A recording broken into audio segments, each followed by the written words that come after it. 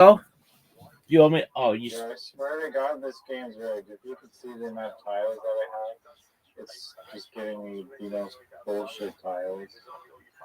and is there something you want me to do about it, or I'm just checking? Yes, I want you to do something about it. Okay. What would you like me to do about it, Big Dog? Just press the resign button in the corner. No, that's not allowed. There's a chance, Acknowledge that dog. it's a There's a bullshit chance, game. dog. If I let you resign, Why will you not? play another one? If I let you resign, will you play another one? I mean, if you let me resign, I'm saying you should resign I'm not for all resigning. the dog shit, Dog, fucking bullshit. are you recognizing? Are you recognizing how sexy I am right now, and how amazingly I am playing this game? What the fuck word did you play? Some bullshit.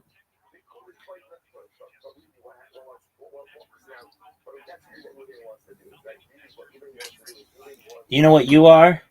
You's a hoe. That's what you get. That's what you get, hoe. Baby. Baby. Are you recognizing? Are you recognizing that? Are you recognizing this? Baby.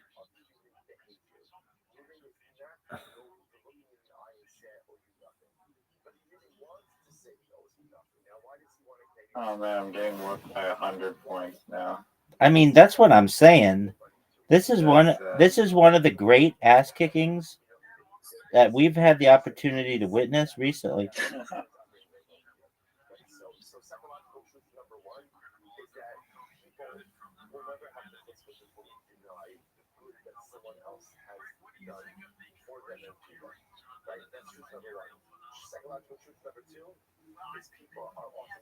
I mean, you're getting beaten by more than 100 points. What a joke. What a joke, What? Lord. What? I mean, I'd be, let's be I'd be honest here. embarrassed to play You're the one. You're the one who wanted me to go disgustingly. first. You're the one who wanted me to go first, and now I'm delivering an ass kicking on you. Just a sexy ass kicking. This isn't even an unsexy ass kicking.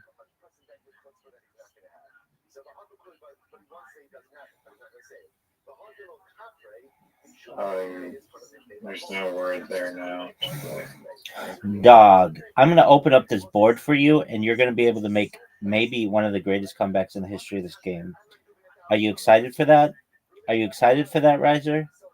Riser, Riser, Riser, Riser. Dog, you're talking my backswing, that's why I was fucking moving.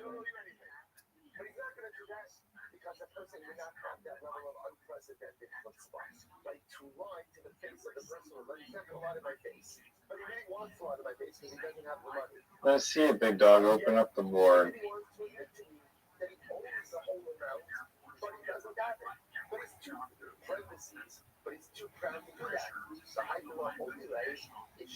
Oh, you have another S there for your nice 44-point keys. I'm not even gonna. I'm not even gonna. I'm not even shot. gonna do that. I'm too cool for that. Cheap shots, folks. Cheap shots. I mean, what do you want me to do about it?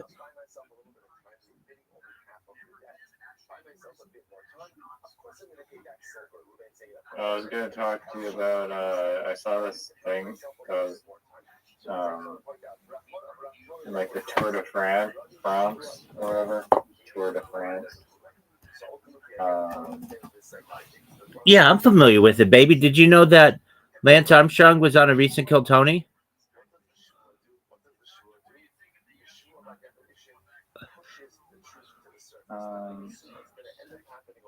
Sure. But apparently there's this thing called mechanical doping. You know what mechanical doping is? Absolutely. I just looked up something about it last night when some people were pissed off at me. The thing that Tiger Woods did and Lance Armstrong with that Dr. Ferrari. I'm not sure about that. But in the bike racing, they were literally, people would install these like little batteries in like the frame of the bike, and then if they're going like uphill or something, they would have like this secret button and they just like activate it and they'd get like 120 like watts or something straight to the pedals. Oh yeah, And there's that's questionable different. videos That's online of different. like the bike That's pedals turning when people wipe out, and that's different. Yeah, it's like this I big scandal. I have heard about that though. That's cool. That's cool as fuck. Why don't you start a company that does mechanical doping for people?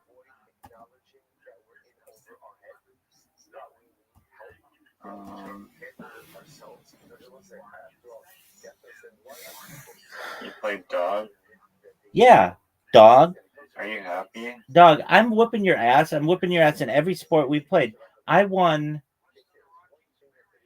10 straight games. I had two perfect back-to-back games against you, and then I just do you know what a punch is?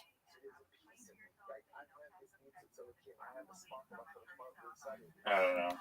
Right, so a donkey punch is when somebody takes their penis and slaps it so hard, well, it just slaps it against your face. That's a donkey punch. Sounds pretty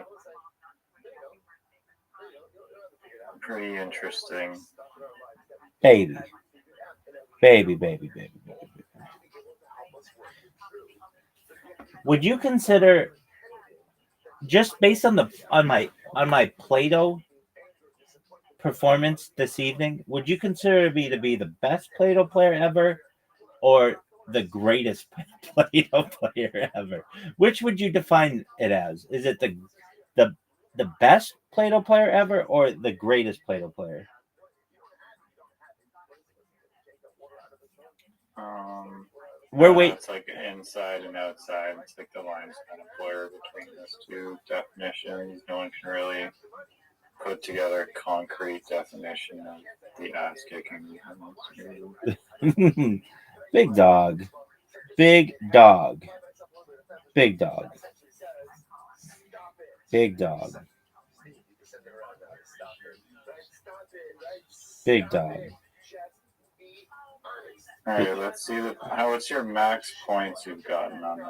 I I don't know. I think I've gotten it 400 a couple times.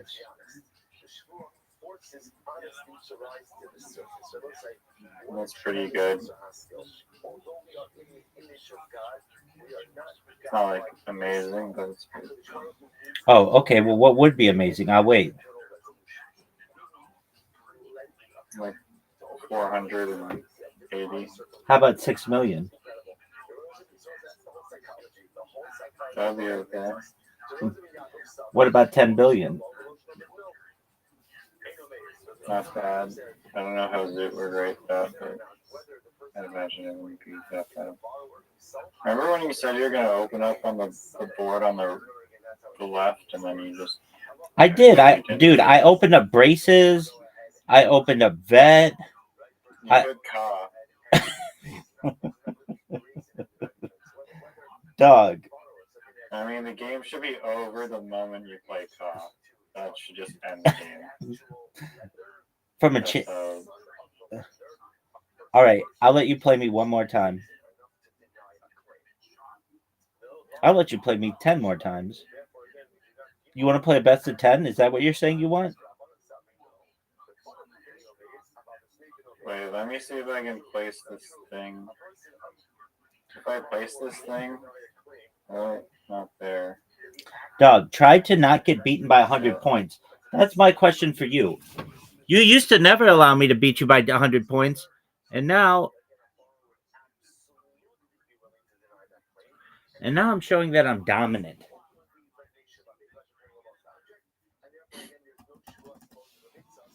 It's like I'm mechanically doping against you, son.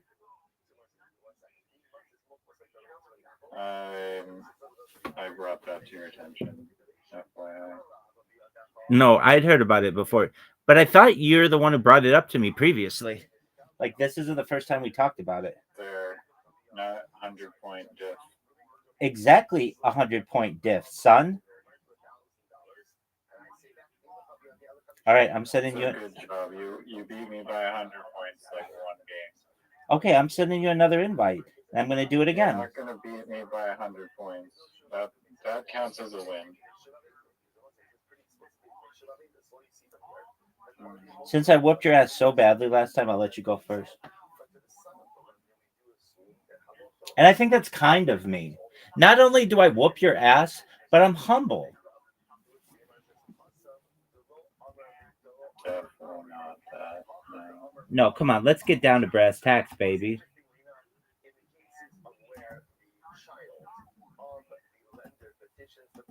Are you going? Cause I'm whipping your ass right now. Dog, you played By about 7 Awk. million point difference. You played Awk. That's not even a I'm word. just coming out of the gate with a new energy. With the fans. I do it for the fans. That's really what I do it for.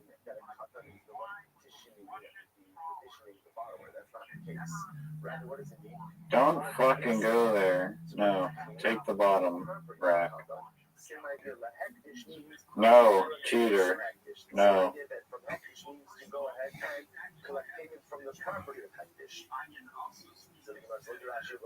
Get out of here with this bullshit.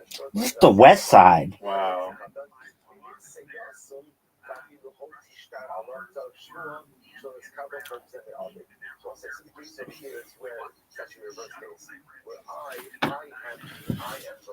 Do you consider me to be the greatest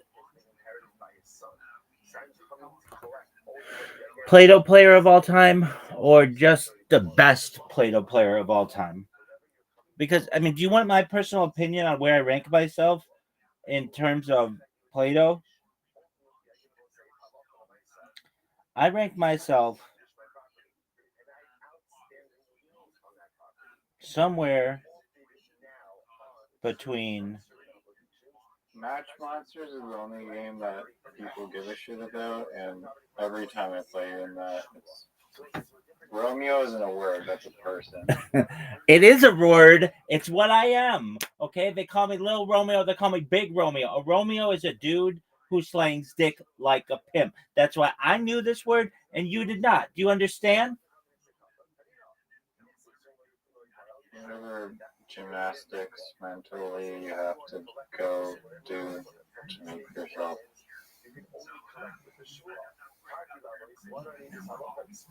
Make your non-words a word.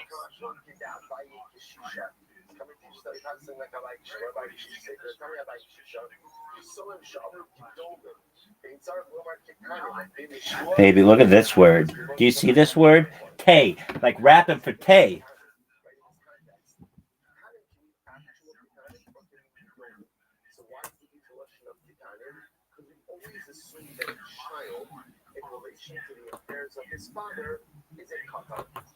Baby, I have to say this like in my serious voice.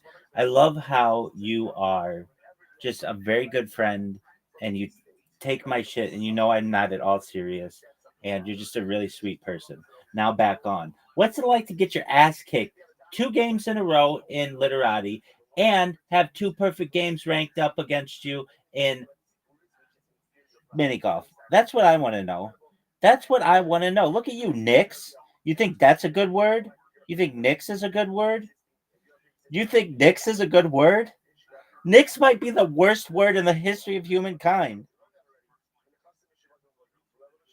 Hey, let's see your bullshit word. Let's see what comes out about it. Oh baby, you're gonna love this one. Psych. This word's gonna suck. I can tell this word's just gonna suck. It's not good. I have a looking glass in my bedroom right now. Oh, okay. Is that true? Is that true? Is that true? Wow. Is that true? Riser, I want to know, is that true?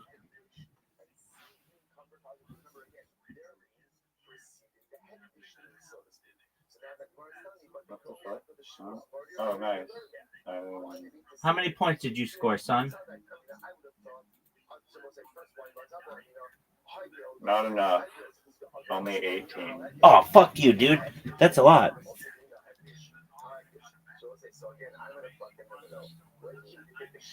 For someone that sucks at literati, yeah, they consider that.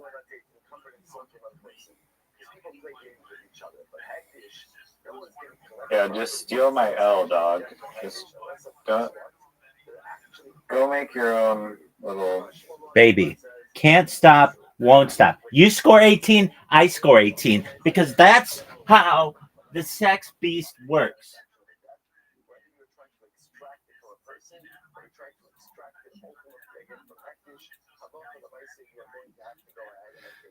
Riser, have you ever met anybody as cocky as I am? Yes or no? Go. No, I've never met someone as annoying as you are. Oh, maybe you misheard. I didn't say annoying. I said cocky.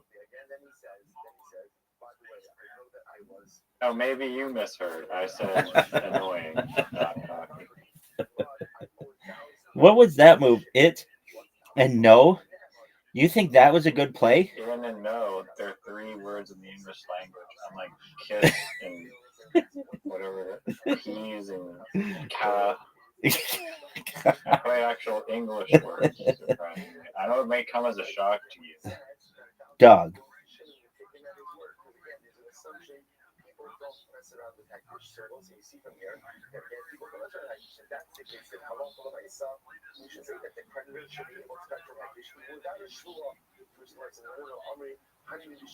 Are you fucking serious? Baby. It's 63-62. Shit, I was gonna like destroy you on a whole other level. What were you gonna play? The word annoying? No, I was gonna play taint. Is that a word? I mean, I know what it means, but is it a word in here? I think it should be.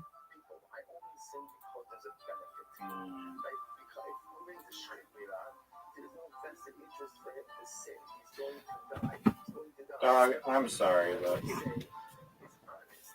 You played tan? You think tan was a good word to play? pan, at, and knit, dog. 12 points. That's pretty 3 good. words. That's Back to back, 3 triple. In basketball, it's called a triple double. Ice Cube would be creaming himself right now. He saw that athleticism. Gold medal championship.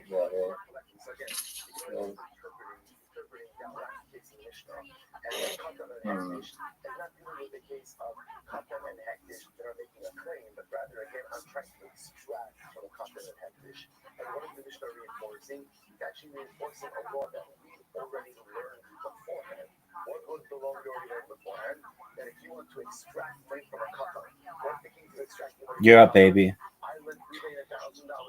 Oh, I fucked up. I fucked up royally. I fucked up royally.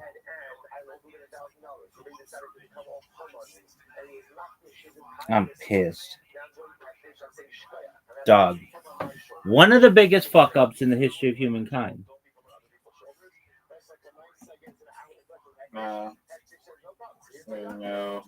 nothing I can do.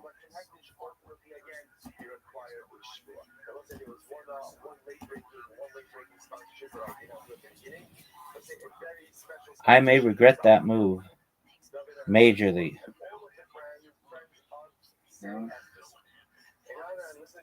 Oh, that's good.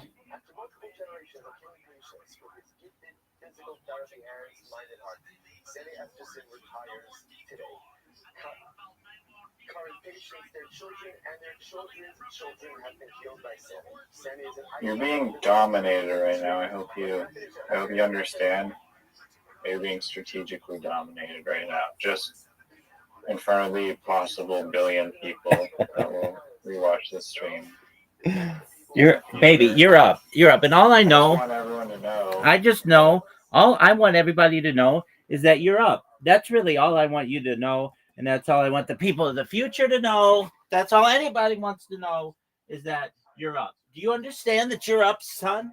Do you understand that you're up, son?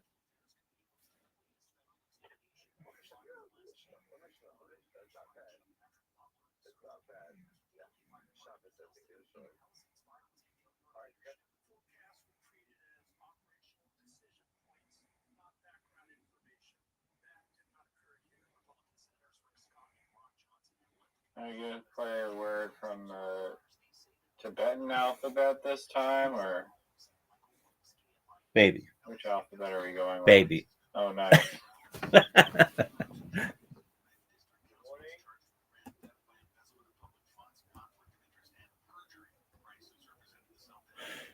In your opinion,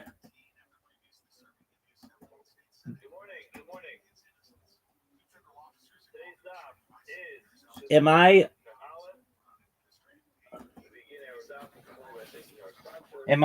are you serious? If you play something like that, I will be straight up pissed. Wadi? Cool, dog. Oh, fuck you. Load of fucking bullshit. I mean, I don't know what you want me to do about it.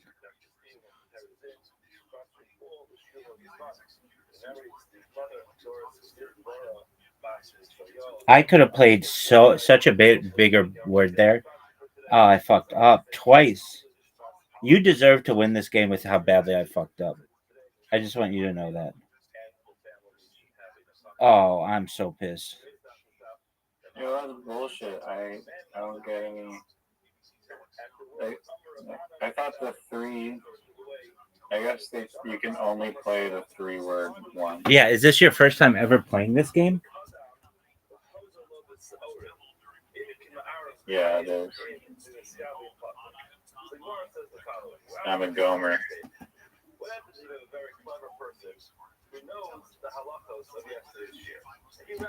Do you consider me to be the best looking player you've ever played?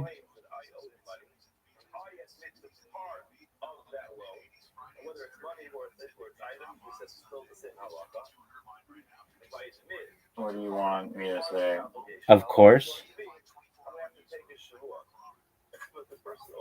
Dog, I got a 20-point lead on you. Do you know what cruise control is?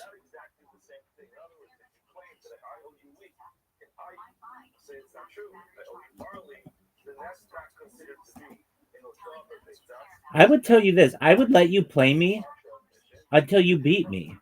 Because you ain't never going to beat me, son. Because I ain't ever going to stop. Because I'm the greatest player of this game in the history of the game.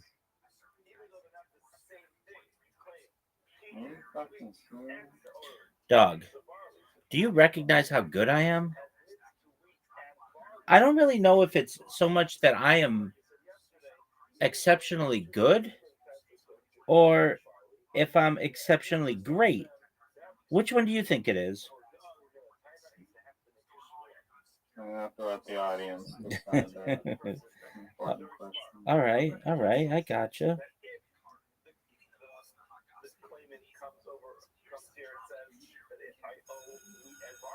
Wadis? Waddies, baby, and I could have had a way better word than that, and I'm sad that I didn't. You gonna place the Z there or something, or the Q? Dude, don't call it a Z. That's not even English. That's literally Canadian English. That ain't English, baby. That's not something different.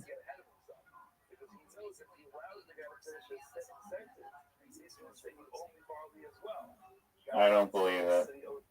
I don't believe it. What don't you believe, baby? I don't believe there's a word there. Maybe you have an E. Baby, what do you want me to do about it, son? Because I'm the greatest. I'm the strongest. I'm the best.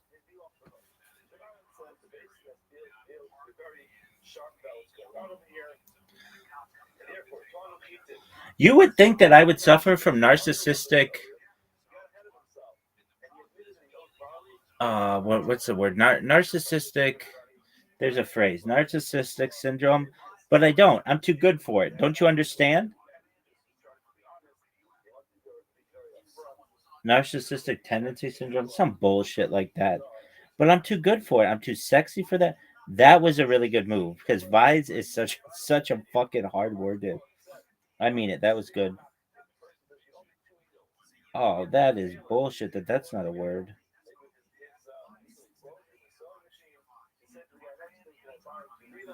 That's cool. Thanks for the free points, Wow, what baby. a shit. What a shit. baby, What a baby, absolute baby, shit. baby, baby. baby, baby, baby, baby, baby, baby, baby. What are you gonna Wait till do? I dominate you. I'm ready for it. I have a 19-point lead on you, and I'm slagging dick. I'm not even trying, dog. I've gotten the worst words ever. Earn? What the fuck is earn? Or just tack on an S to my word again. Why don't you for like the fifth time? Baby, baby, baby, baby, baby, baby, baby.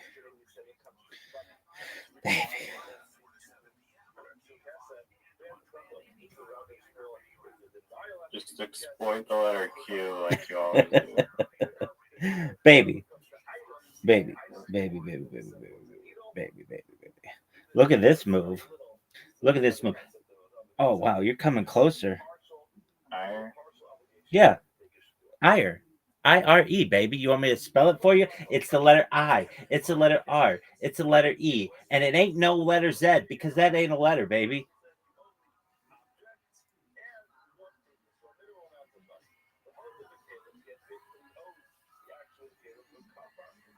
There's nowhere to build. I mean, look, I'm going to just tell it to you straight up.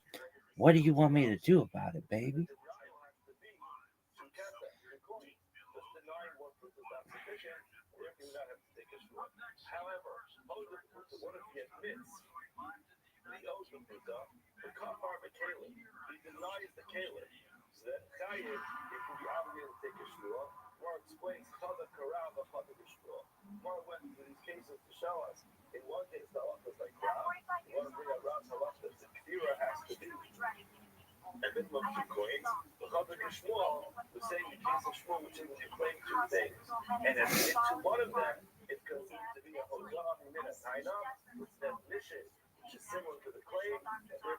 Oh, baby girl, 14 points.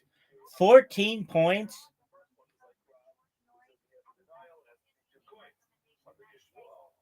That was good.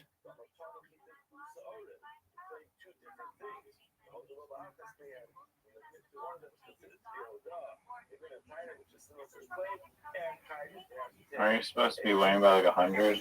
Baby, There's 11 tiles left. Are you just saving all your bullshit for? I mean, I'm up by more than 20.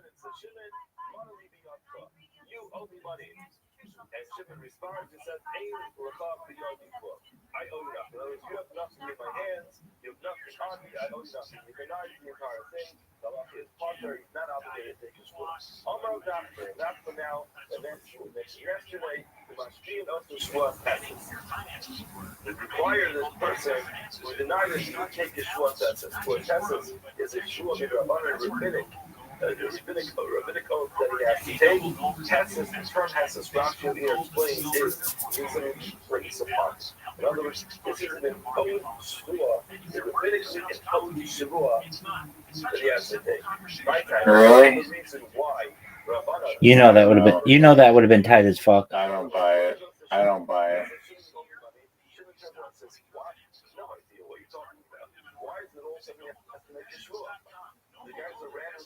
Look at this move, son.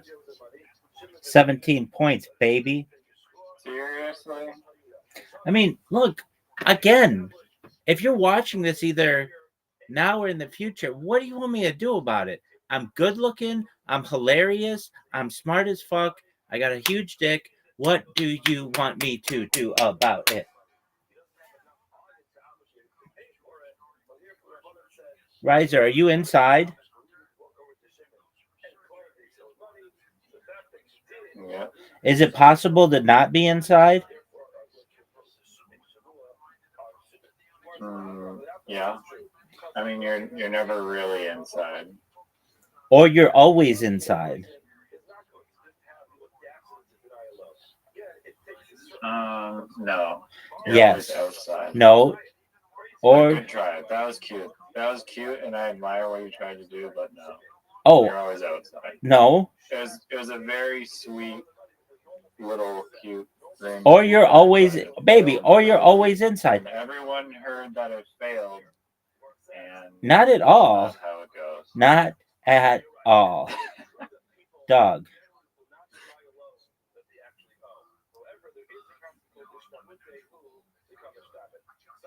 I might be able to help you big time, but I'm not going to. I'm just going to be sexy.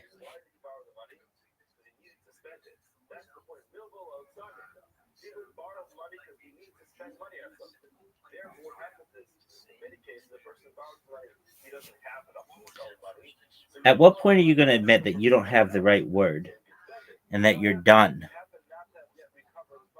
I want you to beat me. I really do. After all this winning, Unfortunately, I didn't have a nest. You got like 500 points there, but I'm sure you do.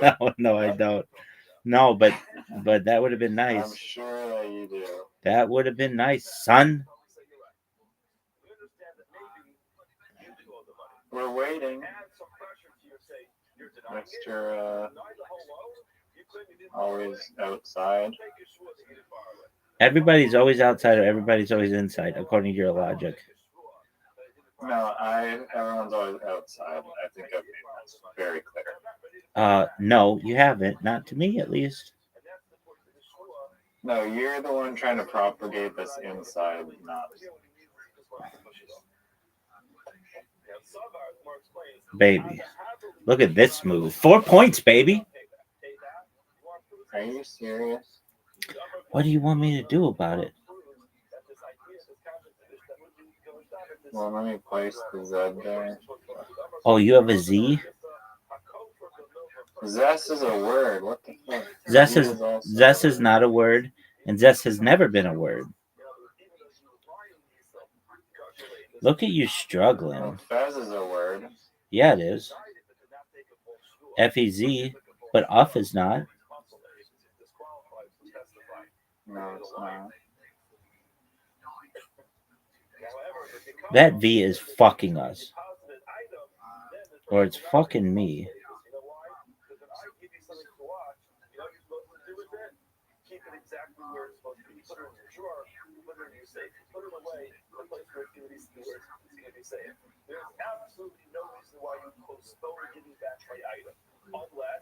You passed? Yikes. You passed? I mean, no, I placed down a word, but I didn't give it points. Oh, because you were too slow? No, it doesn't apparently incorporate the Arabic language. Oh, is that how it works? Yeah, I thought this was a multilingual game, but it is, but only in certain. It only has like 8 languages. So I don't know. I mean, I'm just thinking here. I don't want to give you any points. So maybe I just don't play anything. No, just because I want to win. Just play. It doesn't matter. No, it Maybe does. I'll make the comeback of a lifetime. Is that what you want? Yeah.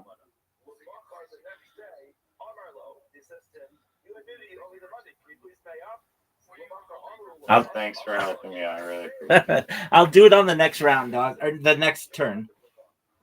Okay, sure. I mean, it doesn't matter. You just pass, and then I do it right now. I ain't never gonna pass. Look at you. He's in the. Where is. Oh, that was really good.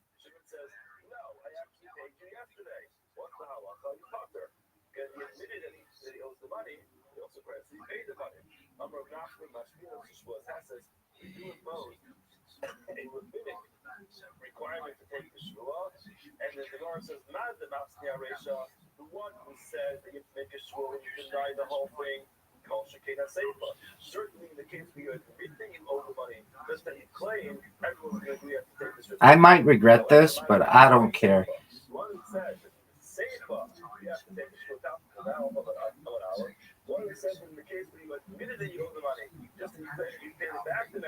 KYC isn't a word. Wow. KYC? Know your customer? That's not a word. QIC. QIC? Yeah, no, I can't. There's no. That doesn't help me. You have the Q, dog. You have the Q.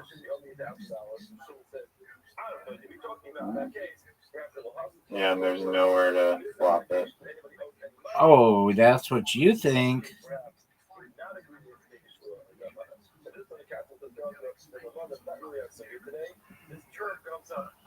That's what you think, folks. This person thinks that there is nowhere to put the Q, and there are so many places to put the Q. I've run out of places to count where you can put the Q.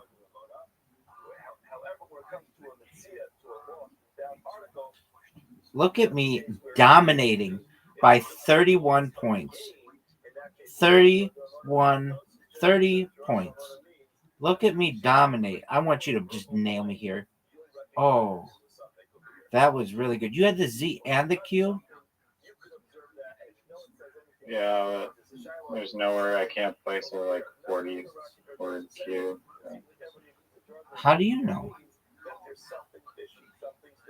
Because IQ isn't a word, and they don't acknowledge that.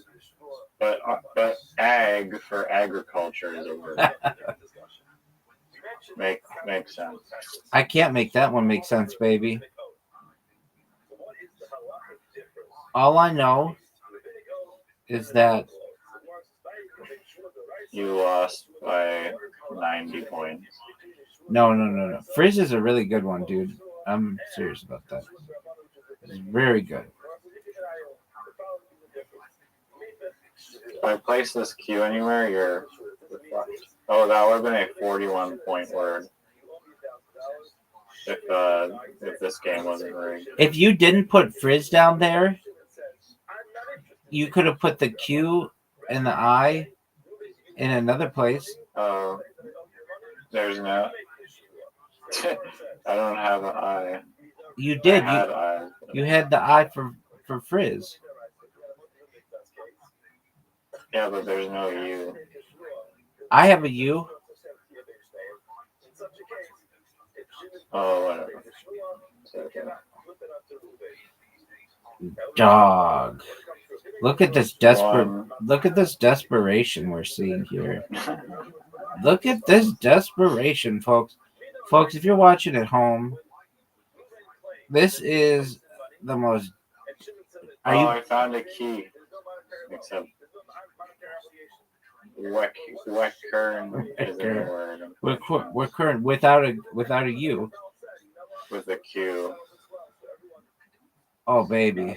Oh baby. All right, let's do another. And this time, maybe you might come a little bit closer to winning. We're playing until you beat me, and that ain't never gonna happen. You ain't never gonna beat me, son.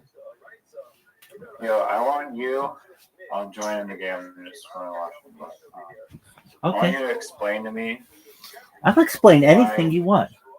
No. I want you to explain to me, as it like AI but less shitty was explaining to me, why being inside is an illusion. Because you're inside the universe. No, your argument is not pro inside. It's pro inside is not is an illusion. It's subjective, baby.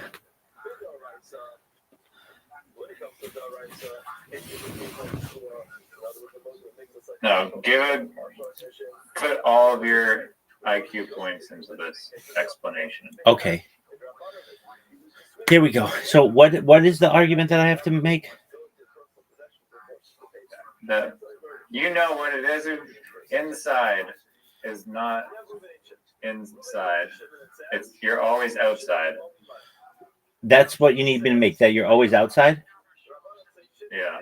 Okay.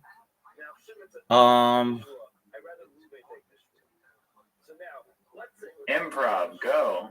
No. 1 minute, kill Tony. Oh, is it supposed to be a joke? Yeah, I think you'll do better if it's like that. No, let me talk about it from a philosophical way.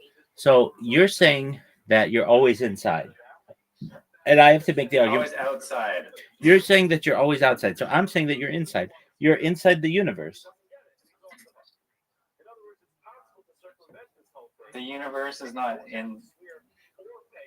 Well, There you go. No, I rest my fucking case, agree with people. that, but the I universe fucking is rest a my case. short place.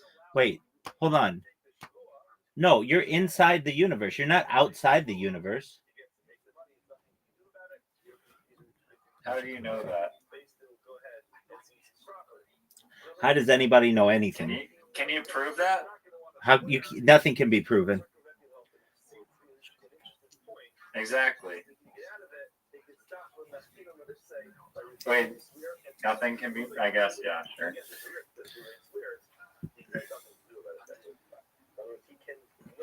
So I can just prove that you suck at mini golf and literati. dog. Do you understand back-to-back perfect games? Do you understand 3 literati championships in a row? We've only ever played one literati championship, and I'm the champion. Unplayable conditions. Does that ring a bell to you? Yeah, and I fixed your phone. What else do you want me to do for you, dude? I'm not gonna suck your dick. You know, it's like the equivalent of like claiming that you beat a PGA golfer that was golfing in like a Category 9 hurricane. And you're just like boasting about it. Haven't you ever seen Caddyshack, baby? Yes. They play in the rain there. Yeah, they do. They do. I'm glad you remember that.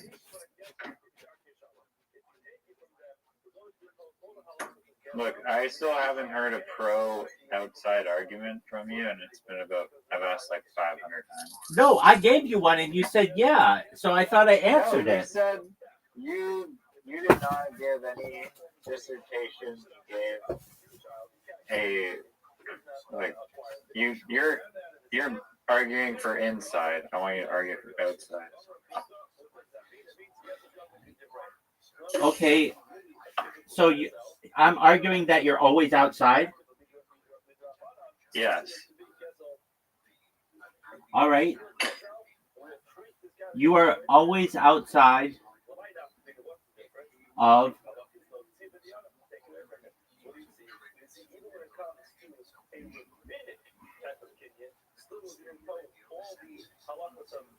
another universe.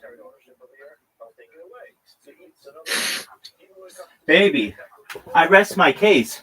Do you recognize how sexy an answer that is? That was the most dog shit argument I've ever heard in my life. I mean, look, you're always outside another universe. What the hell do you mean by that? I mean, if there's another universe out there, you are always outside of it.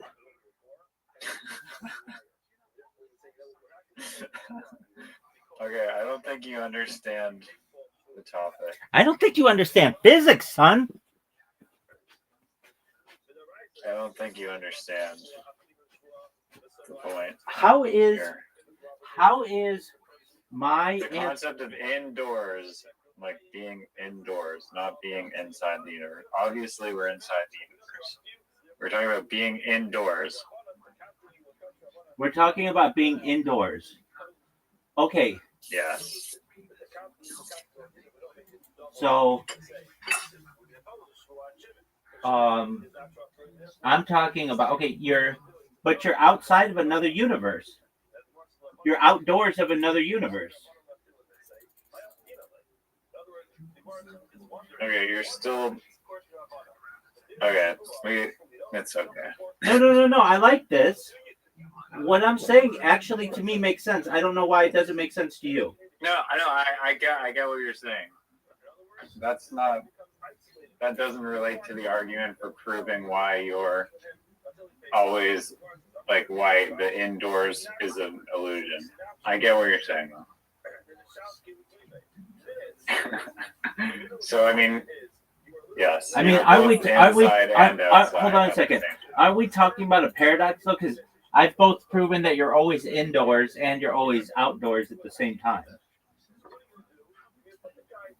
Well, you're talking about a universe level. I'm talking about on planet Earth level. Oh, okay, wait, that's different. So you're saying if I have to keep things on planet Earth? Yeah, like we're not outside planet Earth physically, but we are always outside in planet Earth, is what I'm saying.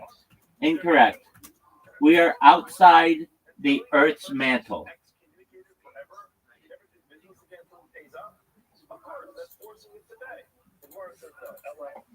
Okay, fair point. Yeah, But baby. typically we measure things on the surface, but I guess if No. you look at it like You that, can't say typically. that is fair. That is absolutely fair. I completely agree. That is absolutely. That is like the playing keys and ka of, yeah, reference. I agree.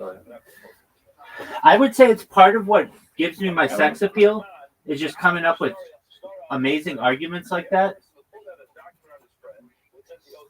Last time I checked, keys and ka's are perfectly acceptable in the game. Big It dog. started. Are you gonna go? Oh, I didn't know you started. I was adjusting my. I just joined. All right. So I'm gonna Not ready. That's fine. I'm gonna let you. No. I'm letting you go first. No, it's fine. Baby. If you want to just give up. Baby. What do you not recognize about 2-time undefeated, untied, untried, perfect game player? I'm a prime time player.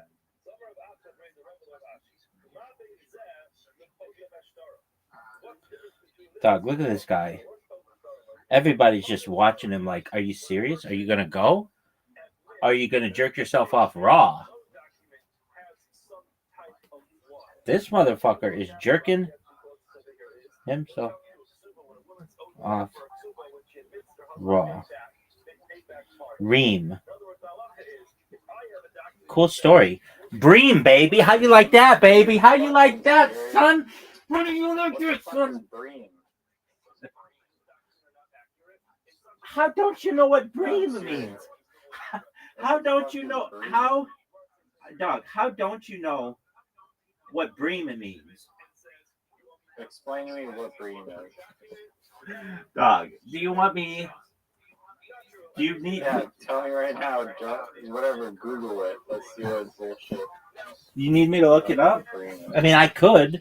I'll look it up for you, baby. Oh, so you don't know it? No, I do. I do. It is the addition of the word "be" to the word "ream."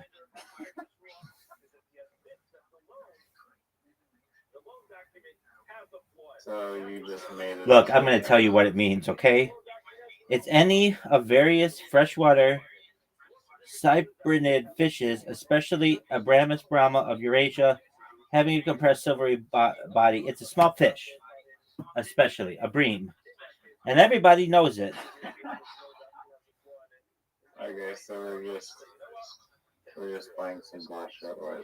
I mean, do you not want me to win? No, it's fine. Do whatever bullshit we have to do.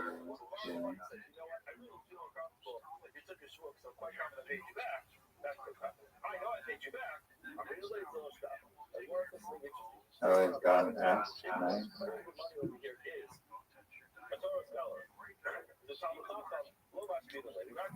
What the fuck? He passed?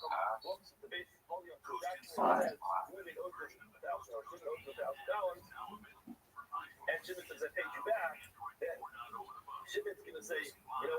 You had me focused on bream, a silvery fish.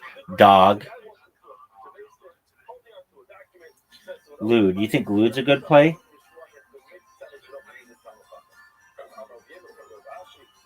See your big word.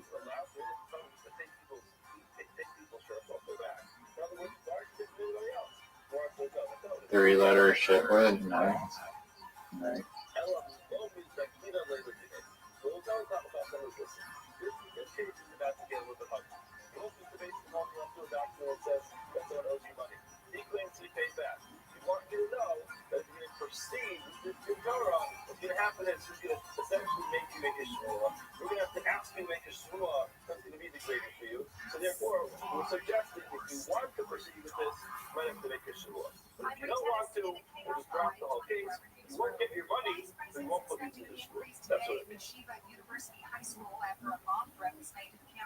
next our Mishnah. So the Mishnah gave a number of cases where if he claims it was paid back, whether he believes it or not, the Mishnah said if he made this claim in front of Aiden, if he borrowed in front of Aiden, he has to pay back in front of Aiden. The words as follows.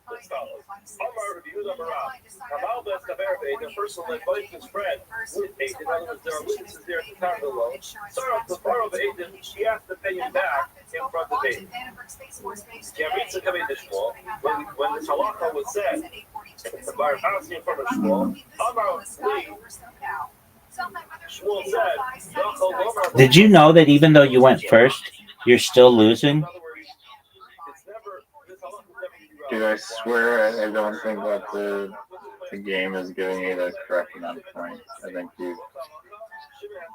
you're disrupting the integrity of the game. You're basically machine doping. And I can prove it. All right. Machine doping? Why do they call it machine doping? Why wouldn't they just call it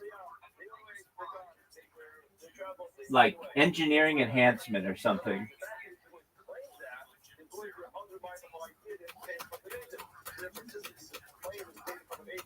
I mean, I would call it what it is. It's an electric motor.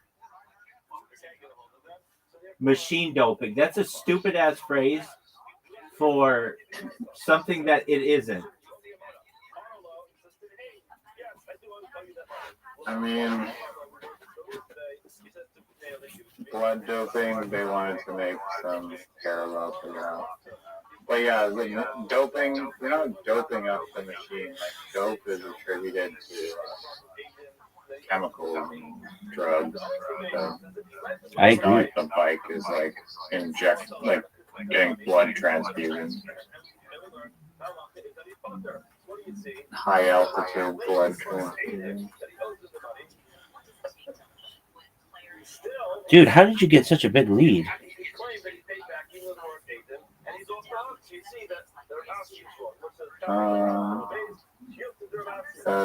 Good. But you're not. That's the thing. Nam?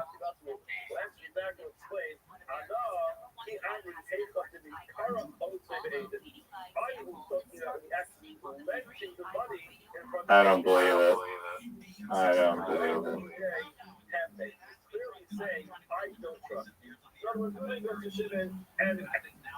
Sorry, the other way around. Shimon goes to Reuben and says, lend me $100. Now, if Reuben responds and says, no problem, but hold on a second, let me just call these people over to watch this because You played key? You played key? I'm sorry. Is that a problem for you? You gonna complain about that? Oh, you played it on like a 2-word or something, I guess, too, somehow. You have 44 points for your double Q bullshit. The fact that the conversation with the place in front of Aiden does not indicate that he's not finished. He's actually going to require him to pay back in front of Aiden. It should have been that way, but not an indication that he has this specificity and wants to pay back in front of Aiden. Baby, you're up. Wow, that would have been amazing. Lady. Are you serious?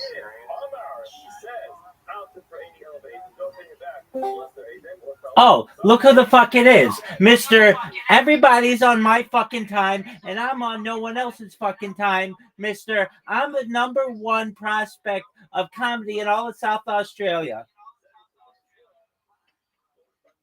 That's not true. I think you're better than... That is not true. No, you're the best. I mean, there's 45 people competing. There's only 33 people that I'm better than. I don't even know if that's true, but I want it to be. I don't know. To be honest, I looked at the competition. Yeah, baby.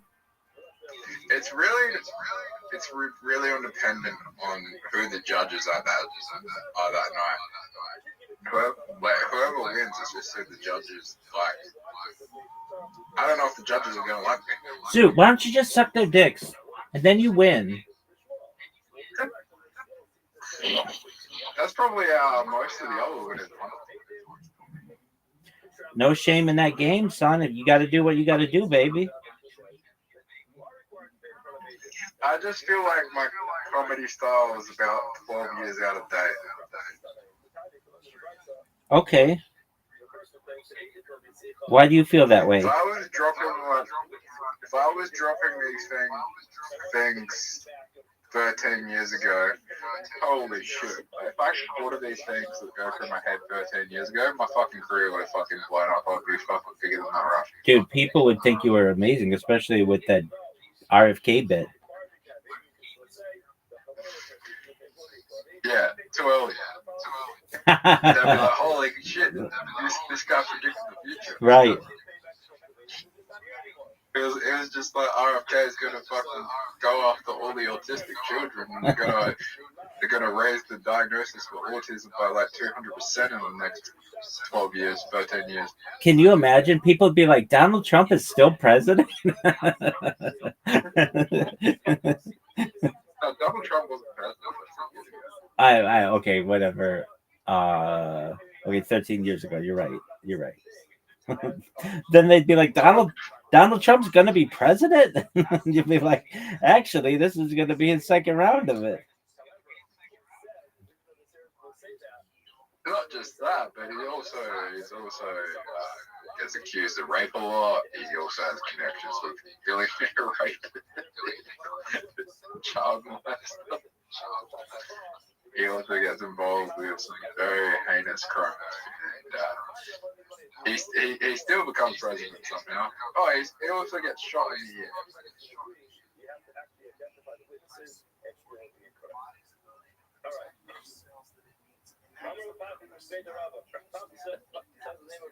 Do you think Trump will ever go to jail? No, it's too old. Too old? Yeah, it's too old. It's too old, too powerful. Riser, you're playing like a G, baby. Yeah, dog. Where the fuck did you just play that? Do you think you'll go to hell?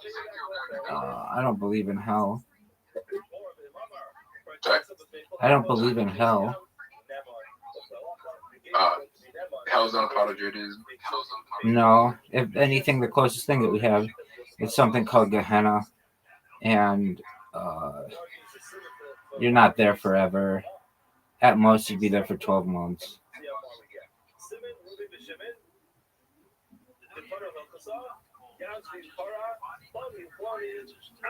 Zoot, so are you ready for your performance on Friday? Yeah. Give me odds that you think there's a 25% chance you win. Depends on the judges.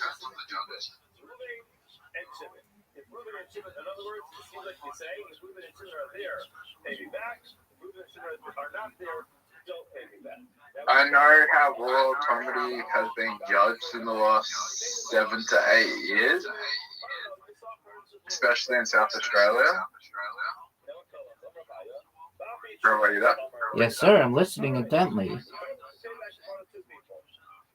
And someone who fits the profile of like what the raw comedy judges are looking for is probably Chelsea.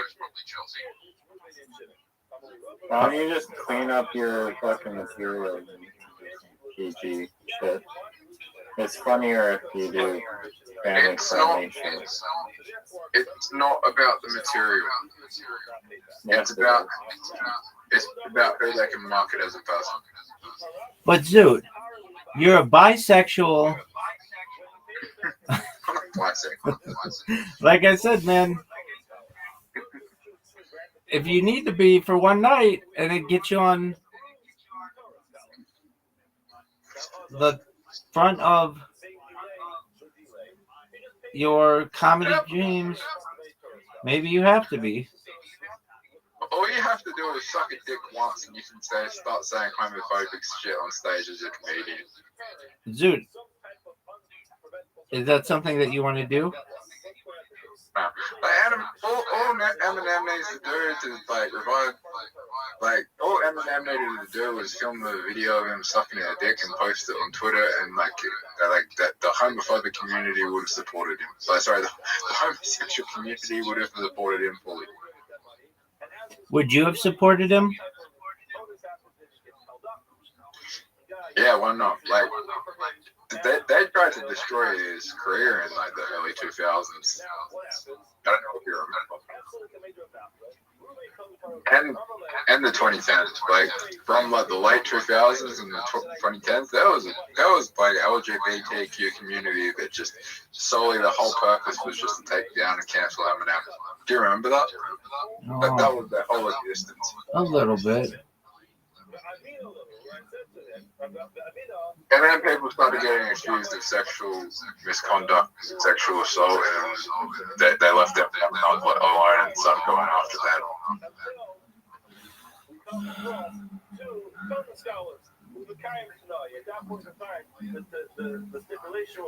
But back then, in the late 2000s, it was more serious. Like people got cancelled over homophobic comments more than they did over sexual assault.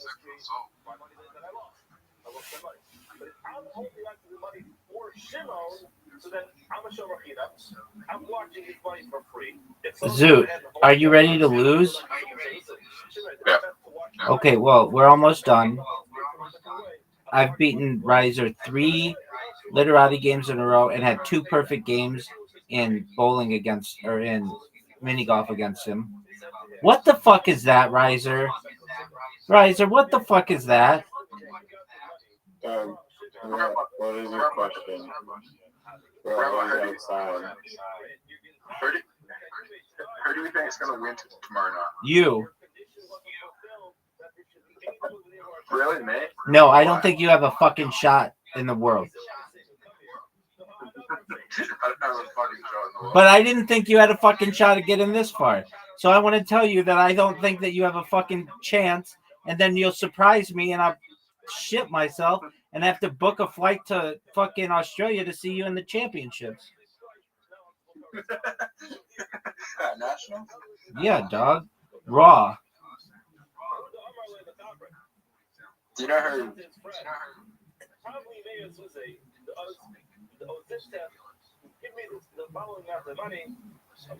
Do I know what, Zoot? Do you know who's going to win? You are, baby.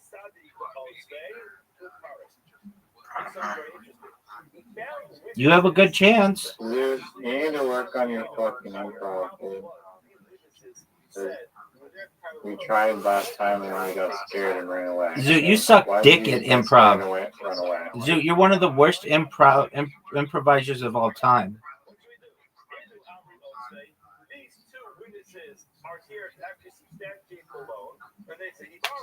You're gonna love this one, Evan.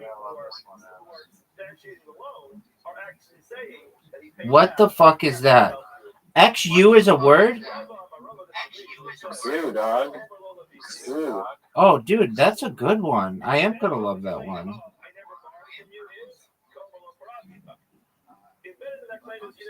Oh, I hope you win with that because you deserve it. Such an amazing, innovative word in the ViralRabbi game. Zoo, are you gonna dodge the question for the millionth time, or are you gonna answer the question for the millionth time? Well, why did you get scared and run away when we were playing improv last time? Or we wanted to help you with your improv skills. You got Improv's good. Improv sucks. No, it doesn't. Give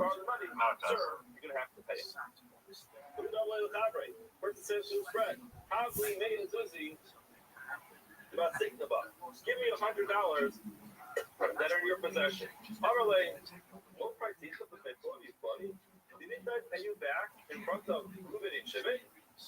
Zoot, we'll play in a second.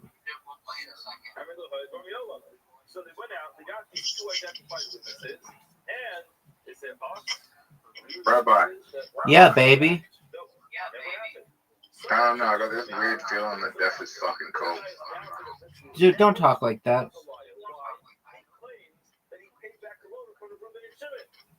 What if death is awesome?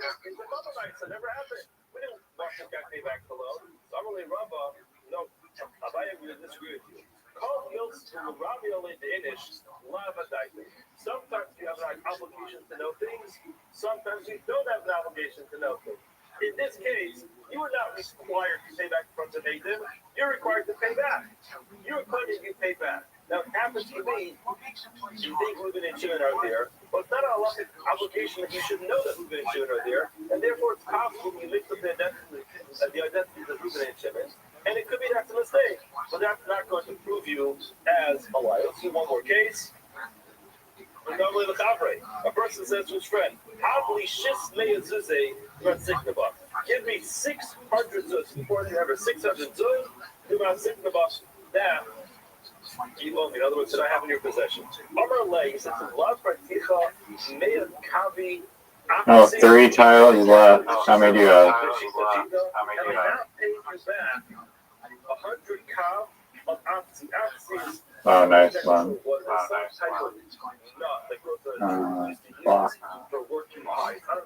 That's not good. Dog, you won. You don't have any places to go. No. I gave you 100 of them.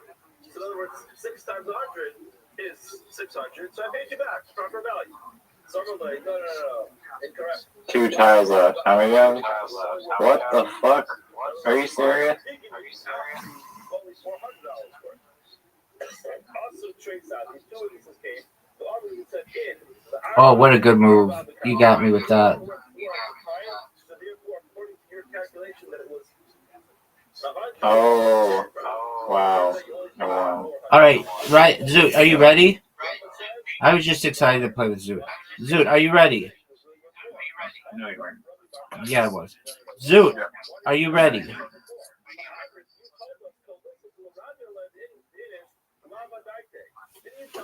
Zoot.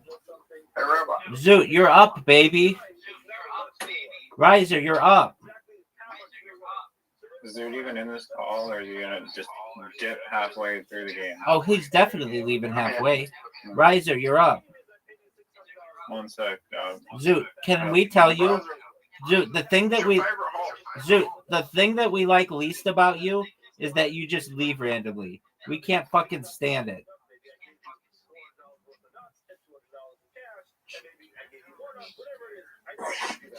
We want you to say, I've got to go, when we know that you don't have absolutely anything to do. Did you know there's 117 people that have existed on planet Earth? We are part of them. That doesn't make any sense. 117 people that have ever existed on planet Earth. That's not true. I hear what you're saying, and I still don't think it makes sense. It makes sense? No, it doesn't make any sense. There's 117 people that have lived on planet Earth. Majority of them are dead. 90% of them are dead. You're saying 117 billion? Yeah, people have existed on planet Earth. Okay, well, you said 117. Like twice. No, I said 100. Riser, be my witness here. You said 117 like 8 times. Life would be better if there was only 117 people on Earth. Because some of you are fucking assholes. Look at this shot. Zoot, knock his ball. Or block his ball. Hit it in, Zoot. Hit that in. Yank it off the sheep. Oh, he actually hits a good shot. Holy fuck, that nearly went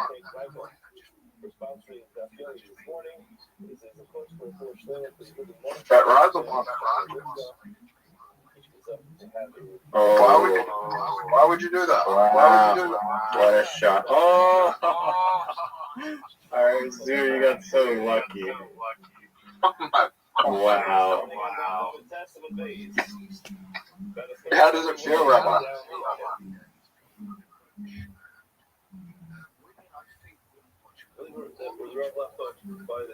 Oh, Rabbi, should I vote? What do you think right now? With the luck I just have, I think I'm playing a lottery ticket. Razor, why are you such dog shit? I'm in the lead, so what does that make you?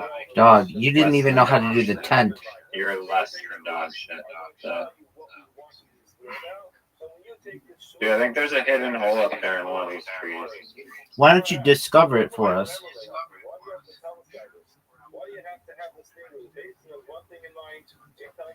That's a miss. I actually do. I don't think there's a hidden hole in one of the trees, but I think at the top, I think there's a hidden hole in one of the trees down the bottom. There's a hidden hole somewhere here. Razor, what are your thoughts on that shot? It's a 2 out of 10. Thank you, Zoot. See, Zoot gives me rankings right away when I ask him these questions. Razor, on the other hand, jerks himself off until his dick is calloused.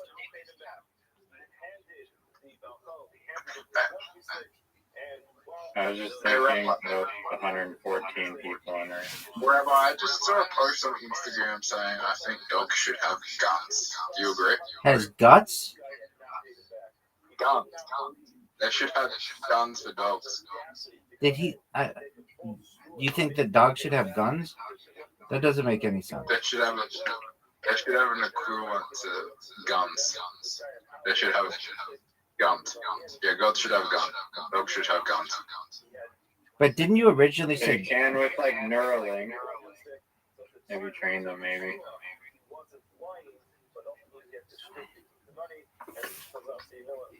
You got the time. Yeah, we are. It's okay because I'm gonna win the next hole. So. No way. Not even close. Not even I'm good close. at this hole. Look how good this shot is. Gentlemen, look how good this shot is. Gentlemen. You try to steal my fucking path. I didn't steal anything. You're going to help my ball. You mean to do this? No, that's exactly what I didn't want to do. Because I wanted my ball to have a chance at going in the hole. And Zoot might help me with that. Watch Zoot help me with that. Come on, Zoot. No way. Oh, Zoot fucks Riser. Almost. This is bad. So you have an easy shot. I'm poor. Well, Zoot, you used to come in and tell us how you used to be a millionaire. So just do that again. Yeah, because I'm retarded. There is no one you have met that has lost more money than me in a shorter amount of time. How fast did you lose $1 million? Oh, thanks, dog. Thanks, big dog. Probably over a 3-month period. That's not that bad. If you met someone who was quicker than that. Yeah. A lot of crypto. Yeah. A lot of crypto bros, yeah. Right, so what did you think of that shot? I was pretty damn lucky. Sexy. No skill involved. Dog. I'm surprised Zoot doesn't miss more of these shots. Zoot, are you going to go?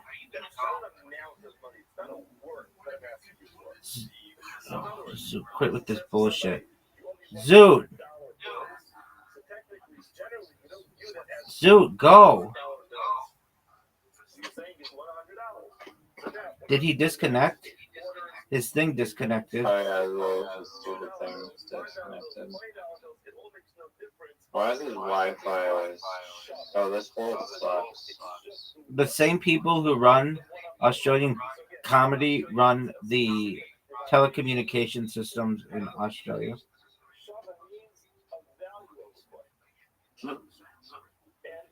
Look, Great shot there. Oh, wow. Are you serious? Are you fucking serious? baby, baby, What was that? baby, That should've gone in the water. baby. Did you see that? That was one of the most incredible shots I've ever seen. Did you see that? Did you see that? Unbelievable, though. Thank you.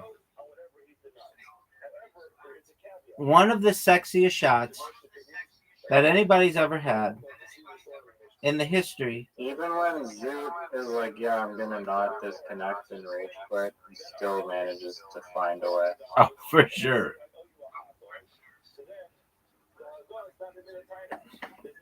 Did you like that shot? Did you like that shot?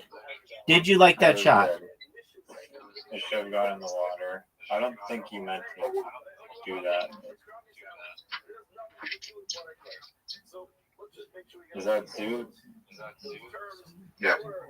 What happened to you, big dog? You disconnected. I'm so sorry. I'm so sorry. Okay, well, we can forgive you. What's going on? What happened?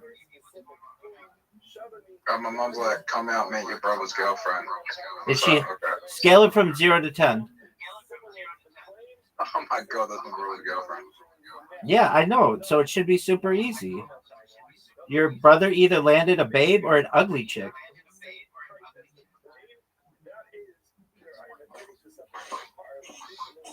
Let me just ask you this, Zoot. Is she masturbatable?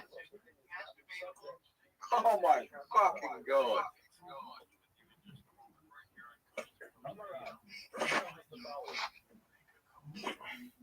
So it quits after 2 holes. All right, Zoot. Are you ready? It's not that. It's not even that personal. It's too attractive right now. I'm not gonna stay while she's in the other fucking room. That means no. Yeah, that's a no. Your brother got a dog, son. Tell him to go back to the fucking ocean. There are other fish in the sea. I'm gonna punch you in the face one day, Rabbi. That's what I want to hear. Zoot. So then you actually think this bitch is hot as fuck?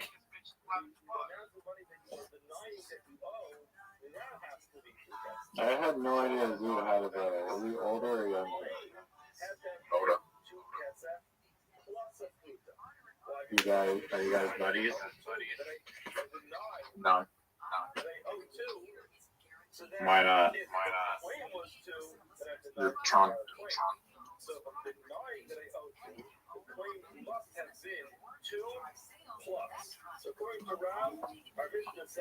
Wait, Zoot, do you live at home? Yeah.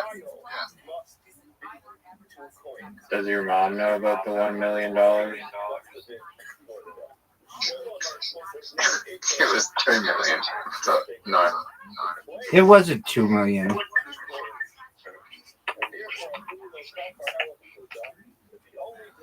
You didn't tell her about the 2 million supposedly now? He calls it. He has a great word for it. It's what's it I called? was gonna tell her when it got to 20 million, but that didn't happen. What do you call it? Unrealized profits or something? Yeah. I was gonna tell her when I got to 20 million, but that didn't work out the way I thought it did it?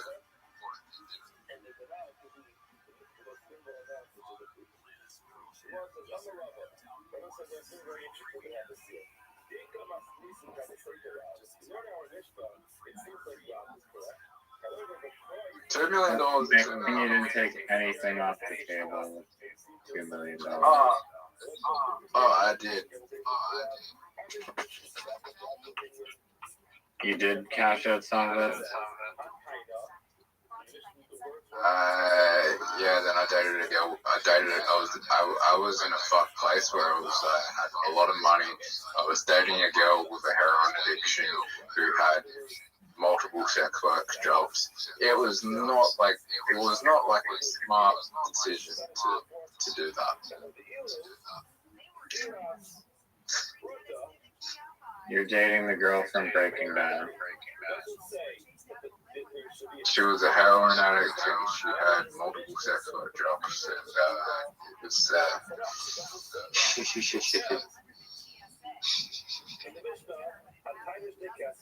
Did your mom meet this woman? No. You didn't You wouldn't even. your mother? You wouldn't even, like, if you met her during the week, you wouldn't even know she was a heroin addict. Would we have known she was a sex worker?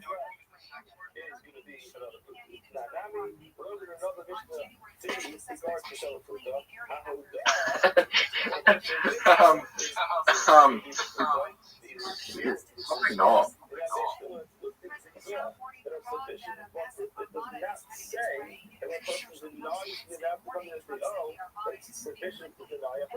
What do you think your mom's reaction would be if she knew that that's who you're dating?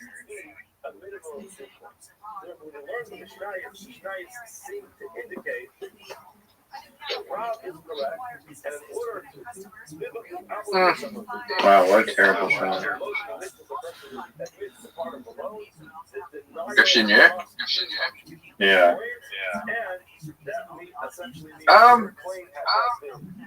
Fuck. So, what's that, James?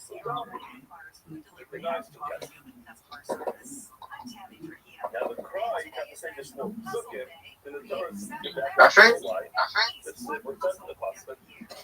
she would have liked. I think she would have liked it.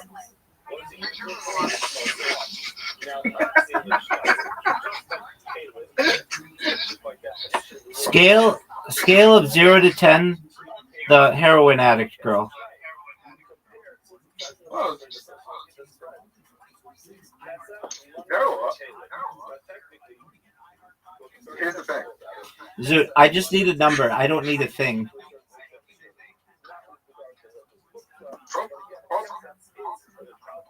Probably an 8.5, but here's the thing. Okay, an 8.5 for you? If I met her while I was in high school, I actually do think if I met her when I was in high school, she wasn't into heroin, and I met her during that time, and she didn't go down the heroin route, I think we would have been together for a long fucking time. Okay.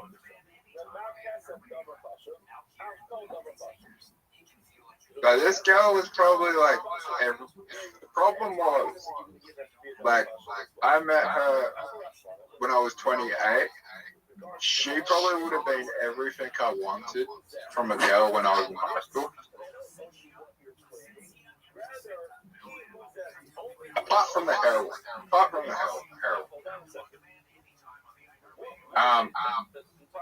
That like, she probably, like, if I met her before she became a heroin addict, we would have been really, really, really good together. All right. Do you think you would have been better together than you and Chelsea?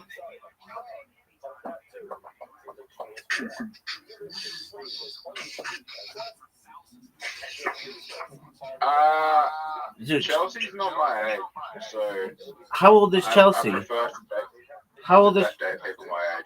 How old is Chelsea?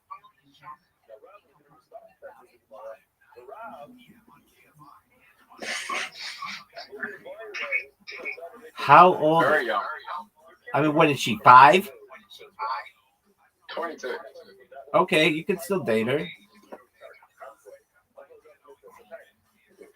Do you realize you could win this comedy show tomorrow or whenever it is if you didn't suck? Rabbi, let me put you to how young she is. She's 22. 9/11 didn't even happen until 2 years after she was born. Okay.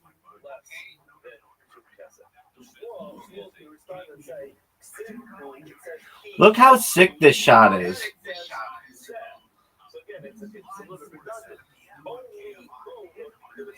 If I date someone, I need them to at least be born before 9/11. Okay.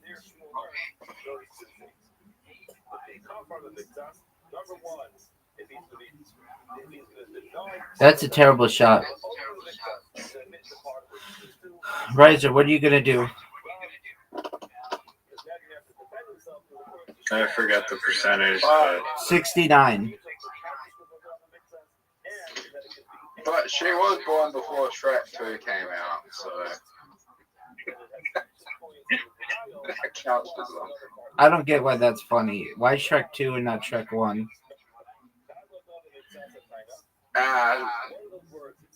Because I remember Shrek 2 better than Shrek 1.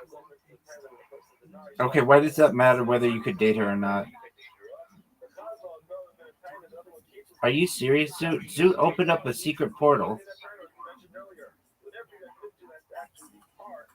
I don't know. I just find it weird talking to people that were born after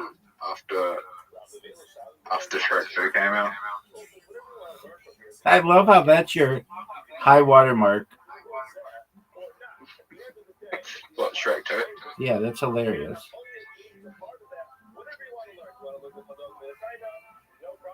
Riser, I have a question. Do you recognize that you only have 1 point? no, I don't realize that. Oh, that was almost amazing. Fuck. That was That was almost my amazing. rule. That was my rule. Because my rule when I was 18, 19 to remember is just like, don't date girls that were born after Shrek came out, and you'll be fine.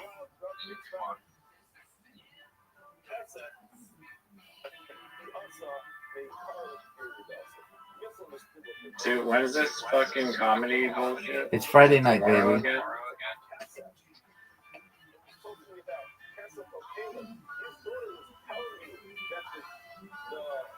Yeah, tomorrow. Did you hear what I said? Yeah, tomorrow. It's Friday night. Yeah, I know. Did you hear what I said before, though? Yeah. You could actually win it if you're funny. And me and Rabbi can help you become funny. We already tried. No, Have you seen we didn't try. We did not try. I gave him the dirtiest joke of all time. And instead of saying it on stage, he just whispered it to a bunch of people backstage.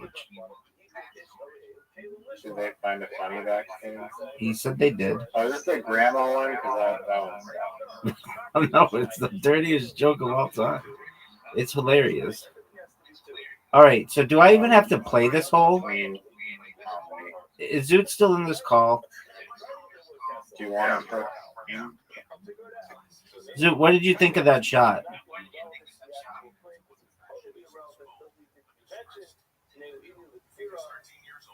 This is like a concept of sometimes you try to write something which is not necessary. You understand it's written for something, and it can be pulled out and contained it somewhere else. So the word concept was not necessary. Rabbi, I do think in the next 5 years, Chelsea will be a weird stuff. I don't know. I just get that weird feeling. I don't know. It's hard to explain. She's not that funny, I guarantee you. She cannot be that funny. Maybe she's funny. No, it's not that she's funny.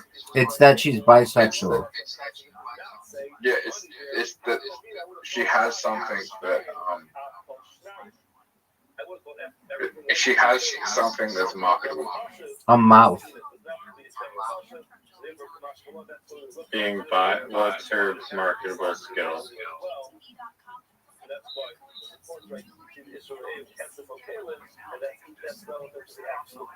Her sexuality? Yeah. Everyone has a sexuality. That's not a skill. Yeah, but it means that both women and men want to fuck her. No, it doesn't. I mean, she is open to that. Yeah, It could just. if she's open to that, it means Gay men don't want to fuck her.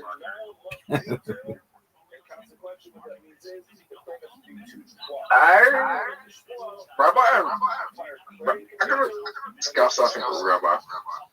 You know how being gay is just based on how bored you are. I think it's the truth for being. I think the same thing rule applies for gay men and gay men. I agree, Zoot. No, I 100% agree.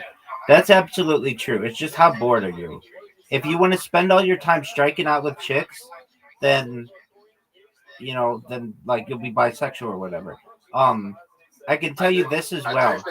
I can tell you this as well. Hold on. If you like girls, it doesn't really matter anything aside from you like that there's a little bit of fat in their skin when you touch them.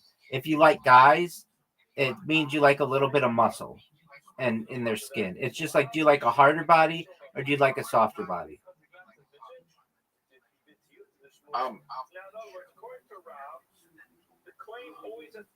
Also,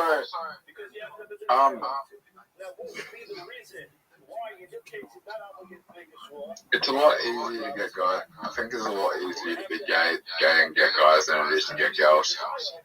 For sure. There's more places you can go to. Like you can go to a gay sauna, and you're just gonna get your dick sucked by a dude. There you go. Riser, do you remember that time that we sent you an invitation and you just jerked yourself off? Literally on camera. You just jerked yourself off the whole If you time. want a woman, if you want to get a woman as a guy, there's a chance. You have to spend money. Word, dog. You literally have to spend money. Word, dog. Like, No, that's not true. Oh, generally. oh, maybe if you're in fucking high school. Or you're super good looking. Yeah, I mean, there's exceptions. No, I don't think good looks matter. Yeah, they Good do. looks matter at all. Yeah, they do. Chicks Dog. have one night stands with guys all the time. Exactly.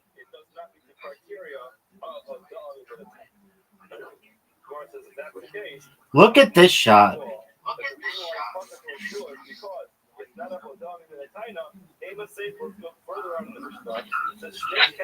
So, when's the last time a girl invited you back to her house?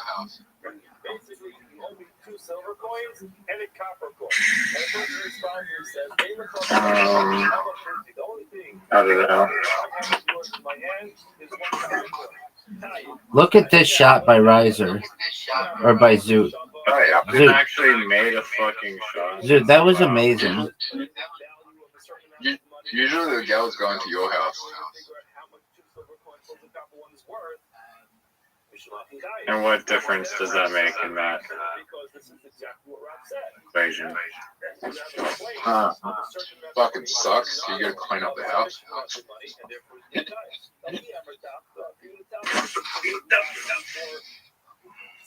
Takes a lot of fucking effort.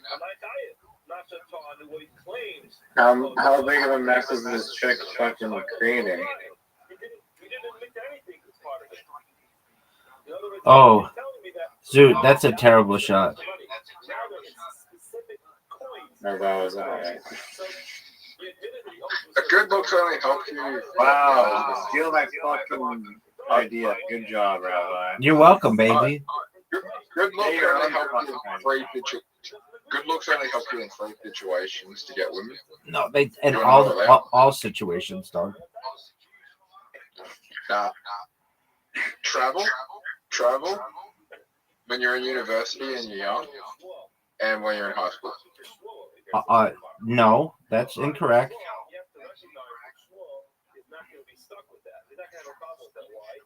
You could be 150 years old. You literally could be 80 years old, and being a good-looking or 80-year-old guy will allow you to get some 80-year-old ass. How many good-looking 80-year-olds have you seen?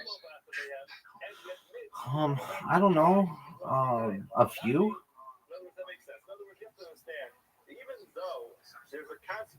Were they in a sauna by chance? No.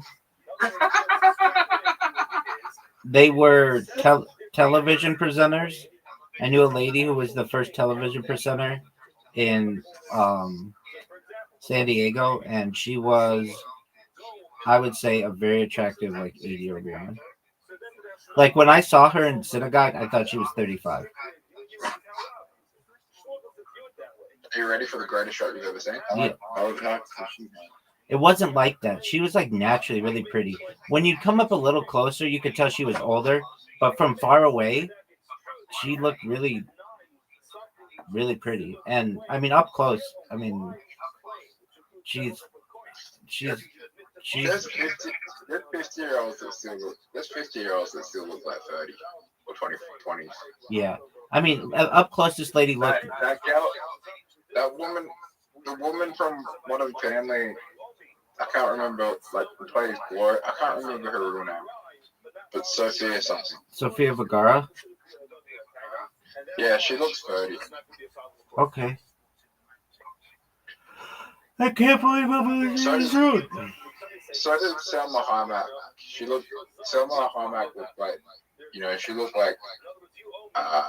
she looked like 19 when she was 29. I like how Zook calls her Hayek. It's Selma Hayek. Hayek? Hayek. She's a beautiful woman. All right. Well, she speaks very highly of you, Zook. Who else is a beautiful woman? Dude, there are a ton of older chicks who are hot. Like any woman in Hollywood. Jennifer Aniston? Yeah, dog. She's hot as fuck. She looks a bit older now, though. Who the fuck cares, dude? She's fucking like 60 or some shit, probably. She's 57, I think. She's like 2 years older than my mom, so it's a bit weird. Why is it weird? Because you jerk off to her? I fucked someone older than my mom right once, and it was really weird. Well, tell us the story. Oh, I know the story. I didn't fuck her. I titty fucked her. She's even weirder. Wasn't she in really good shape? Yeah.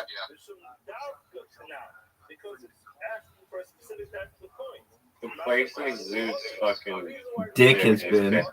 is like wild.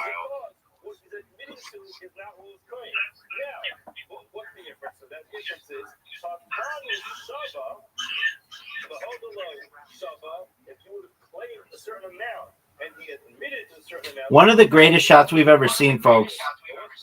Oh, You're taking L's on these boys. baby. Who won the last game? Who won the last game? Pick up the ball. Is Zook gonna go? Pick up the ball. I disconnected. Go. This green light is disconnected. I hear it. The same people who are judges in Raw Comedy South Australia also run their telecom. That's a hilarious joke. How is his internet this horrible?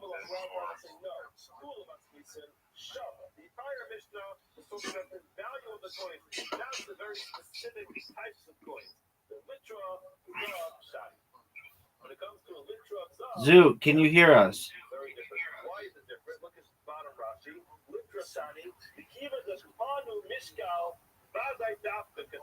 Since he mentioned a certain weight, litra is a weight, in that case he meant to say dafka. We're talking about coins. Oh, Yeah, is it? after this game, we're forcing Zoot to do that. So we can actually. Zoot, hit the ball, go. Nice. That actually was a good shot. I'm going to show you the best shot ever, though.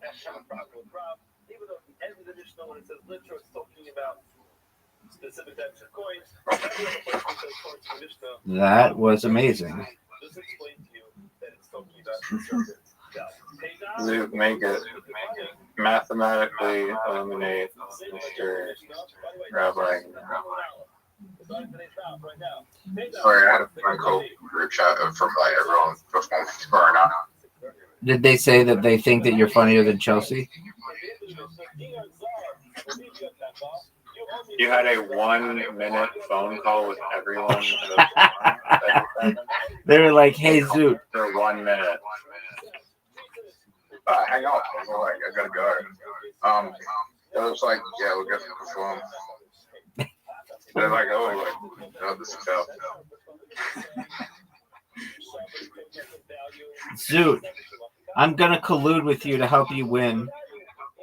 No, here's the thing, right? No one really wants to fucking win. Like everyone there is just doing it for fun. No one, like I spoke to them. Most of the people, most of the people don't want to win. You spoke to them for 1 minute. How could you like poll them all on their opinions? Because when you spoke to them, it's like, shit, we just want to have fun. We don't want to win. Zoot, your shot was so shitty. I have to help you.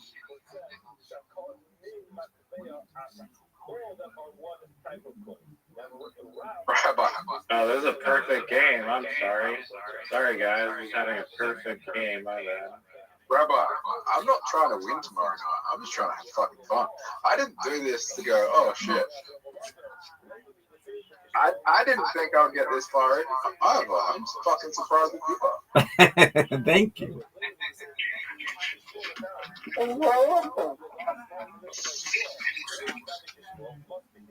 Zoot, but you think you're good at comedy, so why wouldn't you think that you're going to get far? Yeah. Oh my word. That should have gone in. I never said I was good. I just did this for fun. No, you said several times your goal is to be a professional comedian, make a career out of it. No. And you are not just doing this for fun, you're doing it to try and be professional. I'm doing it for fun, bro. I don't know what else I'm good at besides losing money in this. Yeah, that's a good point. Hey, Zoot, did you ever get tested? Did I ever get tested for gonorrhea? Yeah.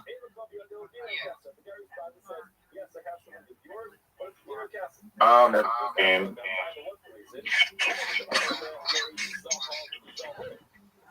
I probably could. Dog, they called you specifically to tell you you need to get tested for chlamydia or gonorrhea or whatever the fuck it was. Fucking shit things, and I haven't had sex with anyone. Zoot, what did you say? I don't have any symptoms of gonorrhea, and I haven't had sex with anyone since It could be dormant. I don't know. Maybe like the next time I have sex with someone, I'll get tested before them. Why wouldn't you just get tested now?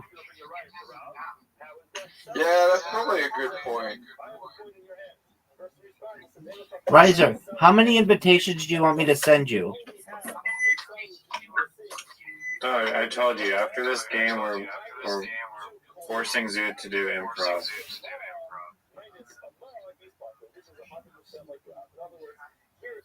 I'm running minutes to gonorrhea. Have you ever had? Riser, have you ever had an STI?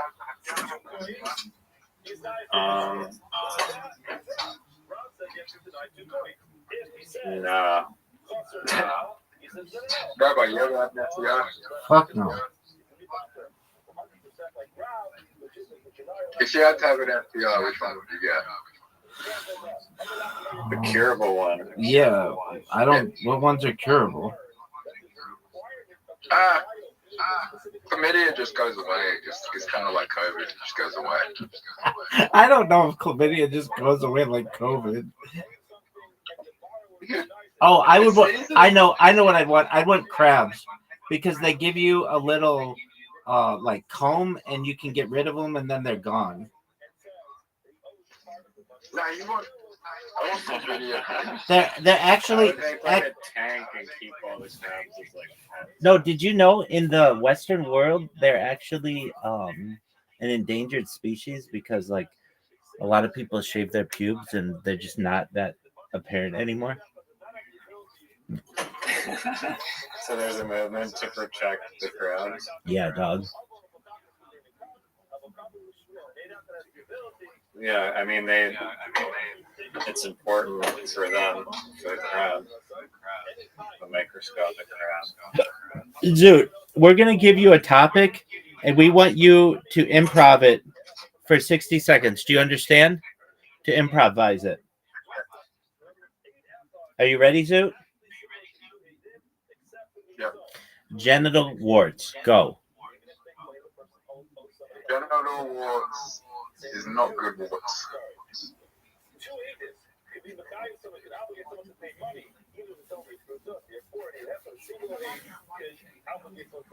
See, I don't think you know what improv means, do you?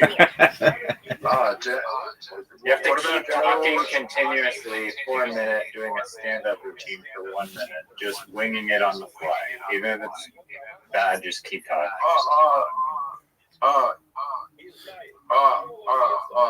Yeah. So, what was the improv? It's the word or phrase is genital warts. Oh yeah.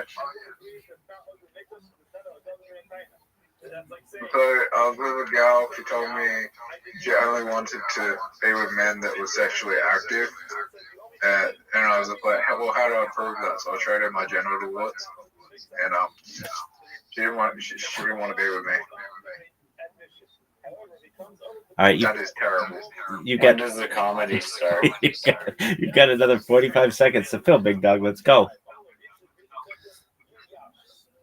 Give me another word. No, that's not how it works. You have to work You on gotta the wing it, bro. You gotta wing it. Come up with your opinions on the fly. South Say Australia. crazy shit. South Australia.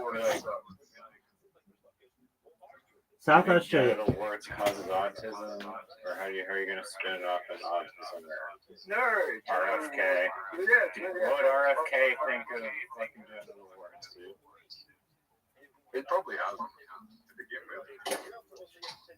There you go. So start talking about that. It probably hasn't.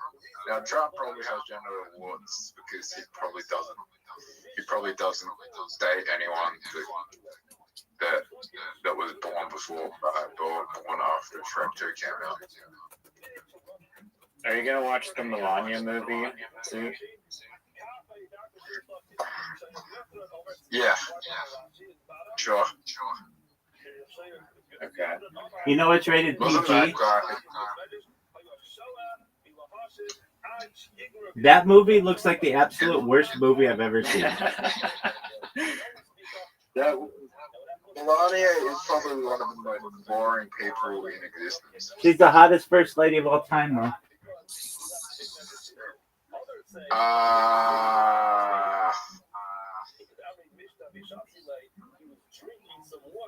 Well, Michelle Obama. Yeah.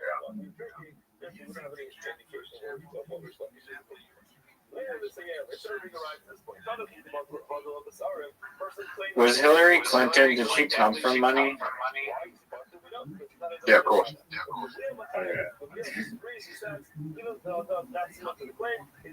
So why did Bill marry her? Did Bill Clinton have money and he still married her? Did you ask, did Bill Clinton have money and still marry Hillary Clinton? Yeah. She was they met at Yale. So, they were both like hippies. And then they went to, they got their law degrees and then they went to work at the Rose Law Firm in Little Rock, Arkansas. and then Bill Clinton went on a ran for Congress, and he only ever lost one election ever, and that's his first run for Congress. And then he eventually became governor, and then eventually became president, and then eventually, um, you know, basically became what you know him to be. All right, dude, you ready for your next word?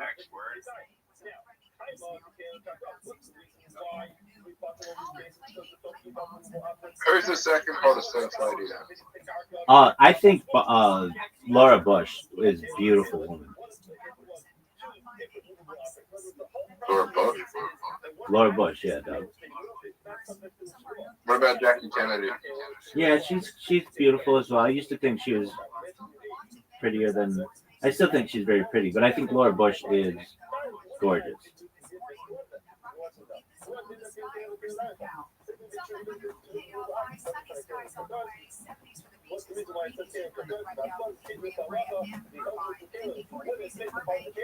I really think her daughter Barbara Bush is like incredibly hot, though.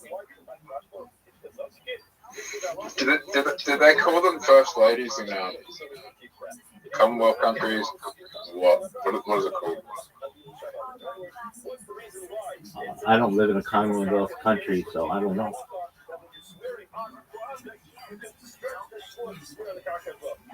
You know, Katy Perry could have been like the first lady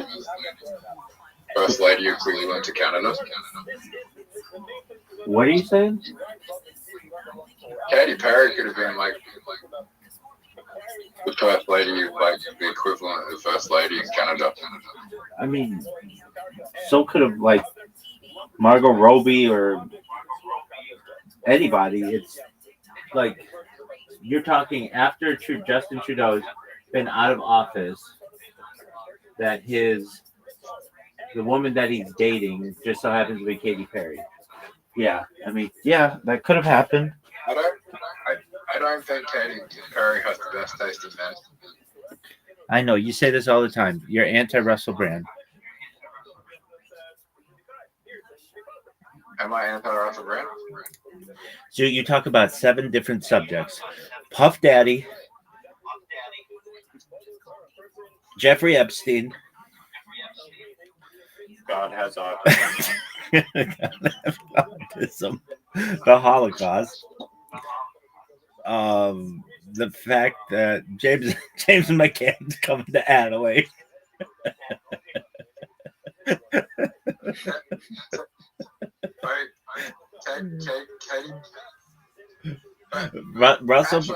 Russell Brand and Dave Chappelle. Wait, and Kanye West. That's it.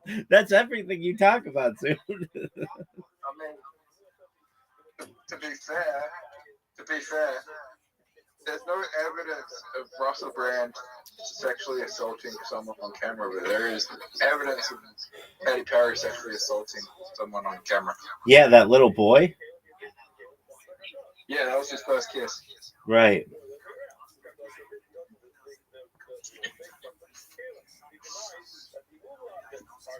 Maybe that's why they're together. Way to go. All right. So we're gonna give you another phrase, Zoot, and we want you to be on your toes, okay? And you have to give us a minute of jokes. You just can't be like, genital warts is bad or whatever the fuck you said. You have to be like, you have to keep giving us stuff. All right. So you ready for your phrase, Zoot? Yeah, well, Do you want easy or hard?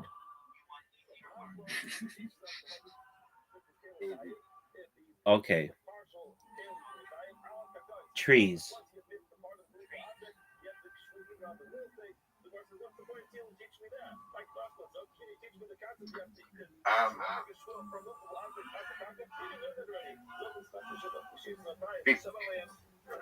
it would be pretty funny if the creek fell over right now.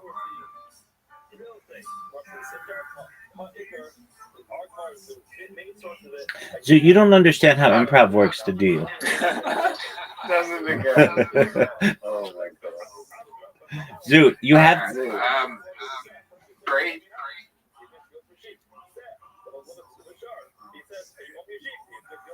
Imagine if you just like Zoot. I cannot believe that there's a chance that you are the funniest person in a state anywhere in the world. Like, like, made it to the finals in Australia. like, literally, who did you beat? Who? I want to meet those people, and I want to ask them: were they breathing? Did they have a pulse during this? I mean, maybe one of them was like, "Hey, I was unconscious. You can't blame me," or another one was like, "I've never even heard of what this event was." I might be able to give them the benefit of the doubt, but if anybody up there is like, I would just ask them, "Have you ever told a joke before?" And if any of them say yes, then I recognize that somehow, some way, this is a flawed system. Because Zoot, you are in the finals. Like you even talked about you're gonna start taking money to open for people. Do you recognize that? Like, do you hear yourself? I mean, when someone heckles you, you're gonna get destroyed if you just go, trees. Exactly. Imagine if trees. No, the best thing is what Reiser says, which is, I don't come to you where you work and suck all the dicks. I I I have something funny about trees. I have something funny about trees. Trolls could suck your dick if you put your dick in a tree. Absolutely. I have something funny about trees.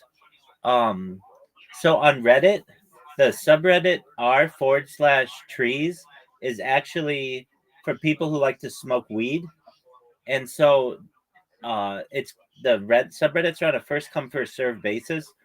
So the people who are into trees took the subreddit r/marijuana enthusiasts. So if you go to r/marijuana enthusiasts, it's all about like arboretums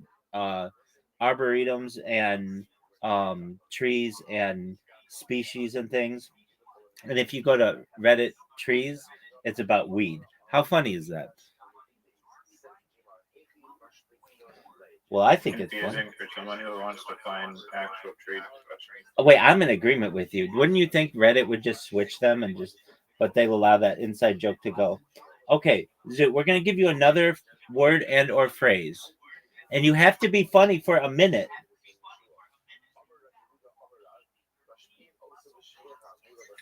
Are you ready, Zoot?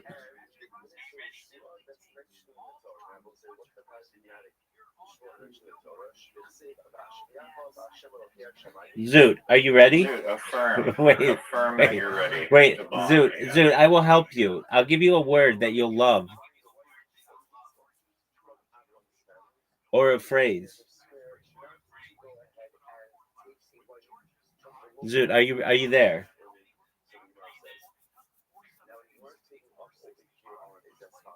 He hasn't raged quit the call yet, but he's not talking. He's done. There's no way. This happens Perhaps it's an Australian internet.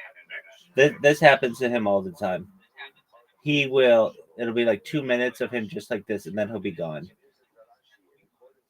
How is he? There he is. He's back. Zoot, can you hear us? Sorry, I had to go. What was the question? Okay, here's your phrase. Are you ready? Yeah. Autistic Amish orgy. Go.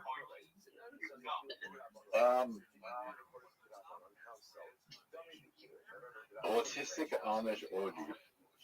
That's like your thing. Yeah, I went to an orgy, and everyone was doing mathematical puzzles there. Like everyone was just weird and just like there were Amish people there, but none. It's really weird.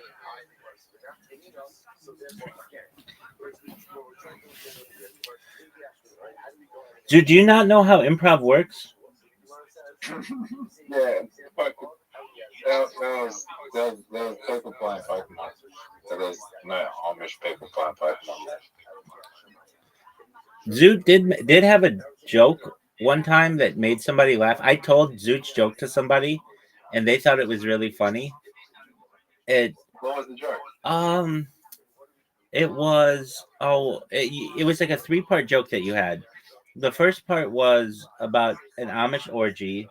The second part was about some other kind of orgy or something. Bonnie Blue. Oh yeah, it was about Bonnie Blue. And then the third part was about the punchline was everybody was watching memorized all the Pokemon. What's that joke that you have? I remember those little Pokemon. But you didn't.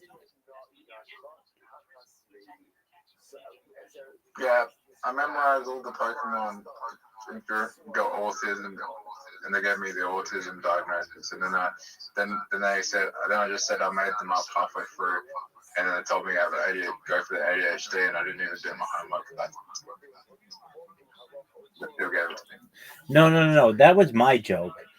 I said it was something like I went in to the ADHD clinic to get tested, and they gave me the test, and I quit halfway through, and they said, "Congratulations, you have ADHD."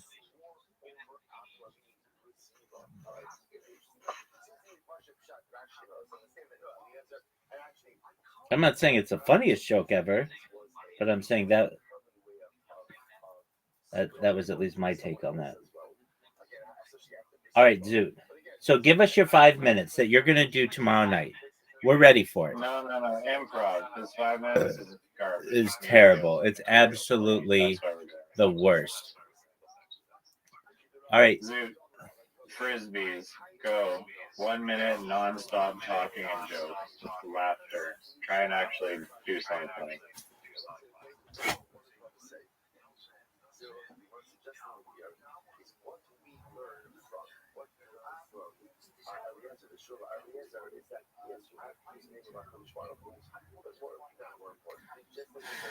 Hello, first is it?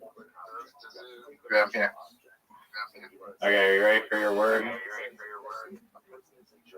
Yeah. Okay. Scarecrows. Scarecrow. Have you ever seen Batman?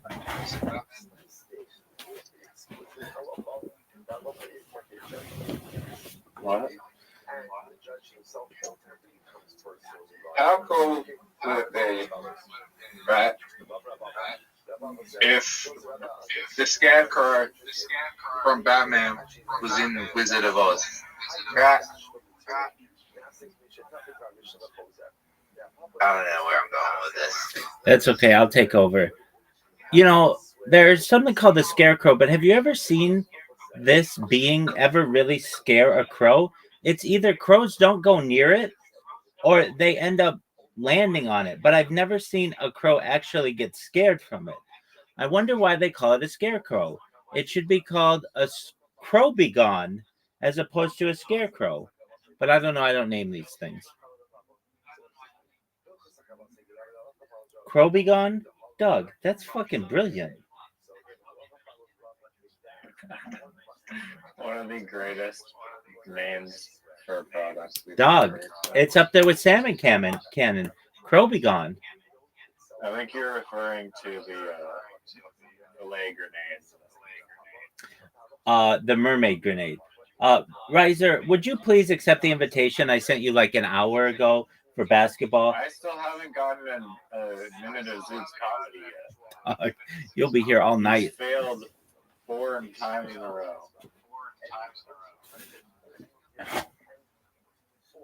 Zoot, are you still there? Yep. Do you want an easy one? What? I'll give you the easiest one in the world, okay? Are you gonna not fuck it up this time? Okay, McDonald's. go. Yeah. So if you turn the McDonald's sign upside down, it's a W. You're winning. But okay.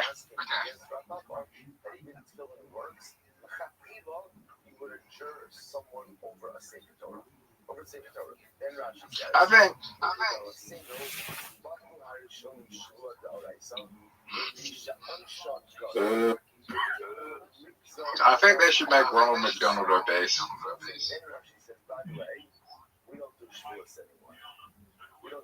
That would make if they were true to marketing, they would make Ronald McDonald obese. And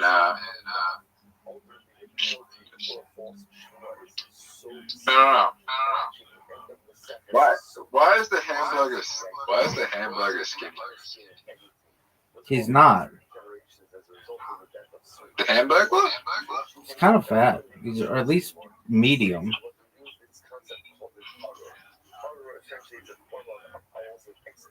The hamburger is skinny. Not really.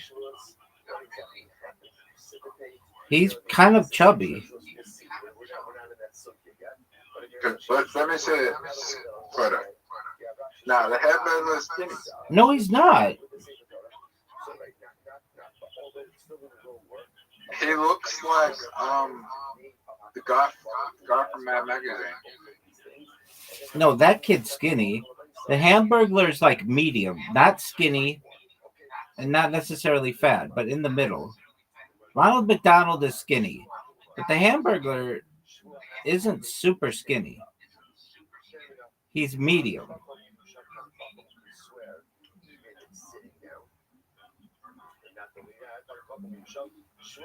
You bet you could bet the hamburger in a fight? No, but why wouldn't you go with something like, why do they call him the Hamburglar? I've never seen him steal any ham.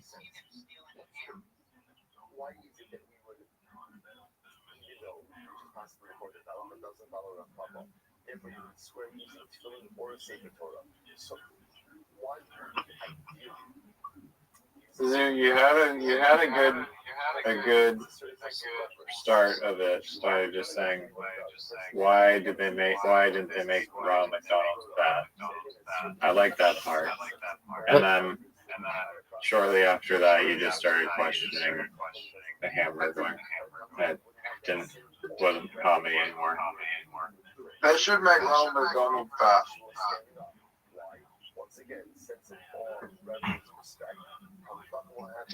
Why?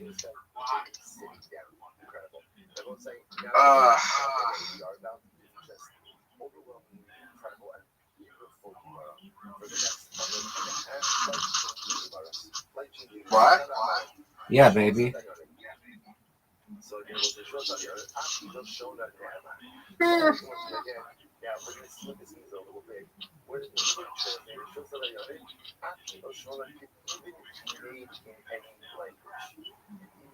What the hell? There's a McDonald's birdie? How the fuck is the McDonald's birdie? I've never heard of that thing. Look, when the Subway got skinny, really bad things really bad things happened. Okay, there's a joke. Really bad things happened. Like, Grimace looks like a butt plug. I mean, would you trust a fat Ronald McDonald around children, or would you trust the skinny Ronald McDonald around children after what you saw with the Subway mascot?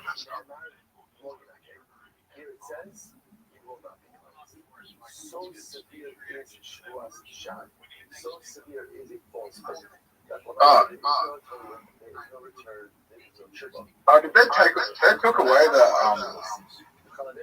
Ronald McDonald in 2016. I didn't realize they banned Ronald McDonald. Did you know that? What'd you say, Big Dog?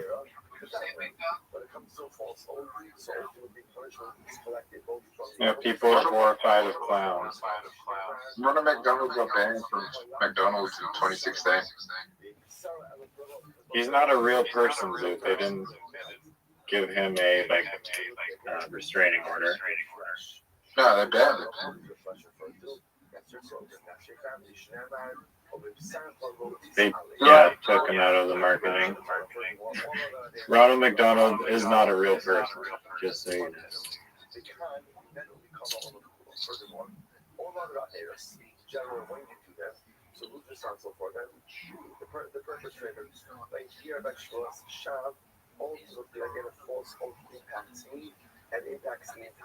All right, dude. All of my what's the word?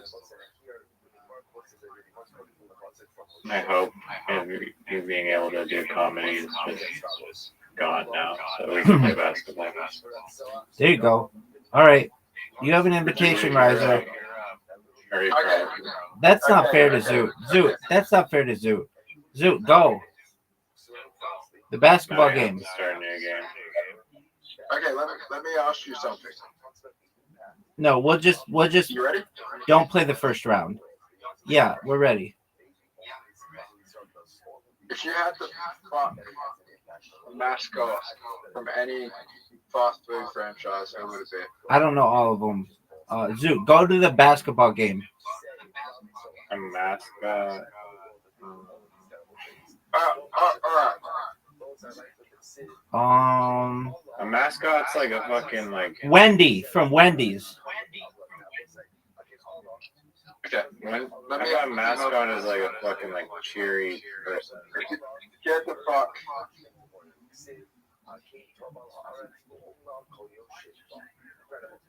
Wendy from Wendy's, dog. I answered the question. She's not hot though. She's not hot. Dude, they used to have an adult Wendy, and she's super hot. Okay, you should have specified that. Dude, that's who I mean. The Wendy from Wendy's. She's super hot.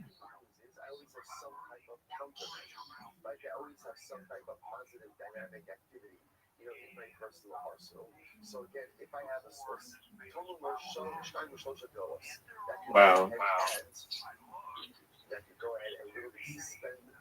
You said mascot, not logo. Who's the hottest cartoon character? Jessica Rabbit. Next question. Who's the hottest anime character? I mean, isn't that kind of the same thing? What, one's Japanese? I don't know. There's a lot of anime. Yeah, actually, I'm not going to go into the anime.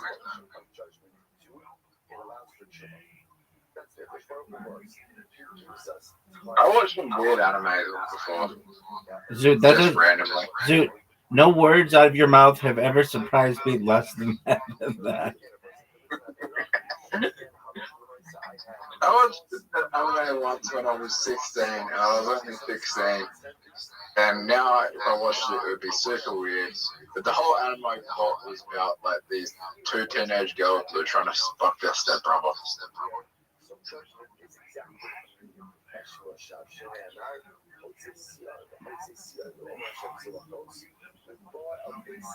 What was it called? Just so I can be sure to never click on it. Yeah, don't Google that. I don't know. Don't Google it. There's probably something you should Google. Zoot,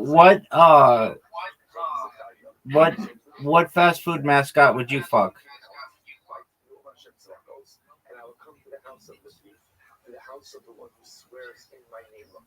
It'd be funny if I said Colonel Sanders.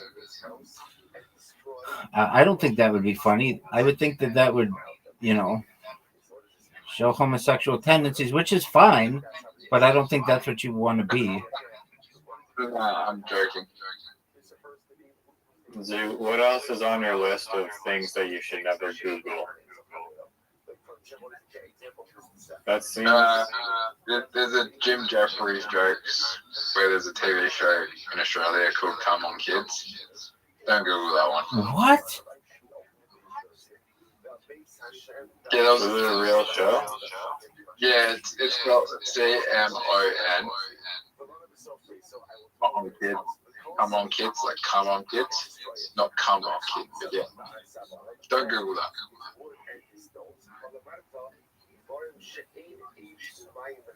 Dude, Okay. have you ever heard of Holy Moly? Yeah.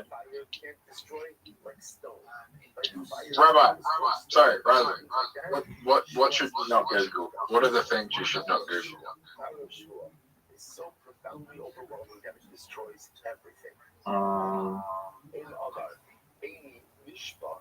He says at the end of the day, I will not swear. Ask Rabbi. I'll think about it. There's a lot. There's obvious ones. I'm trying to come up with a funny one. Who is the funniest person in South Australia? It's gotta say James again. Yeah, until Friday, when you knock him off of his throne. Hit my ball. That's what I'm talking about. Zoot helped me so much.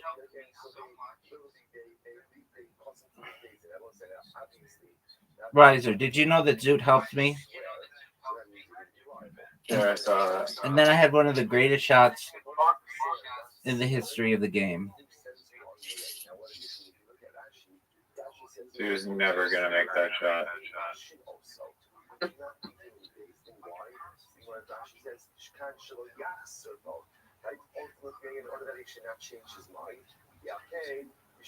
Oh, I should have gave it to Bean. Look at this. Look at this shot. Yeah, no.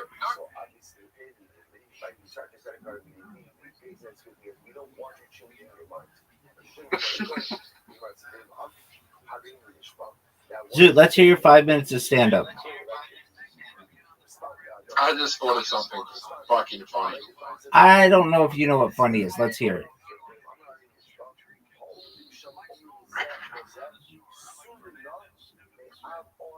Unless you mean funny as super perverted and you never want to mention it publicly, I still have doubts that you know what funny is. But let's hear it.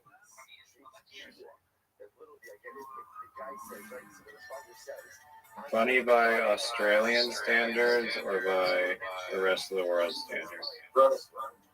I was in the northwest of Australia with someone, and it was really hot, and they just blurted out, "Fuck northwest."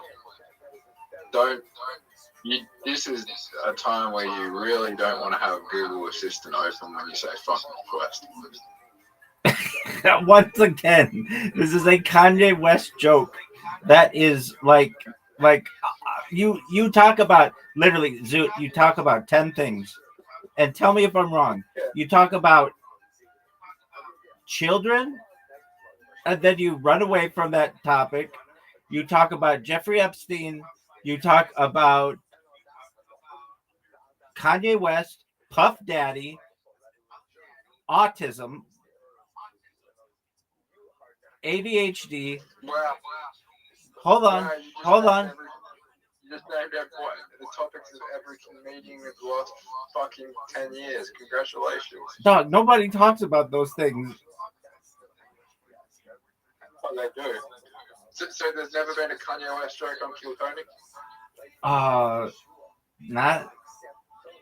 Not recently, no. There's never been an autism joke on Kill Tony? There are tons of those. Never ADHD joke on Kill Tony? I'm sure there are a lot of those too. But wait, hold on, Zoot. That's it. That's what you talk about. Like, I wish I could name other things, but you don't even talk about cryptocurrency like you once did. Oh, I have a say. What's your cryptocurrency joke? I compared Bonnie Blue to Bitcoin. Okay, how did that go? That kind of sounds funny. Oh yeah, hold on. Bonnie Blue, Lily Phillips. I said Bonnie. I said it's still kind of Bonnie Blue's still kind of early to fuck. I think she's gonna go for more. It's kind of like getting into Bitcoin. You're not super early, but you're not late. You know, yeah, you're not gonna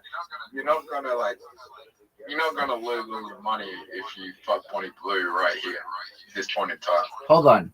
There's children, Jeffrey Epstein. Hold on.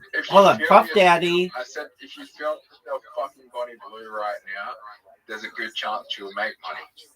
I said in 6 months it might be like too late, like buying Bitcoin. I'm going to go through them again. These are the 10 topics that I think I've only ever heard you discuss. There's children, Bonnie Blue, Lily Phillips. Dude, you talk about kids all the time. You talk about, okay, so children, Bonnie Blue, Lily Phillips, Jeffrey Epstein, Kanye West, autism, ADHD, the Pornhub list. The Pornhub list. What number is Bonnie Blue right now? Like 11. Is Lily Phillips and Bonnie Blue the same person? Even I know the difference between these bitches. They're like arch enemies or something? No, they were best friends. Look at this shot. So Bonnie Blue and Lily Phillips were very close at one point, and then Lily Phillips Lily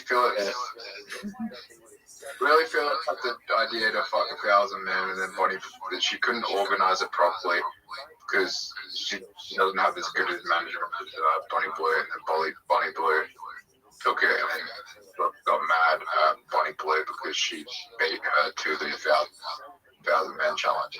And then Lily Phillips actually fucked more than Bonnie Blue did, but no one gave a fuck because Bonnie Blue beat her to it. But they both look the same. No, they don't. No, they don't. They're both blondes and like Australian, aren't they? British. Okay. Well, they look close enough. But Bonnie Blue did live in Australia. And Zoot met her, and she said that she wanted to drink Zoot's pee out of a condom, allegedly. But it could have not been her. Zoot met so many hot chicks that day that he forgot it. I'm telling you this right now. But chick said, I want to drink your pee out of a condom. I would remember that woman in a light up 6 years from that day, like it was the back of my hand.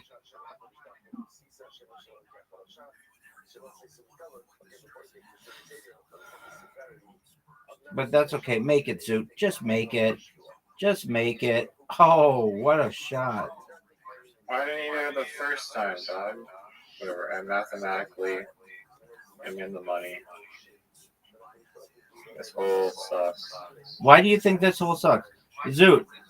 First mover disadvantage for sure. Oh, that's weird. So, but Zoot, you don't mention some like topics that are really popular in Kill Tony. Like, Donald, well, you talk a lot about Donald Trump. You don't talk about the NFL. Why would I talk about the NFL? Because it's a popular thing that comedians talk about.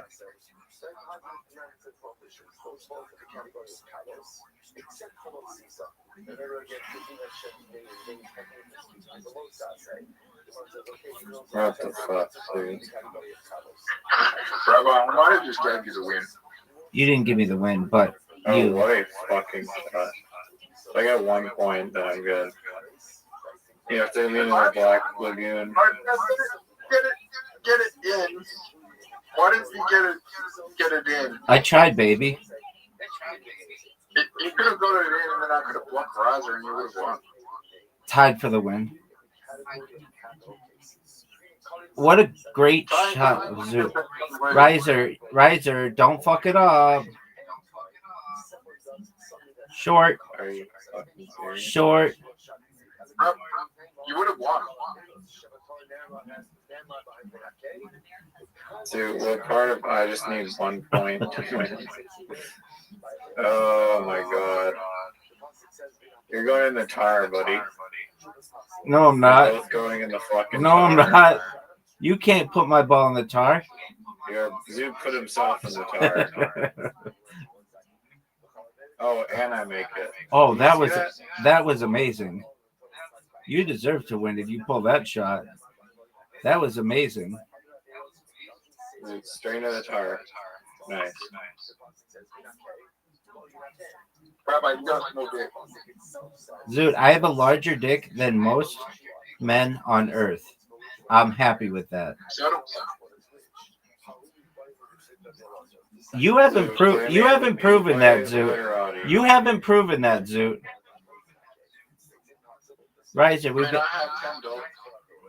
If I have more than $10, I have more money than most men on earth, right? that's not true. Really? Really, yeah. How much? You lose How much? $2 million, you've lost more money than almost everyone on earth. Right. Do you think I'm about to go down as the biggest retard for losing $2 million in 3 months? No, definitely not. You might go down for other reasons, but not that reason. That is Probably something. go down for a worst comedian of all time before that. Yeah. Well, the judges of the Raw Comedy South Australia will go down as the worst comedy judges in the history of comedy. They.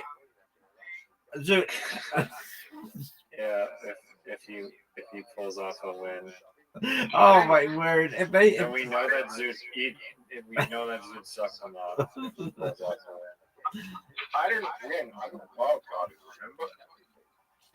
Dude, the fact that you are Tomorrow's still your big day, dog.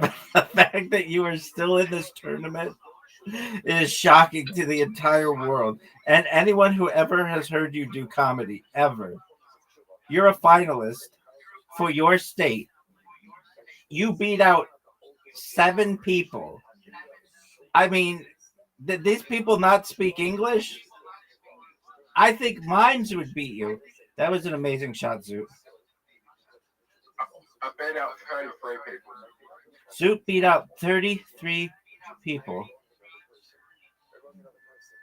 Finger slip.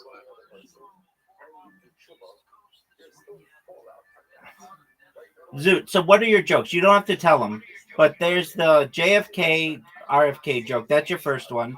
What's your second joke?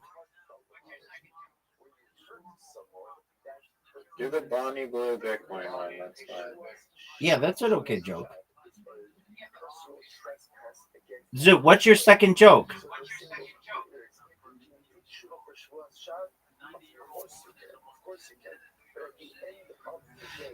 Zoot, do you remember that time I asked you a question and you answered it? Because I don't. One of my jokes is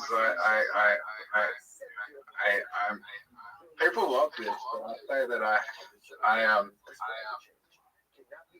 when I die, I hope God has Down syndrome and not autism. Okay, so that's your second joke. What's your third joke?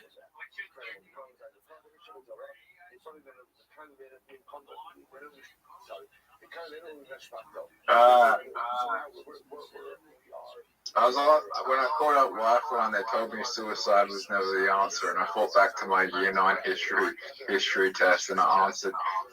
They asked me how did Hitler die, and I put down suicide. Oh yeah, I forgot. You're obsessed with Hitler's on that list too. I was very fucking wrong. Looking back, I think I was very, very, very, very. I don't think I could put it. All right, so Zoot, here is Zoot's. You should have said yeah, he escaped to Argentina. Yeah, I don't think he killed himself. We know you came in and told us that in the last 24 hours. I don't think Hitler killed himself. Okay. Why would he kill himself? Dog, I wasn't The there. empire was in shambles.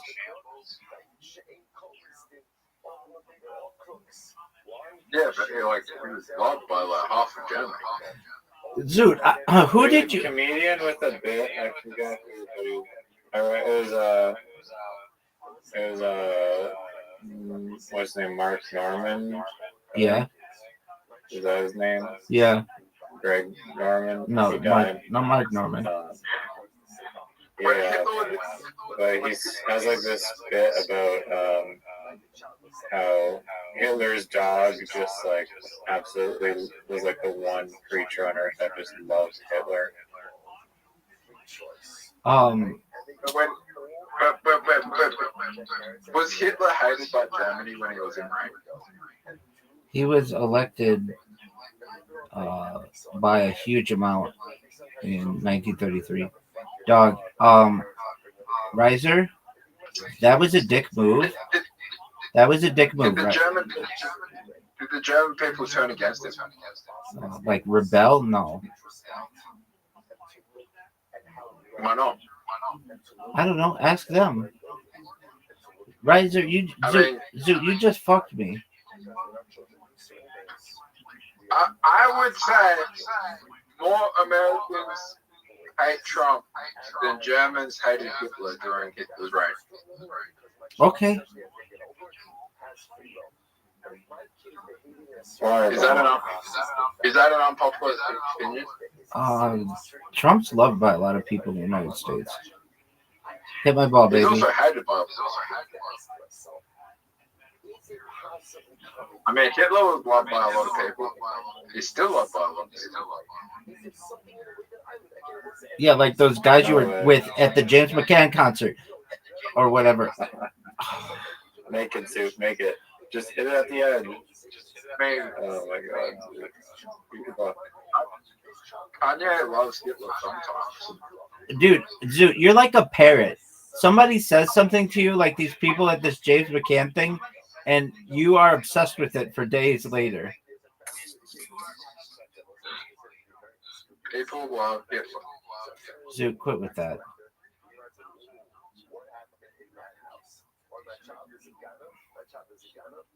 That's another thing you shouldn't Google. People who love Hitler. Yeah. Riser, what Yeah, I did don't you love Riser, what did you think of my shot? Riser.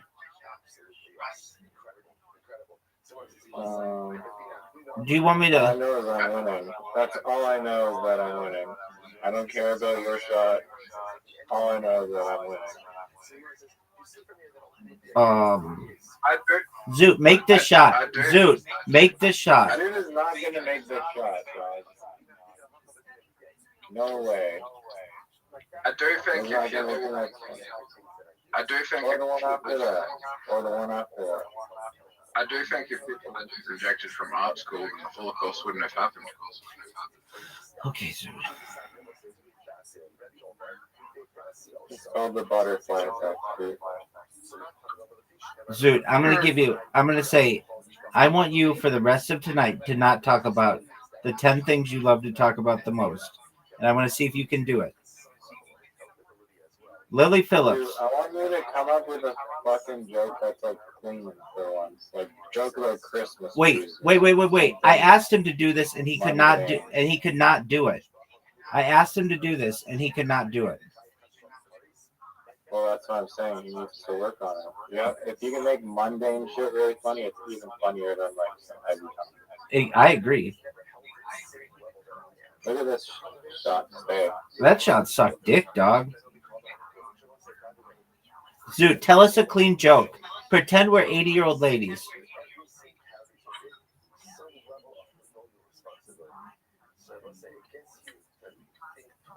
Zoot, tell us a clean joke.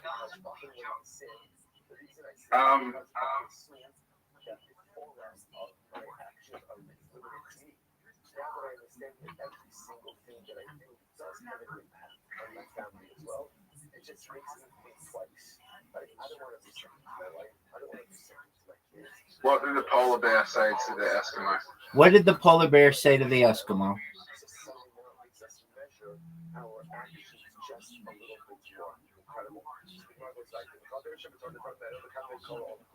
So by all other Averos, again, the retribution is exacted from me, but not from the world. Yet by Shulas Shav, the retribution is exacted from everyone.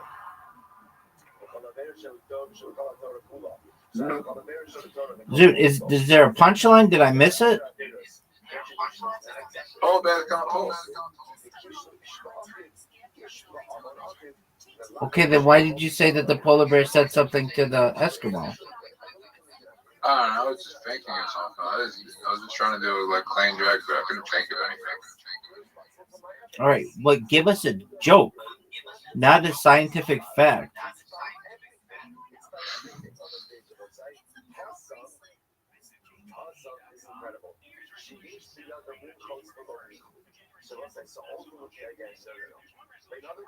Fuck you. Fuck you. Hey, You Riser. have to do that shot at the end? I don't have any clean jokes. Fucking serious? Okay, well, Zoo, give us a clean joke.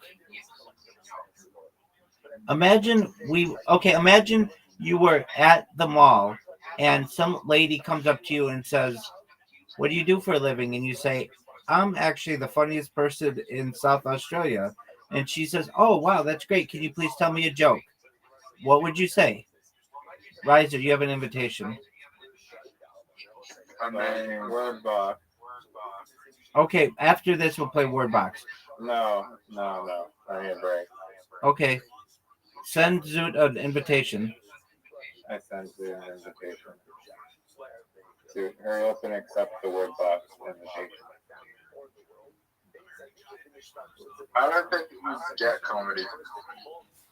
Zoot, all I do is watch fucking comedians. Comedy isn't 24/7. People are at work. It's 047 when you're fucking in there. Now that's a funny joke. Now that's a fucking funny joke. That's hilarious. Zoot, accept his fucking invitation.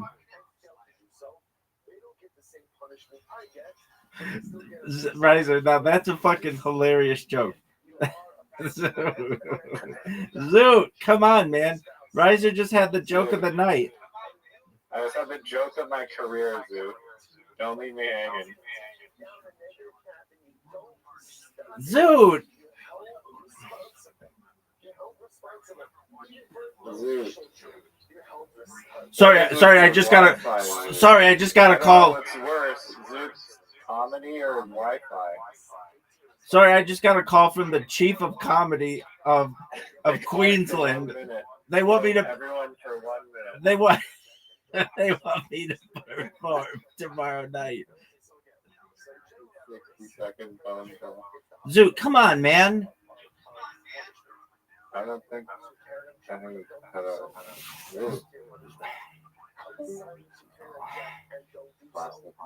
All right, play me. I'll send you an invite. ViralRabbi. Oh, it's on, dog. I'll dominate you easily. So, strange. So strange.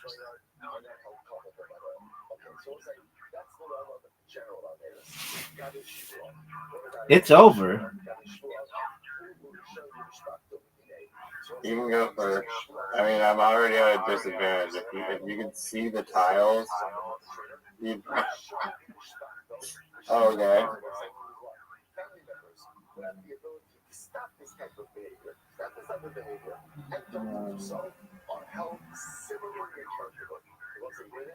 So again, the person who takes the Shmuas shot and his family members who have allowed for the cultivation of this type of personality are all held accountable to the same level.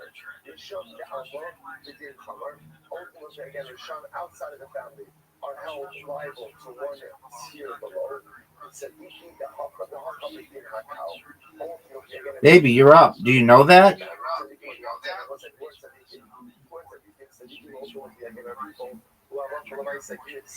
like no involvement in this yet are still held responsible. Are you proud of that move? I'm pretty good. Ta is a great word.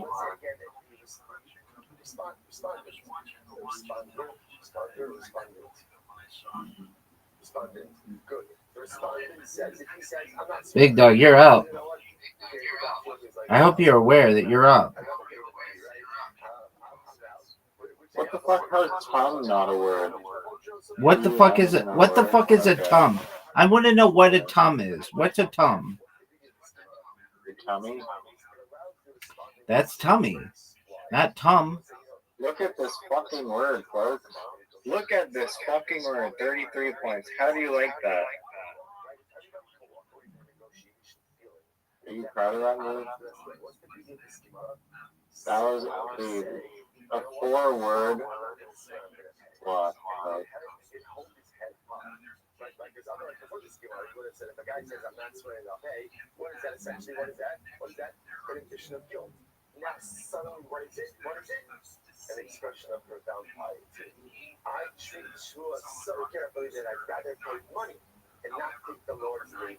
oh wow, big word.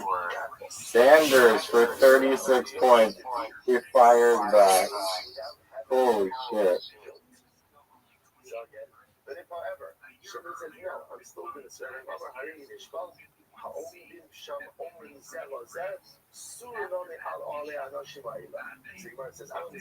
What? How do you spell rifle? RIFLE. I think that's the first time I've ever had like quadruple word scores on something. Like 2W plus 2W. I've never seen that done. Back-to-back quads, folks. We're seeing unprecedented levels of skill here.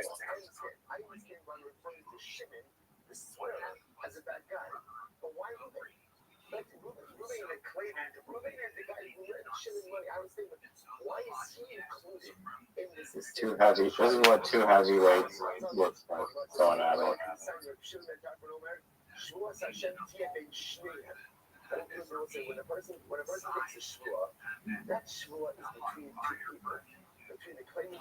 I mean, you can consider it 2 heavyweights, but I do have a 15-point lead on you.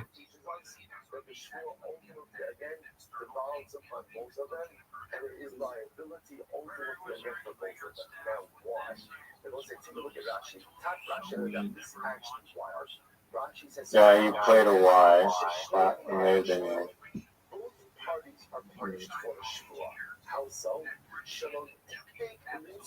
Do you remember that time when Zook came in, talked about being perhaps having a 25% chance of being the funniest person in an entire Australian state? Failed to do anything funny, failed to tell us even any of his stand-up routine, and then left without any. Well, actually took 2 phone calls from the chief of comedy and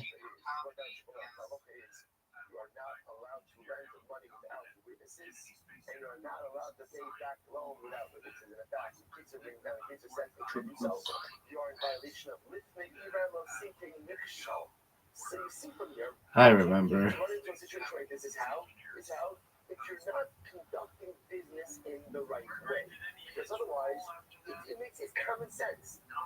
Don't fuck this up.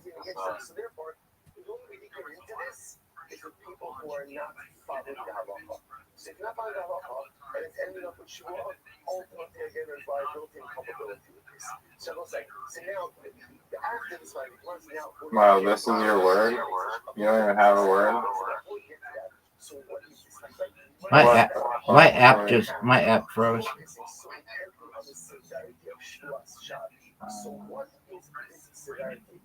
Oh no, I don't have.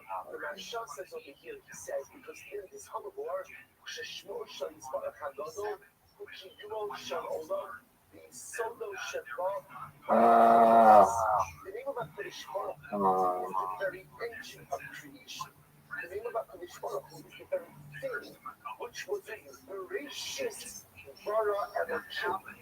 Dog, what is this bullshit? Get out of here.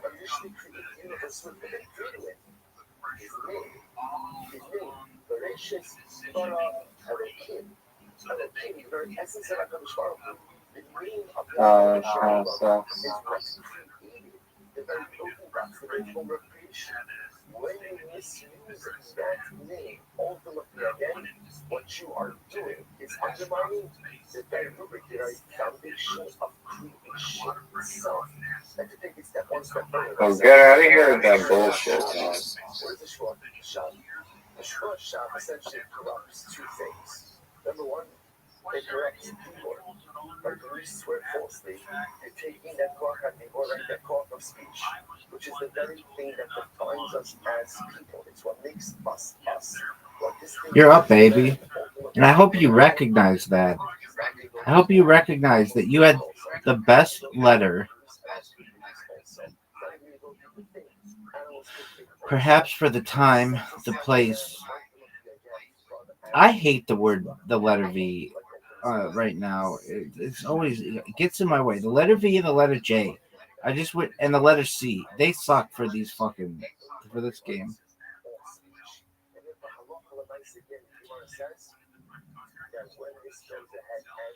I feel like the letter H is way easier. Letter Y is pretty easy.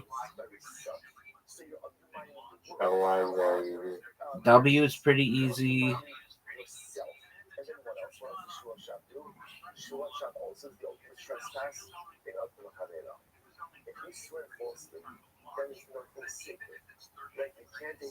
S is like a free pass.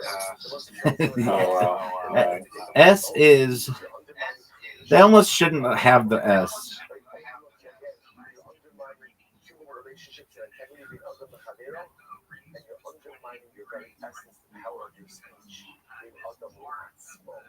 So he took this false oath and noted every single pillar upon which the world stands. If you want to do something like that, an unforgivable offense, but fundamentally undermining anything and everything that holds the world up. I was on over here today. Tremendous demand.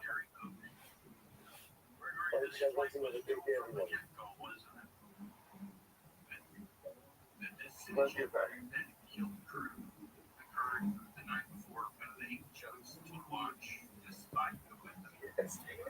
See, you can actually blame your parents. Parents and everything.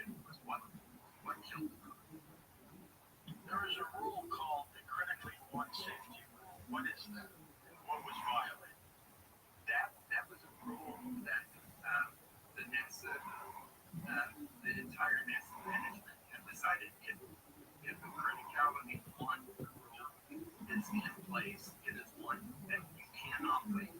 And so Martin Dykhoff was saying you cannot launch floating 3 degrees because of the solid rock boosters. And so that's essentially a criticality one. All right, gentlemen, it's like good morning, good Hopefully everybody had a beautiful uplifting Shabbos, a great physical instruction to begin.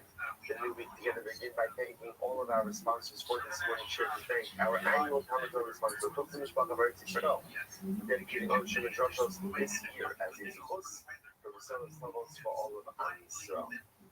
Our sponsors for the month of Stephen Abadi will tell us the Terry loving every upstairs of the glorious Zin, Do you remember that time when I had a 23-point lead on you?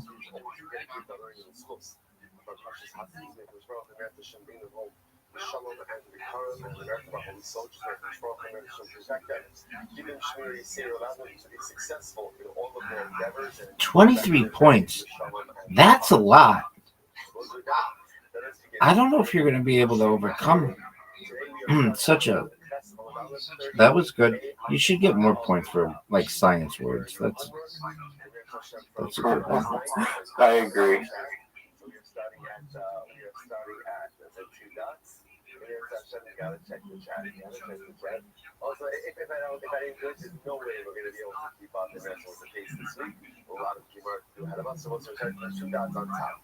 So You're up though. I hope you know that you are up. French Noel. Okay. What did you say in French, Noel? Noel means Christmas in French. Right? Does it?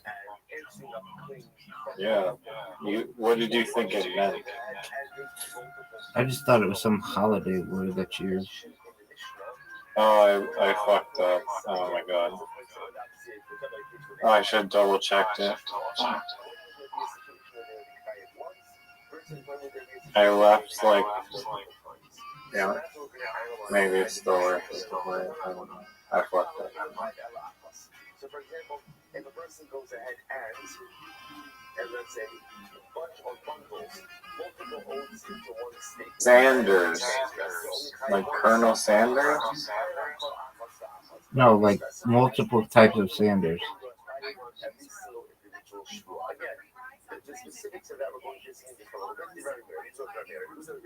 What does Sanders mean? Like someone who sands shit. Like multiple. Like if you're sanding a boat. Do you know what a boat is? Yeah, no, I got it now. Some item, like something cuddle, and once I say, I swear I don't owe to you, and not to you, and not to you, and then it turns out that I'm going to be kind of ultimately again for every single shua. That's Rabbi Rothschild. It says,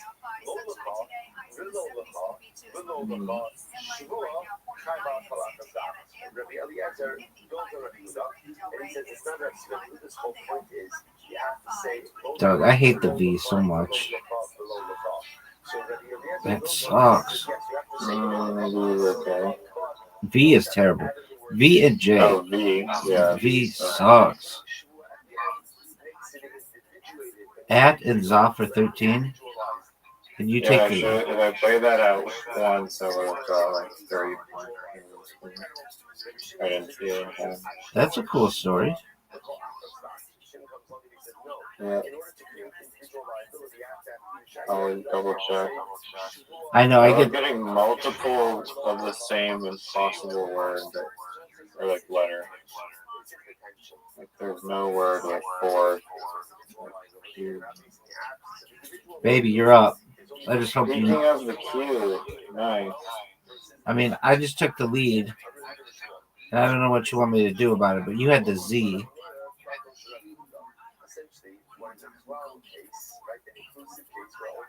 Oh, this sucks.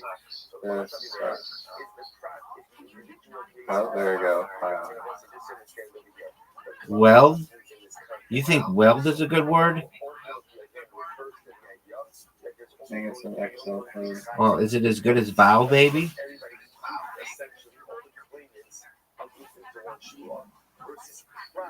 Which is going to mean, again, all the claimants are broken out for individual life, and therefore there's going to be liability for each individual shua. Are you proud of the way that you're playing right now? Apparently Italian isn't in this. Why? What were you trying? Some Italian word.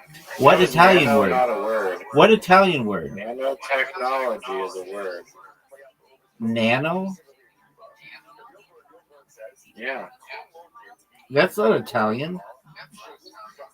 No, I have another one. That was Italian, but nano is a word. It means small. Mano means small? Nano. Nano. Yeah, I know what nano means, baby. How is that not a word? It is not a word. It is word. It's a prefix, dog. No, it's a word. Baby, it's a prefix. What do you want me to do about it? Wow, are you proud of that? Yeah, I am. Dude, it's 4 words. Are you seeing this bullshit? Baby, what do you want me to do?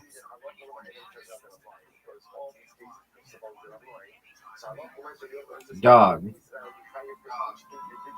Okay, so here's Zoot's top 10 things. Jokes about children, Jeffrey Epstein, Puff Daddy, Dave Chappelle, Bonnie Blue, Lily Phillips, Hitler,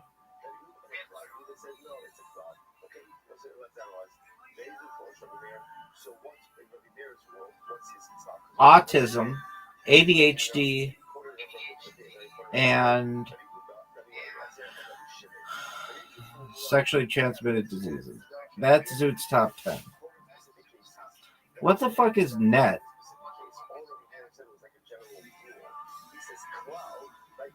It's like a net. No, it's not like a net. That's not a fuck. That's not how it's spelled. That's not how it's spelled. In this game.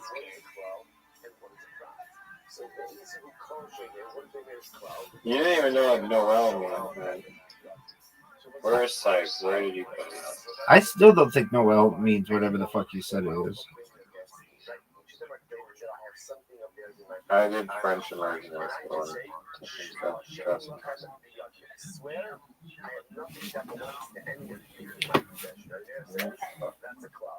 I don't think that's what it means.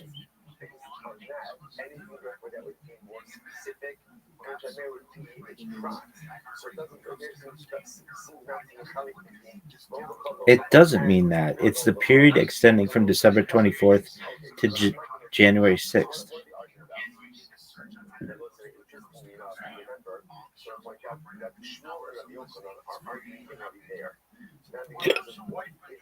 It's a term signifying. It also means Christmas in French. It means to be born. Yeah, it means Christmas in French. Incorrect. It's the period between December 24th and January 6th. No, it means Christmas in French. Dude, why do they keep giving me V's?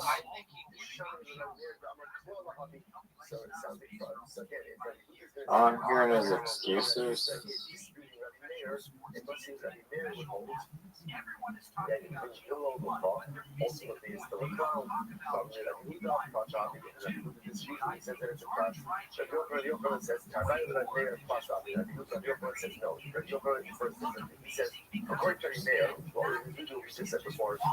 You're up, big dog.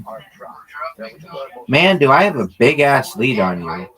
32 points.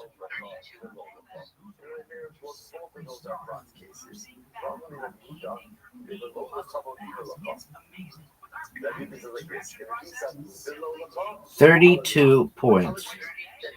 32 points. This better be a big fucking word for you. It better be. I mean, you've got to make quite a comeback. This is heartbreaking to watch. Oh no. This motherfucker used the word oh no, folks. Oh no. Well, I'm sorry, but there's nowhere else to build because your words suck. Baby. I have a 56-point lead on you. That's giant. Giant. It's really too much for you to ever be able to overcome. I'm just going to be honest with you. You're my friend. I love you. I love your belief in miniature golf. I think you're very funny. I think you might be the second funniest person in this call, and definitely the funniest person if you were ever to move to South Australia. Definitely. But right now, you used up. Are you proud of that? Are you proud of using up?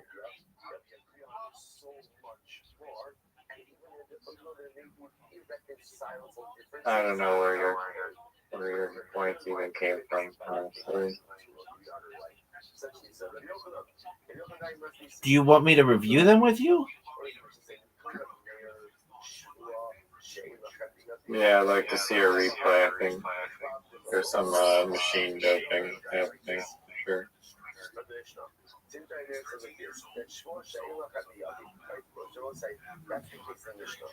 Fuck you. I was literally gonna go there. I mean, my friend, what do you want me to do about it? Oh my god. Dog. Dog. How many tiles are left? 7. Thank you.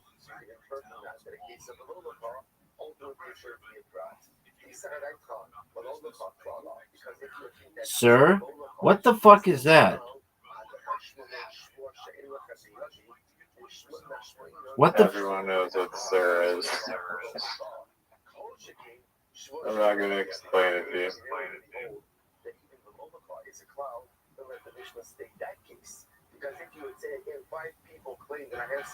No one knows what that is. You live in California, Big Sur. That's spelled S-U-R, douche. I know what a sir is, but like that, nobody knows what that is. Short for Sir? I don't know. No, that's not a word.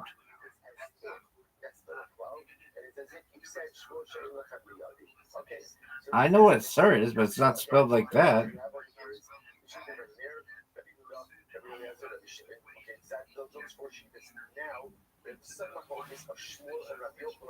Oh, you are is not a word. It's a city in ancient Mesopotamia, which is a proper noun, baby.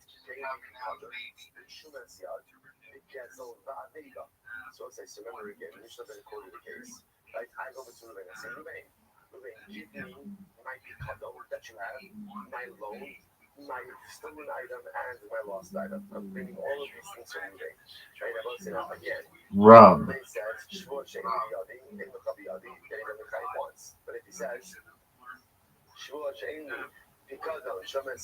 I don't believe this.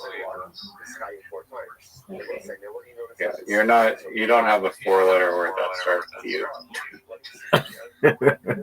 I almost did.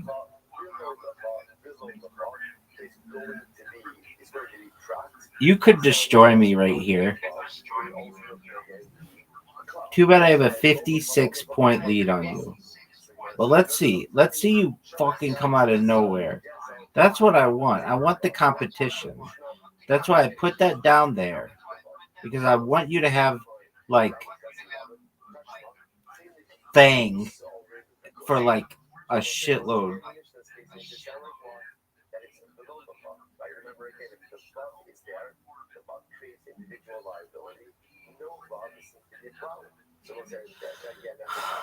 You use dog. I give you I the. have the shittiest letters known to mankind.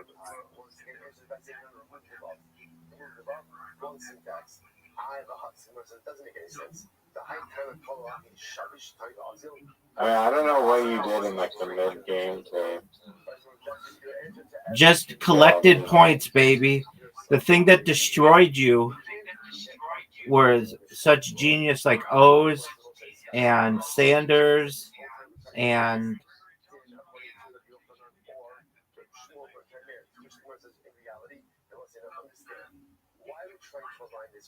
I don't really know what I did either. Chop, I guess, was a lot.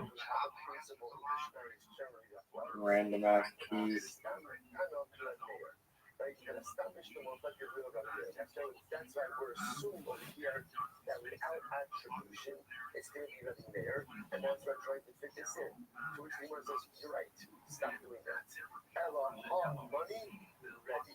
Lit, that was good. Netty. Yeah, like a neti, Wow. like a neti pot. I think that's spelled N-E-T-I.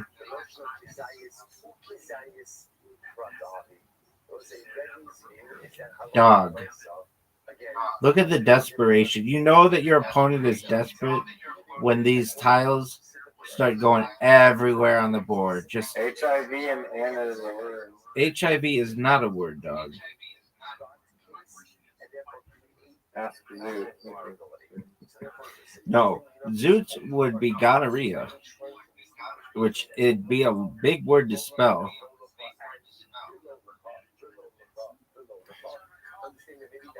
And hands are tied with There's some show, it's really funny.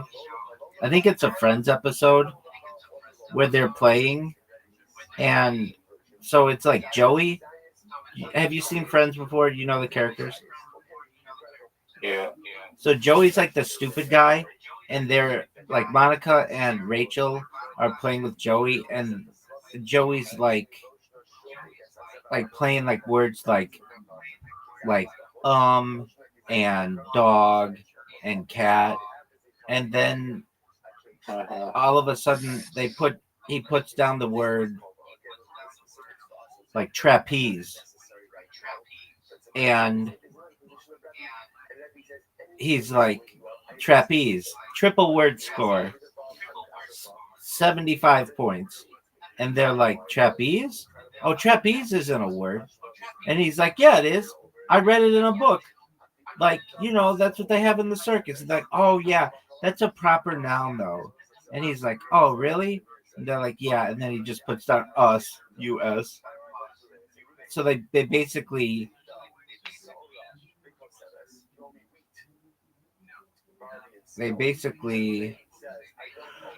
gaslight him into thinking he's dumb when he's really not that dumb. Nice. Was that the best story you've ever been told? I didn't know there was a literary episode or Scrabble. Oh yeah. No, but the best one is a Seinfeld where they have it, and Kramer's in there, and Kramer keeps making up words, and they're like, "That's not a word." Kramer's like quone, Cuone, quone, and they're like quone isn't a word, and he's like, "Oh, absolutely, look it up in the dictionary." They're like, "That's not a word," and they look it up in the dictionary, and they're like, "It's not in the dictionary." He's like, "Well, you need a medical dictionary to quone something." All right, I'm sending you another invite because I want to lose, and I refuse to lose.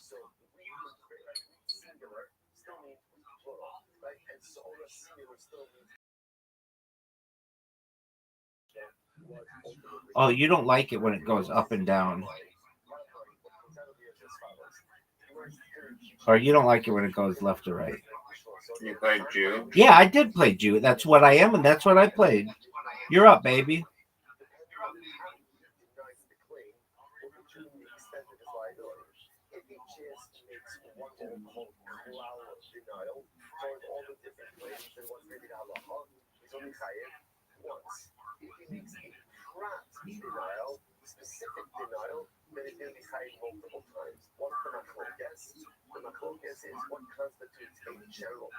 I like how you're coming up. You're taking all this time.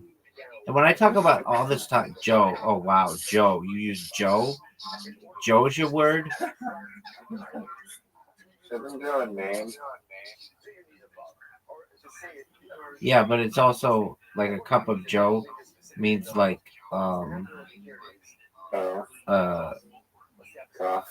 coffee.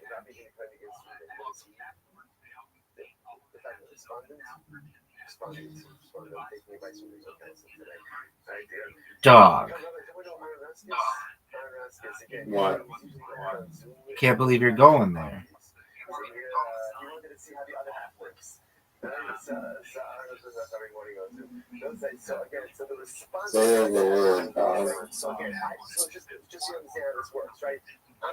The best word.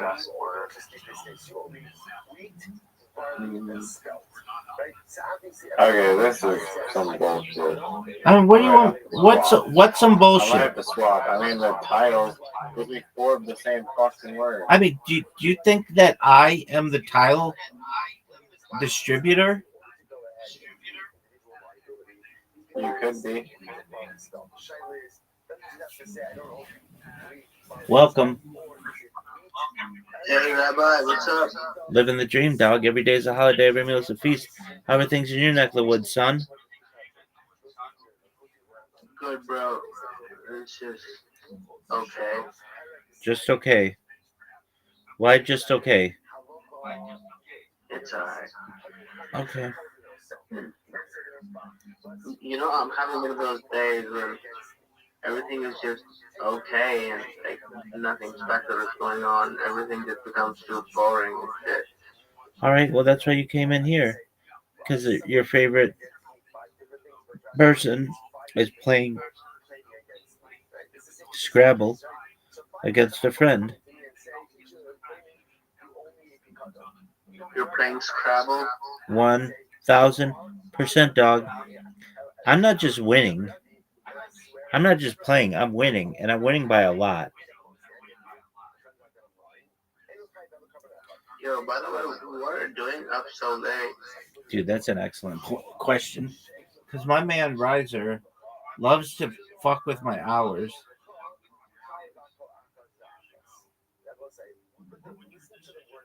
Lol.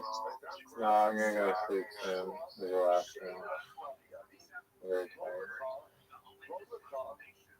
5 of the same letter. Unbelievable. Shouldn't be allowed. I mean, dog, what do you want me to do about it?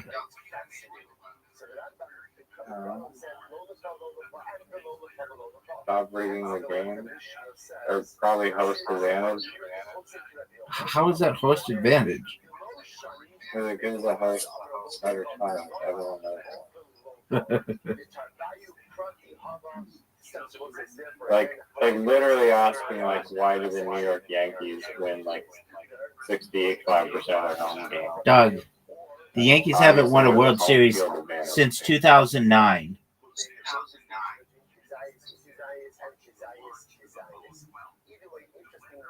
Okay, these piles suck so bad. Dog, It's insane. do you know that the Yankees are in the biggest World Series drought of their entire dynasty?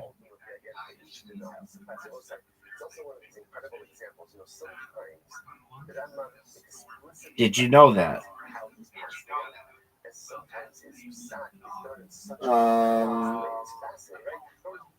Depends on who you ask. No, it doesn't. It does.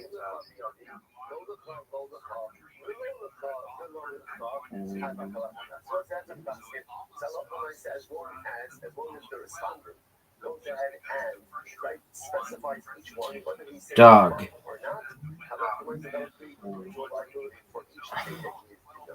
I don't know. What's good in your neck of the woods? You slinging dick? Lol. Yeah, we launched the coin. It went to like 1.6 million. Then we fucking started dipping. And we kept on fucking dipping, and now we're at fucking 50K. Of course, that's how it goes. You didn't rug it like you're supposed to? Dude, we're still holding like 50% of the total supply. We're not ruggers, man. If you rugged it, how much would you have made? Like 1.6 million, I think about 25 bands or something. You would have made $25,000. Not been that much. You would have made Yeah, 25. but then, bro, why would I fucking rug it at this low of a market cap? Nah, I'm not a rugger. So let's say, here's the Shiva. In general, when Ruben says that, now let's say he's lying. How many oaths has he violated? So on one hand, we could say, right, you need to follow your spell. But the truth is, implicit in denying you following your spell is also that what? And we're still continuously posting on our X like shitheads. Even after we fucking dumped so hard and like everyone called us fucking scammers and whatnot. We're still working on it though. I mean, Does the coin do anything or is it a meme coin? it is a meme coin, but it's in link with the text that we made. So the text called Bunley, decentralized bundles basically, where you can launch anything. So bundling is basically like an accessory of Pump Fund, right? Where you can uh, sort of buy any coin before it gets deployed on Pump Fund as OTC, so you get the floor price of it. And then once it gets deployed, you get to stake the coins as well using the creator fees. So whatever the creator fees gets generated, 50% of it goes to the deployer and goes to Bundly, and then the other 50% of the creator fees gets distributed amongst all the holders who bought using Bundly. So Bundly was supposed to be our mascot. The meme coin that we launched using our own tech was supposed to be our mascot. It did pretty well, but then some fucking KOL got in. A guy named Cupsy and this other shittard called Gay. They all fucking bought. Right after they got in, the chart started fucking climbing. Then they fucking dumped like 13 bags at the top all at once. 13, 17 something bags. And then it's over from there.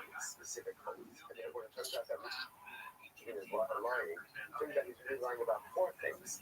He made a general false oath and then three specific false oaths, or maybe not. Maybe in those general oaths, and then what does that mean? Riser, what are your thoughts that I have a 71-point lead on you? Riser, what are your thoughts that I have a 71-point lead on you? Absolute bullshit. I mean, does it make you feel good inside?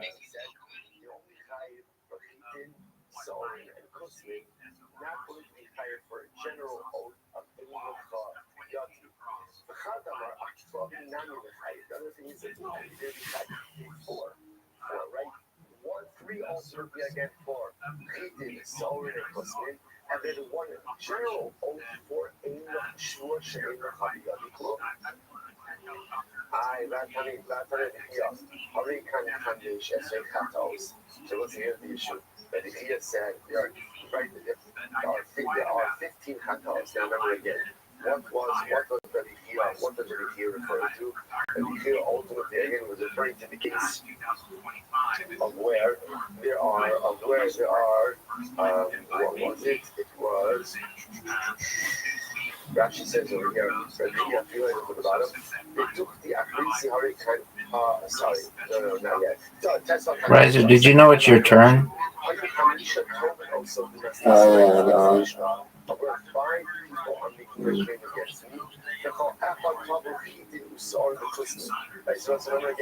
Five people claiming against me, each person claiming Chitin, Soren, and Cosmin.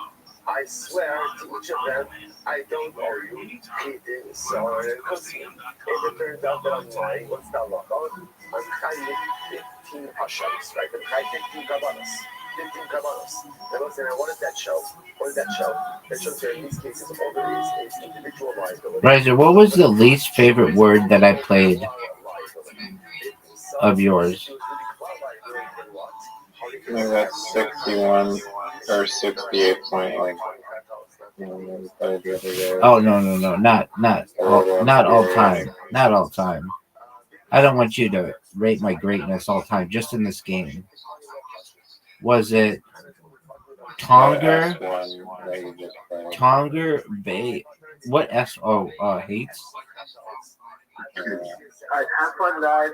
Take care, Arnold. Yeah, take care, guys.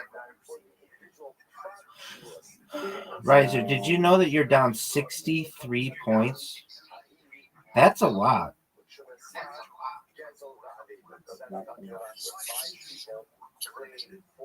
Hex and Z for 21 points. Where the fuck did you play that?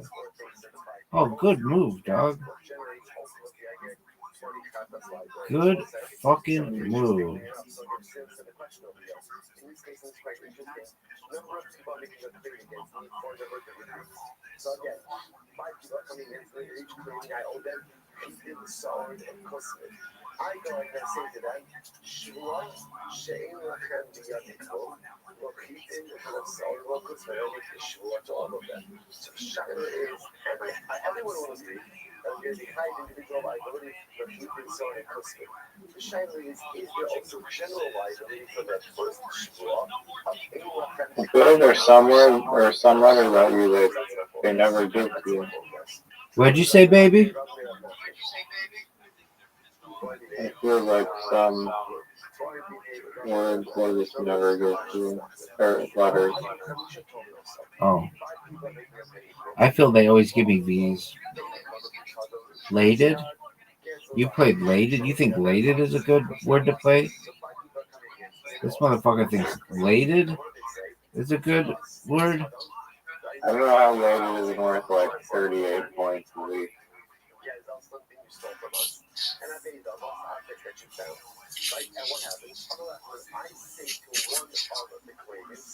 What are your thoughts on this move? Wow. If only I had an app. I say to one of them, Ruben, I swear to you, I said I don't have a picadon, a shomercian, Gezel Zaveza. And then what do I say? Below the chop, below the How is there nowhere to build? That's right, You yes. fix that there. So I will say, what is the halacha in that case? Achad Mechayiv, that was the voice from the day, so people ask Rashi and that. Achad Mechayiv, Achad Mechayiv, Hakol Echad ve'Echad Echonah. That's right. The role of God to come alive, and part of the because of the Shemeset Chayiv, then can have a ches, Chatal, Tal, Shem Rishon. Ve'Echad Echad Echad. So it's against the Shaila. Right? So you know what's happening over here? 5 guys are claiming against me, and those 5 guys are claiming against me. Picadon, deposit, There's nowhere to build. alone, Wow. and they the lost objects.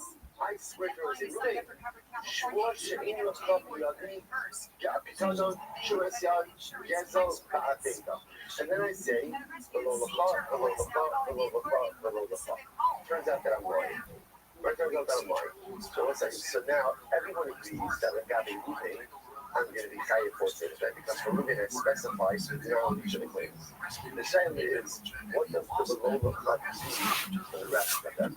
So we'll say, and I maybe we'll be chayav once for the rest of the claimants of the days. Oh, Dilma, I call card with the card of the chayav, but maybe not. Maybe I should be chayav ultimately. Elf is good. For individual liability for each of the claimants as the other claimants as well. I hope we have some way to build up upwards. I do, but I'm not going to use it. I'm going to make us suffer.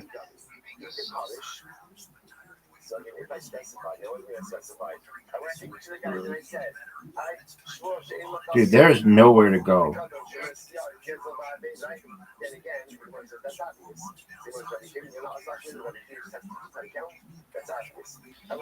What are your thoughts on that move? Doug, you're down 61 points. I want to try to get that I'm trying to wrap my head around being down 61 points. And what I would do, if I were down 61 points, how would I react? I would not give up. I would play a word like Q-I-Q-P for 33 points. And then I'd make one of the greatest comebacks, if not the greatest comeback in the history. These letters are just straight out of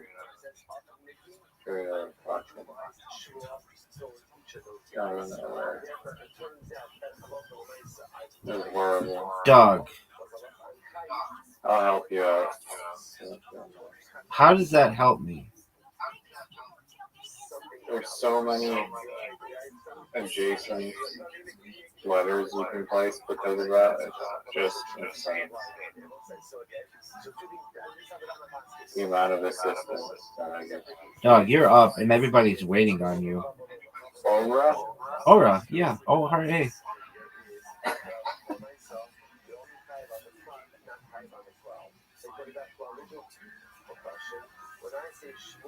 How many letters are left?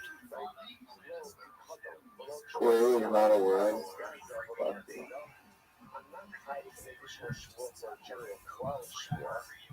How many letters are remaining? 4. Oh, that's nothing. This bitch is over. These are hands down the worst titles I've gotten all day. What do you think my answer to that is gonna be? What would you like me to solve? What do you want me to do about it? Do you want me to give us more places to play? Still find the best possible combination. Do you want me to give us more places to play? It's still not over technically. It'd be very fun.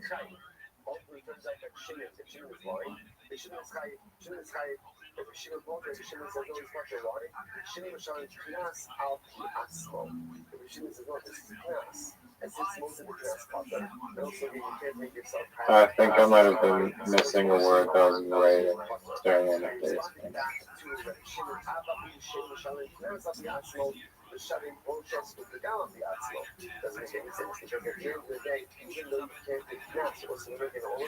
Well, isn't this Oh, appropriate? wow, fancy. Wow, fancy. Nice.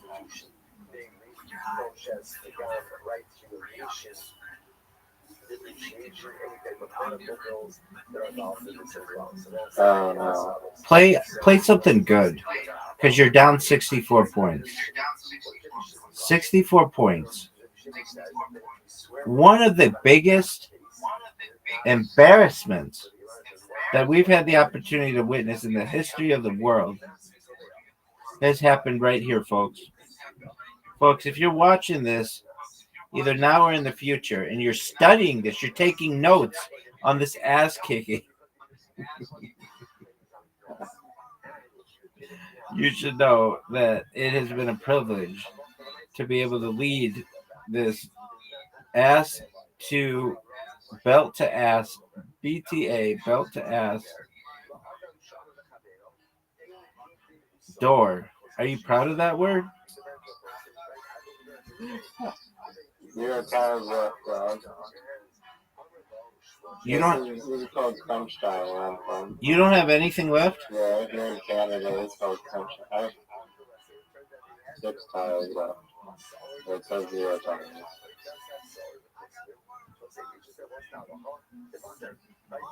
I'm just waiting for my moment to stress.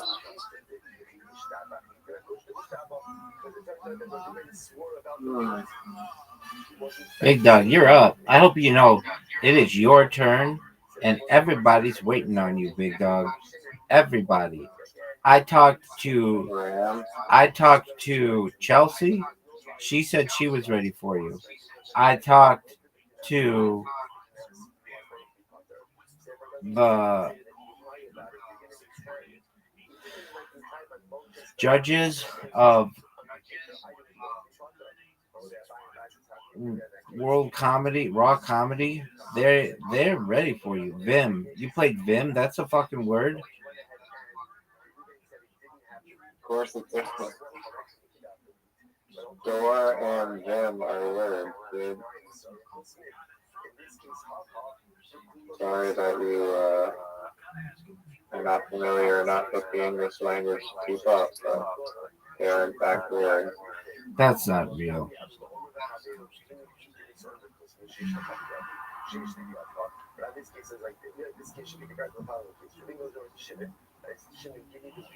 My phone might die. Just 1 second.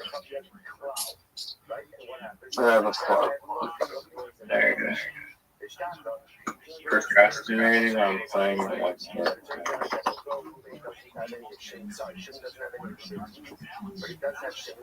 Dog, you are up, and everybody's waiting for you.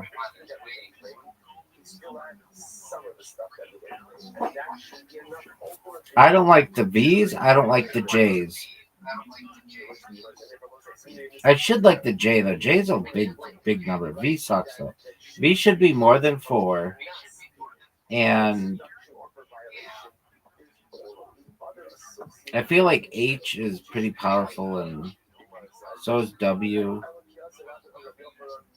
I feel like X could be 10 and not 8. I feel like Z is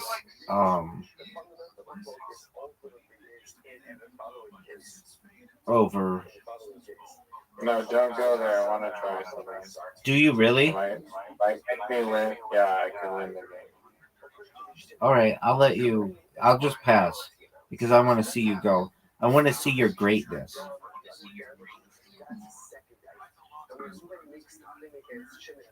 Wow. It doesn't like it. So you just wasted everybody's time because I was about to win?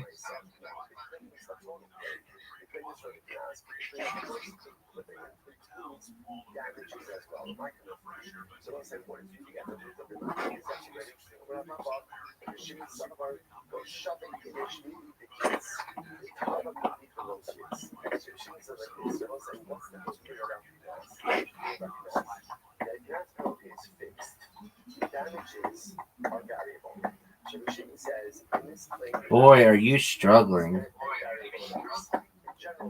Yeah, I'm gonna have to do that.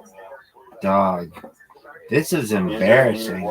This is embarrassing. This is embarrassing, son.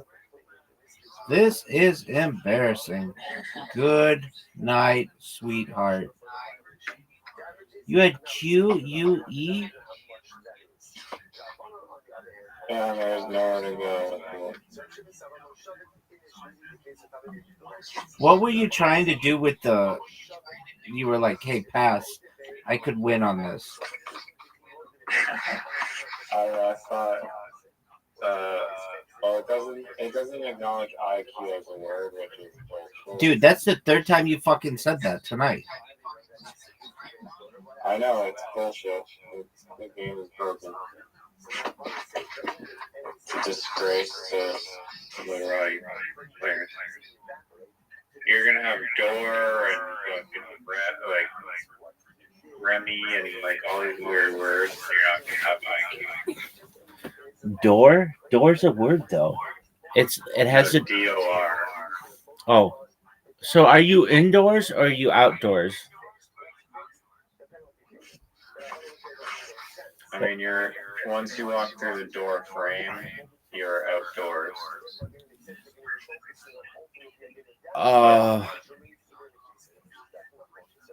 What was your question? Also, okay. Oh wait. Also, I can prove that you are outside all the time based on your own definition. Because your definition is okay. We're inside the universe, but then we're outside the universe because, like we're really outside we're outside other universes. Is that what you mean? Yeah, it's paradoxical. Okay, but since okay, hear me out. Since arguably the other universes are part of a bigger omniverse, Multiverse, which is part of the omniverse. We're outside of that, so we are outside. But then we're inside the omniverse. And you can't get outside the omniverse.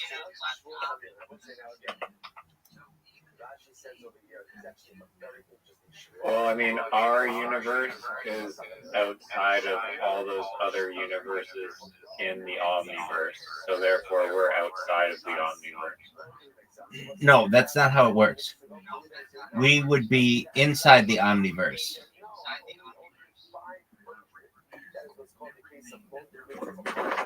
I mean, I guess, but we're outside of other universes more so than not. You had a funny joke when you said Zoot is funny. 047 or whatever. 07. That was very funny. That He was said, he was like, I'm 24, so I'm like, dude, you're funny 0. 047 though would mean that he's still funny 4 hours a day.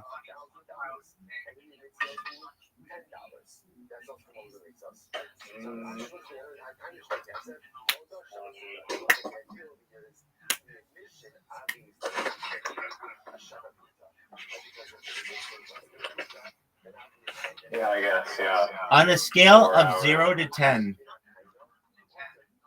how hot do you think that Zoot's brother's girlfriend is?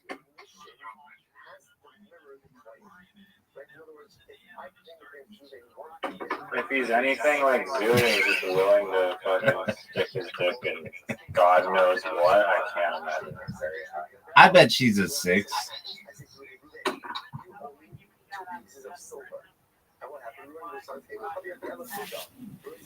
Do you think she's inside or outside? Oh, I think she's both. I think she's outside Earth's mantle, but inside the atmosphere. What are your thoughts? Discuss. What are my thoughts on what? The fact that she's inside the Earth's atmosphere, but outside the mantle. Okay, as far as buildings though go, like you can only be outside. As far as buildings go, you can only be outside. I disagree. What if you're stop? What if you're in a biodome? You can be inside the building of the biodome, or like inside the structure in the biodome, but outside of that structure, yet still inside the biodome. What are your thoughts? All of those materials came from the earth, so you're really just reshaping the outside into a shape, and therefore you're still outside. Okay. What if you... I think I've got it. Maybe. Let's say you're in an elevator, and then you move outside the elevator. Aren't you outside the elevator? But yet still inside the building?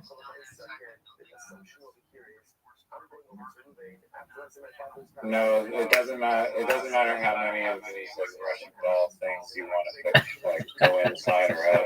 It's all made of outside, so you're still outside. You're just in a configuration of outside. But didn't we agree that you said that everything is made from something else? So everything is organic, so nothing synthetic exists in the universe?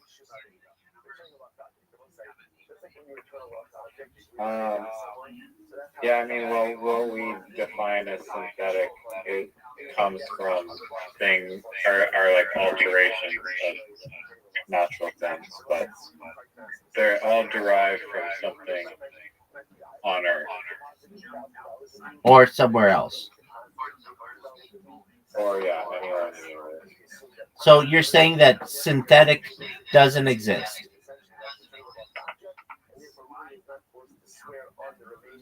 It exists, but what makes up the things that are synthetic are natural, unaltered things. Like yeah, you could always deconstruct something synthetic to get organic, natural things. So then it's not synthetic, it's just actually organic.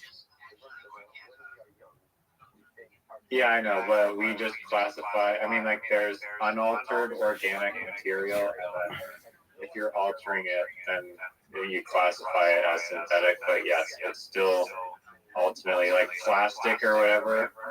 Still comes from wherever, like rubber trees and chemicals. But all those chemicals of rubber are natural. Okay, so let me just summarize this for you. Okay, you're saying that nothing synthetic exists. Yeah, I mean, No, not I mean. You're saying that nothing synthetic exists. Stop. well, Full did you stop. not hear what I just said? I just said like all the synthetic things originate from natural organic material. And so by like association of that, they are there's these processes that are done, but yes, ultimately everything stems from these organic materials. And whether you want to classify an altered organic material as something synthetic, that's what people do. But Doug, it all comes from just natural just material. summarize it for me. Yes or no? Synthetic exists. Okay, no. Okay, so then everything that you'd be saying is inside, because for you to be outside has to be outside of some kind of organic material, and we've already agreed that there is nothing outside the organic material, so everything is inside.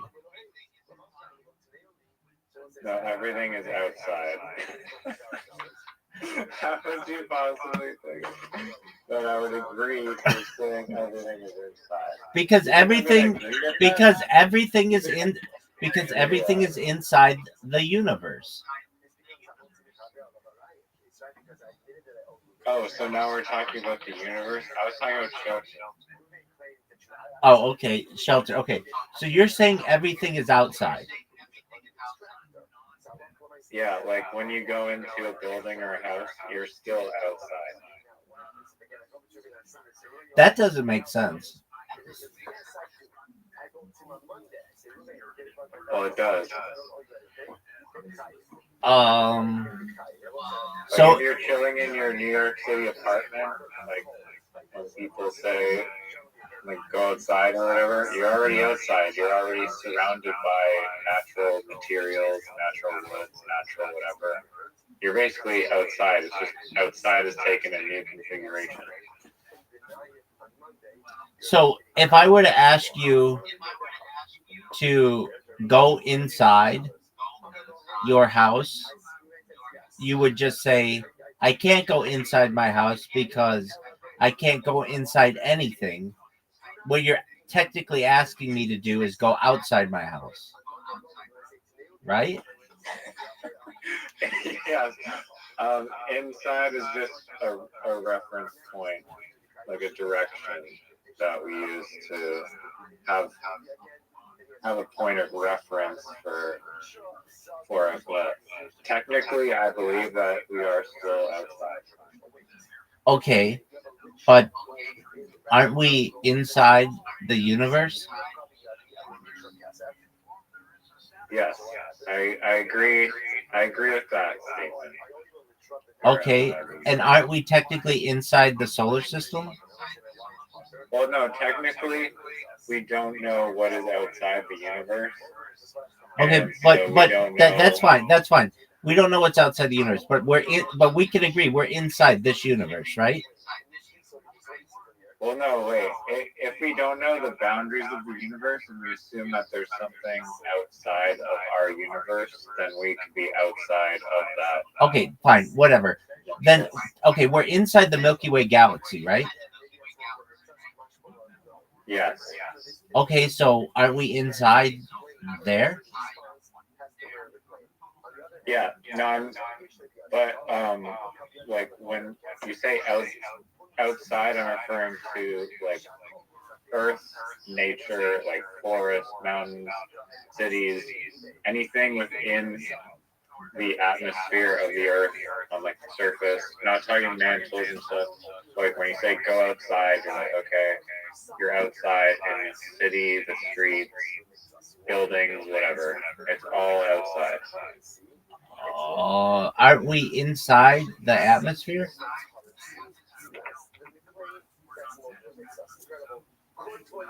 Yeah, but when you say I'm going outside, you don't say I'm I'm going inside the atmosphere. You say I'm going outside. Okay. Aren't we inside the clouds? Well, no, we wouldn't be inside the clouds. Okay. If it's foggy, wouldn't we say we're inside the fog?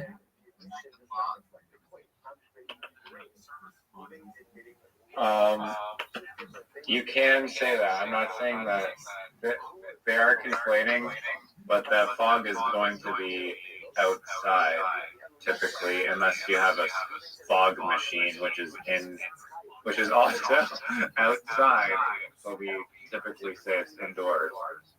Indoors is different. Okay. Can't we say that? So at what point? So you say that we're inside the solar system, inside the Milky Way. We're inside the atmosphere, technically. Yeah.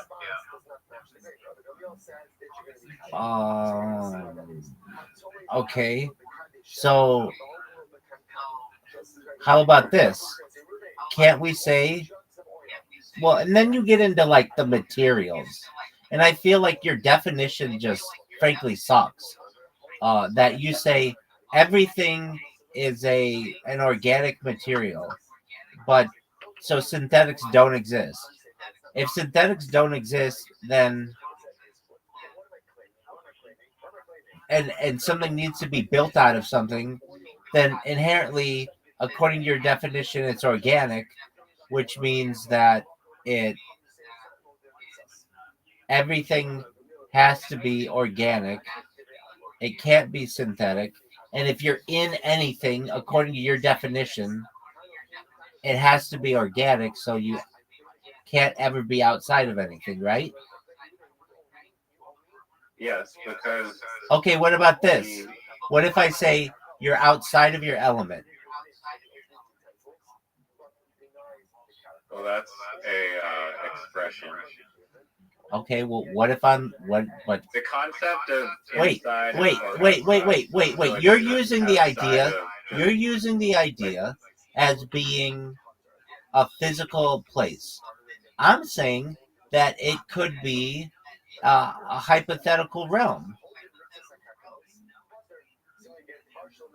No, I'm not saying that the word inside cannot be used to describe things, but I'm just saying in like the context of like residential or homes or buildings, like in that particular context, when you're saying I'm going inside, you're really still outside ultimately. Is just what I'm saying.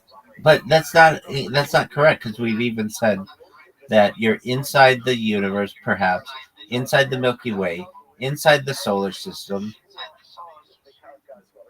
Well, those things are still up for debate because we don't know what's outside the universe. No, that one's But different. those are reference points. The solar system is not up for debate. We're inside the solar system. Okay. Yes, and we're inside the atmosphere. I agree to that, but when you shrink, when you go down to Earth level, like there's the outdoors. Okay, stop. So then if I take and I put you in a space capsule, like the International Space Station, we could say that you are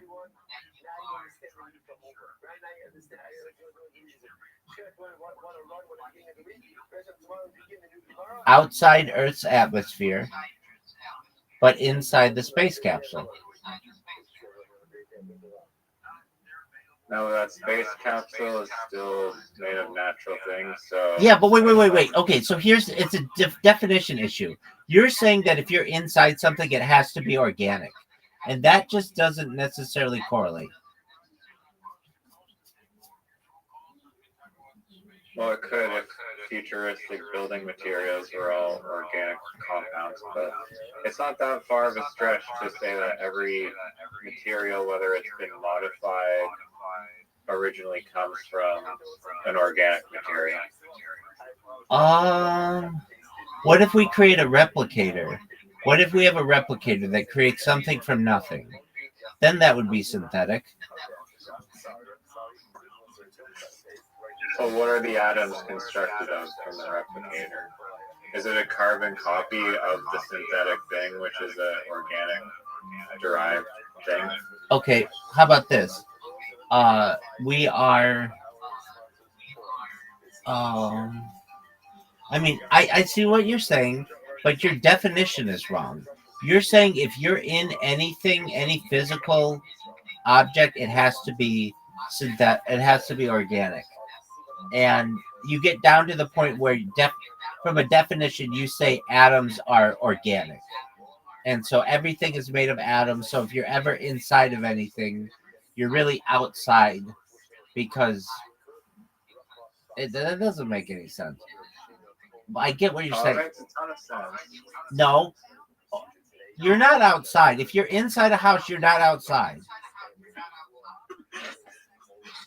No, but you are. Would you?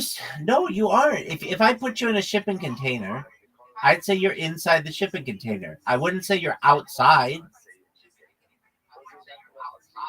Well, that it can be used in the context of a reference point, but in the grand context of where that shipping container is. That shipping container is made of natural elements, and that so you're surrounded by natural elements, which is also surrounded by nature, which is also a bunch of natural elements. So just because you construct a little dome out of natural elements to temporarily shield you from the other natural elements outside of you, you're still ultimately in natural elements. So how isn't the solar system a natural element? I'll wait.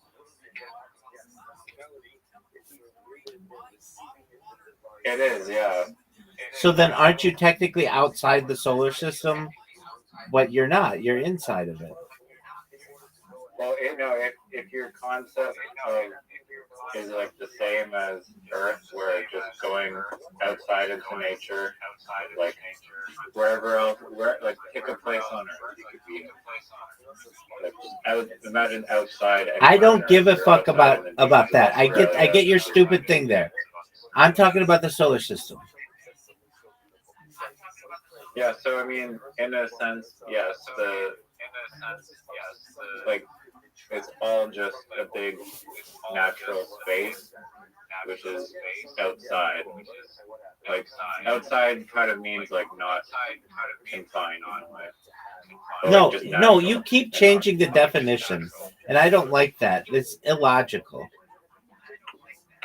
Okay, what do you think the definition of outdoors is? Or outside. I outside. Generally, it means external to a structure. Yeah, outside refers to the area beyond an enclosed space, such as a building or structure. Often implies being outdoors. It describes an outer surface, a location away from interior. Or in a metaphorical sense, the limits of possibility. Physical location, the area, space, or region beyond a boundary or a door's surface, the outer part of an object.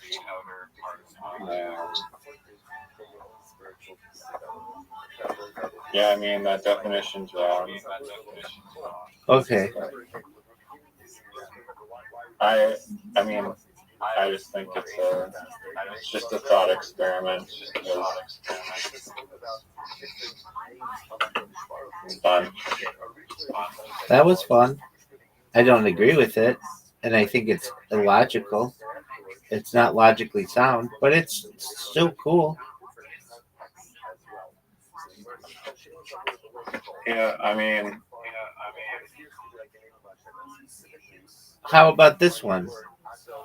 What really is the solar system is outdoors, correct? Would the? you say that the solar system is outdoors? I would say we are not outdoors. Is not the word you used. You said inside. No. Do you think that the Milky Way is outdoors or is it inside?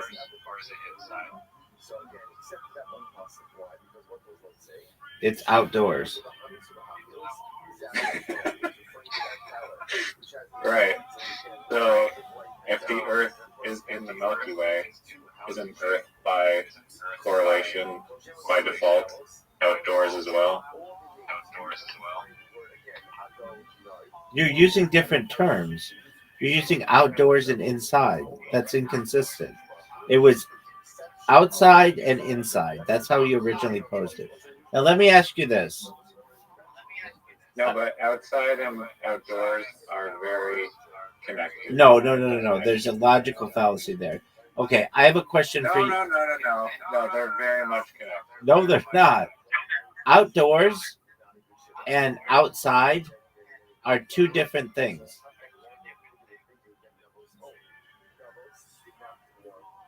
Okay,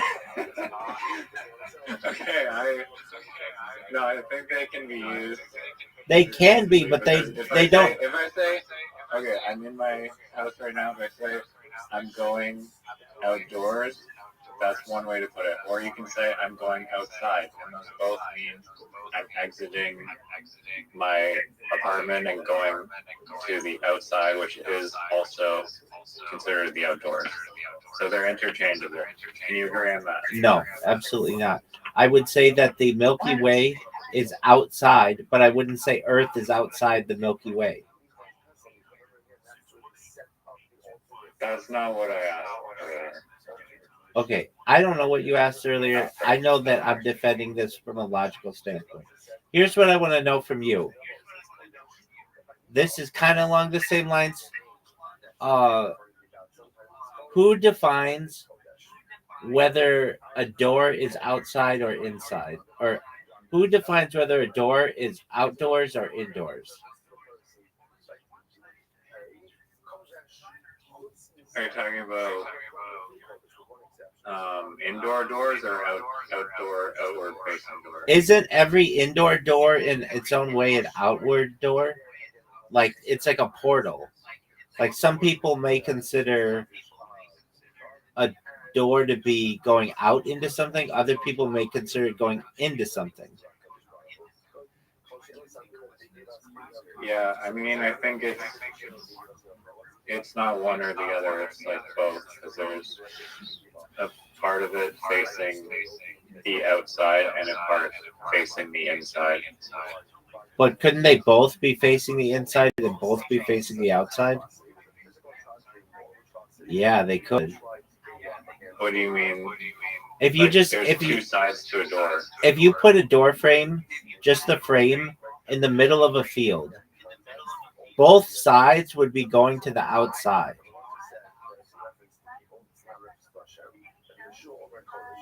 And if you had a door that was put just in the middle of a room, both doors would be going to the inside.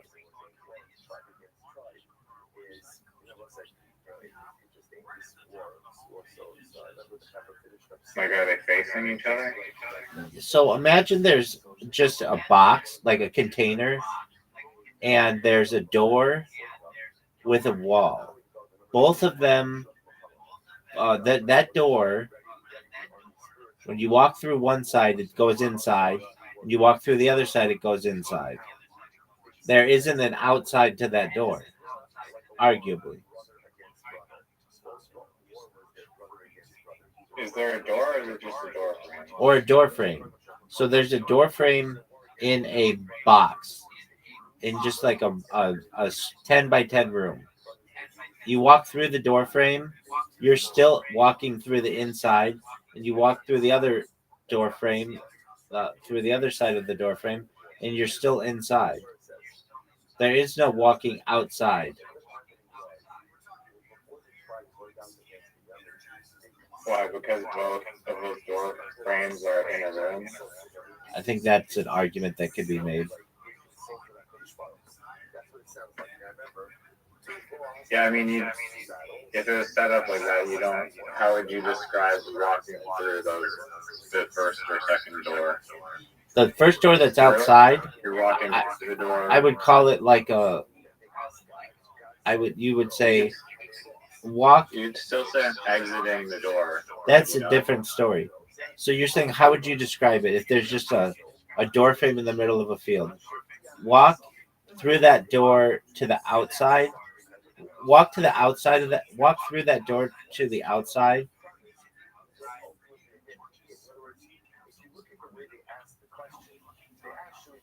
Okay. And if it were in a house, walk through that door inside the other room.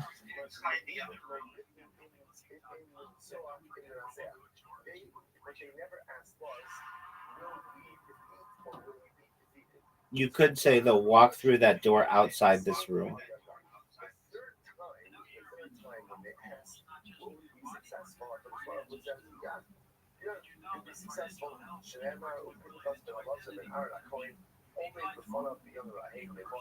Sure. Yeah. I mean, your question before was like, how do you judge whether a door is inside or outside or something? Yeah.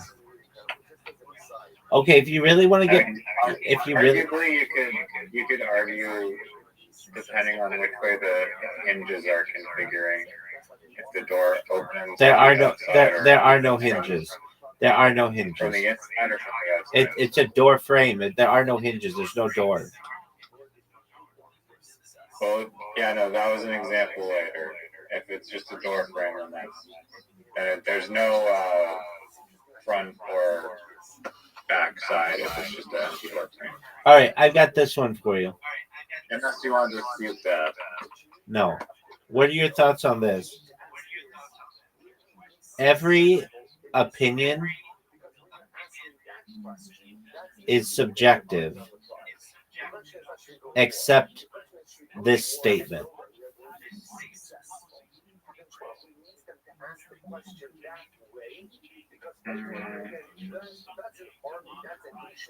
I disagree.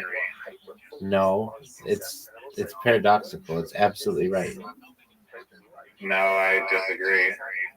Okay. I just disproved it because I disagree. But that's just but that's just your opinion. It's subjective. Yeah, but by me not agreeing that every opinion is whatever it is, subjective, whatever, then I'm disproving that. No, you're not. You're just proving My that opinion counts. Yeah, it's subjective. Yeah, but your statement is every opinion is subjective except this opinion. That's your statement, and I'm saying no, I disagree. And that's subjective. Oh, you're saying that is subjective. Yeah, that's your subjective opinion. What I'm saying is this: everything in the world is someone's opinion, or every opinion in the world is subjective. Every statement, every opinion in the world is subjective, except this statement. Every opinion in the world is subjective except this statement. Basically, what I'm saying is that one thing has to be objective, and that's the statement that all opinions are subjective. Does that make sense? Yes, but what if I disagree with that statement? Then that proves it, that it's your opinion. It's subjective. Okay, I guess. Sure. What are the odds Zoot wins his heat?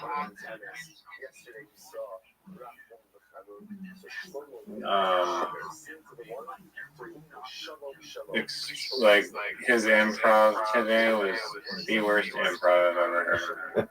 It was worse than the other night. Yeah, we kept giving him like so many chances, and it's like so bad. It wasn't even like a little bit good.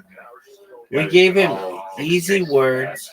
Horrible. We gave him easy words. Then we gave him like his bread and butter stuff, STIs and autism. I'm gonna ask you what, aside from these 10 things Zoot talks about regularly: children, Puff Daddy, Jeffrey Epstein, Dave Chappelle, Lily Phillips, Bonnie Blue, ADHD, autism, and Hitler.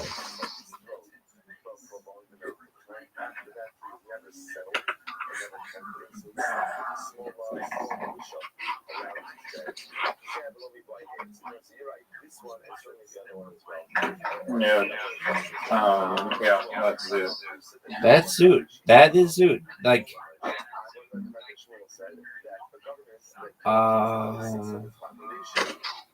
what else does he talk about?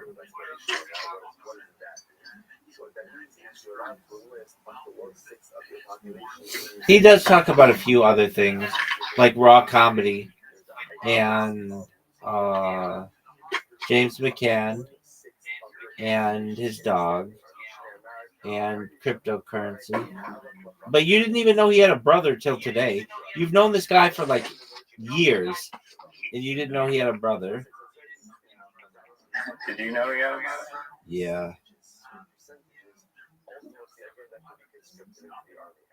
I don't think Zoot even knew that. I agree. And he said he's gonna punch me in the face because I asked if his brother's girlfriend was masturbatable. That was just a typical question that any rational person would ask. Doug, I've been live streaming now for 4 years. I've come to the conclusion that that's the question that everyone wants to know whenever they hear about someone of the opposite gender. Yeah. Also, the amount of crude shit that Zoot blurts out constantly Right. is wild. And then, yeah, we never say we want to punch him in the face. Right. Maybe You know, too close to home. you know, Close to home or whatever, even though. You know that's a felony in the United States to say that to somebody, or not in the United States, in the state of California to say that to somebody. That you're going to cause physical. It's it's considered like a terrorist threat. That you're going to do physical harm to somebody, severe physical harm. Well, if you have Tourette's. That's Zoot. Actually, that happened to him. He threatened somebody or something, and they prosecuted him, but he got away with it because he said that he had some kind of behavioral issue, and they threw it out. Wow. Which he does. When was that? Like 5 years ago. And I'm not exactly sure what he. Dude, did he tell you he got punched in the face? Yeah. And they never did anything about that. And for as much shit as I give Zoot, I do like him a lot. He's annoying as Zoot. I don't give a shit if you're watching this. You could be watching this live right now. I'm going to tell you straight up. I hate that you are very difficult with him to difficult person with whom to communicate. I hate that you leave.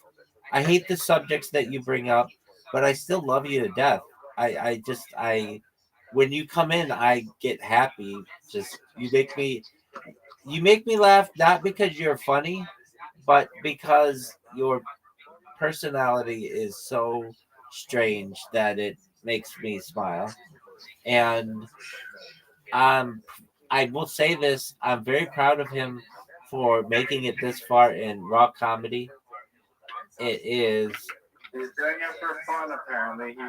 He definitely lied about that today. I'm like, yo, dog, you literally have come in here, told me, like, personally, that you want to be a professional comedian, and then today is like, nah, I just do it for fun. He's just saying that because his friends are saying that.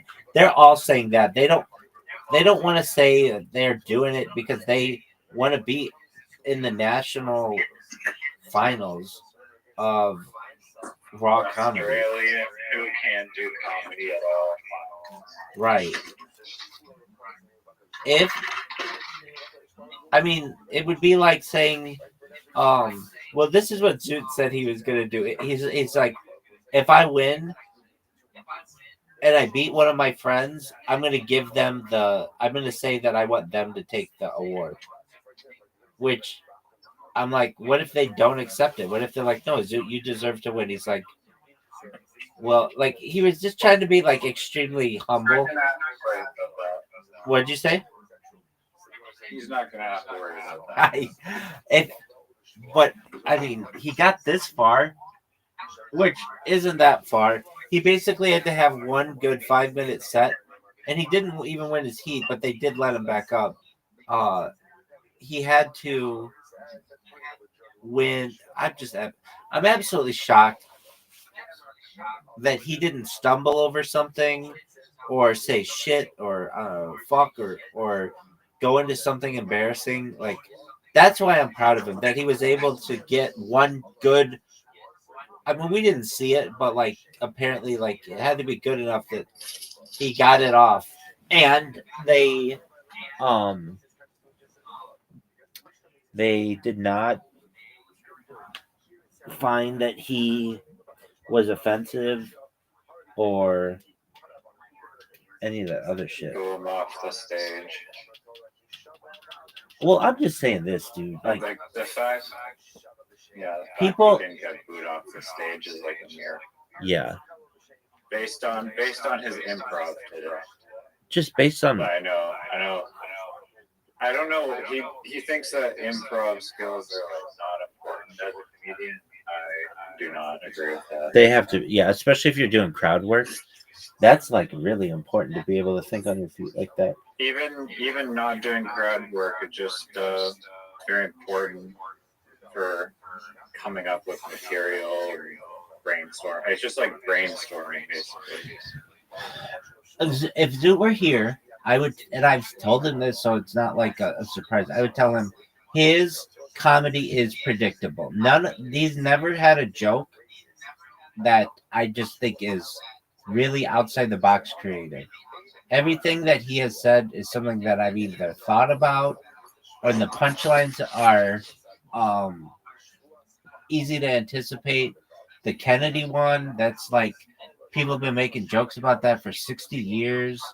It's not topical. I mean, I guess it is sort of, but his joke about like Zoot could have a really good misdirect or callback joke, like a misdirect where he's saying like, I did this, this, and this, I did this, this, and this, I did this, this, and this, and then come back and have a punchline that we're not expecting. But he doesn't have anything like that. His jokes are just very predictable. And if I had to tell him from 0 to 10, with 10 being what I think is just absolutely the most brilliant comedy I've ever heard, and with Dave Chappelle being like a 7 or an 8, because I don't even think Dave Chappelle is like he's a good comic, but he's not like almost making me think from a philosopher standpoint. Sometimes he does, but other things he doesn't. So maybe, yeah, Dave Chappelle maybe a 7 or an 8. Zoo, you're a one. Your jokes are easy to anticipate, and yet I'm not a finalist for South Australia Comic of the Year. Zoot is.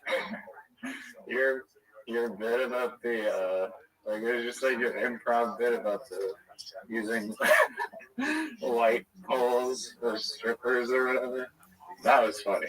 I That appreciate was that. like a legitimate funny riff that I would like. Literally, you could be a pro comedian and do shit like that. I mean, dude has the potential to. He says funny shit. He's like, just like the premise of like shit you should absolutely never Google in your life is funny, or like why is Ronald McDonald so skinny? Why is he not fat? And then he can just go on a tangent with that. Like he has the ideas and potential. I know he does. I mean, yeah, he has potential, but I don't know if his current 5 minutes total of routine is anywhere near that level. I thought your hummingbird thing was really funny. They don't even hum. Um, I Zoot thinks he has a 25% chance of winning. He has a less than 1% chance. I wouldn't say zero because all the people could simultaneously get in car accidents who he's up against. But I didn't even ask him how many people is he up against on Friday. Like final 12 or whatever. Oh yeah, that's what he said. Final 12, 45. So he had to beat 33. Yeah, there's no way. There's absolutely no way. If he, Natalie, I mean, he could do it if his jokes didn't all suck. But yeah. that's not the case. Well, that's the thing. He could, and I would say this: if he practiced, let me say this, dude. If you practice it, or anybody out there, if you practice it, you can get it down, and you sound professional. Anybody can do it. As I told him previously, if you just take 10 street jokes, simple, easy, set up punchline, set up punchline, set up punchline jokes, and memorize them, you have a 50% chance of winning this contest. I really mean that. If you write the jokes yourself, sure. Nope. You could take street jokes. Jokes that are directly just common funny jokes. Look here, I'll do it right now. I'll just get street jokes. No, it's not fun if you're doing that, just stealing jokes. You're gonna call it. No, you don't understand the definition of a street joke. A street joke is something that you can do that with. It's so well known in society, it's not traced to any single individual. So you could. There's no creativity in that. If people haven't heard it before, there's a lot of creativity in it. No, there's zero creativity. If you're stealing material, it's not. It's not stealing. It's already available. It's allowed. Okay, well, you're still using material you did not create. So explain how that's creative. You would find 10 really good jokes. There's some creativity in being able to sift through what's funny, what's not, and you memorize them. Yeah, well, I don't think that's how you get to James Chappelle level by just copying jokes.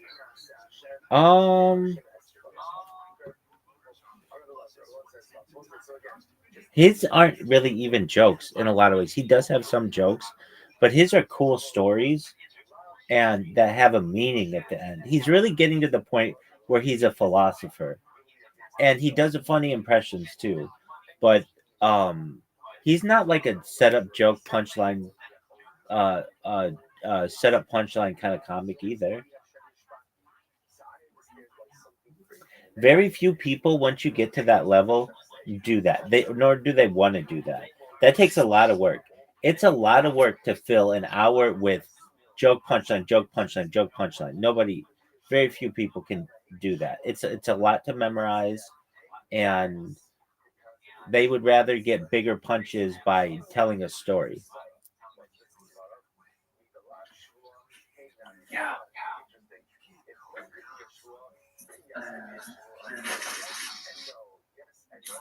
I'm currently outdoors, and would you agree that I'm outside?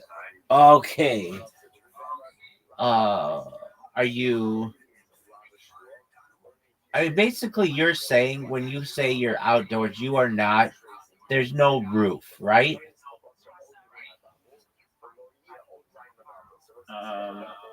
No, outdoors does not necessarily have to contain no roof. You could be outdoors with a roof. Like if you're under a tarp, do you consider the tarp a roof? Do you consider a pergola a roof?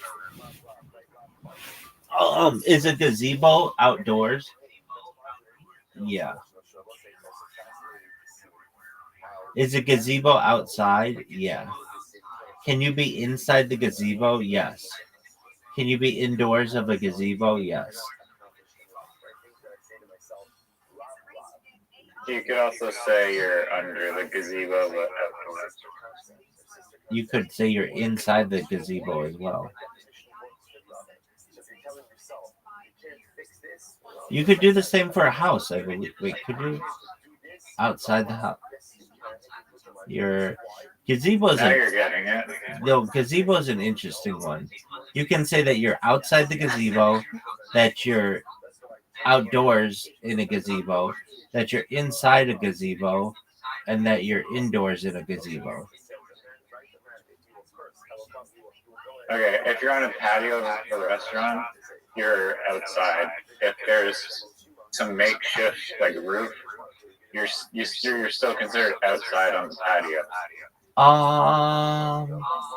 Depending on how the roof is constructed and if it's connected. If they're just umbrellas, like on the outdoor patio, an umbrella does not constitute indoors now.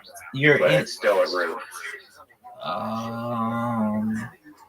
I mean, if there's an awning, aren't you inside the awning?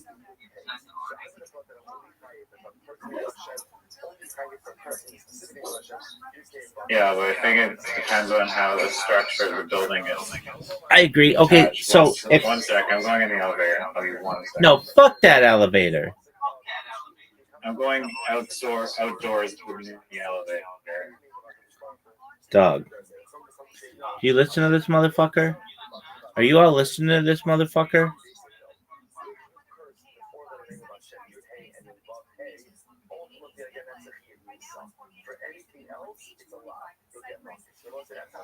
Are you listening to this motherfucker?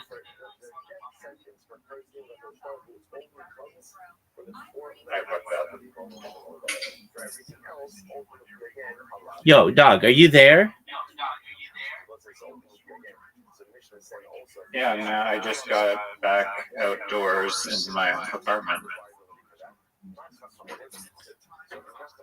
Outdoors Did you know that there's outdoors in your apartment?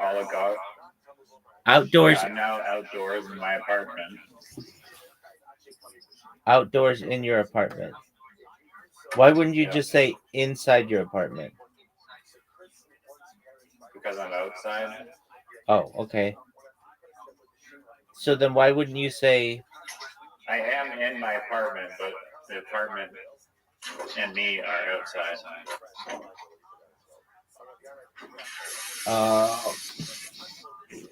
Dude, this goes back to your thing about synthetics not being a real thing. The majority of buildings, or at least residential housing, are wood frame, timber, constructed. Okay, but this just goes back to your thing that synthetics don't exist because everything can be taken back to being organic, right? I mean, do you agree with that to some extent? You can say no, but I mean, the fact that then you would say that atoms are organic, then I would say yeah. But I would say that there's a process that can be done usually, and that's when something is considered synthetic. So, like metal, you take like iron ore and you melt it, and then it becomes steel. Steel is more synthetic material. yeah, I know, and I said that earlier. I said like after you alter an organic element, then it's typically classified as synthetic, but they're ultimately derivatives of organic material.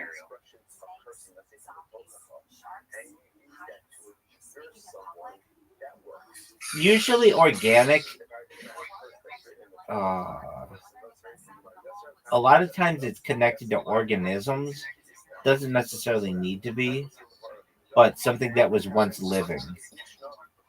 But I understand, like rocks aren't living and they're considered organic, But what do you mean by living materials? like wood. Okay. All right. What about this one?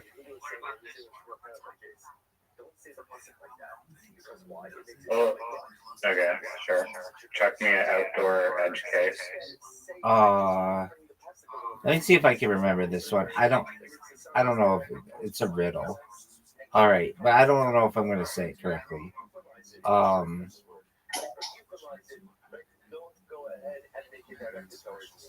This is between. Wait, hold on. What is it? The thing about which woodchuck. What would a woodchuck chuck wood? No, it's something like wood, that one? the I'm thinking about something between 6 and 7. It doesn't have a decimal or a fraction. What is it?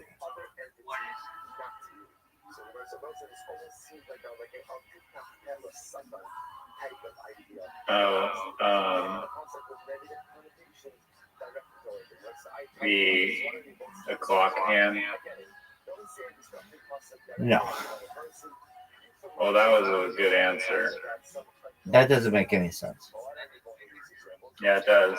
Like the clock spins around to tell the time, and at some point the clock hand will be between 6 and 7. Yeah, but that's not it. Well, it's a shit riddle. What's the answer? The answer is the letter and. 6 and 7. I'm thinking about something between 6 and 7. The word and is between 6 and 7. It doesn't have a decimal, nor is it a fraction. Neither does a clock hand, but okay. Both answers are correct. No, the clock hand doesn't make any sense.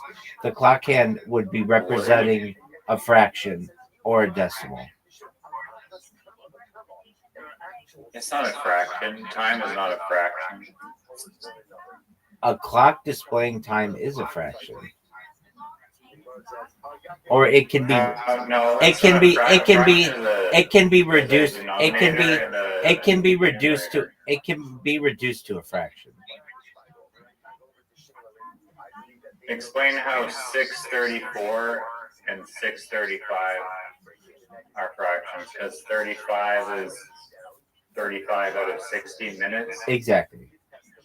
So it'd be 35. Yeah, no one tells time like that. No one ever describes time like, oh, I'm 6 out of 12. Yes, they do. They say it's 2:30, and that's 50% or 1/2. or they'll say 1/4 past 2, which is 1/4. They do that all the time, dog. Sure, but that doesn't make the actual time itself a fraction. Yes, it does. No, 1/4 you're is describing. when someone says time quarter as a after, fraction, they but mean that doesn't one. just make it a fraction. They mean 1/4 of the hour. Yeah, and you're describing it like that. You can describe many things like that. But you can't describe the word "and" like that, or it wouldn't make sense.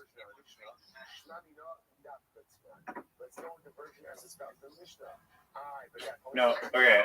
Just because something can be divided into parts doesn't make the thing itself a fraction. Yeah, it does. No. Give me an example. A fraction is like 6/7 or 5/4. If something is divided into parts, it is by definition a fraction. It's either whole, which would be 1/1, or half, which would be 1/2, or a third, 1/3. Yeah, well, you're inserting the fraction over time. The time itself isn't like inherently a fraction until you insert this fractional math on top of it. Dog, what the fuck are you saying? If I say to you it's 6:30, that means it's 1/2 of the hour, which is 6:30. Yeah. I'm just saying, just because a clock can be like broken up in fractions and divided in half does not make the concept of time itself automatically equate to a fraction or being fractional. Yes, it does. Now, we might not discuss it in those ways. I but think if, I have to ask AI on this one. I mean, I think you could, you might very well be right, but to me it seems like you're right? Yeah, I know. It does seem like I'm right. forcing a fraction into something. No, it just wouldn't be referred to that generally. But many people would. If you say midday, that's halfway through the day. That's the midpoint. Or 3:30, 3:15.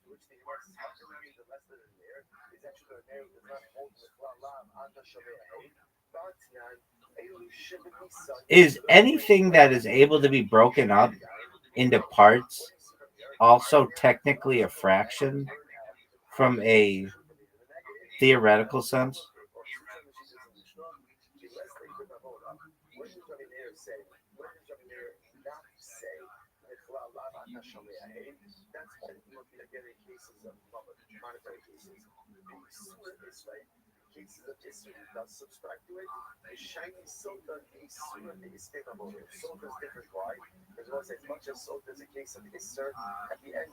A fraction is a mathematical expression that represents a part of a whole or a ratio between two quantities. Okay, but fraction division ratio. Theoretical perspective, fractions and divisibility. From a theoretical standpoint, any quantity that can be divided into equal parts can be represented using fractions. Time itself isn't a fraction. Time is a fundamental dimension, a measure of change and sequence. It's a human construct to help us make sense of our experiences. Can everything be a fraction? Yes. In a broad theoretical sense, any divisible object or quantity can be represented as a fraction. So that includes physical objects. A pizza cut into 8 slices gives 1/8 per slice. Measurements, time. The first thing it says is time, distance, or volume can be fractional. For instance, half hour, 3/4 of a mile. Abstract quantities, probabilities, rates, and proportions are often expressed as fractions. No, just because something can be divided hypothetically doesn't automatically make it a fraction. Instead, we're using fractions as a way to quantify and relate time. Yeah, it does. No, my AI just said I'm correct. Your AI is some shitty fucking Timu AI. I'm talking to the real AI. Okay, here we go. Your AI sucks. Let me just put it that way. Can every Maybe us. mathematical number, can everything, whether it's a pizza or a dog or a human or a time, be represented as a fraction? Like a dog would be 1/1 and time might be half past the hour. Everything could be a fraction. Two dogs would be 2/1.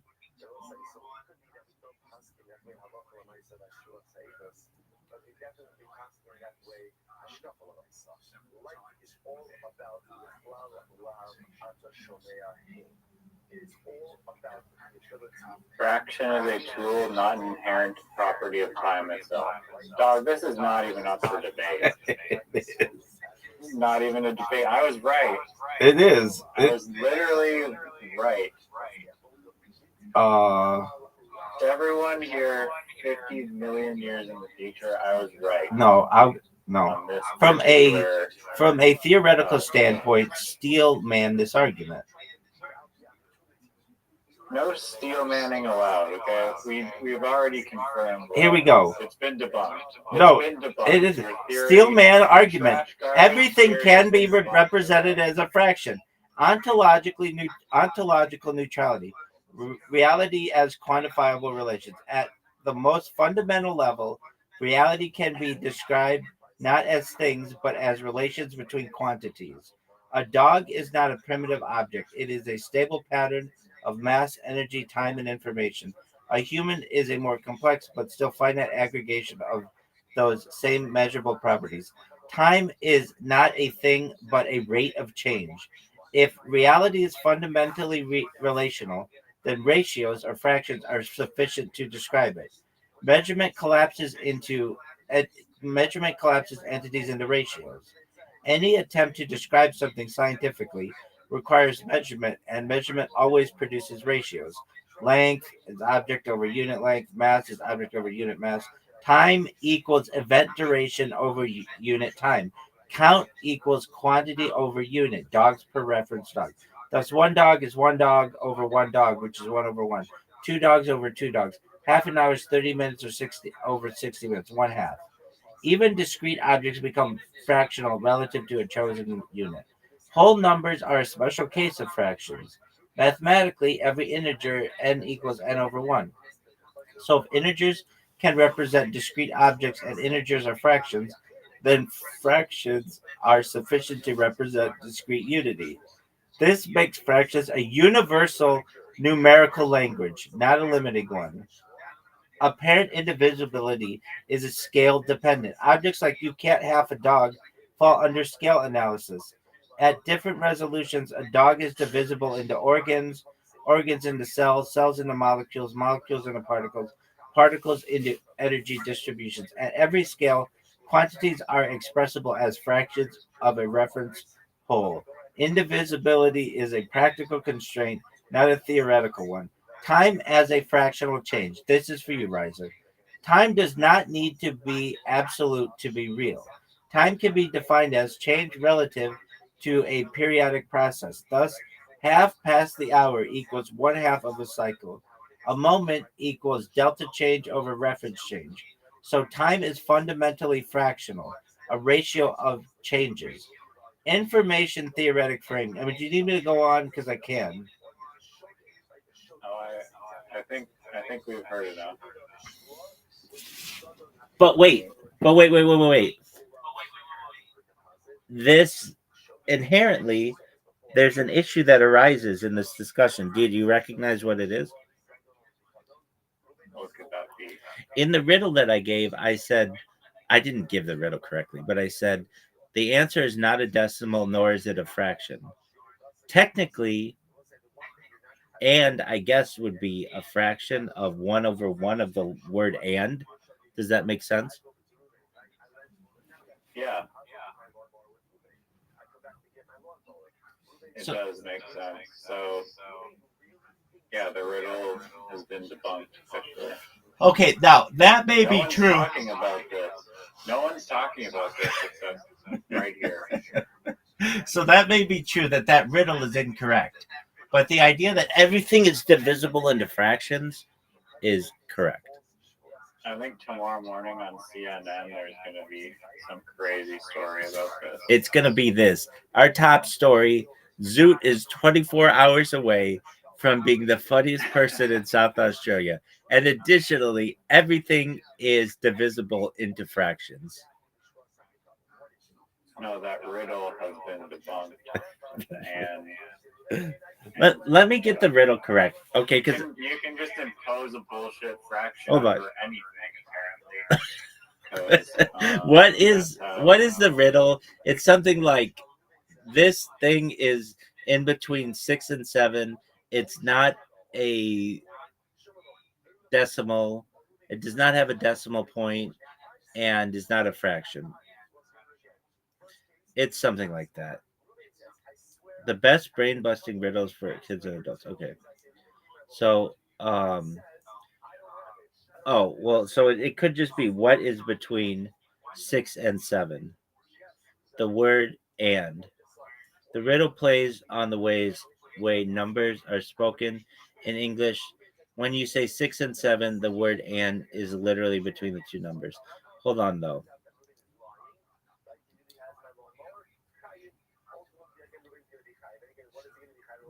So from that, from that perspective, dude, let me just go to ChatGPT, baby. All right. It'd be a good troll to just go onto Reddit and like the riddles Reddit and just like make up a riddle that just like doesn't make a whole lot of sense with no clear answer, and then What is the never riddle? answer it. What is between 6 and 7? It does not have a decimal, nor is it a fraction. Oh, that sucks. What is the riddle? It's something like this is between 6 and 7.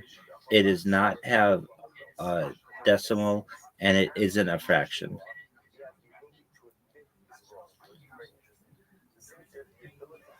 Yep, classic riddle. Answers and because it's literally between 6 and 7. No decimals. Okay, but what is the formal version of the joke that I just gave?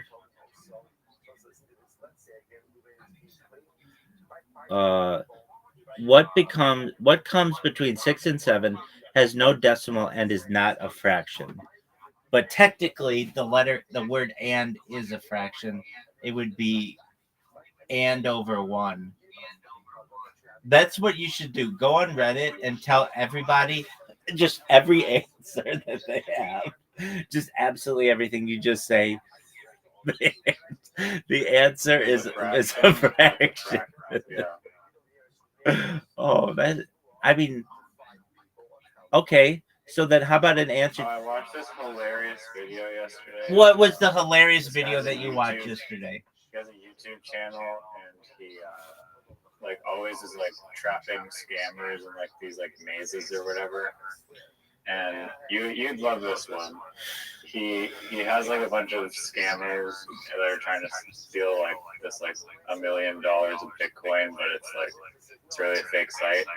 And then so he had a bunch of his subscribers create these like really like unsolvable like silly captchas, and then the scammers had to like go through and do all these like try and do like these like infuriating like ridiculous captchas. I would love that. That's amazing.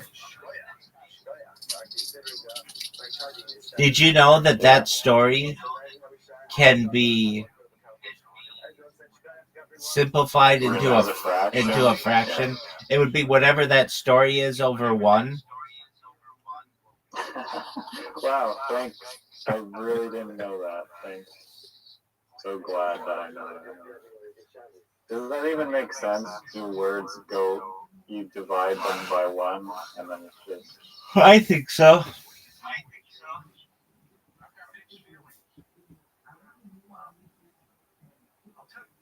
And you consider them out to be outdoors. Do you consider a tent to be outdoors? Oh, A that's a tent good. is a good middle gray area. It's the same as a gazebo. It's the same as what? A gazebo.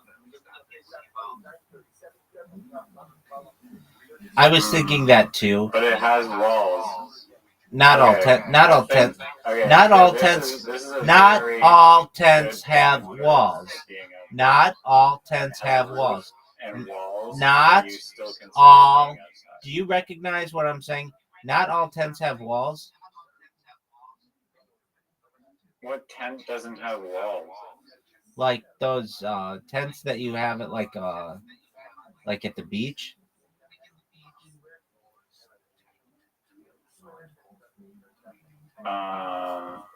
What are they, like a half, like circle or something? No, it's like just a canopy with metal frame. What do I search in the Google? Beach tent canopy? I would just Oh, like ice, like so. It looks like Okay, I think I see what you mean. Only the top part, right? yeah. You know what I would do if I were you? I would type in easy up tent. Easy like the letter E, the letter Z, the letter U, the easy up tent. You mean Z? Yeah, whatever. That's 10. Yeah, these things, just like 4 sticks. But those are definitely outside. But it's more of a philosophical debate of whether the tent is outside, like a tent with actual sides. Like a tent with actual sides. So wouldn't that just be Camping. yeah, wouldn't that be just a structure? Just like a house?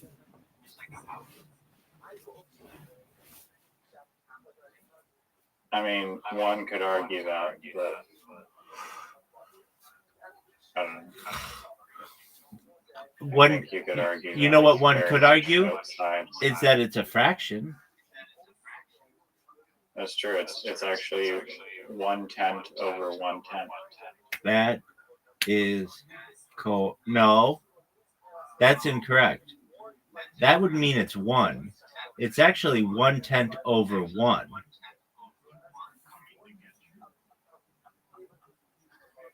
Oh, Which equals the tenth. you can't divide 10 by 10 because that would just equal 1. Because then that would just be 1.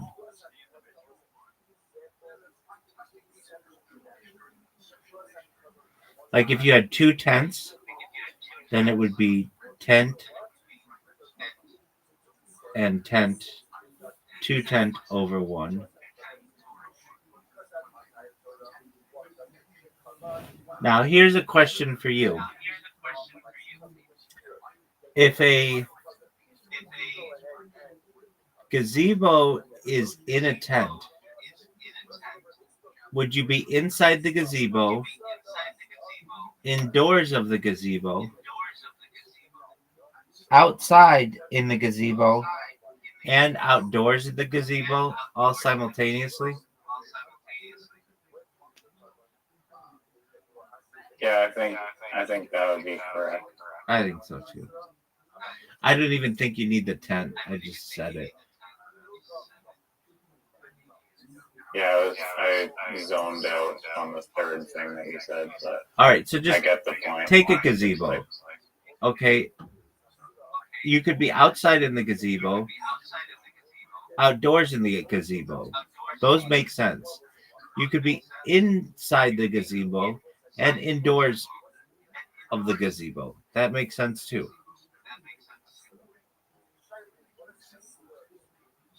Yeah, I agree. I mean, but when you say inside, it's like a reference to where you are within a certain object. The hard one for me with the gazebo is there isn't a real door. So let's use a tent. You could be outside in the tent, inside in the tent, outdoors in the tent, and indoors in the tent. All of those work.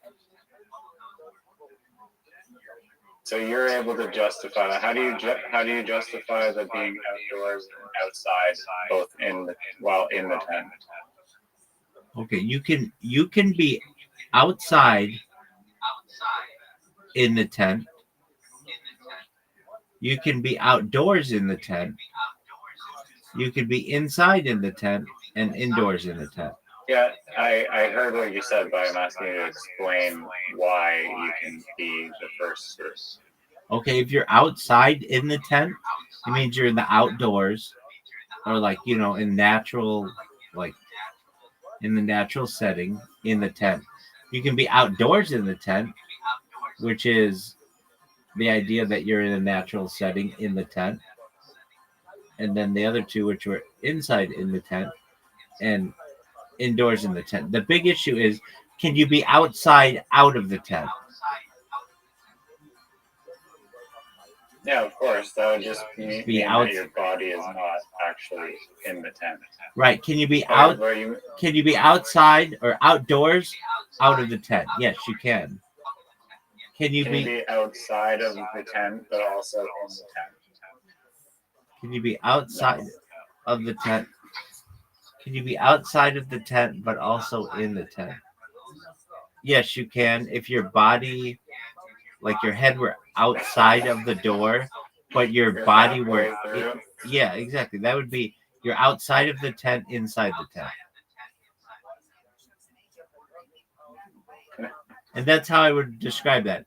Oh, that person stuck their head outside of the tent while their body was in the tent.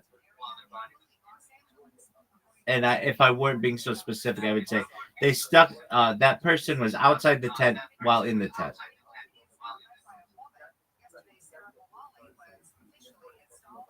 Have you ever gone camping before? Not a lot, but yeah.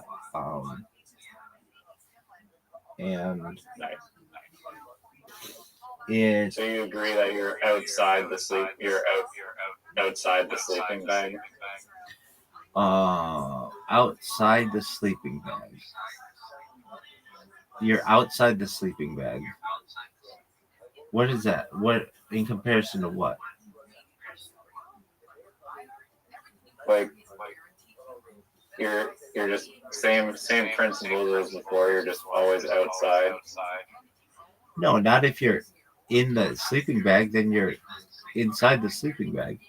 You just said that you can be outdoors in the tent, outside in the tent. Yeah. Okay. So you would be outside in. You'd be outside in the sleeping bag. Yeah. Just like you could be inside in the sleeping bag. Sure. And just like a sleeping bag is sleeping bag over one. Well, yes. Everyone knows that. Yeah, and just like your clock, whatever time that would be, is a fraction. And if anything, you could describe the clock as a fraction of just being whatever between the hand between 5 and 6 over 1. But that proved that riddle is incorrect if you say it's not a decimal and not a fraction. So the riddle is just this is between 5 and 6. If you say that, then no, this is also this over 1. If somebody said that, I would say the answer could be like nothing. If someone said that, well, there could be a lot of answers to it. Nobody says there has to be one. You could say a word. You could say a 3-letter word. If it's if you can, like, if by this rule that tenths are tenth over 1 and time is time over 1 and is and over 1, then everything can just be put into a fraction. I agree. Unless you can somehow be outside of the fraction. That's impossible. I don't know about that. Well, let's see. I'm sure there's some kind of mathematical way to say that you would be dividing by 0, which you can't do.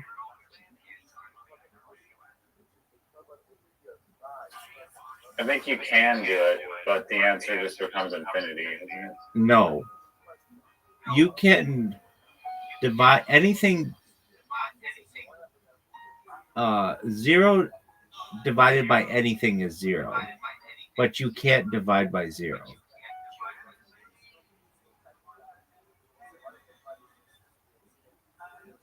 What happens when you divide by 0? Like in a It just calculator, instantly evaporates. in a calculator, it says error.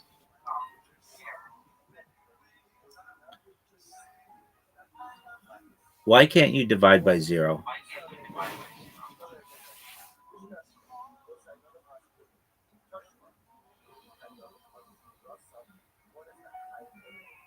Division by 0 is undefined because it violates fundamental rules of arithmetic and leads to logical contradictions. Core reason: division is defined as the inverse of multiplication. For money, it's like a bunch of math stuff. Any number multiplied by 0 is 0. That makes it impossible. Oh, it's too much math. Okay. Specific cases: non-zero divided by 0. For instance, 1 divided by 0. No number equals. Okay, so why not infinity? Why? Well, since the result depends on the direction of a consequence. Allowing division by 0 breaks the consistency of mathematical operations, such as the distributive property, and leads to absurd conclusions. To maintain a coherent mathematical system, division by 0 is simply undefined.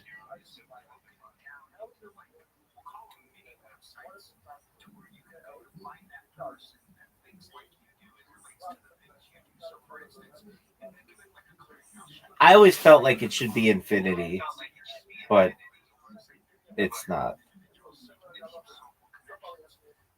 Why isn't it though? Why Well, it? it's just Why the top isn't? number? Okay, Why with isn't? 1 over 2, you're Stop! going Stop! Stop! Stop! Why 1 isn't? divided into 2 parts? Doug, which is do you not know what 0.5. stop means? Do you not know what stop means?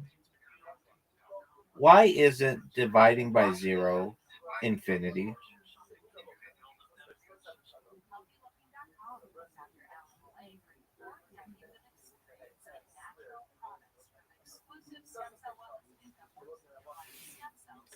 The logic for 2 divided by 0 equals infinity goes something like this. 2 over 1 equals 2, 2 over 0.01 is 20, 2 over 0.01 is 200, and so on. Dividing by a really small number makes a really big number, so dividing by 0 should be infinity. But what if you start from the other side? 2 divided by negative 1 equals negative 2. 2 divided by negative 0.1 equals 20. 2 divided by negative 0.01 equals negative 200, etc. Dividing by a really small number makes a really big negative number. So dividing by 0 should make negative infinity. 2 divided by 0 equals infinity, and 2 divided by 0 equals negative infinity can't both be true. So we say 2 divided by 0 is undefined instead. There's no definite answer to the equation. Okay, I get that. So because negative infinity could exist, we have to say it's undefined. They can both be true if negative infinity equals infinity, which is possible. Yeah, but when people ask questions like these, they're talking about regular numbers or extended reals. Number systems with a single infinity do exist, but I think it's safe to say that the person isn't asking about them.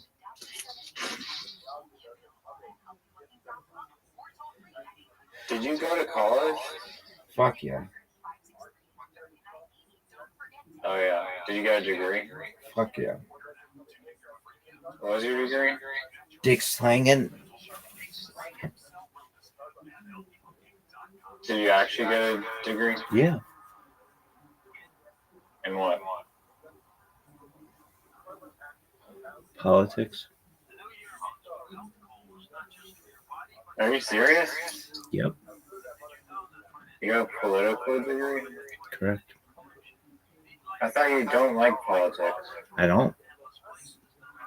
I don't like talking about it because I know a lot about it. Was getting the political degree difficult? Uh, it, it wasn't easy. Um, it was challenging at times. Yeah, I mean, there's a lot of writing in it, but that's why when people want to come in here and they always want to talk about politics, it's almost like someone who wants to talk to somebody about a war, but they don't know that that person's been to war. It's like I'm like the silent veteran on the matter. It's like I don't want to talk about this. I've been talking They're about just burned out of it. yeah, exactly. I've been talking about politics like the first half of my life was talking about politics. I don't like to talk about it. And really because my people's views change. Nobody's perfect. But yeah. It Were was, you going to try to be a politician ever, or why did you choose to get that no, degree? I love politics. I love history. I love leadership. I love how to manipulate mass amounts of people with opinion and marketing, and it was certainly of interest to me. So But you yeah, think you're well set when you become the world's most popular 100%. That's the end game, baby. I don't talk about this thing, and then I go viral, and then I'm the world's expert in it. I'm not the world's expert in politics, but I know a lot more about politics than any of the people who come into my space and are like, "Hey, I want to talk about Nick Fuentes and fucking Ben Shapiro." Like, okay, yeah, I've been hearing these things. That's fine. Um, but yeah, it's kind of it's my forte, but I don't like to talk about it. Again, it's like the veteran who doesn't want to talk about the war. No, I get burnt out. Well, friend, somehow I've been on this fucking call for literally 12 hours. Did you know that? That's got to be a record. That's crazy. I literally have been on this call for 12 hours. Are you proud of yourself? It's just like a black hole. Every time I come in here, it's literally a black hole. My day is gone. That's what I like, dude. I was saying that I was just saying the same thing about you to people in an X space. They were um, like, what do you like? What's your normal day like? And I'm like, well, it really depends. Like last night, this was a couple nights ago. Uh, I was talking to a friend of mine from Canada and Australia, and whenever I talk with these guys, like I'll be up till like 5 in the morning, and that screws up my whole week or perhaps a month of sleeping because my hours get all reversed. But we have a good time together, and we play games together and make jokes and things like that. And they're like, then this one person's like, okay, well, um, what time does this happen? I'm like, it can randomly happen. I have another friend who comes in every evening about 7 p.m. to play bowling, and they're like, okay, well, what time do you get up? I'm like, it depends. If my friends are there till like 5 in the morning, sometimes I just stay up the whole day, or I try to, or I'll go to sleep and then awake at like 4 in the afternoon. It just they were like trying to get me to some kind of schedule, and it's like it just doesn't work that way. No, I didn't want to be back at the 5 a.m. schedule. I've been trying to not do this at all. Well, guess what? It's too late. 5 a.m. is 5 divided by 24, and that is outside the realm of normal thinking, but inside the world of mathematics. And you can know with good faith that your friend maybe has a 25%, which is 1/4 chance of being the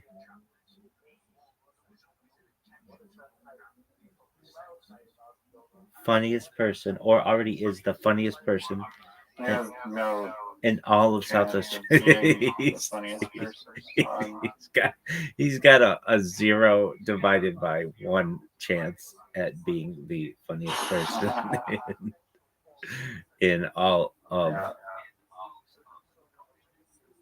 I was gonna say you earlier in there, Roddy, before you had to insult me afterwards or whatever for being shitty at Minorati.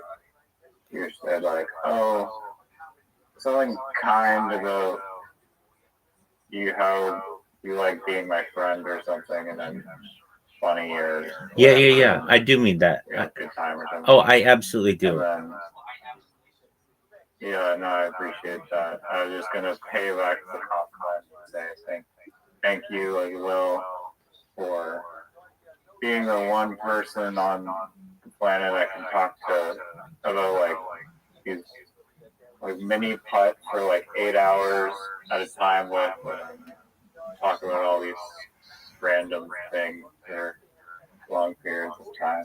Absolutely. You're a good person, and you take my shit exceptionally well, and you don't get offended by it. And if at any point you ever did, I would stop immediately.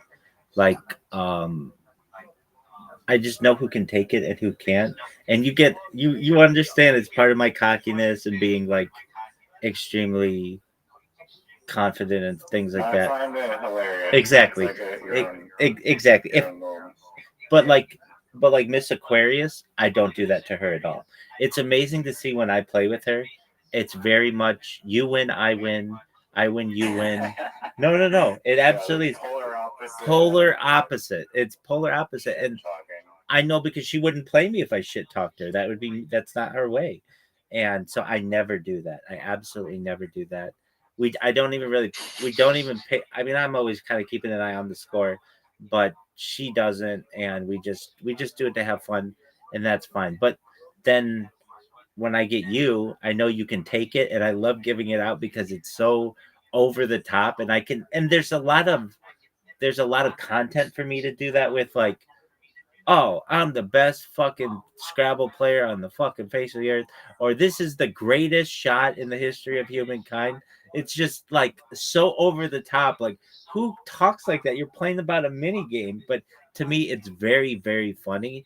And if I've watched my streams in the past, and I watch the shit talking, and it is so funny. It's like it like enhances it because we're playing this little mini game, and I'm just like, oh, that was the worst fucking shot I've ever seen. It's very much like when you watch William Montgomery and he's like, what, who said that, no bitch, who said that, no bitch, you want to come up here, fuck you. That's the, like when he does that and he's just like so over the top. It's very much like that. It's very funny to me.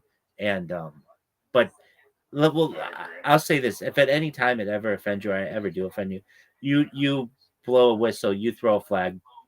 I will correct myself, and I'm very good at generally not that'll happen. not making the same mistake again.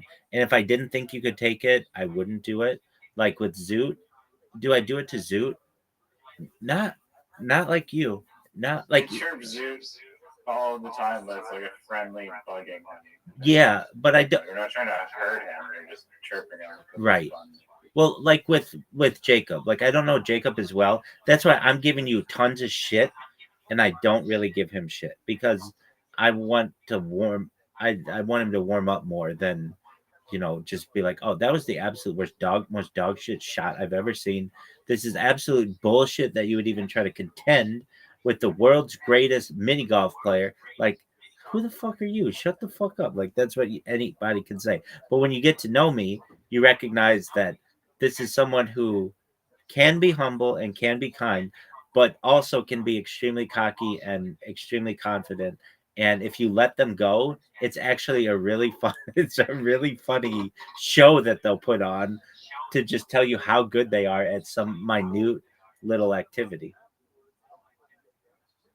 So I'm glad you get it, and I do it even when you're not here on the stream. I do it all the time. Oh, I wanted to tell you this.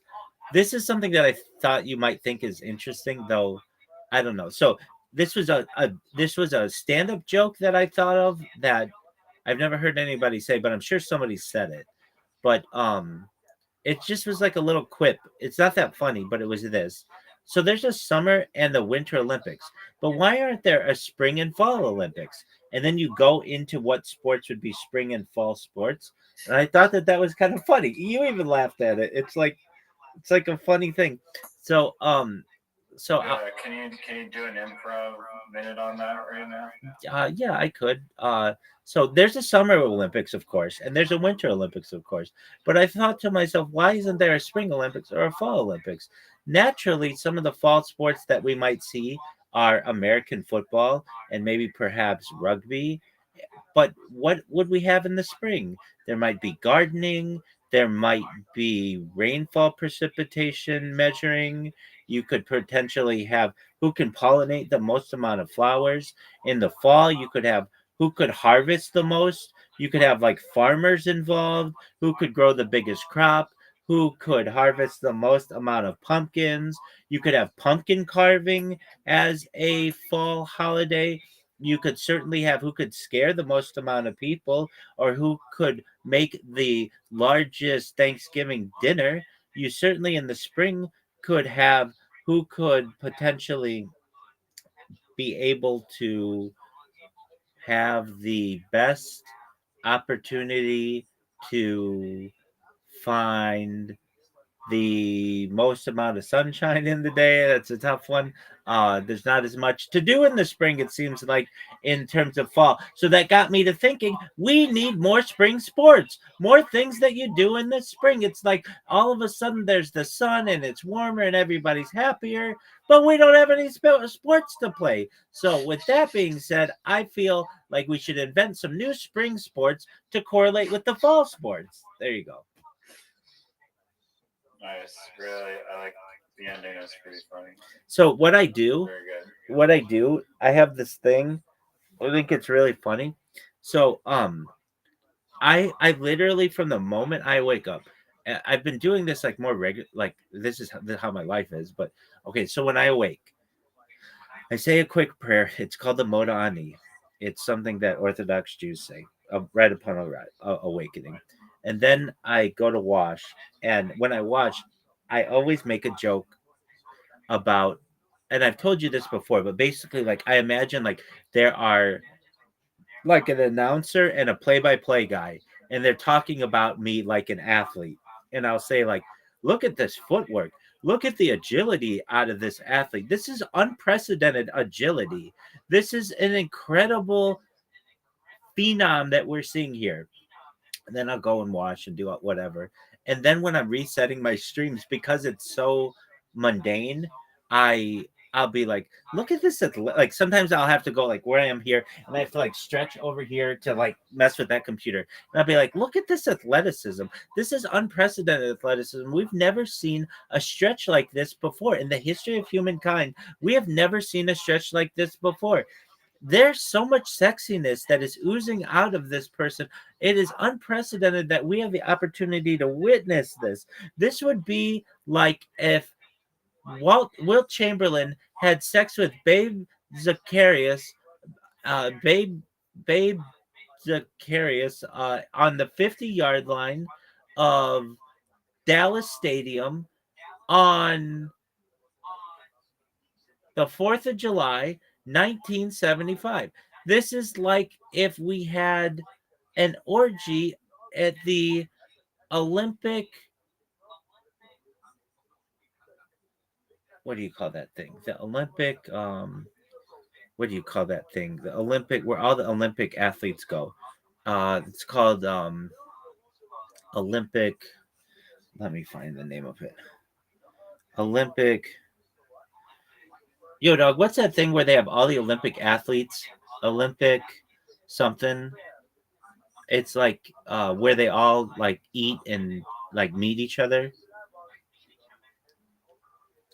The reason why I say this, it's called not Canine Olympics. Oh, because I said dog. Yo, what do you call that part of the Olympics where all the athletes meet and they eat? It has a name, and sometimes they hook up with each other there. It's called uh Olympic Village. That's what I'm trying to say. And there's a lot of sex in Olympic Village. It's like a well-known thing with Olympics people. And I don't know. I just do this thing and it's my joke to myself. But then it moves into when I talk with people, I'll be like I'll just be extremely cocky and confident and such.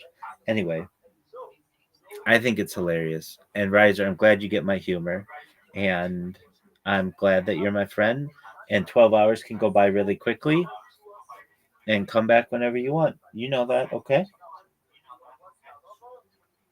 Yeah, man, I gotta go to sleep, but Peace, big I dog. don't know if you saw that message that I sent you. But I was just like, there's this video, this fucking game show that I found. I've seen it before, but I watched it for the first time yesterday. This thing is fucking, it's so bad. It's like the most boring show ever. It's 5 hours long, and it's like, it's just so mundane. I mean, you'd be good at it.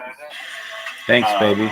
I'll take that as a compliment. Eventually, it will get like it can sometimes be like challenging, but like 90% of it is literally like it's literally this. It's just like there's a bunch of pictures that just come up, and you have to just say what's in the picture, and it's literally like so easy at first. It's like horse, cat, dog, turtle. Dude, and you're playing against some person. And I played I this. sent you a video of it. It's just so bad and unentertaining. And it's horrible. I played it. I played a game like this. It was a crypto community like a week ago Sunday, where they just would show you a picture, but it was a hand drawn picture. It wasn't like a live picture like this, and you had to guess what it was, and whoever could do it fastest gained tokens in the cryptocurrency. Well, I like that game where you have to hand draw it and a bunch of people are guessing. That one's fun. You fucking love Pictionary, don't you? What? Whatever the draw one is, where you draw it live and have to guess, that one's fun. But yeah, this game sucks. Game show. Okay, well, I have not seen that message as of yet, so I'm glad I saw it now. And I see you sent me. What's the Coca-Cola thing? Oh, the guy who remade the Coca-Cola. It took him a year. And then the thing about the scammers.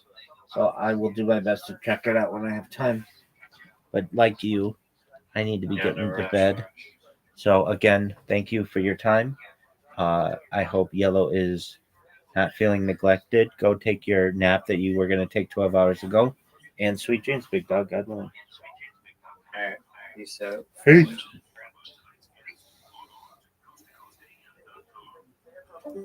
Shout out to Riser. What a good sport.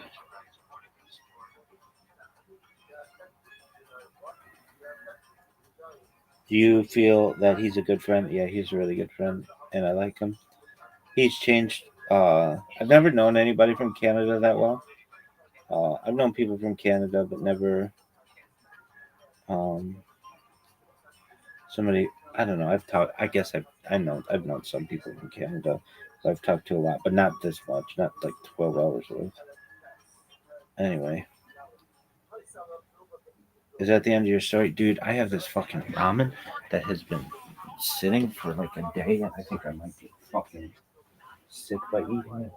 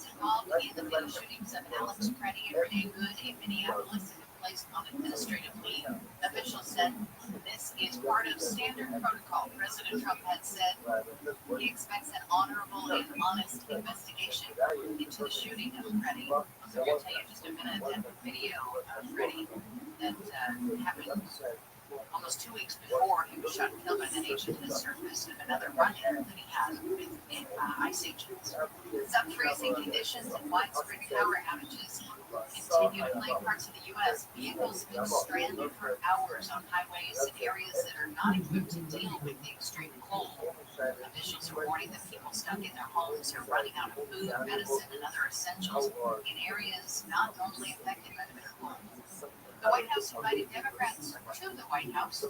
They didn't show up. BBC's Steve Ford was going to join us in a little bit to talk about the demands the Democrats are making in order to avoid yet another government shutdown this weekend. President Trump says a massive U.S. armada is heading toward Iran. BBC's Jordan Miller Rangers will be joining us at 5:20 to tell us what that may mean and whether a U.S. attack on Iran is imminent. And to lighten things up a little bit, in the midst of all this serious news, we're talking about something that every single one of us uses every single day. And whether it's worth saving on or splurging. We want you to weigh in on the talk back on toilet paper. And it's not even the over-under debate. That's for another day. That's coming up. Go to splurge.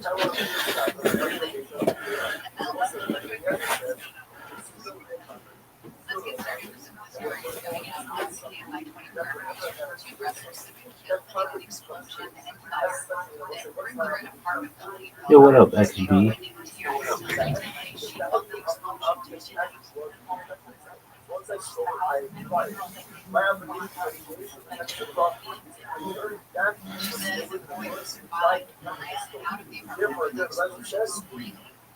13-year-old brother, Carlos Hernandez, was killed in the explosion. His 24-year-old brother, Christopher Benitez, died later in the hospital. The older brother had severe burns. Arson investigators say homemade explosives and fireworks caused the explosion. As the number of measles cases surges in the U.S., Orange County health officials have reported there's a confirmed case in OC. Officials say it's a young adult who had been traveling internationally. The person may have exposed others at the EOS gym in Ladera Ranch last Friday. And the AFC urgent care on Friday to get Monday evening. So far this year, there have been 417 cases of measles in the U.S. There were 2,255 last year. That was the highest number of cases in 1 year in the U.S. The U.S. Senate Committee has heard from local experts about the Palisades fire and First down and down, I was on the shirt, shadow of the so if it's my line, I have to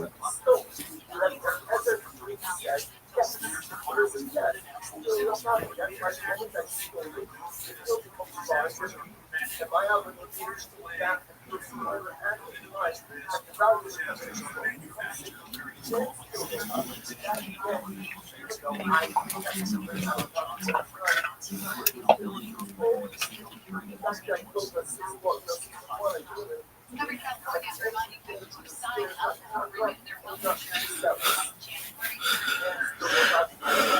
First down and down, I was on the shirt, shadow of the so if it's my line, let's go to club.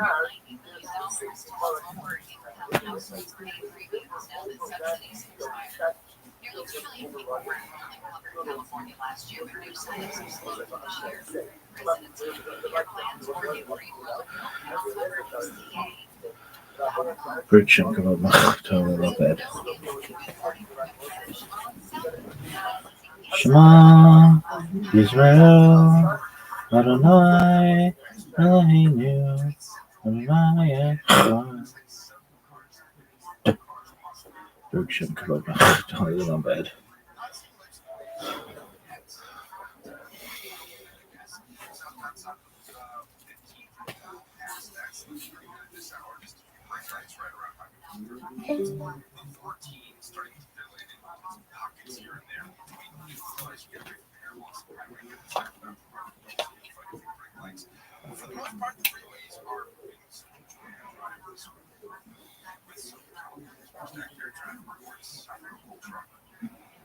Thank you, Will. All right, so I'll say good morning. Good morning. Let us begin. Begin by thanking all of our sponsors for this morning's share today. For commentator sponsors. For the introduction to our annual commentator sponsors. Also, talk about yourself. Today, getting all the introductions this year.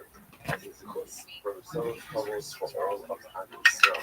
Now, commentator sponsors for the rest of Stephen Abadi, was known as Stephen Darrington.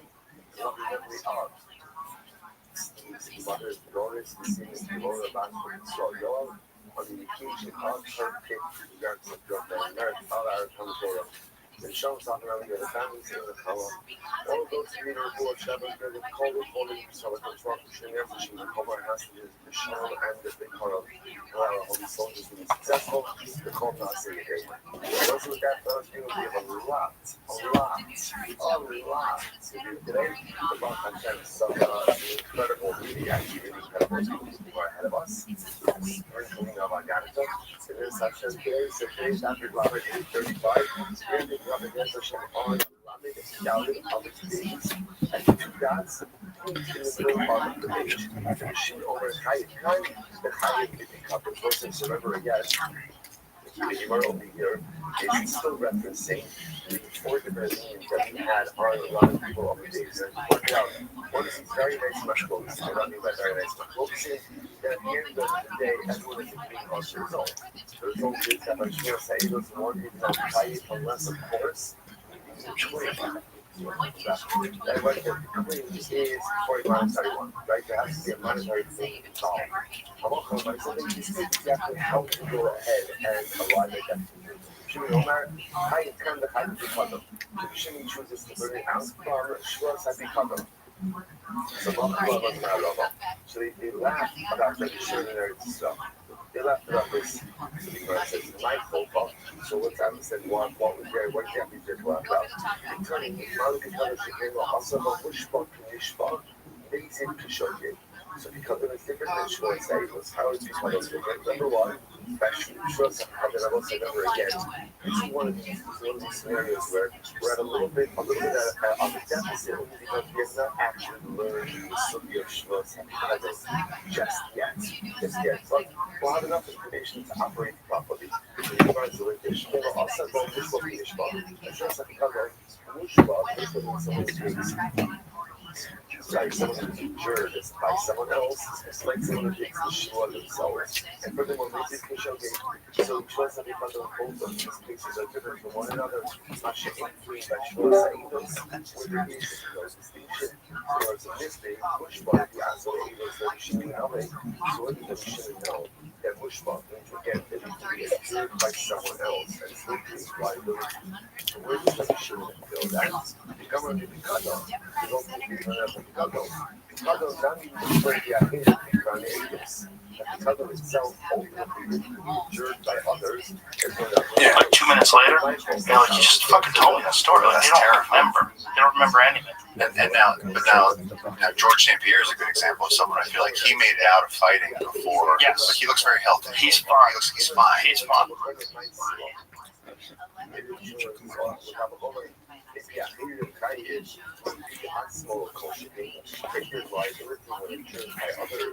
Looks very healthy. He's fine. He's fine. He's fine. But he's a very intelligent guy. He also does a lot of things to keep his mind very active. He plays chess, and he's very proactive about He it. seems like I've just seen him on social media where he's like, hey guys, this is how I do. Like he's just like a very seems like a very positive, fun, does not He's the seem best case scenario for both another guy in the argument for the all-time great, for an all-time great MMA champion who has a successful or happy life outside of it. People say, Joe, you don't have to work hard, you work smart. I'm like, brother, if you want to win this year, you need to work smart, harder, and you need other people out there working smart. You need AI. The thing is, if you look in AI, you look real well for like this space here. I think that's maybe my big source right now with any time. You got to work hard, you got to work smart, and you got to be here next run as well. If you're still here next run, whether you made a lot of money or lost a lot of money, you'll learn, bro. You should definitely learn by next run. But it's just like for him, might make some money. it was just this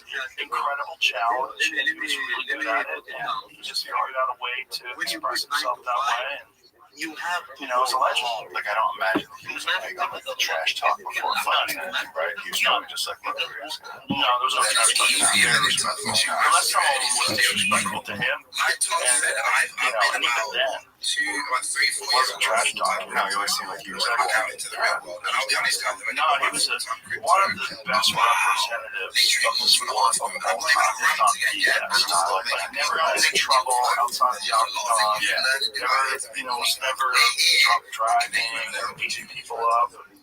just a great guy. And if I would have to tell people who he is, like he's like, who's your friend? I was like, what do you think he does? What do you think my friend does? And they're like, I don't know, he seems cool. It's like, he's one of the, he's about 5'9", 5'10" maybe, and now he probably weighs 180 pounds, 185 pounds maybe.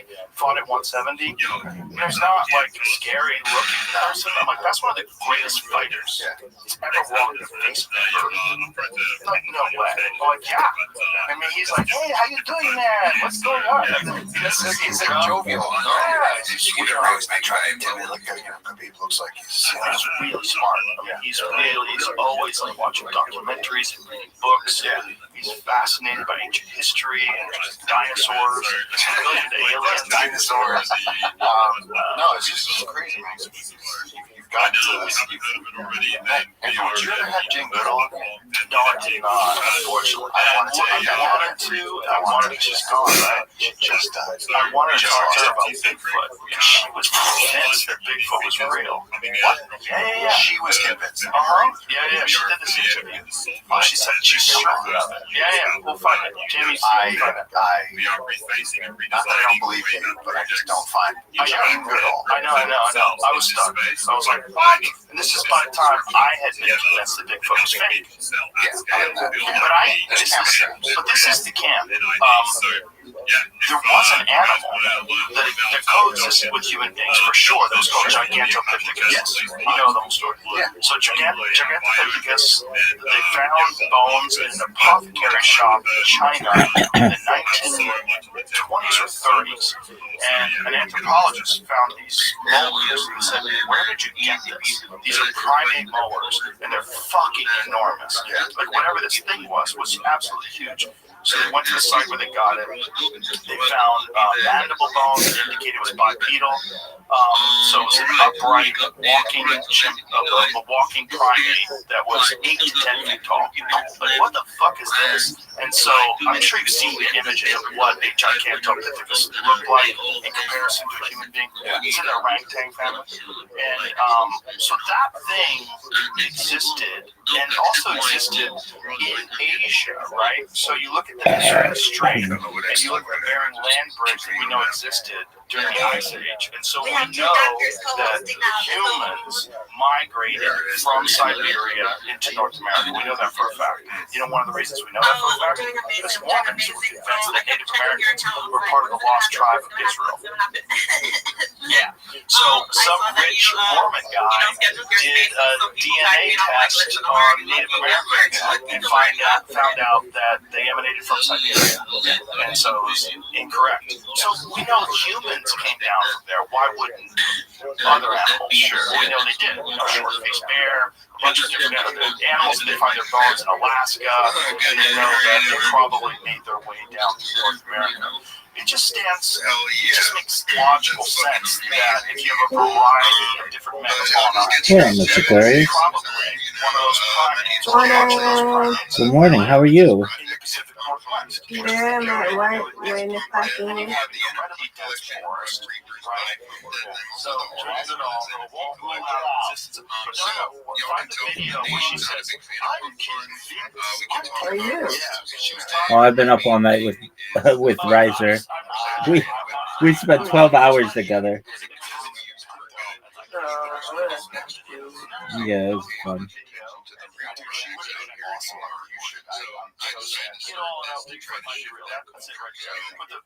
Wish I could stay up, but can't do that. I can tonight if I want. We'll sleep over, Miss Aquarius. I know, right? Yes, ma'am. Did you have your coffee or your tea? I had my tea last night. Do you drink coffee? No. Oh, okay. It'll be like a frappe or something like that. Yeah. People who swear they've seen Bigfoot. And I think the interesting thing is every single continent there is an equivalent of Bigfoot. That's my body now. Good on you. The Chinese wild You're doing over there. You getting ready for your class later on? Yeah, perhaps. I just prayed married, and I'm in the middle of a Twitter space waiting for them to let me speak, and I'm watching a podcast. You're trying to go out at night today. Yes, ma'am. Yes, ma'am. They're saying that to her. He's saying that to her. She said that in reaction to a previous interview that she did. The previous interview that she did, she said, I'm convinced showing up every it day exists. and trying to bring like-minded people Well, you together. gotta realize this is a lady that lived with primates in an inaccessible area where there's very few human beings, and she had these interactions with them.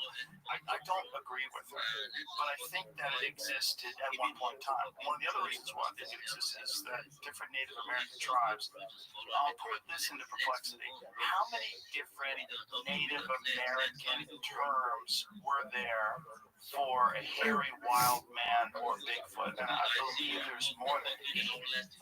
That's wild. But now they don't have a lot of mythological creatures in Native American culture, right? And so in different tribes, right? But they have a name for this hairy, wild, giant man that lives in the woods.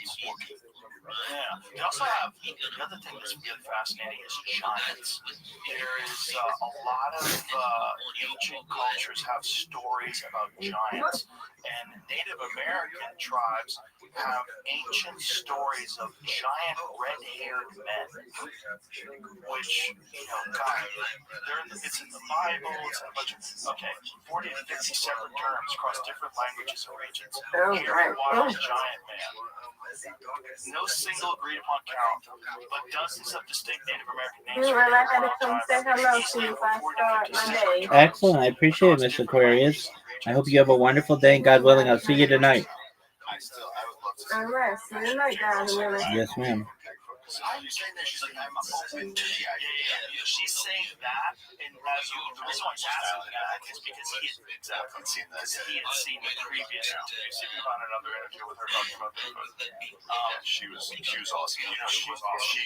She's the reason. Really? Her being awesome. There's 2 stories I tell people about. First of all, because everyone goes, what's your Rogan like? No, it's true. Because everyone wants to know that you're controversial. So I was the nicest fucking guy in the world. The first time you sent me a message and you said something about like, hey, don't worry about a thing. Like, I'm even going to bring my dog. Like, it was very nice. A little pat on the back. Jane Goodall, I went to a talk when I was like 22 something. I was just writing chapters of my first book, Mother of God, which didn't even have a name yet. And I had chapters in a manila envelope, and I went to a talk that Goodall was giving. And I've been read stories and seen the black and white pictures. So this was like, like Einstein, Abe Lincoln, Jane Goodall, a living historical figure.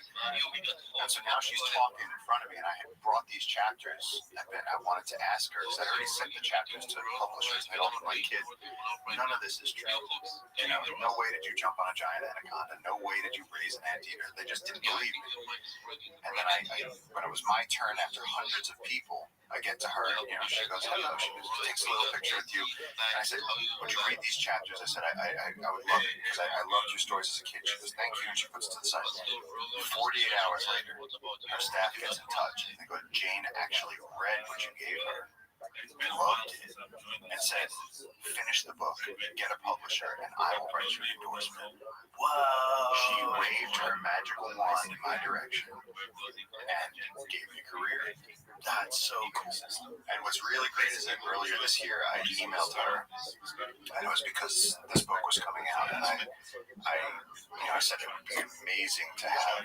I said at this point, no one's the conservation, the voice of Mother Earth. And she just said, just keep protecting the Amazon.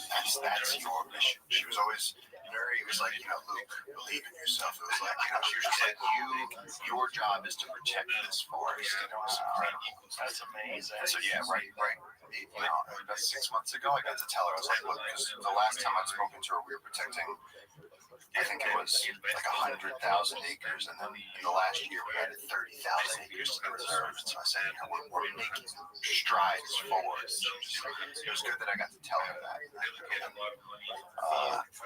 Recently found out that she died. But What a legacy. What a legacy. What a legacy. Yeah, I mean, we know so much about primate behavior because of that woman. We know so much about, I mean, the man, the toolmaker, before her, we said there's humans that use tools. And now we know that, capuchin monkeys use rocks. We know that otters use rocks. I mean, I've seen elephants use a stick to scratch. I've seen camera trap that an elephant use a tree to knock over an electrical fence.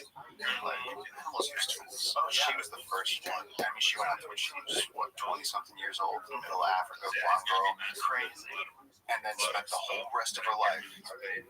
But the lesson that I take away from that is that even as famous as she was, that she was traveling 300 days a year.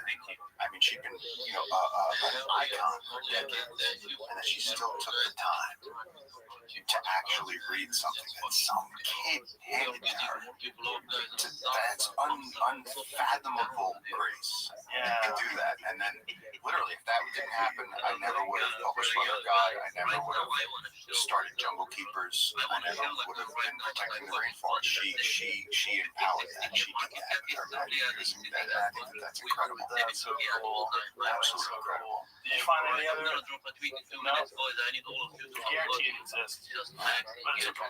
Don't trust me. I don't think it's true. But I do think, not Bigfoot, but I do think that it's entirely possible that there is a small, hairy primate-like, human-like primate that exists still. That's like the Hobbit people from the island of Flores. Yeah. There's the thing called the Orange Pendek. What is that? No. The Orange Pendek, I think Indonesia, perhaps Vietnam, there's a bunch of places that have this creature that gets sighted on multiple occasions, and they used to think of it as like just silly legend. But now, because of the discovery, which was it in the 90s that they discovered the Hobbit people on the island of Flores? You know about that, right? I've heard of them.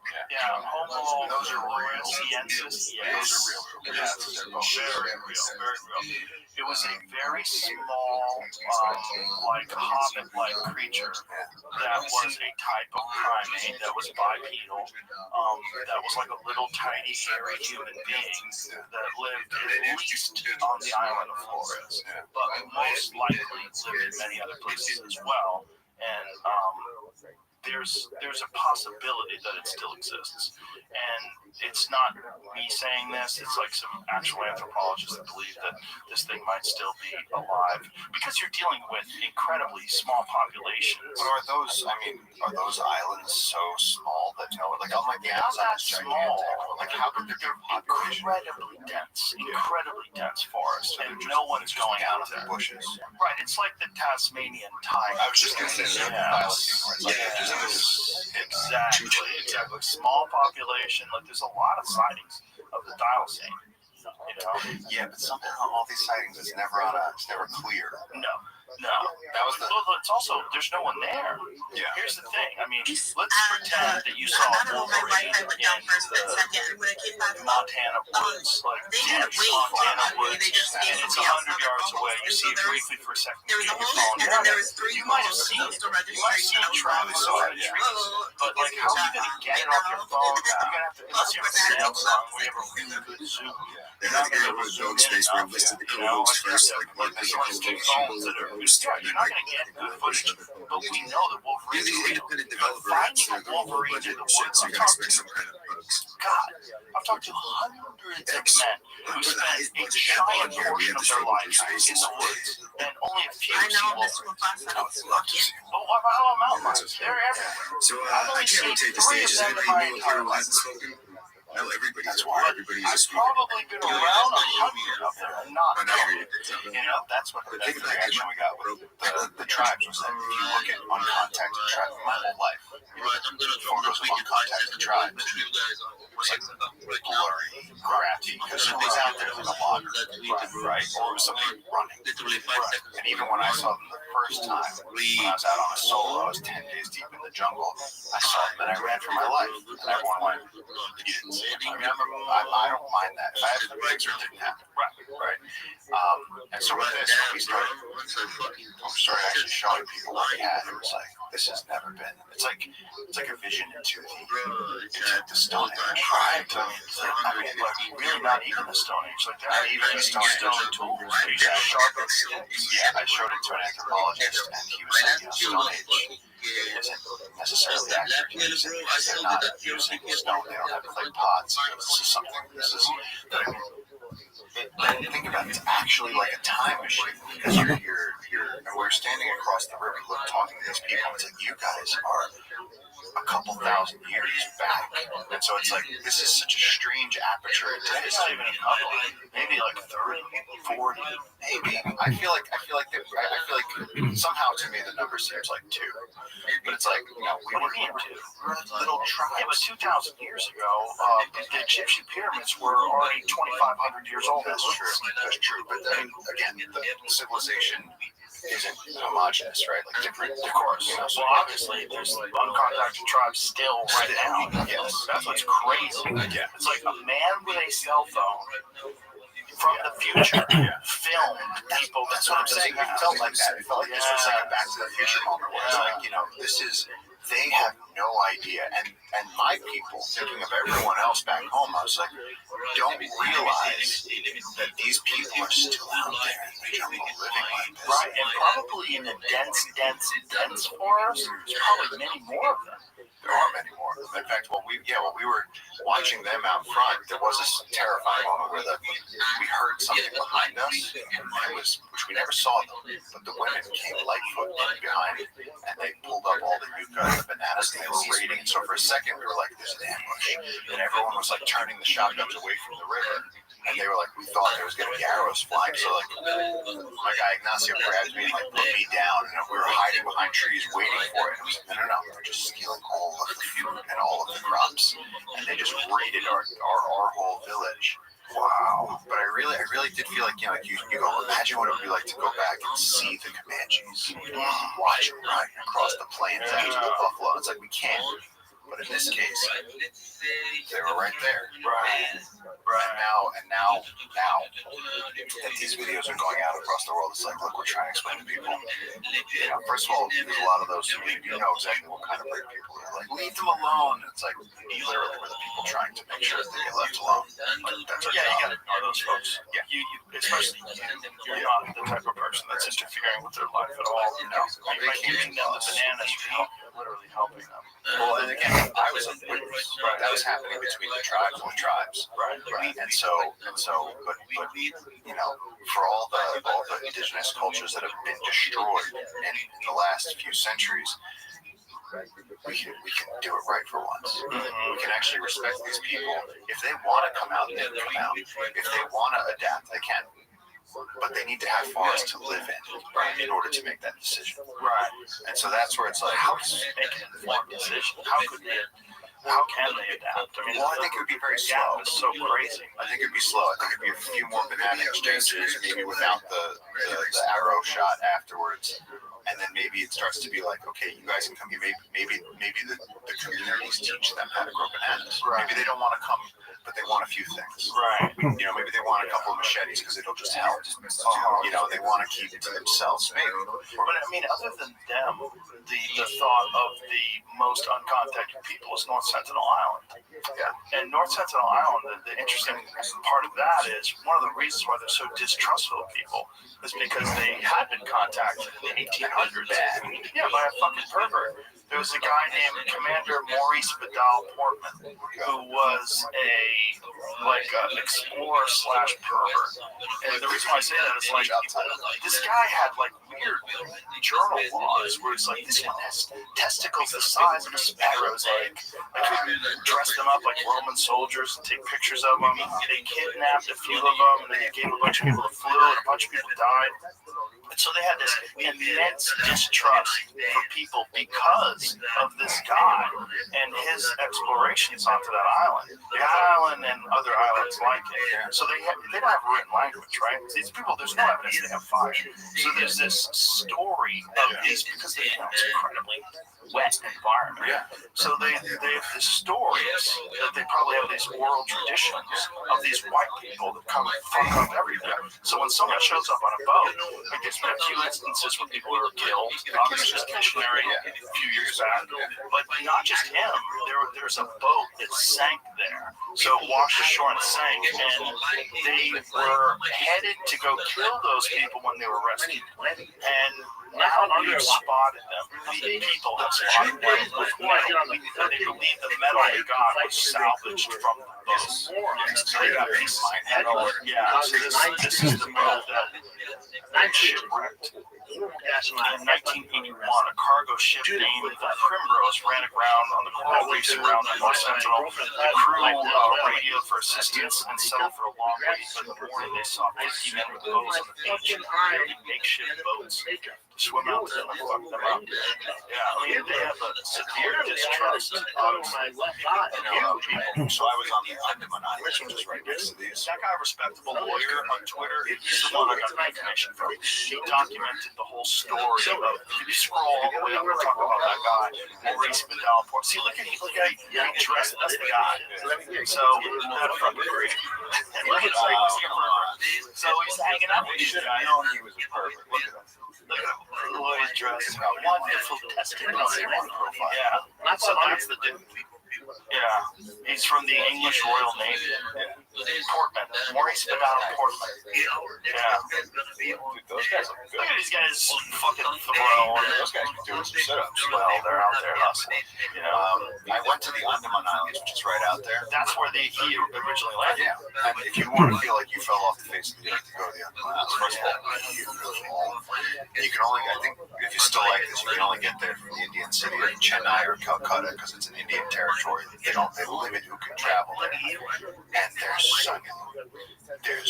they've brought elephants there because they didn't used to have bulldozers and stuff. So the British brought elephants by boat. There's these old archival photos of them lifting off of like pirate ships, lifting elephants on the rigging and then putting them in the island. Now the Andaman Islands have elephants. Whoa. And there's still people riding around on the elephants, moving trees off the road, doing That's things. crazy. But when you go from one place to the other place, exactly what you said, because they don't want human safaris, because they want to protect these indigenous people, you have to go with a police escort to cross the island because you have to go through an event.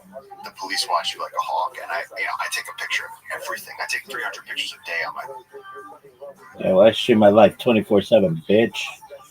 How do you like me so far?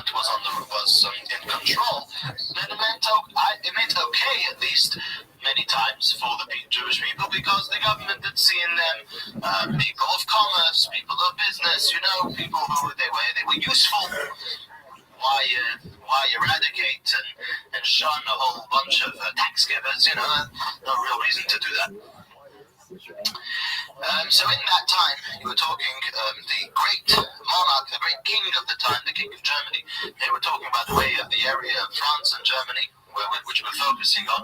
But this all didn't hit Spain and North Africa or anything like that. The Crusade was uniquely the issue of France and Germany. There was a great, strong king of France, Henry, I believe Henry V who was a king of Germany, king of Germany, and his rival was basically the Pope, who was called Urban II in that time.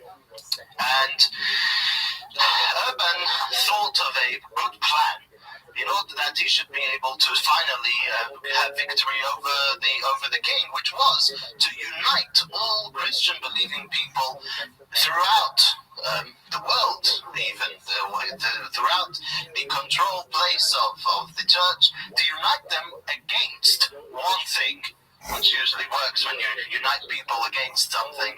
That's when you work up the frenzy and people get all into it. And with that, to gain supremacy, to overthrow the government.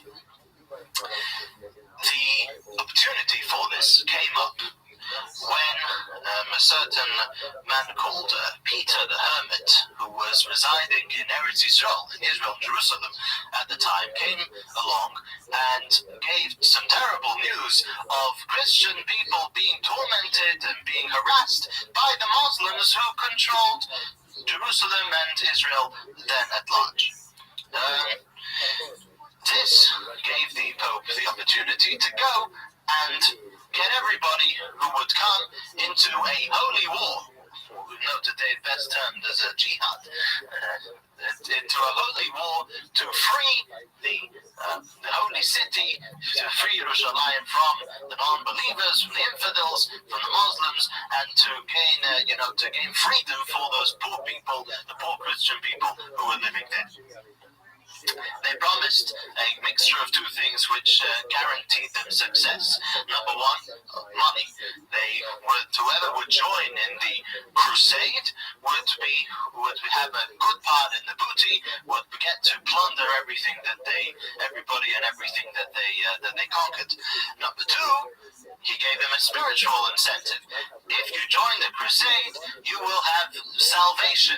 You will be saved in the next world. All your sins will be forgiven, and that'll be that. So you're done in this world, and you're great for the next world. What an opportunity. Yeah, that's right. Yeah, well, both in this world and the next. All your sons are wiped off. Well, this is what worked wonders.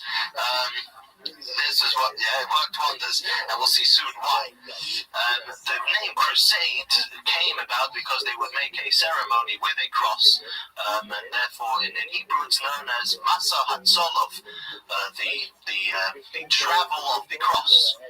The travels of the cross. That's what's known as in English crusade, from the word from the word they cross. Matzah, tzlav is a cross. Matzah is the travel. And so they had the whole ceremony where they would take with a cross, whatever it was, and that's where the name crusade came from. Now it's interesting that in the beginning, the Jews were not alarmed really by this whole thing.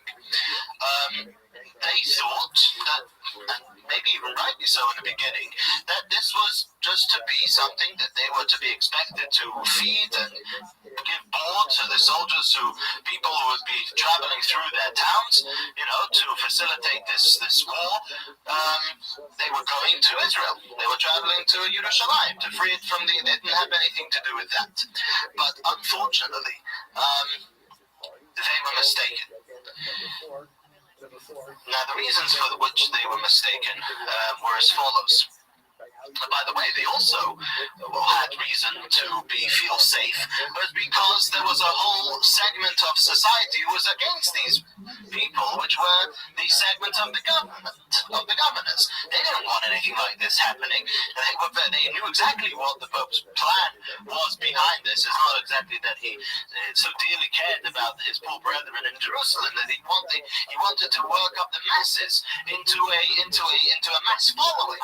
So they knew exactly what was behind this, and the Jews thought or understood maybe that they would be under good protection of the government and their armies, lest anything happen.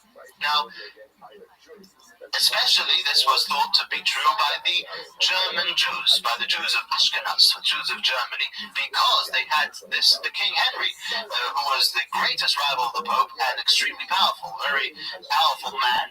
And if they're not going anywhere, they're not going to come to Germany. They're going to circumvent Germany. They'll get into Israel another way. They're not going to do anything in Germany. They were mistaken.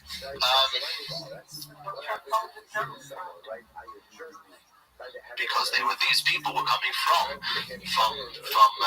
France. They could go through anywhere they want to. They went through Germany. We'll see. Yeah, they went through Germany. Now, the Jews were unfortunately quite mistaken, and the reason would be as follows. Number one, if this is going to be a holy war, there's other holy causes which have to be accomplished over here. If we're going to kill out and conquer Jerusalem away from those non-believers who are tormenting the believing people, then on the way, why not kill the real infidels, the real culprits, who are the ones who killed the Messiah, who are the ones who have got to avenge his blood, and etc., everything that all the fanaticism that these people, the simpletons, the masses were fed by the monks and by the priests. It's a tremendous opportunity, and they're helpless. Nobody's going to save them. Nobody is really going to stand up for them, as we will see was true. Number two, which was also a very great reason of why the Crusades turned into what it was, is because the economy of France and Germany was very poor. There was nothing. The crops were bad. There was a real rough time. There was plenty of poverty. There was plenty of people who weren't making it in life at all. And here is a golden opportunity. You go, there's riches there, there's fame over there, there's power. So who joined? All the thugs, all the criminals, everybody who had a black history, who suddenly were going to become a hero. This is who joined, and they had an army of 300,000 such people who joined. And the result was that since the Crusaders weren't such people, nobody was able to stop them, not even their own generals. Because who are you? Well, they ran their own show, and they were quite simply bloodthirsty people who were just who would kill and plunder without any particular account to be given, and the ones who they would fall on for the above reason as well, with the Jews being so vulnerable. The reason why the Jews of Germany were mistaken was because this King Henry went to live in Italy at the time. He moved the control of the country through with ministers, who were capable of running the country maybe through normal circumstances, but incapable totally of getting these hoodlums into control when it came to it. And we'll see that this is exactly what happened. The Hebrew year was Tov Nun Vav, Tatnu. We read this actually, if you want to read it, the way we know much of the happenings, some of the Crusaders, is because on Tisha B'Av, on the 9th of Av, a number of kinos of lamentations were written in memory to lament and to remember the horrors that went on in that time. So the year is well documented. Tatnu, and many of the days where where great killings happened were recorded. In English, it's 1096. That was the first crusade, 1096. The first place where these masses fell upon was in a French town called Rouen, and gave the people the famous ultimatum of either baptizing or being killed. And again, anybody who would not immediately baptize was immediately slain. The Jews in France, upon hearing of what went on in Rouen, wanted to escape, but many times the Crusaders caught onto them and dealt with them the same as they did with those Jews. The Jews of Germany when upon hearing of what was going on in France, were helpless of actually helping them, but they decreed fast days. This is what traditionally, from the times of biblical times, whenever something goes wrong, we decree a fast. They decreed a fast day, they prayed, they came into the shul, but they themselves thought again that they were safe, because they had Henry, who was the king, and would not allow these who did not want any of these people coming in. In 90 days, the Crusaders had made their way from France to the borders of Germany, again going through a number of towns and killing the Jews in those horrible ways there. there was a fellow, one of the leaders of the Crusaders was a man called Godfrey Bouillon. I think that's how you pronounce it. It's with two L's in English, but I think in French it's Bouillon. I think you swallow the L's. Bouillon. Yeah. Henry, upon hearing that Godfrey was at the borders of Germany and knew what was coming, sent an order to Godfrey, or a request to Godfrey not to come in. The request came with a hefty bit of money as bribery. He shouldn't have. He bribed him with 500 silver pieces not to walk in. Godfrey listened to that. He didn't go in. Bribery worked for him, not for his people, not for the fellas, not for the fellas who decided to follow him. The mob did not bother listening and entered Germany. And they went into a number of Jewish cities, which were famous actually for their Jewish communities, for their yeshivas, and the main happenings, or we could say, of the Crusaders happened pretty much there. The first city, the major city they came into, was a city called, which has a number of sort of names. It's known as some place as Speyer or Speyer, Aspira, in many of the liturgy. Aspira, I think in English is spear. They came in to there, and it was a Shabbos, the 8th day of Iyar. By the way, many of the tragedies of the Crusaders transpired between Pesach and Shavuos, and one great tragedy of it happened on Shavuos itself. This is Shabbos, the 8th of Iyar. The Jews were in shul. It was Shabbos, and they locked them. The shuls, as we know, the shuls of Europe were magnificent buildings. The Jews built some of them up until today. They locked themselves, they closed themselves behind locked doors of the shul, and managed for a while to fend off the mob. They broke, however. They failed to defend themselves. After a little while, the mob broke in and started killing people one by one. They managed to kill about 10 people. A certain woman committed suicide so as not to fall into their hands. And at the last minute, this was something interesting that happened. There was a man called John who was very faithful to Henry, to the king, and found out that the mob had actually not listened and entered and was rioting in the city in Speyer.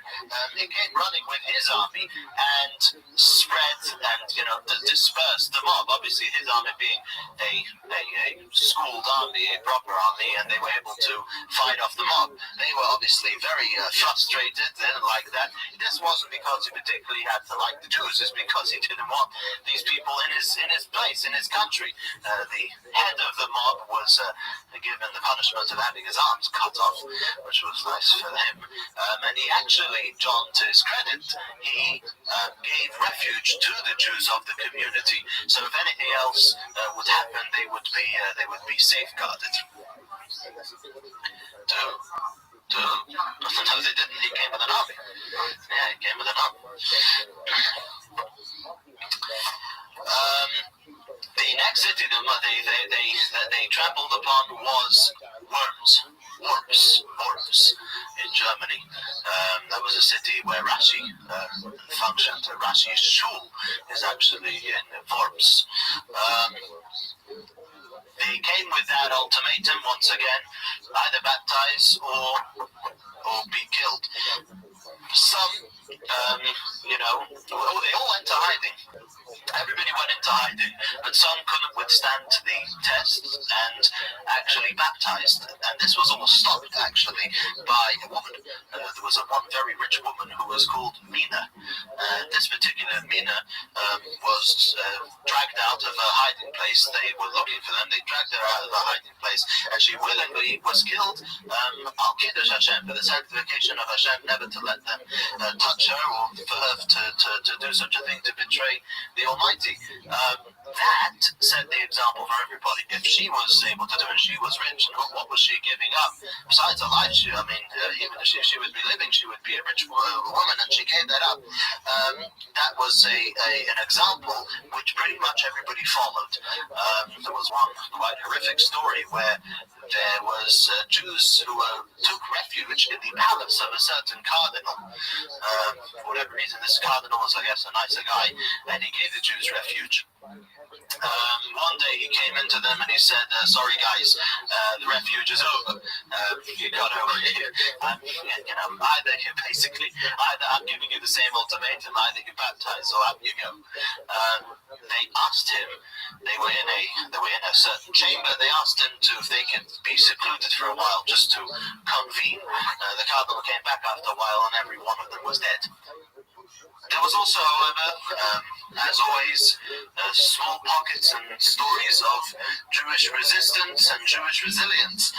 There was an account of a young man called Simcha Kohen.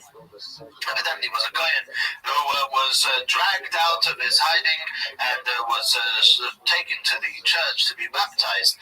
And he made as if he was going along with them, marched along with them, and in the middle of it pulled out a knife and stabbed the nephew of the bishop.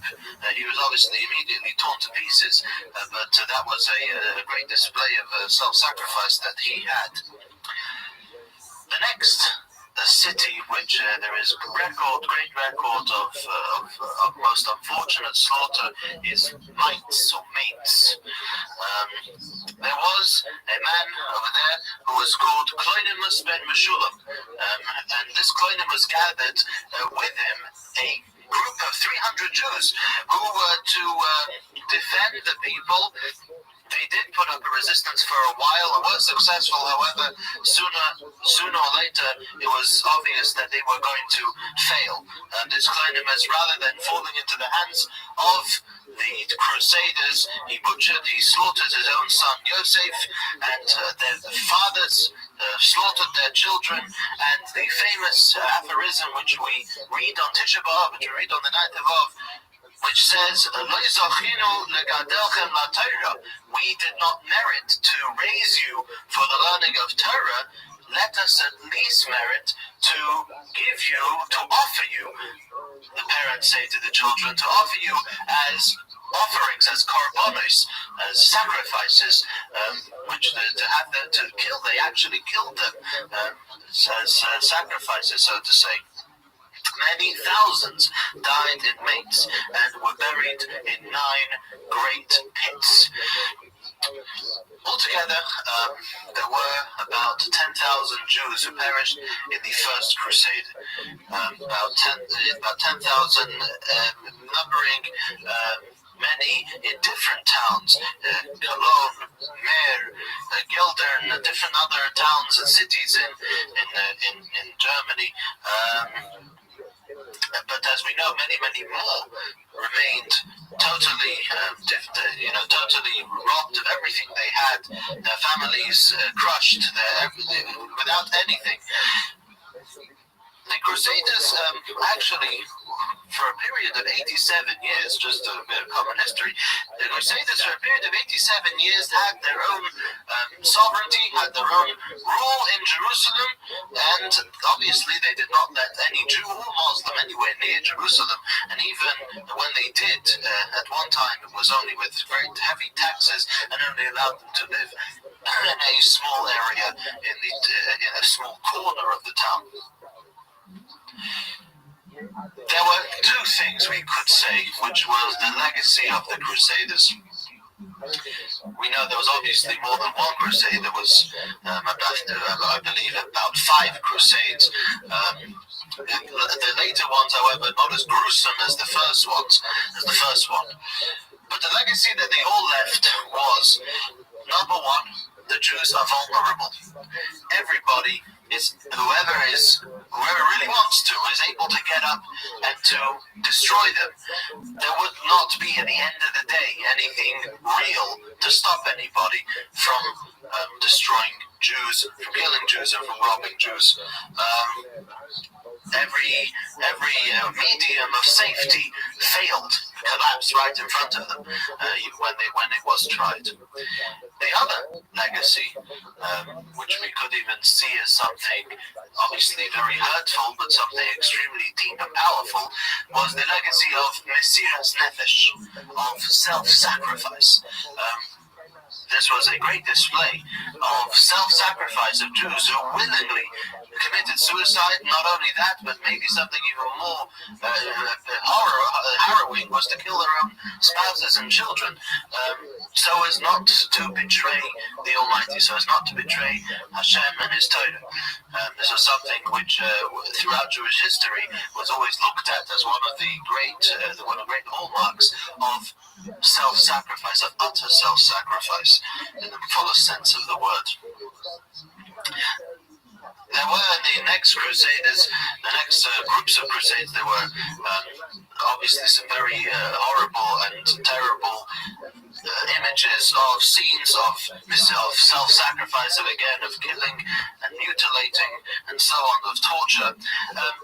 It was different in the next Crusades because those who conducted the crusade were more the noblemen, in quotes. The noblemen meant not that they were less fanatic or bloodthirsty as the first ones, but they were people who listened to their superiors. As we saw that the Crusaders in the beginning didn't listen. They were a mob, they were a fanatic mob, but wouldn't even listen to their leaders, to their generals.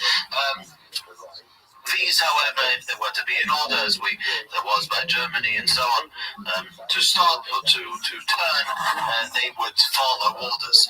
Also, there was a little more safekeeping as far as the governors was concerned, because, as we said, the governors were totally against the Crusaders, and so therefore when the Crusaders wanted to come and to destroy Jews and Jewish communities, they were a little more safe in the next Crusaders because of the governors. But then again, there were some terrible things going on, similar to the first Crusade.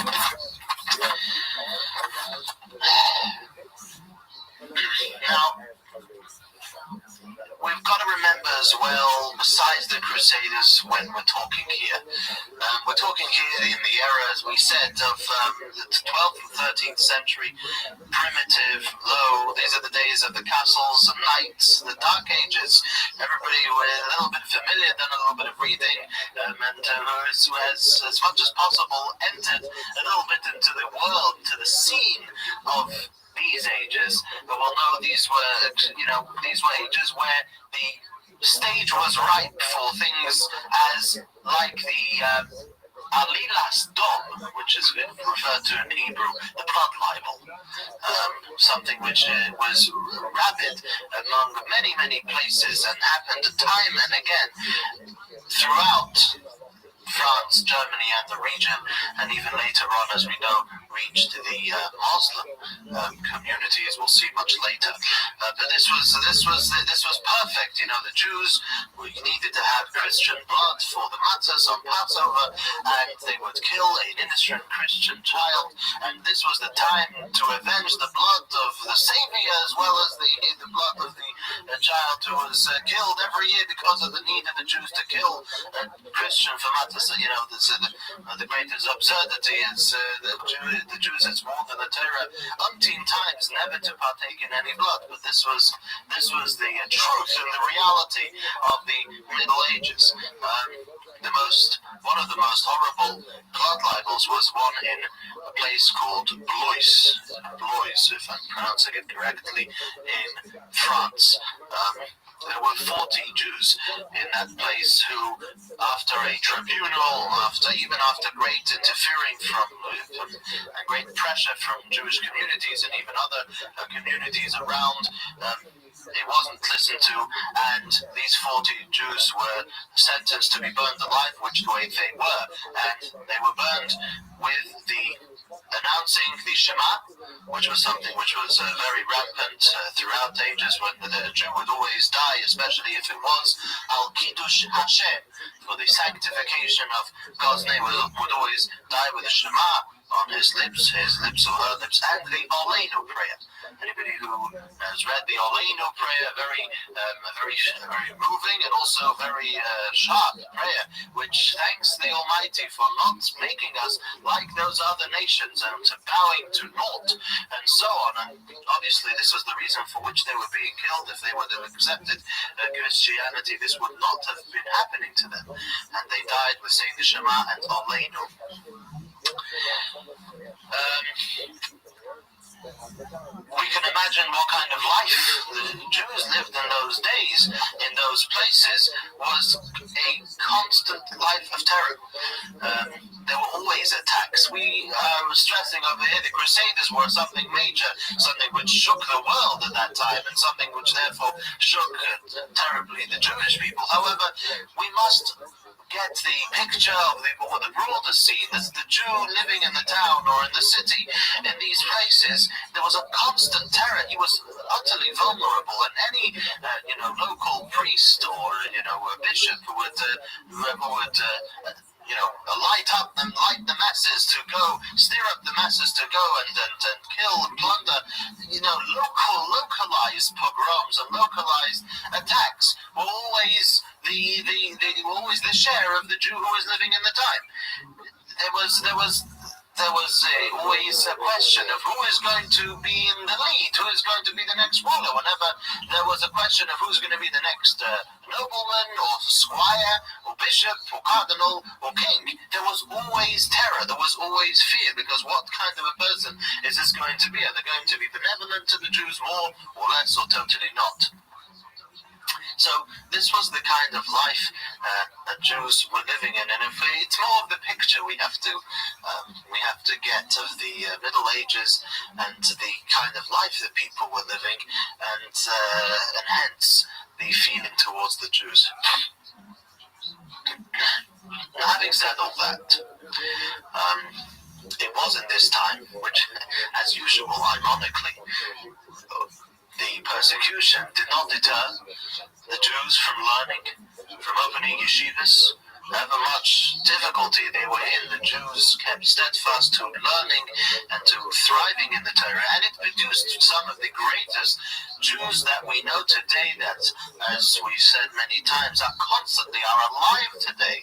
They are constantly on the lips of thousands and tens of thousands of Jews throughout the world who learn the Talmud.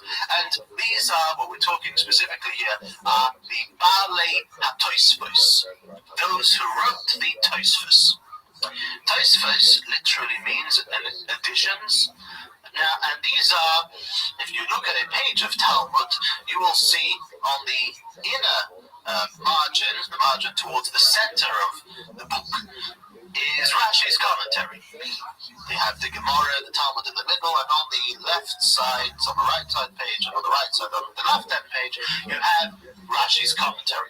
On the outer margin, towards the outside of the book, you have most volumes of Talmud, the Tosfos.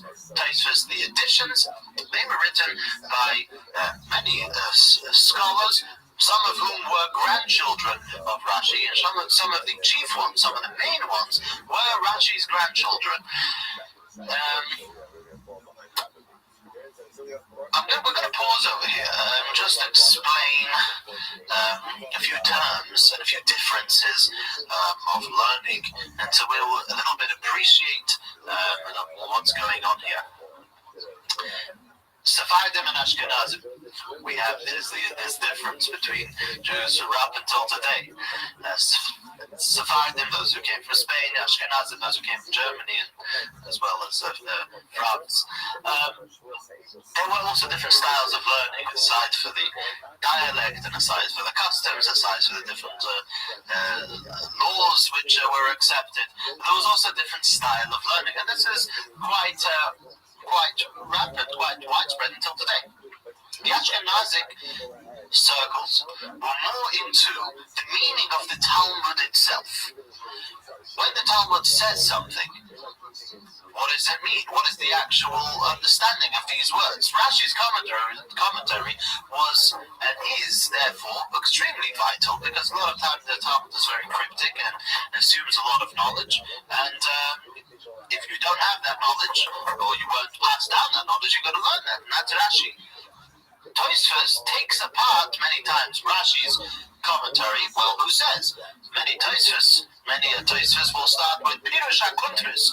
The Kuntras, the booklet, Rashi, has explained such and such is the meaning of the Talmud. Well, the or the Rabbeinu Tam, we'll get to them, argue with this. And some other, the Rivom argues with this.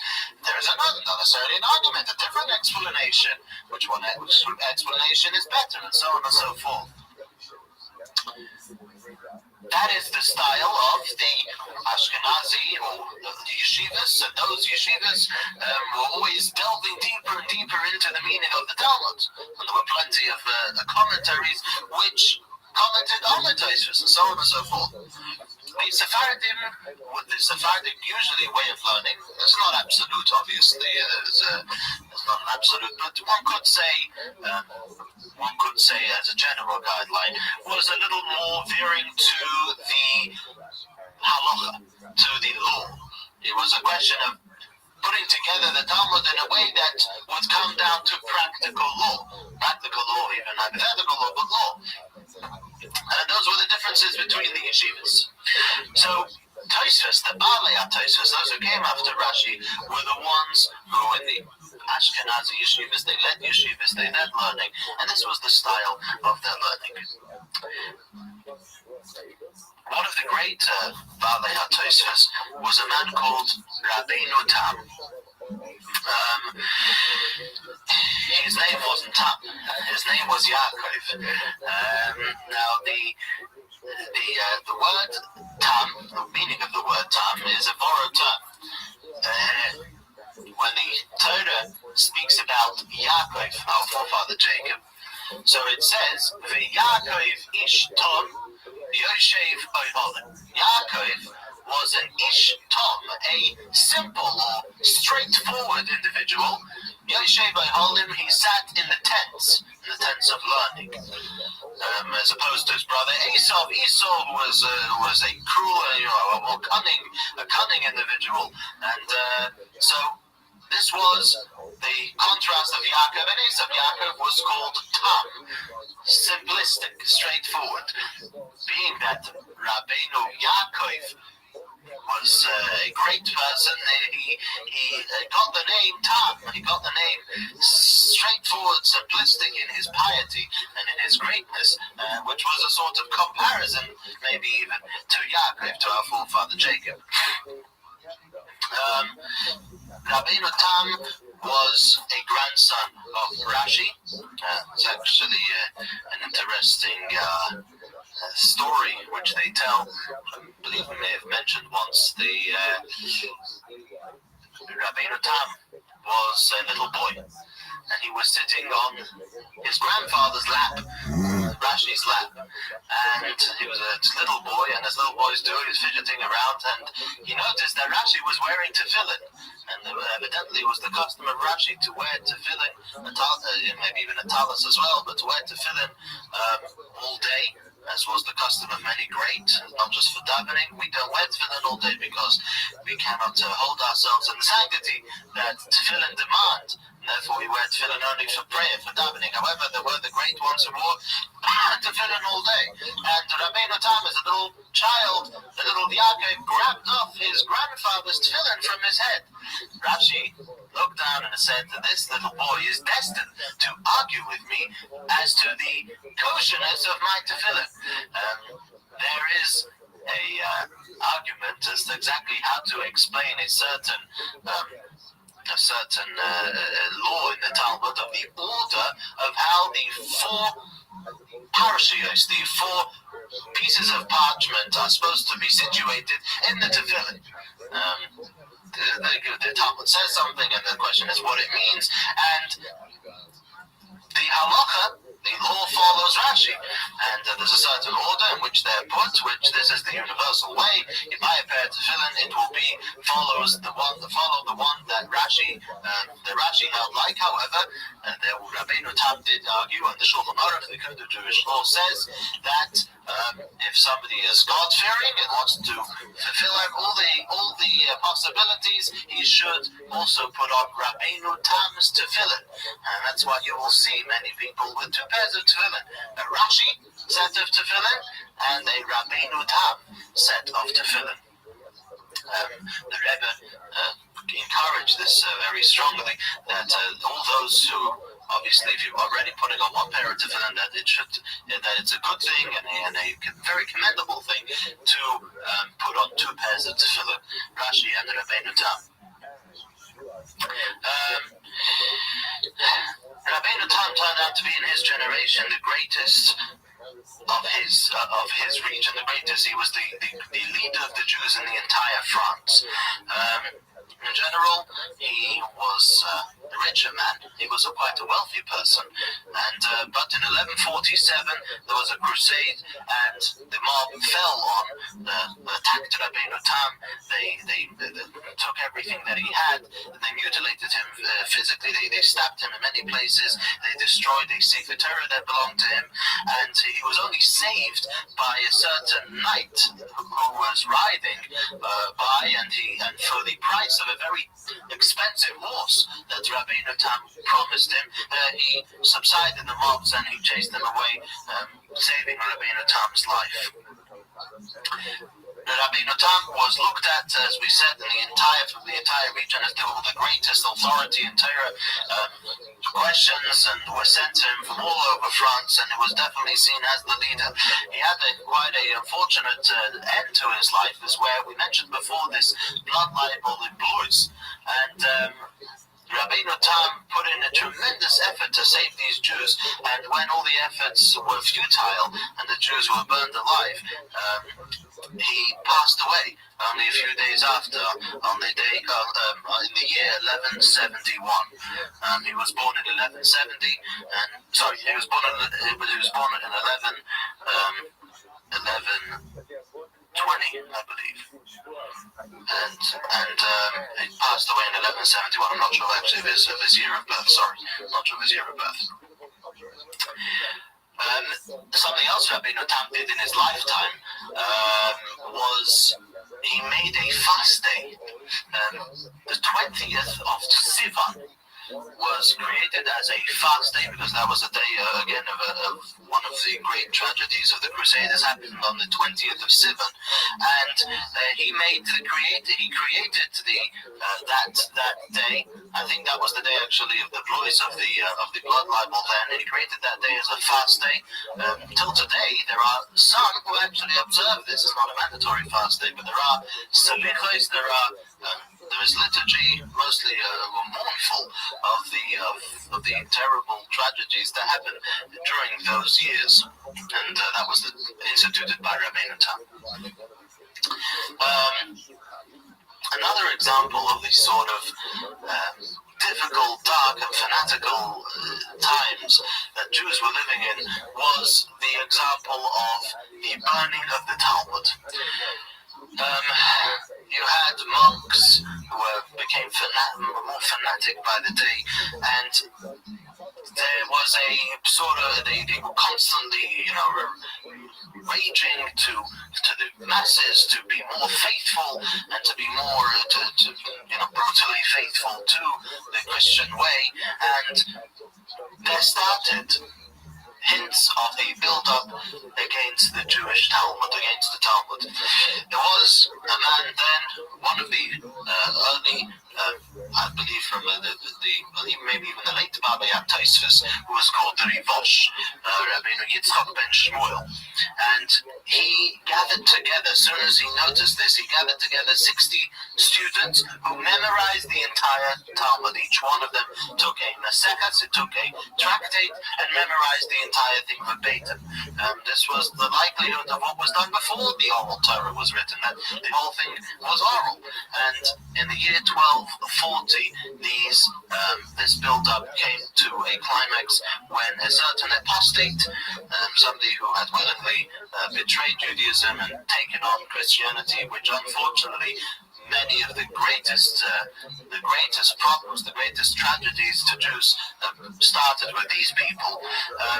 This man in 1240 brought a accusation to the Pope against the Talmud, and saying that the Talmud included things which shunned the Christian religion and were insulting against Christians, and he insisted on an argument, on a debate between himself and between four other rabbis.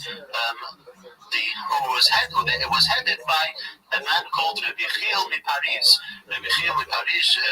from Paris, who was also one of the greatest scholars of the time. But obviously, any one of these debates, which there were a number of, which we'll see later on, there were a number of these so-called debates, but they were extremely unfair. Throughout history, always they were single-sided, and it was only used to make further accusations against the Jews. In the year 1242, on an Erev Shabbos of the Parsha of Chukas, which was well documented, on a Friday, of which was the day before Shabbos of Chukas, the Parsha of Chukas, 24 cartloads of volumes of Talmud that were taken, and that were from any house and from every house of study, from every shul, that were loaded up in front of the cathedral, and amongst great ceremony were burned. Obviously, the Talmud was illegal, and anybody caught with a Talmud would be heavily punished.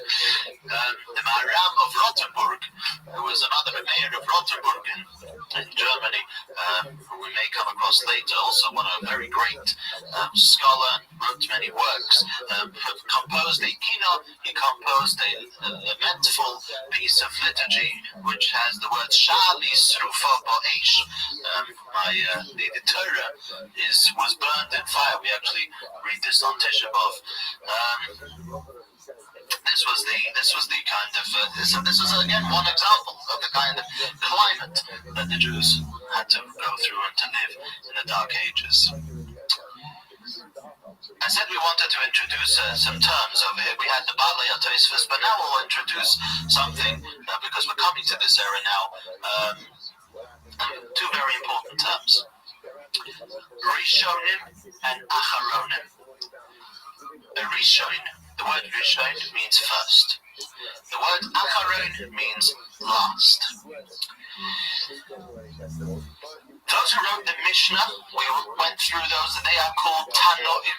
Tana, the ones who learned for others. Tana, a Tana. Rabbi Shimon is a Tana. Rabbi Yehuda is a Tana, and so on. Those who taught the Gemara, the Talmud, were called Amoraim. Amora, to say in Aramaic. Those who said forth the oral law, and those who brought down the tradition, Amoraim. Ravina was an Amora. Rav Ashi was an Amora. Rova, an Amora. Abaya, an Amora. After the Amoraim, we went through the Gaonim. The Gaonim, the Gaon was the one who led the yeshiva in Babylon, the center of Torah for hundreds of years, and in each generation there was a Gaon. We had some of the famous ones: Reb Sadia Gaon, Reb Hai Gaon, Reb Shirira Gaon, and so on. Those were the Gaon. After the center of Torah in Babylon sort of died out, and the Jewish center went to other places as we went through, a period started which is referred to now as the Rishonim. The Rishonim are the earlier ones, the first ones, those who took the Talmud and explained it and wrote works about the Talmud, those who wrote works on making a halakha, rules in those times. It's just the name that we give them is Rishonim, and probably it is relative to the Acharonim, relative to the later ones. The difference between a Rishon and an Acharon probably is to be understood more of, interestingly enough, more of holiness, more of sanctity. If you go to any yeshiva today, And, somebody will want to explain a piece of Talmud in a novel way. Very often, these words will be the words of a Rishon, the words of one of the Rishonim. Those who wrote the Tosfos, the Baalei HaTosfos are Rishonim, the earlier ones. The Rabbi Rothschild, Rabbi Paris, all these people that we're talking about now, that we're going to talk about the next few lessons, are Rishonim, are the earlier ones. And they are considered to be of sanctity. And any words, the words that they said were not only to be understood as wise, but to be understood as more truthful and more holy. And there's a good story which illustrates this. The great Torah scholar once came to the first Rebbe of Chabad, Reb Shneur Zalman of Liadi, the author of the Tanya, the Alter Rebbe, as he's known in Chabad. And they were talking to each other and learning. And there was a certain passage which had a commentary from the Maharam of Rothschild, which we just had him. And the Maharam brought in his work a proof from the Talmud to the truth of what he said, but the proof seemed to be something very flimsy, not a good proof. And this scholar who came to the Alter Rebbe said, why couldn't the Maharam bring a proof from some other places in the Talmud which seemed to be much stronger than this proof that he had brought? The Alter Rebbe said, you're right. And the Alter Rebbe brought, I believe the scholar brought 4 proofs, strong proofs from the Talmud. The Alter Rebbe went and then brought another 6 proofs from the Talmud that the Maharam could have brought for what he said. So they had over here, they were in a quandary.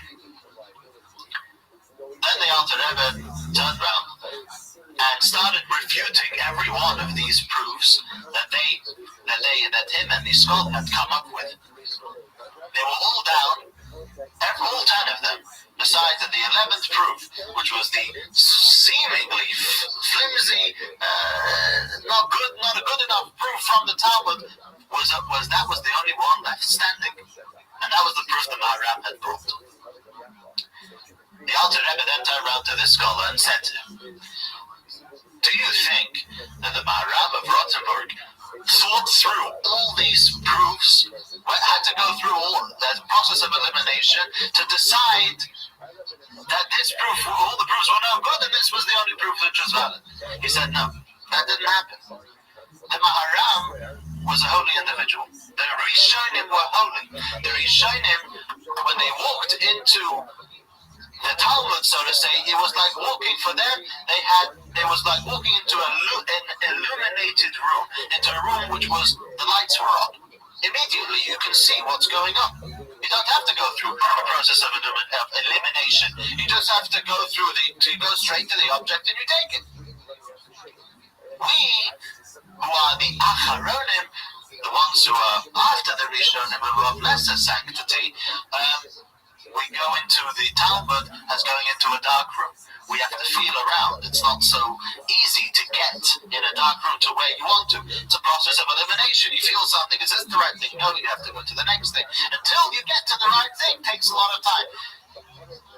To understand Torah in its truth, a holy person understands Torah more accurately and goes immediately to the true understanding of Torah. Torah being Hashem's knowledge, Torah being something godly.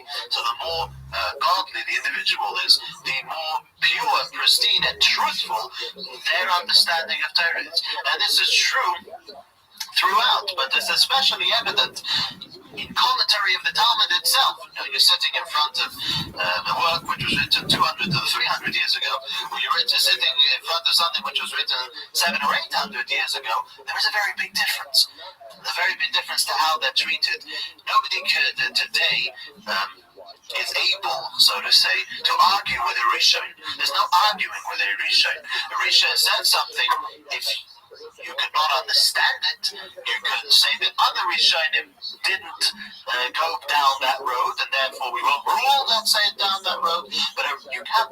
A person in a yeshiva today will not argue with a Rishon. You will So much so that the very words of the Rishon, the very terminology that he used, is you could use that in a basis of understanding. Why did the Rishon use these words and not other words? There must be meaning to that, and that sheds light maybe on something which would be unclear.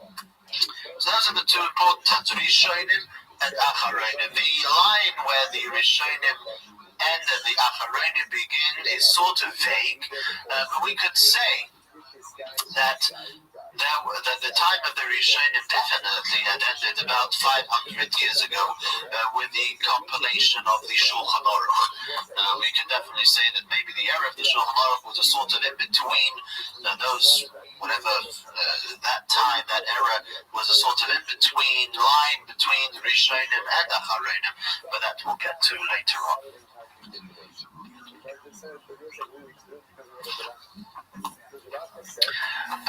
Just to finish off, there was another quite shattering event which swept through the Jewish world at that time, which is it's worth it to make note of. The Rambam, Maimonides, had written, as we know, many works. The major work, the Mishnah Torah, which we spoke of, the one that goes through the entire oral law in its law format. But then he wrote a number of other works. And one of them was the Moire Nevuchim, the Guide to the Perplexed. The Rambam lived in an age where, as we went through and we learned about the Rambam, where philosophy was at the top of the line, where, Plato and Aristotle were the hot stars of the day, literally. So everybody who respected themselves learned Greek philosophy and studied the arts. And it was a very rich time in the non-Jewish world, as opposed, by the way, to the era we're talking in now, when things were extremely dark and primitive, backward.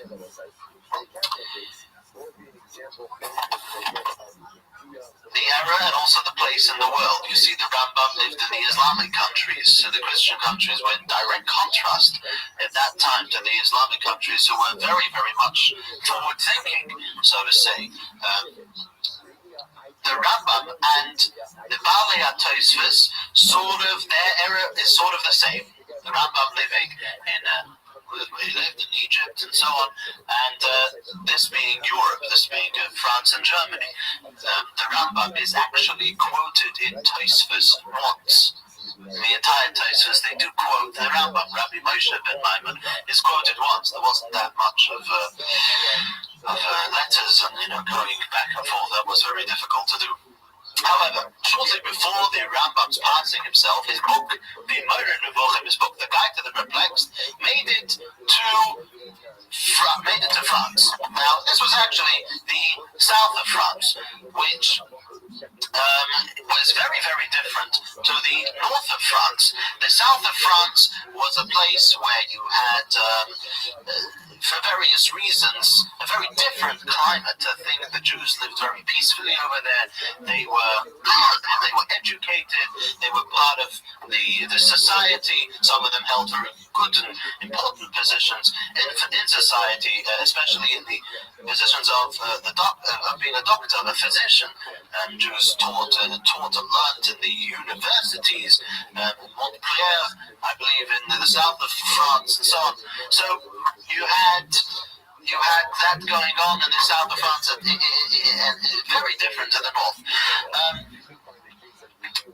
The thing was that together, side by side with the affluence, came the influence of philosophy, of being enlightened, maybe, and that didn't go together with keeping Judaism, with Torah and its mitzvahs. There was one of the Baalei HaTosfos, those lived in the area of the Baalei HaTosfos, called the Sar Mikutsi, the Prince of Kutsi. There's a whole story in him, but he visited this place and he said that there's no mezuzahs or tefillin, too much of it going on in these places. They just didn't bother putting up mezuzahs or putting on tefillin. This was the kind of place they were, this was the kind of, the kind of climate that this was happening in. He was talking about Spain, but the south of France also had that sort of thing about it. They did have their scholars. The Baal Eshkol, Rabbi Avram ben Yitzchak, the man who wrote the Sefer Eshkol. His students were the Ravid and the Baal HaMoir, two very great scholars. The Ravid, Rabbi Avram ben David, being the chief critic of the Rambam, and the Baal HaMoir, also the Rabbi Zrachia Halevi, who was also a great critic and wrote halachic works. So as we said, the books of the Rambam reached these places, and the scholars of the area, the leaders of the Jews, didn't like the idea, especially of the Moreh Nevuchim of the Guide to the Perplexed, because it's over there that the Rambam seemingly takes quite an apologetic stance towards philosophy and towards the sciences, explaining everything, all the mitzvahs, in light of the sciences, in light of philosophy, especially Greek philosophy. And this kind of version of Judaism was something that they were the great in other places in the world, especially in this area of France, were very nervous of, because it would dispel the traditional way and the true way of Judaism, which is of faith, which is of something which goes above and beyond the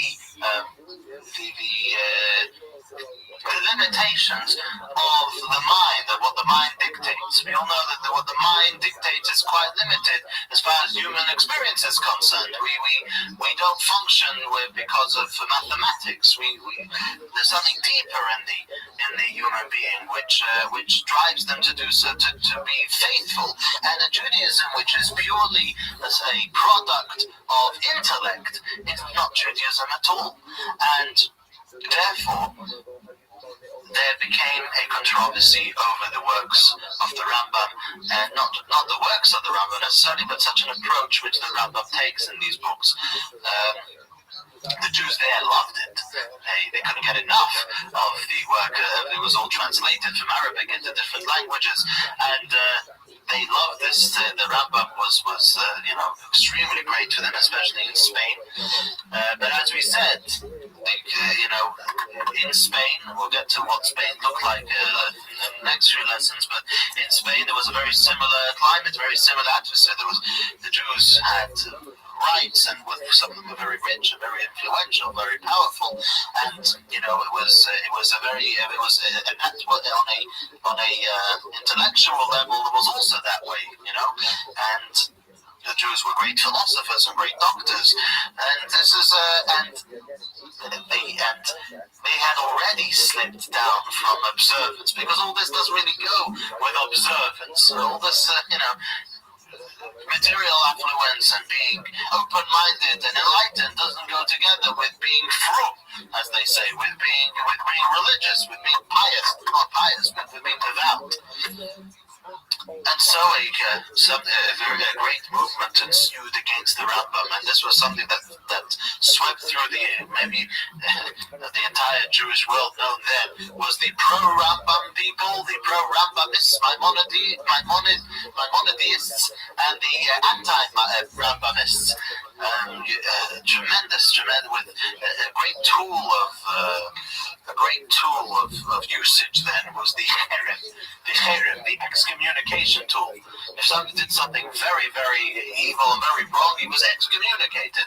So the first move, one of the first moves was to excommunicate the works of Maimonides, and to excommunicate those who learned them and were held by them and studied them. Well, the other group excommunicated that group, and so a war ensued, which got out of hand.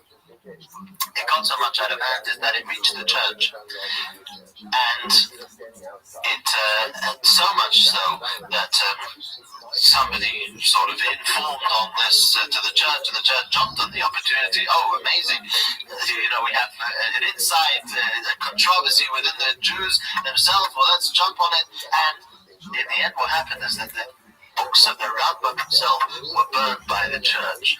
This is where everything stopped in its tracks. The leaders of the people, or some of the great scholars who had led the war against the Rambam, saw that this had totally gone out of proportions, and they made a total turnabout. One of the greatest ones that we know who fought the Rambam and his ways was a man called Rabbi Yoina. Rabbi Yoina Migirundi of Girona, and Rabbi Yoina took it upon himself to go round as a form of teshuvah, as a form of penitence and return, to go around every Jewish community and to go into the shul and to announce that he had sinned against the Rambam, and he asks for forgiveness. This was after the Rambam's passing. He even wanted to go up to Israel, to the Rambam's burial site, to ask for him forgiveness, so to say, personally, and he did, but he didn't manage to do that. He did, however, write a work which is very well known called the Shari Teshuvah, the Gates of Return. The Shari Teshuvah of Rabbeinu Yona's Shari Teshuvah, Gates of Return, one of the earliest books written about Teshuvah, which was a product of his, so to say, his own journey in Teshuvah, in return to Hashem. This was some of the highlights of what was going on at that time. But it's always, the history must be understood in its broader fashion. These were the highlights, these were the high points, or some of the low points, shall we say. But we've got to understand the general picture, which is very important. We'll carry on next time with the many other great Jews, the Ramban, the Moshe ben Nachman, central figure, and then with the Jews of Spain, and what happened with them in the end. Have a good evening. So I who was speaking and said the picture. And so fantastic. I was thinking again, I had you paying attention. That's the thing. It was so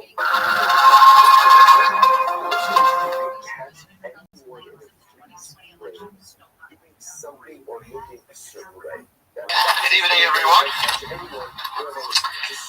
We are going to carry on with our journey through Jewish history, and this time we are coming to the culmination of an era which we spoke of last time. We introduced the term the other time, the Rishonim, the first ones. The Rishonim were those who, we shall say, their era started from the end of the Gaonic period. We had the Gaonim in Babylon; those who led the yeshivas in Babylon, and then you have the Rishonim, the earlier ones, they are called, who commented on the Talmud and who brought down Jewish tradition throughout the ages until about this time, which we would call probably the 14th century, definitely by the 15th century. We're going to run through now some of the great Rishonim, some of the great earlier ones, in quotes, who lived in Spain and who really made their mark on Jewish learning and Jewish living up to this day. Their names and their legacy lives with us right up until this day, as we've mentioned on a number of occasions. Now, what is unique as well about this era, which we put into the title, is that this was also the era when the learning and the also practice of Kabbalah, of the hidden elements and secrets of the Torah, started to become common, more common than it was in earlier times. And we'll get back to that after having explored the era in which we're talking. We're going to be centering primarily on Spain, we went through the other time with the story of the Crusaders, the Jewish story, the unfortunate Jewish story at that time of France and Germany. We're going to now focus on Spain, the era really that also led up to the Spanish Inquisition. That we're going to focus on next week, the decline of Spanish Jewry in its most unfortunate fashion. Let's start with somebody who, I should even say, in the books of history, receives a chapter on his own. You gotta make it big for that. We went through Maimonides as a man to himself, and in no small measure is the next character, the next great leader, a leader unto himself, somebody who really is very unique. His name is somewhat similar to what we call Maimonides. Maimonides is known as the Rambam, Rabbeinu Moshe ben Maimon. This man is known as the Ramban, with a nun at the end, Ramban. Not Maimonides, but Nachmanides. His father was called Nachman. He shared the same name as the Ramban, Moshe, so it's Rabbeinu Moshe ben Nachman, the Ramban. The Ramban was born in the year 1195, and his upbringing and education was very, very special, was very unique. We did go through at another time the differences of style and method of learning in the different yeshivas, in the different academies that existed at the time. You had Spain, the Spanish, the Sephardim.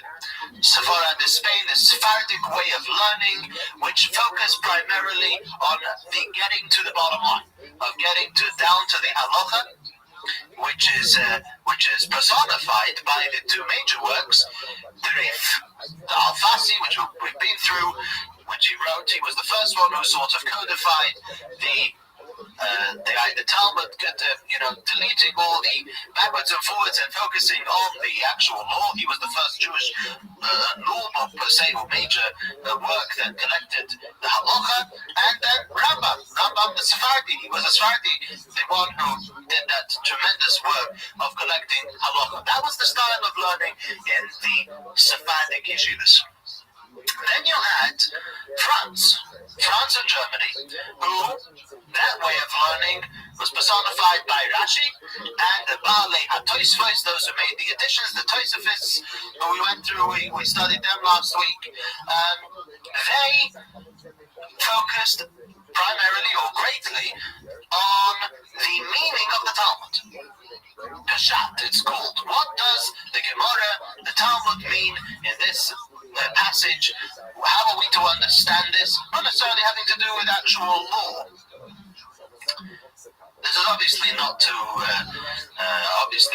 cut anything fine. There's no absolute. Obviously, everybody was concerned with the halacha, with the law. That goes without saying. And obviously, everybody was concerned about what the Talmud means and what the Peshat is. However, Peshat means meaning.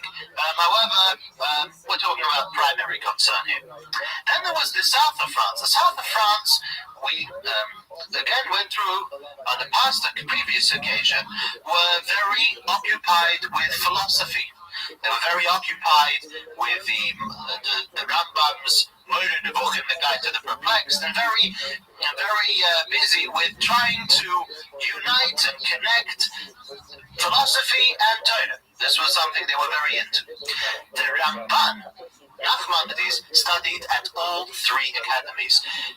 He was a student at all three of them, and he ended up in his works being able to unite all three schools of thought because he was educated in each one of them. The Ramban was a doctor by profession, and that was a contribution of of the south of France, where he learned, where they were interested in uniting the sciences together with Torah, and he was that's what he was doing as well. The Ramban wrote a number of great works. The first book, or the first one on the list, is the book called Milchamos Hashem, the Wars of Hashem, the Wars of God. That's That's a pretty big name for a book. Whose war was he fighting? Well, if you look.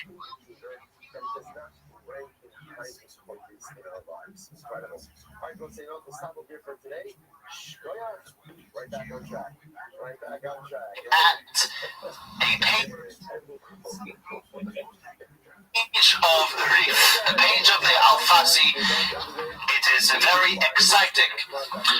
The Rif, if you look at a volume of Talmud, the Rif will be printed in the very same style as a page of Talmud is printed.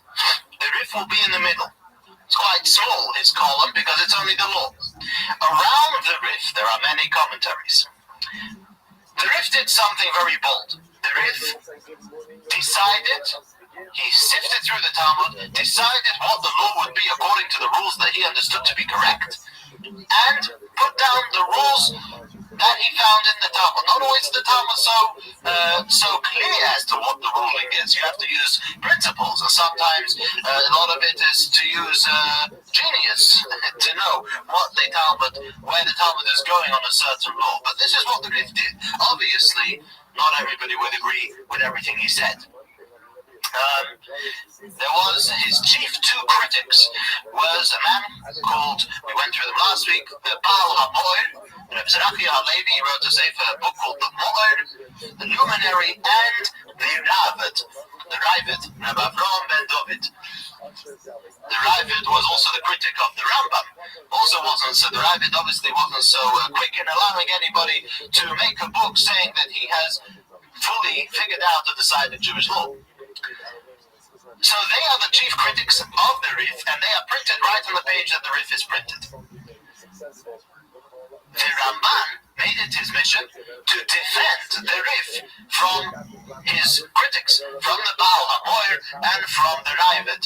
He wrote a book called Milchames Hashem, the Wars of Hashem, defending the Rif against those who wanted to criticize him and to say that the law is not like him. So if you open a page of Rif, it's quite exciting as to see who's taking on for who. Why do they see him to be wrong, and why does the Milchames see him to be correct? Another interesting work which the Ramban wrote was the Minyan HaMitzvos. The Minyan HaMitzvos, the counting of the mitzvahs. This is an interesting idea. The Talmud says, the Gemara says, that there are 613 mitzvahs. This is something very well known. What's not very well known is that it's quite a difficult task to actually figure out which ones of the commandments in the Torah are considered to be individual mitzvahs. For example, there are a number of kinds of sacrifices, of korbanos. The Torah has a law, very detailed. This is the primary subject of the book of Vayikra, of Leviticus. How exactly is each korban, how exactly is each offering meant to be brought up to Hashem? So there's details of every one. There's a sin offering, there's a peace offering, oilos, shlomim, chatos, various offerings. Do we consider the individual mitzvahs of every offering? Do we consider them individual mitzvahs? So, for example, you have a sin offering, and there's, let's say, for argument's sake, 5 details, mitzvahs that Hashem says, do this, do that, do the other, 5 of those. Do we consider them to be mitzvahs, or do we say no? There is the mitzvah that if a person needs to bring a sin offering, he brings a sin offering, and he's got to do it in a certain way. And the Torah tells you how to do it. So essentially, it's one mitzvah. By the way, Maimonides makes the count, and his count of the mitzvahs, Maimonides considers it to be one mitzvah. You see, now the problem is that there are many, many commandments in the Torah, much more than 613. So you've got to generalize. You've got to choose which ones are mitzvahs and which ones are not considered to be part of the 613 mitzvahs. There was the very first person who did this was a man called Reb Shimon of Cairo. Reb Shimon of Cairo is better known as the Bahag in the yeshiva world. The Bahag, that stands for Baal Halachos Gedolos. The Bahag. Baal Halachos Gedolos means the owner of the great laws. This is he wrote a book called Halachos Gedolos, the great laws, and he is called the Baal Halachos Gedolos, the one who wrote the book of the great laws. He was the first one, very early. The Tosafists bring him all the time. Very early on, he wrote a book counting through the 613 mitzvahs. The next one, obviously, another one was Maimonides, was the Rambam. He wrote a Sefer HaMitzvahs, the book of mitzvahs, which contains obviously the counting of all 613 mitzvahs. The Ramban himself wasn't necessarily in agreement to the Baal Halachos Gedolos or to the Rambam as to their count of the 613 mitzvahs. The Ramban wrote a book where he defended the Baal Halachos Gedolos in a greater way than he agreed with the Rambam. The Ramban had his own way of understanding the 613 mitzvahs.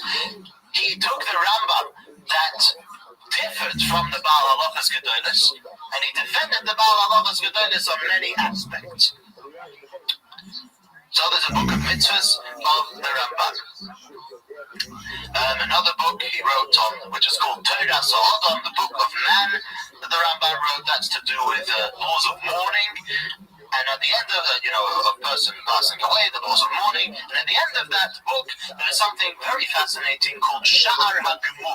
Sha'ar HaGemul means the gateway, in other words, the chapter of Gemul, of reward. Well, that's wrong translation. Gemul means that which Hashem will return.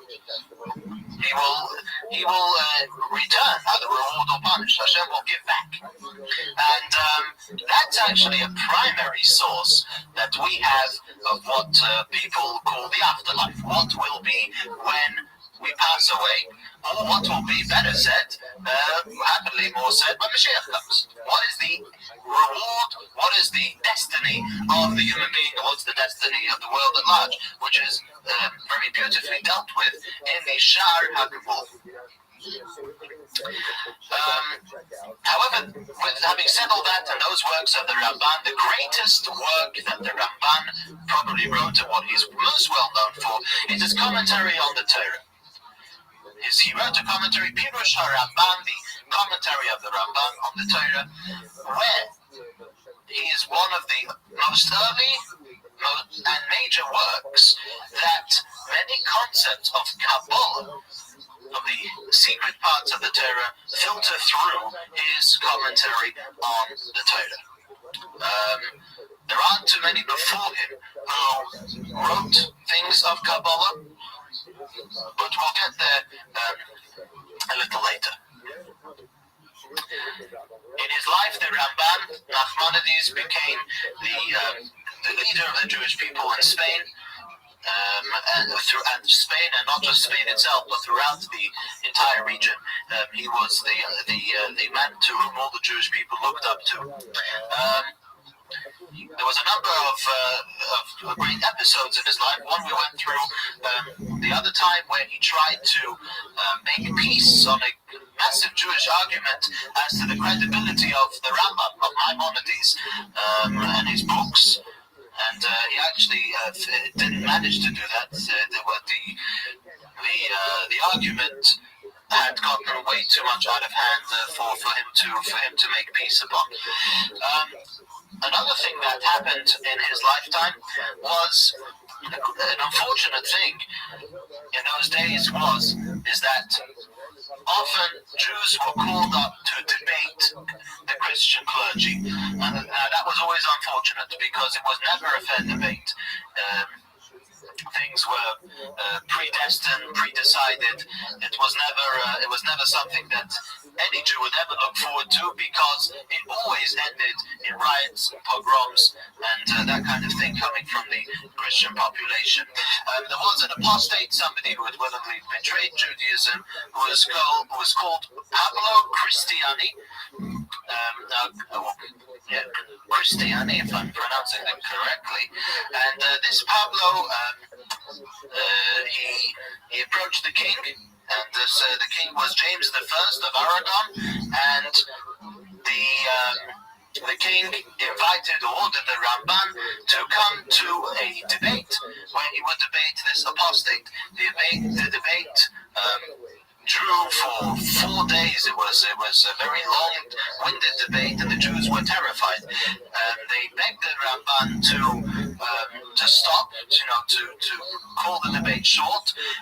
However, the king was so impressed with the Ramban, he ordered it to carry on. He's very famous for having said that the king, obviously being a devout Christian, said to the Ramban that he was so impressed with him because never has he seen somebody defending something so wrong so well. This is what he thought of the Ramban in the end. He sent the Ramban home with tremendous honor and gifts, for having displayed such genius, which he had done. However, this had brought a lot of jealousy and a lot of hatred from the Christian clergy and populace, especially from this apostate, from this Pablo. The Bishop of Girona in Italy was so impressed, he ordered the Ramban to write down his debates, which he did. But the clergy and the apostate was so angered is that they twisted the king in all sorts of ways and directions, and the end was that the king had the book of the Ramban burnt, as a display that this book was no good, and he had the Ramban exiled from Spain for a period of 2 years. When he got this order of exile, the Ramban used out the opportunity. The Ramban was already aged, and he decided that this would be the time to visit Israel. Now, this trip of the Ramban to Israel was a very pivotal one in Jewish history. You see, the Ramban made this trip to the land of Israel without his family. He did not want to endanger them, as the roads and as well as the sea journey was extremely dangerous. But he did this himself, and he went up, being the Jewish leader that he was, he decided he must revive the Jewish land, Jerusalem. He came to Jerusalem. He did not even find a minyan. There was not even 10 Jewish people who had come together to Shul to daven. There was no Sefer Torah in the entire Jerusalem. The Ramban got to work, and being the man that he was, he spent 3 years in Jerusalem. He built a shul, which not the actual shul, but the structure or the place of the shul exists right till this day. It's known in Jerusalem, the Ramban's shul, the shul of the Ramban. Actually, it was destroyed, I believe, in 1948. The original structure was destroyed, right at the beginning of 1948. However, they did build a structure to compensate for that on the same place. It's there till today, the Ramban's shul. He brought Sefer Torah there, and he made a yeshiva there. He gathered the Jews, young Jews, old Jews, to come and learn and establish Jewish life once again properly in Jerusalem. There is a famous will of the Ramban, that the Ramban writes a letter to his son of how he should act and what the proper way for a Jew is to be. Very well known. Igeres Ramban, the letter, the epistle of the Ramban. We actually don't know where the Ramban is interred. We don't know where his burial place is, but there is good reason to think that he passed away and is buried in the land of Israel.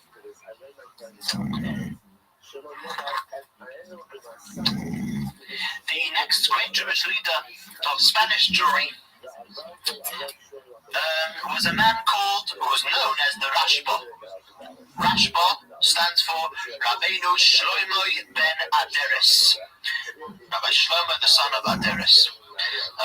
We've got to remember this was a very good time physically, and also it could have been used out very well spiritually in Spain. There was no deterrent from Jewish life, from Jewish learning. Jews were prosperous, Jews had rights, and although we mentioned last week that this as we say, this threw them off, so to say, from being held in steadfast, many of them to the Torah. However, many did, and many gathered around these great Jewish leaders and learned from them. The Rashba, Rabbi Shlomo ben Aderes, was the Jewish leader. He was a student of the Ramban and of Rabbeinu Yoino, who we came across another time. He was born in the year 1235 and passed away in the year 1310. He lived in Barcelona, and he lived at the very same time as the Crusaders were going through France and Germany. So, and that's important. Whilst the Jewish communities in France and Germany were suffering horribly because of the Crusaders. Many communities had been decimated, yeshivas had been destroyed. Jewish life and learning was in peril of just disappearing in France and Germany. So at that time, the Jewish place of peace, so to say, where Jews could learn and live, was Spain, and therefore the Jewish leadership, the Rashba, took on leadership not just of Sephardic Jewry of Sepharad of Spain, but also of the Jews of France and Germany, who many a letter and many a visitor would come to seek his advice and his teachings.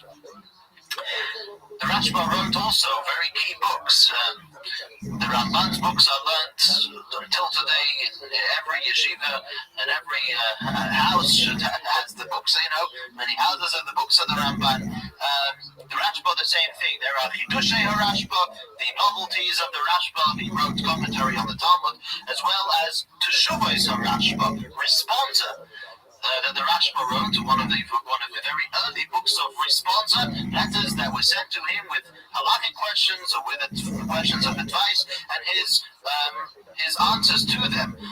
Much of Jewish history, we should know, is gleaned from these responsa, from the books of responsa, such as of the Rashbas. When people write of a certain situation, they describe the situation where they are. We see where Jews lived, where letters were coming from. These are very, very important, not only from a halachic perspective, which they are, but also from a historical perspective. The Rashba in his day, his life was a very rabbinic one, always dealing with needs of the community and with conducting halachic court cases. He really was in the thick of Jewish life at the time. There was quite an event in the days of the Rashba, which had to do with the study of philosophy. In his days in Spain, it was very common, it was the in thing to study philosophy. People delved into Greek philosophy and to many other things. And the Rashba sensed, the danger in this. People were learning philosophy, and this was subsiding the simple, wholesome faith that a Jew should have and should live by with the Torah and with the Almighty.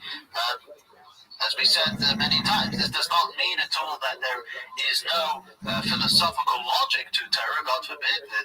The Torah is the wisdom of Hashem, and therefore is the greatest wisdom. However, a Jew cannot live properly as a Jew just with philosophical logic, because it makes sense, because it works on an intellectual basis. That's why we do it.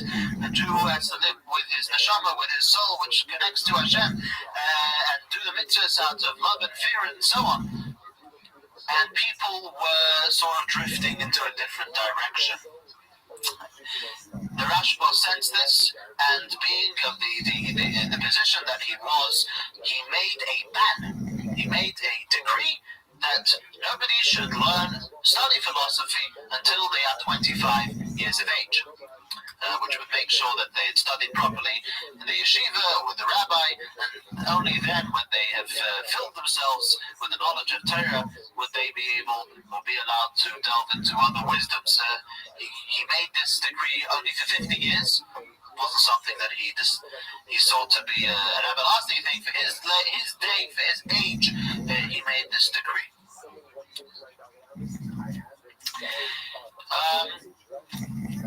The next major Jewish character down the line was a man called the Rosh, known as the Rosh, Rabbi Rothschild. Rabbi Rothschild's name was Osher. He was born in the year 1250, and after the passing of the Rashba, he became the next link in the chain to the major Jewish leader of the time. The Rosh was actually not born in Spain, he was actually born in Germany. The Rosh was a student of the Maharam of Rothenburg, the mayor of Rothenburg. The Maharam of Rothenburg has an interesting story with him, which I don't think we went through. We mentioned his name, but the Maharam of Rothenburg was a very important Rishon, very important early one who explained the Talmud, the early scholar Rishon. And the end of the Maharam of Rothenburg's life was quite an interesting one. He, by accusation of a certain, again, an apostate, usually somebody who converted to Christianity willingly, which were often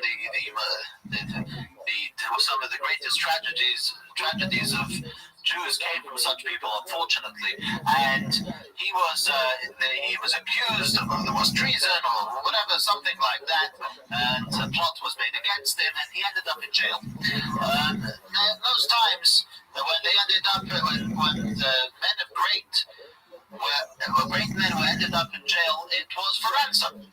The king, the Kaiser of Germany, wanted a huge ransom for the release of the Maharam.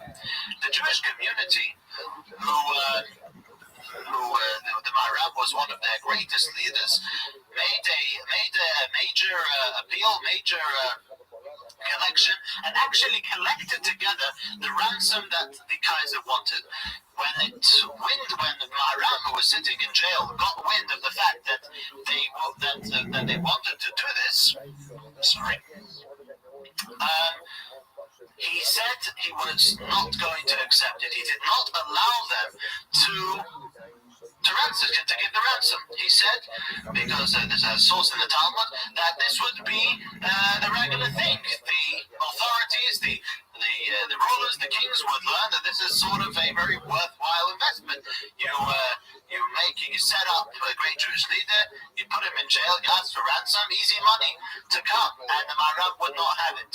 The Maharam passed away in prison, in jail, and he wrote a whole big long story. He wrote a Sefer Torah when he was in jail, which was from heaven. They actually gave him the Sefer Torah. It says this is a very part of Jewish tradition. He was given the Sefer Torah of Moshe Rabbeinu to copy, and he wrote. But what was a fact is that he wrote a Sefer Torah, which got eventually.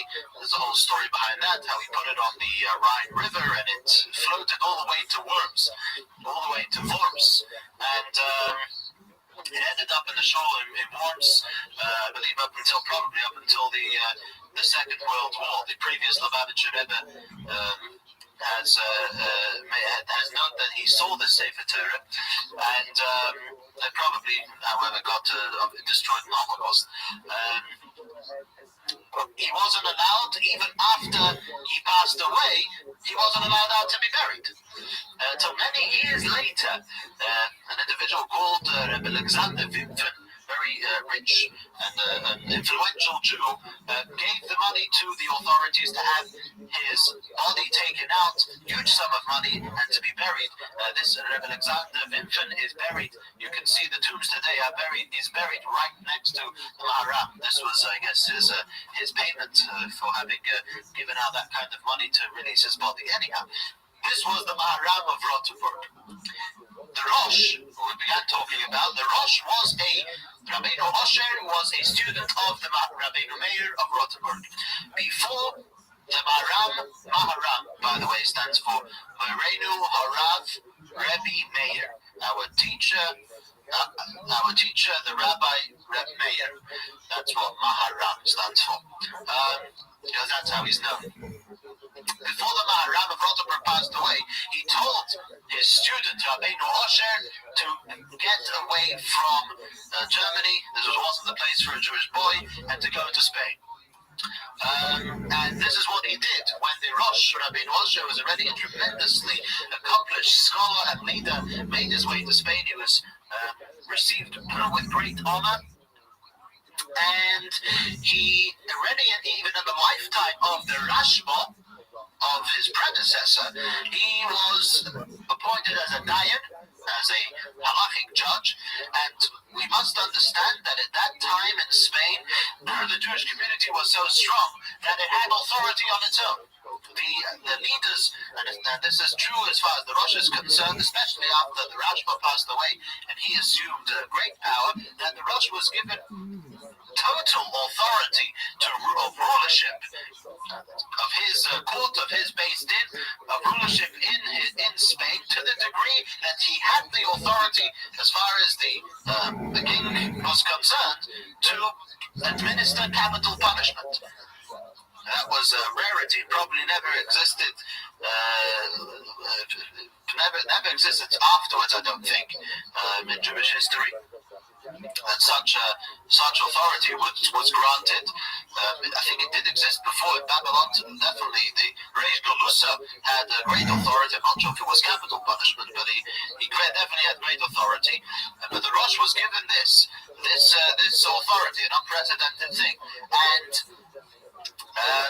he was reluctant to use it, but he did give permission for the government to deal with capital punishment to some people who evidently deserved it.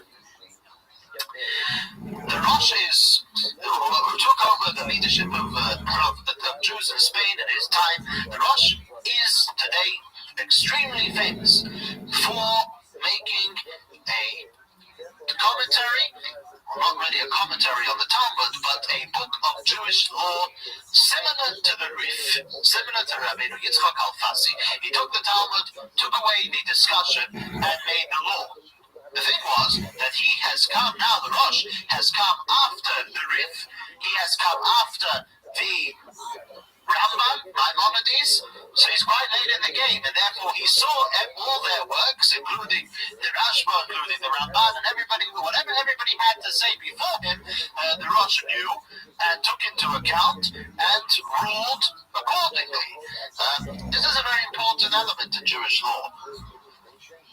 In Jewish law, if we're talking about a great authority, the law is halacha kebasroi, which means the halacha, the law, follows the later one. Meaning, if there are two great, authentic Jewish authorities who argue on a piece of law, and they're not around to argue with each other, one lived 500 years ago, the other one lived 700-800 years ago,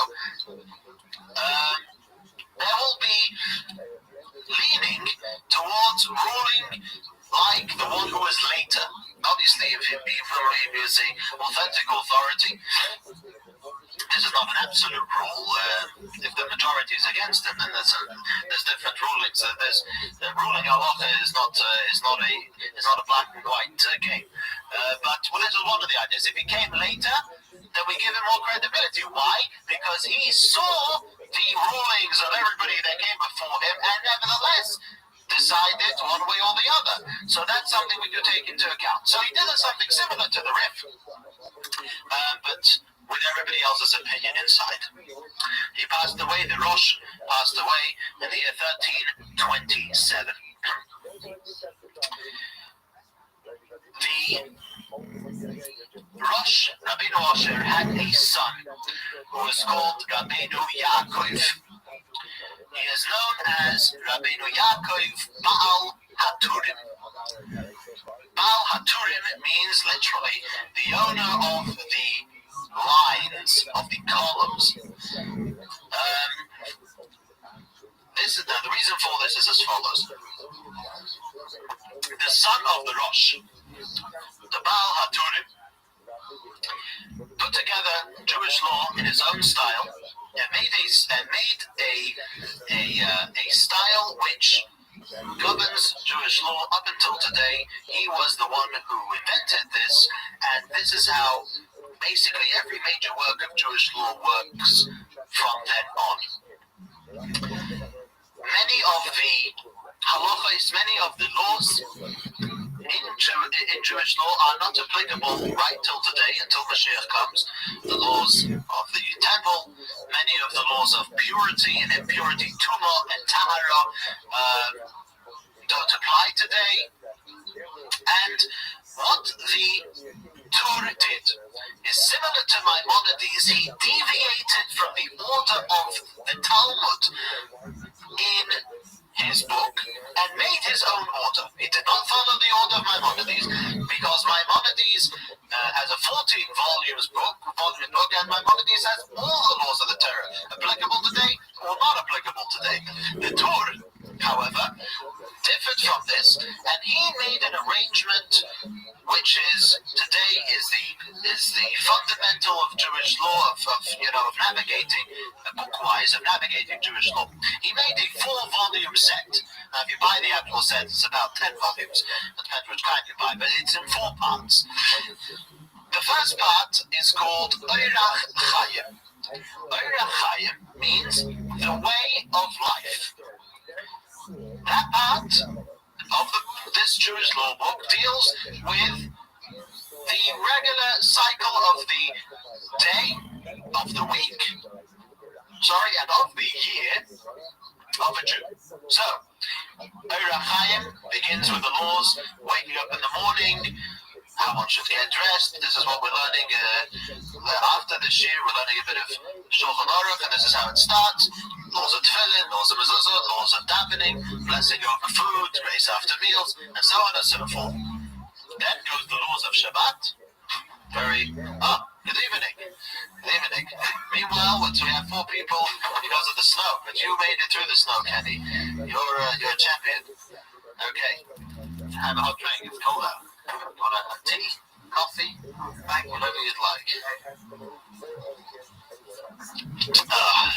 We're talking about the. Let's see. You want to sit down? Have a chocolate, at least. We're talking about a man called Rabbi Yaakov Baal HaTurim. The Baal HaTurim, he is a man who codified Jewish law. He made it in a style which we're going through now. First one is Orach Chaim. Orach Chaim is the way of life. How a Jew has to get up, the laws of Shabbat. Then he goes through the laws of Pesach, very extensive. Then he goes through, you have the Rosh Hashanah, Yom Kippur, Sukkot, and all those different laws. The yearly cycle. The next volume, the next part, how he codified it is called Yeredeya. Yeredeya, literally, these are all phrases from a verse, from the Pasuk. Yeredeya, Yere means teaching, Deya of knowledge, teaching of knowledge. That deals with the laws of food, eating. Laws of kosher. So you starts, it has the laws of shahita, slaughter, proper slaughter of the animal, has the laws of salting, has the laws of mixing or the not mixing of milk and meat, the laws of if something prohibited, if a non-kosher piece of meat falls into a kosher pot, what do you do? This is the entire part in Jewish law. The next of 4, there's 4 parts. The next one's called Even HaEzer, a rock of help, also a phrase from a verse, and that's to do with the laws of family life. Marriage, divorce, agunis, a woman whose husband has left her, the laws of a kesubah, laws of a marriage contract, conditions of marriage, so on and so forth. The last one is called Choshen Mishpat. Choshen Mishpat is the name for the breastplate. The Choshen Mishpat, but Mishpat means law. And Choshev Mishpat are business laws. Deals with, the laws of theft, the laws of taking or intruding into someone else's business turf, and so on and so forth. All these laws. Now, this is the fundamental structure of Jewish law up until today. This was made by the son of the Rosh, Rabbi Yaakov Baal HaTurim. Now, a tur means a column. If we picture the breastplate of the Kohen Gadol that he wore, how many he had 4 columns of stones. There was 12 stones corresponding to the 12 tribes of Israel. There were 4 columns on each. There's 4 columns of 3 stones, and that's why he called it Baal HaTurim. He took the idea of the Choshev Mishpat of the breastplate and called it the 4 columns. We're going to go through the code of Jewish law, but the code of Jewish law, can you run over? Now,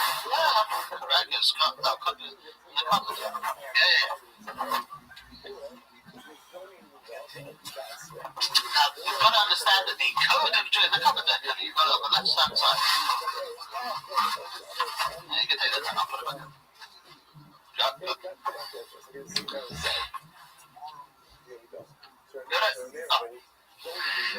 So the code of Jewish law, the Shulchan Aruch, is built in the very same structure as this. And every major Jewish law book, including the Shulchan Aruch, the code of Jewish law that was written by Rabbi Shneur Zalman of Adi, the first Chabad Rebbe, he also wrote a book of Jewish law.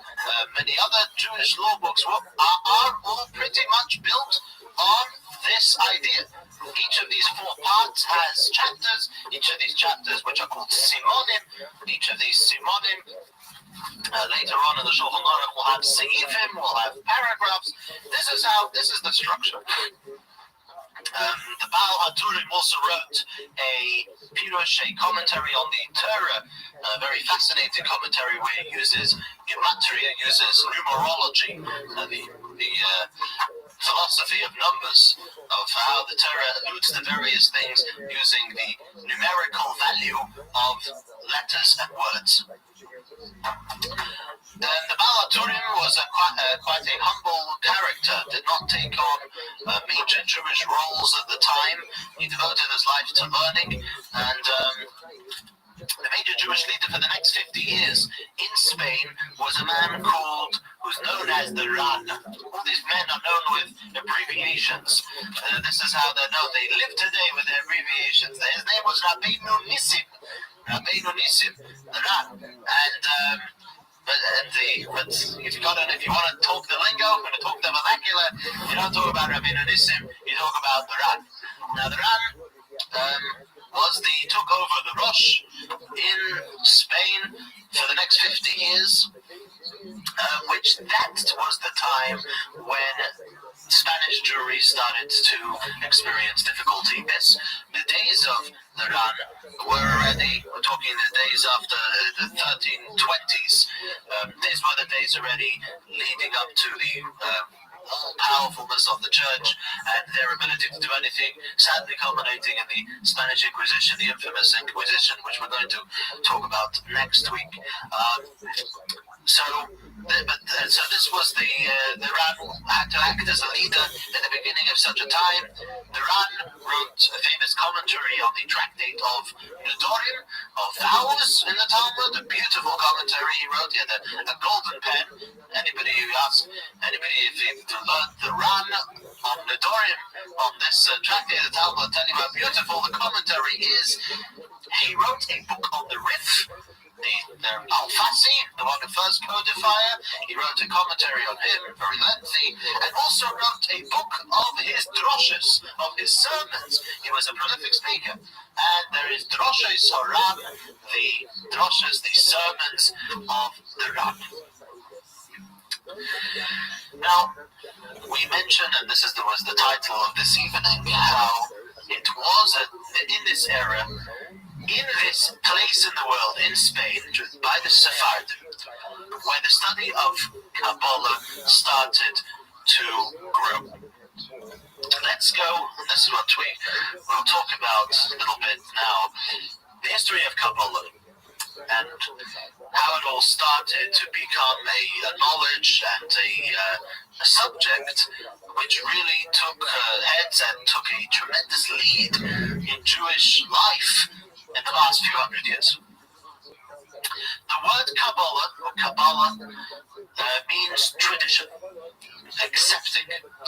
It means this is a learning, this is a knowledge which is part of a tradition of rabbi to student. As the oral Torah itself, it was started as a tradition. As we know, we've been through this many times, the oral Torah, there was 40 generations, and the oral Torah was not transcribed, only being transcribed at the end in the Talmud. It was all from mouth to ear, from teacher to student. Well, the part of the Torah that was written down in the oral part of that, the part of the oral Torah that was written down in an official setting was the law part of the Torah, the laws, the Mishnah, as well as the Medrash, and Braises, the different parts which are more explanatory of the Chumash, different ideas, ethics. Those things were written down. Those things which, with study, learning properly, it was for everybody. Everybody should learn law. Everybody should learn the Medrash, the stories and understanding and background to Judaism and so on. What was transcribed but not popular, not learnt in the masses, was the secrets, we call it, of the Torah, the Kabbalah. What the Kabbalah is basically the Kabbalah, we call it dry Kabbalah, unexplained Kabbalah, speaks basically a language not understood to the layman. It speaks esoteric language. It speaks what goes on in heaven, what goes on in a godly sphere, in godliness, and what goes on in a world or in worlds, plural, which are above and beyond the one we live in. Now, that is something which wasn't for the layman. That's not something which is understood by everybody. The terminology, if you open any book of Kabbalah, if you're not educated, the terminology is for all practical purposes, Chinese. You don't know what it is, what it means, and it takes the guidance and the teaching of a skilled teacher to do this. And not everybody was or is a receptacle for Kabbalah. However, Kabbalah was always there. It was passed down, and we do know of a number of sages who were Kabbalah, who were those who studied and learned Kabbalah. The Kabbalah is mentioned, we must emphasize, in the Mishnah and in the Talmud. This is not novel to Judaism. It was well known that such a knowledge existed, but it wasn't for everybody. There was a man in the Mishnah, in Tana, one of the men who wrote the Mishnah, called Rabbi Rothschild ben Hakona. He actually composed, I believe, the prayer. We have a prayer in the Siddur quite often called Ona B'Koach. Ona B'Koach was a prayer, I believe, composed by Rabbi Rothschild ben Hakona, which carries Kabbalistic meaning to it. Part of the Kabbalah is the various names of the Almighty, not just the 7 official ones, angels, different worlds, esoteric business, shall we say. The main one, the central figure, who was the passer, the one who passed the Kabbalah and wrote it down, was Rabbi Shimon ben Yochai. Rabbi Shimon ben Yochai authored the Zohar. The Zohar is the foundation book of Kabbalah. And Rabbi Shimon ben Yochai was, we could say, at the very same time that the Mishnah was being written, albeit a little earlier, it was the very same time that the major work of Kabbalah was written.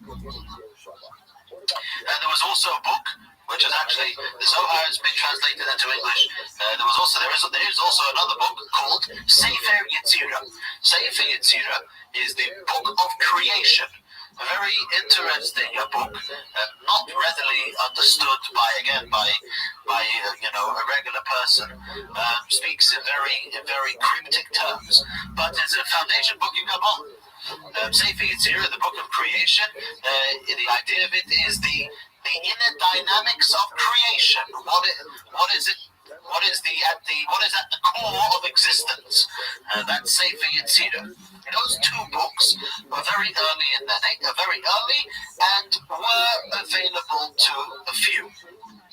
It was in this era, the 1100s, 1200s, 1300s, that the learning of Kabbalah by Sephardic Jewry primarily started to grow. And the reason for that, historians say, is because there needed to be a counterbalance to philosophy. We mentioned before, it was the in thing in people to study philosophy. Everybody was going around with ideas and big players. Plato and Aristotle were household names. Literally, if in the upper class of Spain, this was the way to go. And Jews were studying these works and were not necessarily doing well with them from a Jewish perspective. They didn't know how to answer questions for themselves, although these answers were readily available. But it did throw them off on the religious level, which we mentioned before. And the learning of Kabbalah sort of became a substitute for an esoteric knowledge, for something above and beyond to engage the people in. Somebody wanted to delve into, you had the Talmud and everything like that, but you wanted to delve into something prolific, to something high, to something major. I just want to ask you, does the Talmud discuss it at that time, is there any place where it discusses, would be the Talmud, that at that time in Spain, they were actually studying the ancient Greek classics? Yes. Historically, where is that discussed? We mentioned before that the Rashba actually made a ban against learning philosophy before the age of 25. There are many, if you look at the responsa of the Rashba, there are great responsa, pages upon pages, where he really he goes to town with the damages philosophy does, and why Studying Plato's and in general, Greek philosophy, it was a very cool thing to do, and it was he wanted to put it in its place as far as Judaism was concerned. Yeah, and if you look, Tshuva is a Rashba, the response of the Rashba. So these Rishonim, these earlier commentaries, starting from the Ramban, going through the Ramban, the Rashba, and the others, were, aside for being leaders and Jewish authors, were also Mekubalim, also knew Kabbalah, and started to refer to Kabbalah in their works. This is probably the time when this all started. It was, however, risky. It was risky. Learning of the Kabbalah and the delving into esoteric subjects has to be done very correctly, because these things are easily misunderstood and often in history abused. When we get to the story of Shabtai Tzvi, we get to the story of the false messiah that swept through the entire Europe. Much of it was with the excuse he disguised himself as somebody very righteous and very holy with Kabbalah. The masses didn't know and didn't understand, when to buy, when not to buy, who's who. And that is, by the way, also the precedent which was when the Hasidic movement came around. Why it had such great opposition was because people thought that this was a repetition of the Torah, of the problems that misuse of Kabbalah had brought. until it was obviously understood that Hasidic movement was only there to enhance Judaism, as it does till today. But he had accepted the gentleman you just mentioned that he portrayed himself as Mashiach. Shamsai Tzvi, Yeah, whereas the bringing out of the philosophy today, stemming from Lubavitch and other things, nobody ever really at that time pretended. None of the greatest rabbis that we had at that time pretended they were Mashiach. No, absolutely not. And that was the idea. There's been such opposition when the real tragedy was somebody declaring they're the Messiah when they're not, compared to somebody creating a cultural and academic study of Yiddishkeit, which is what Well, the problem was is that the Jews then were on edge. They were nervous. They were so blown by this. It was a smack in the face, literally, to Jews all over. That the Jews were extremely cautious. Anybody who would, if something came up that they sniffed, oh, this is Kabbalah. Oh, they're starting again. They're differing. What Shamsai Tzvi is, he started off with, he did different than the norm. What percentage of Jews at that time do you think really followed this? Massive, we'll get there. More than 50%. I don't know if percentage-wise, but he had a huge, I know, yeah, thousands upon thousands. I have to start, we're not there yet. This happened a couple of hundred years later. Anyhow, something similar happened in the Middle Ages. There was a fellow called Chaim Abulafia. Abulafia was a very common Jewish name, actually. Many great Jews had this name. But this guy took to the study of Kabbalah and either convinced himself, but definitely tried to convince other people again that he was the Mashiach. He talked himself into going to the Pope and presenting his case, something which luckily he never managed to do, because we only could imagine what kind of things would come out of that. But he just wouldn't have come back. Well, I don't know if he would have come back, or Jews all over the place would have had pogroms. We cannot imagine, but luckily he didn't get there. This was why the Kabbalah always had to be, especially years back on, before it was explained in the way that it is today, especially by Hasidic teachings. Hasidic teachings, one of the greatest things that it did was take the Kabbalah and to explain it in a way understandable to the masses, and to channel it in the direction that Kabbalah is meant to be channeled, which is to enhance our connection to Hashem. There was a student of the Rashba, who mentioned before, who was called Rabbeinu Bechaye.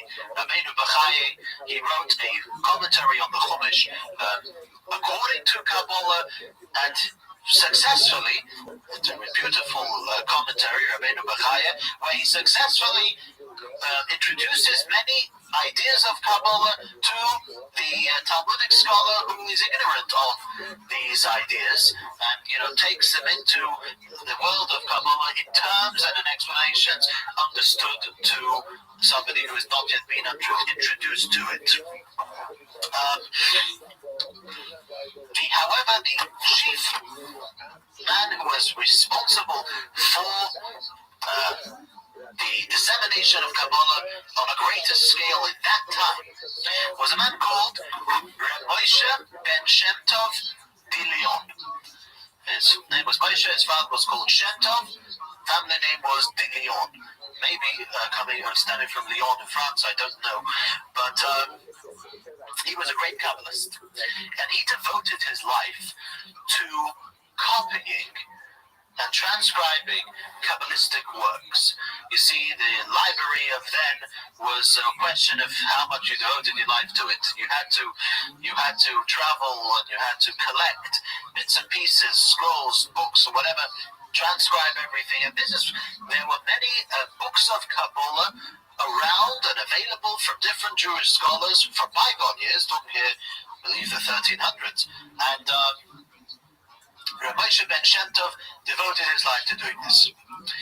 He had a library, and after his passing, a certain rich individual bought from his heirs, I understand, I guess, he bought the Zohar, which was in Rabbi Moshe de Leon's library.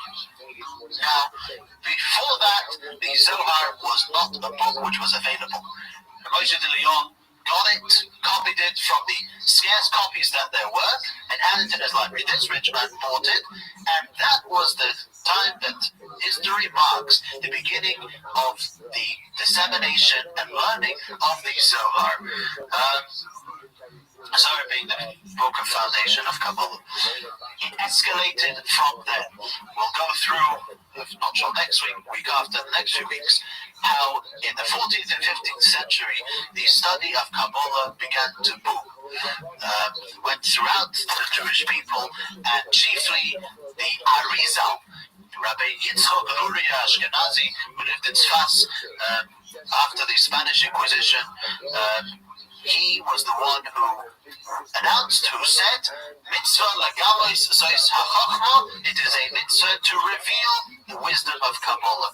And our sages, Jewish sages, say that the reason for this was twofold. Number one, it was at that time the beginning of the end of Jewish life in France, and its sad ending, and it was going to be the time when the Jews were to be submerged in a great darkness. There was the Middle Ages, and the distance from the days of the temple, the distance from the days of the Jewish glory, spiritually and physically, were getting greater and greater. They compared this to a traveler. Somebody who's traveling away from a city, the lights of the city that he traveled away from still illuminate his way for however much time when he goes out of the city. The lights will grow dimmer and dimmer, and there will come a point when that person will be submerged in darkness and he needs light. Where will he get light from? So the parable says he gets light from the city he's going towards. The Jewish destiny goes towards Mashiach, goes towards the world which will recognize godliness. This is Maimonides ends his book. This is the destiny that the Chumash gives us, and it is the destiny. It is that the teachings of Kabbalah, which is a godly knowledge, which illuminate our journey towards the great city. So the lights of the previous time, of the temple, have gone dimmer and dimmer. Now the last 500 years, this is talking around the year 1500, last 500 years, this is when the Kabbalah started to steamroll and eventually turning into the Hasidic movement. This was the Mekubalim. It sort of filtered more. We'll follow the Mekubalim, we'll follow the Kabbalists, how it came into the Baal Shem Tov and the Hasidic movement, and that really gave the Jews a tremendous lift. It's hard to imagine Judaism today without the contribution of Kabbalah, and without after it the contribution of Hasidus. The Kabbalah and Hasidus gave the Jews a lift, which we could say gave them the ability to emotionally and as a people survive what we've been through in the past 500 years. You can study Hasidus and fully participate in it and enrich yourself with it without learning Kabbalah. Correct, absolutely. That was why we said one of the functions of Hasidus was to do that. However, the study of Kabbalah itself, when guided properly, one could also do. There are many people today who study, dry Kabbalah, simple Kabbalah, although quite difficult to comprehend. But at the end of the day, it's something which is comprehensible, especially with the learning of Hasidus. So this is the idea. Next week, please God, we'll go through the end of Jewish Spain and the leaders that led the Jewish people throughout that era, and how the Yishuv in Israel grew at that time, and the rest for next week. Essentially, making a show regarding something that's impossible. Now, again, impossibility can go ahead and manifest itself in a couple of different ways. So, possibility one, manifestation one.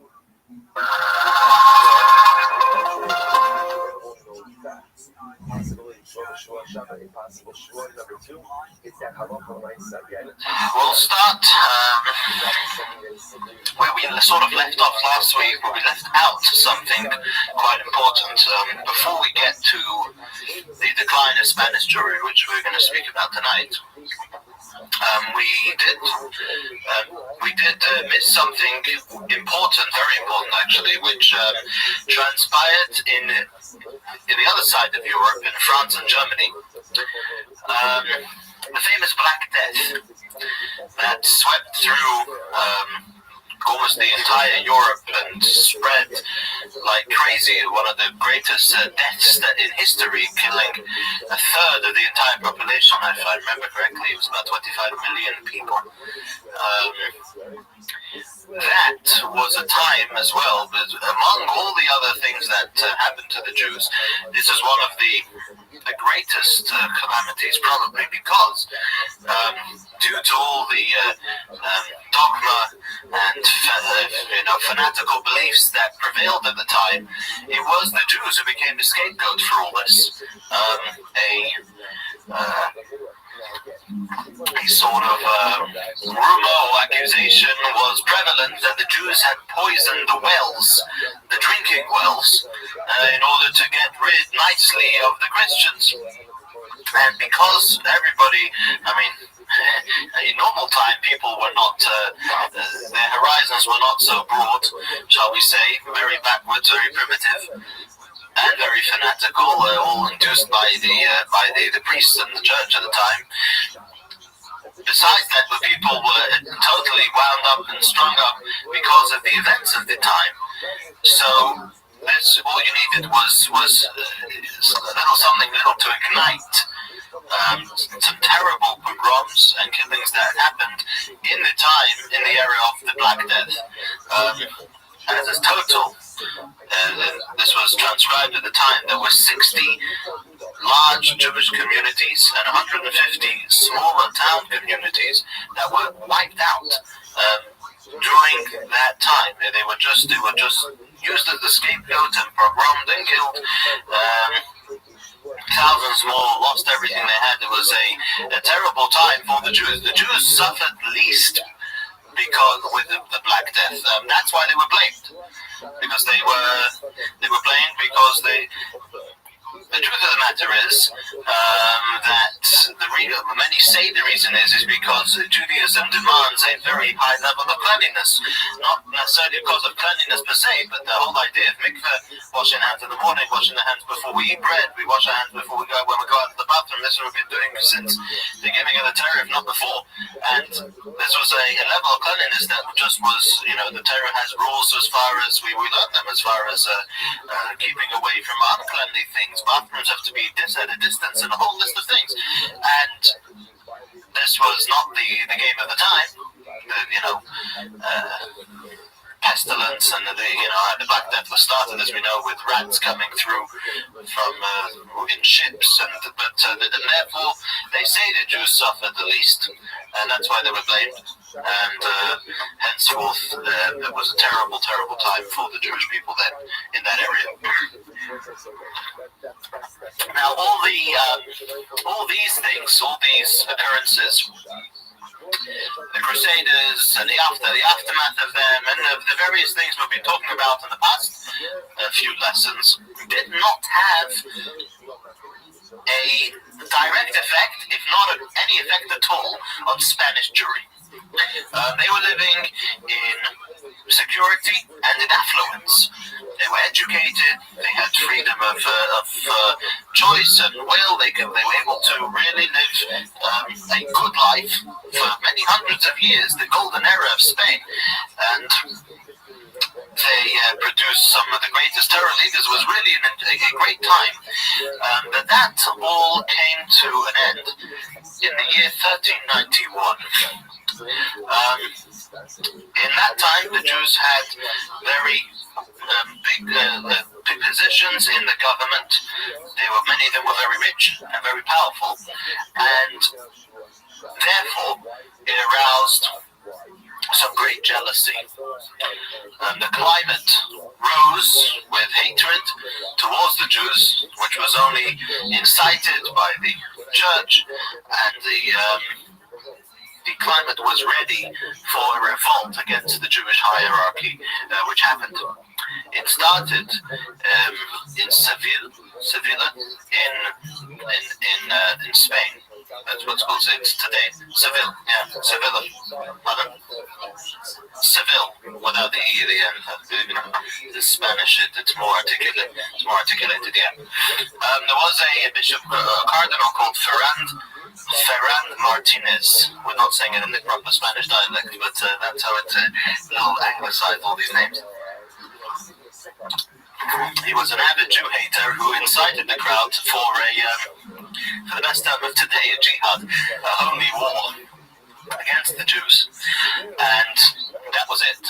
That was the beginning of most horrible time. The first one in Seville, this is the first pogrom. Seville had a Jewish community of 30,000 people, and 4,000 were killed at that time. They burned down houses, plundered shuls. This was,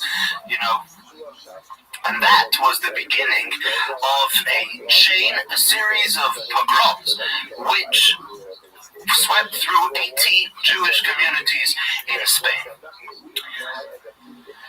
The ultimatum, the usual historical ultimatum was given: be killed or convert. The interesting thing is, and this is by contrast to what happened in the Ashkenazi communities of France and Germany, is that 200,000 Jews approximately capitulated, and obviously against their will were baptized. Many were killed, Al Kiddush Hashem, for the sanctification of Hashem's name. Two people of note. One was a man called Rabbi Yehuda, who was the son of the Rosh. We spoke last week of the Rosh, Rabbi Rothschild. He had the son called Rabbi Yehuda. He killed his family and then committed suicide himself. That was something we spoke of that happened, unfortunately, quite often.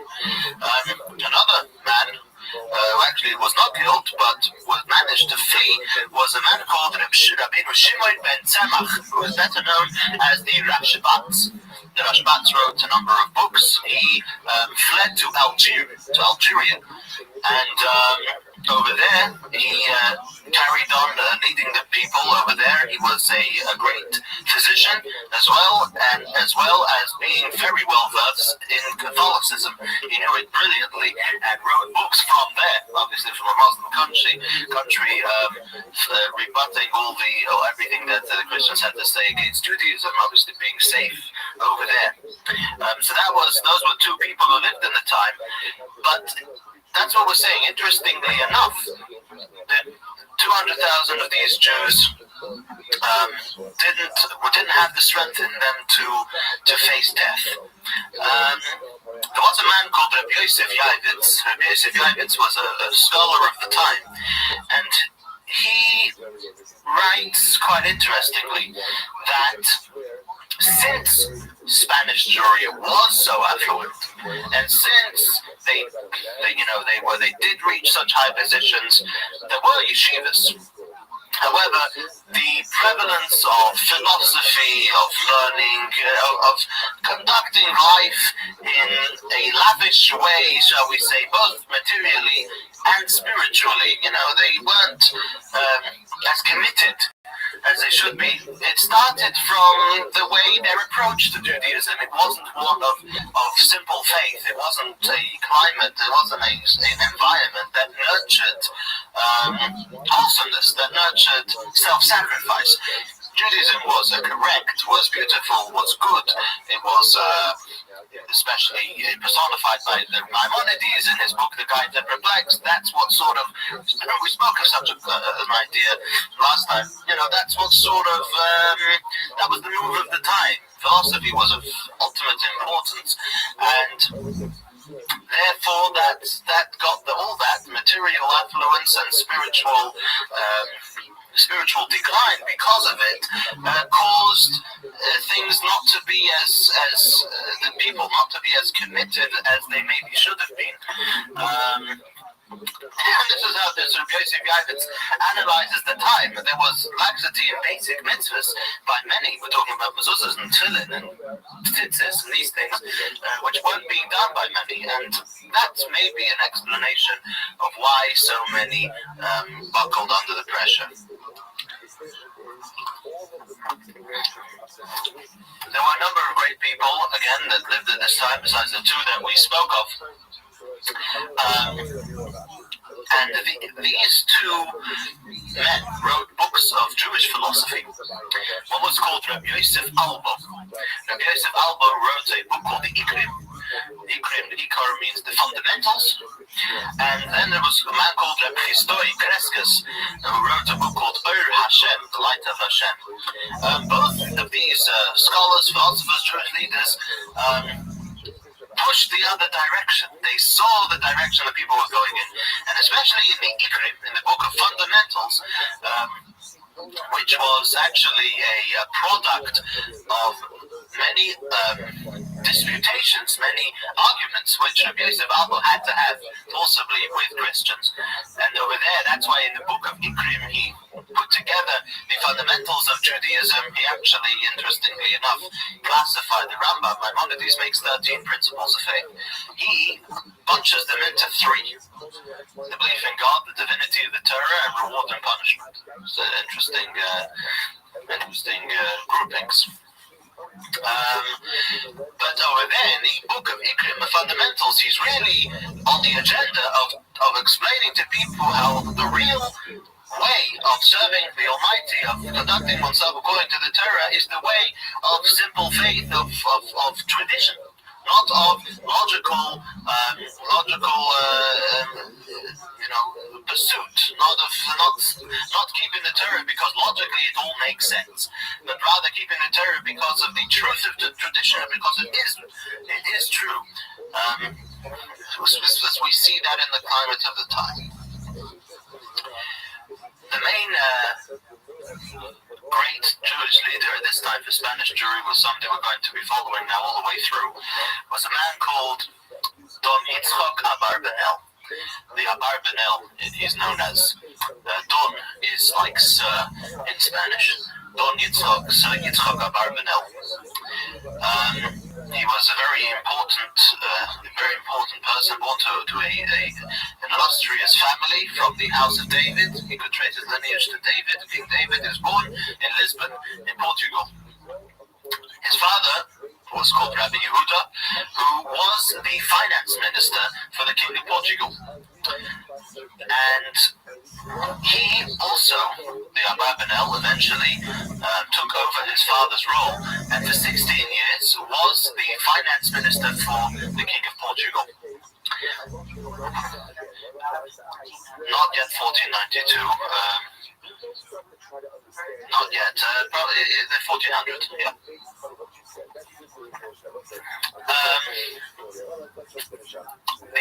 The king then was Alfonso IV, I believe, and upon his death, the son of Alfonso, for some reason, didn't like the Abarbanel, wanted to kill him.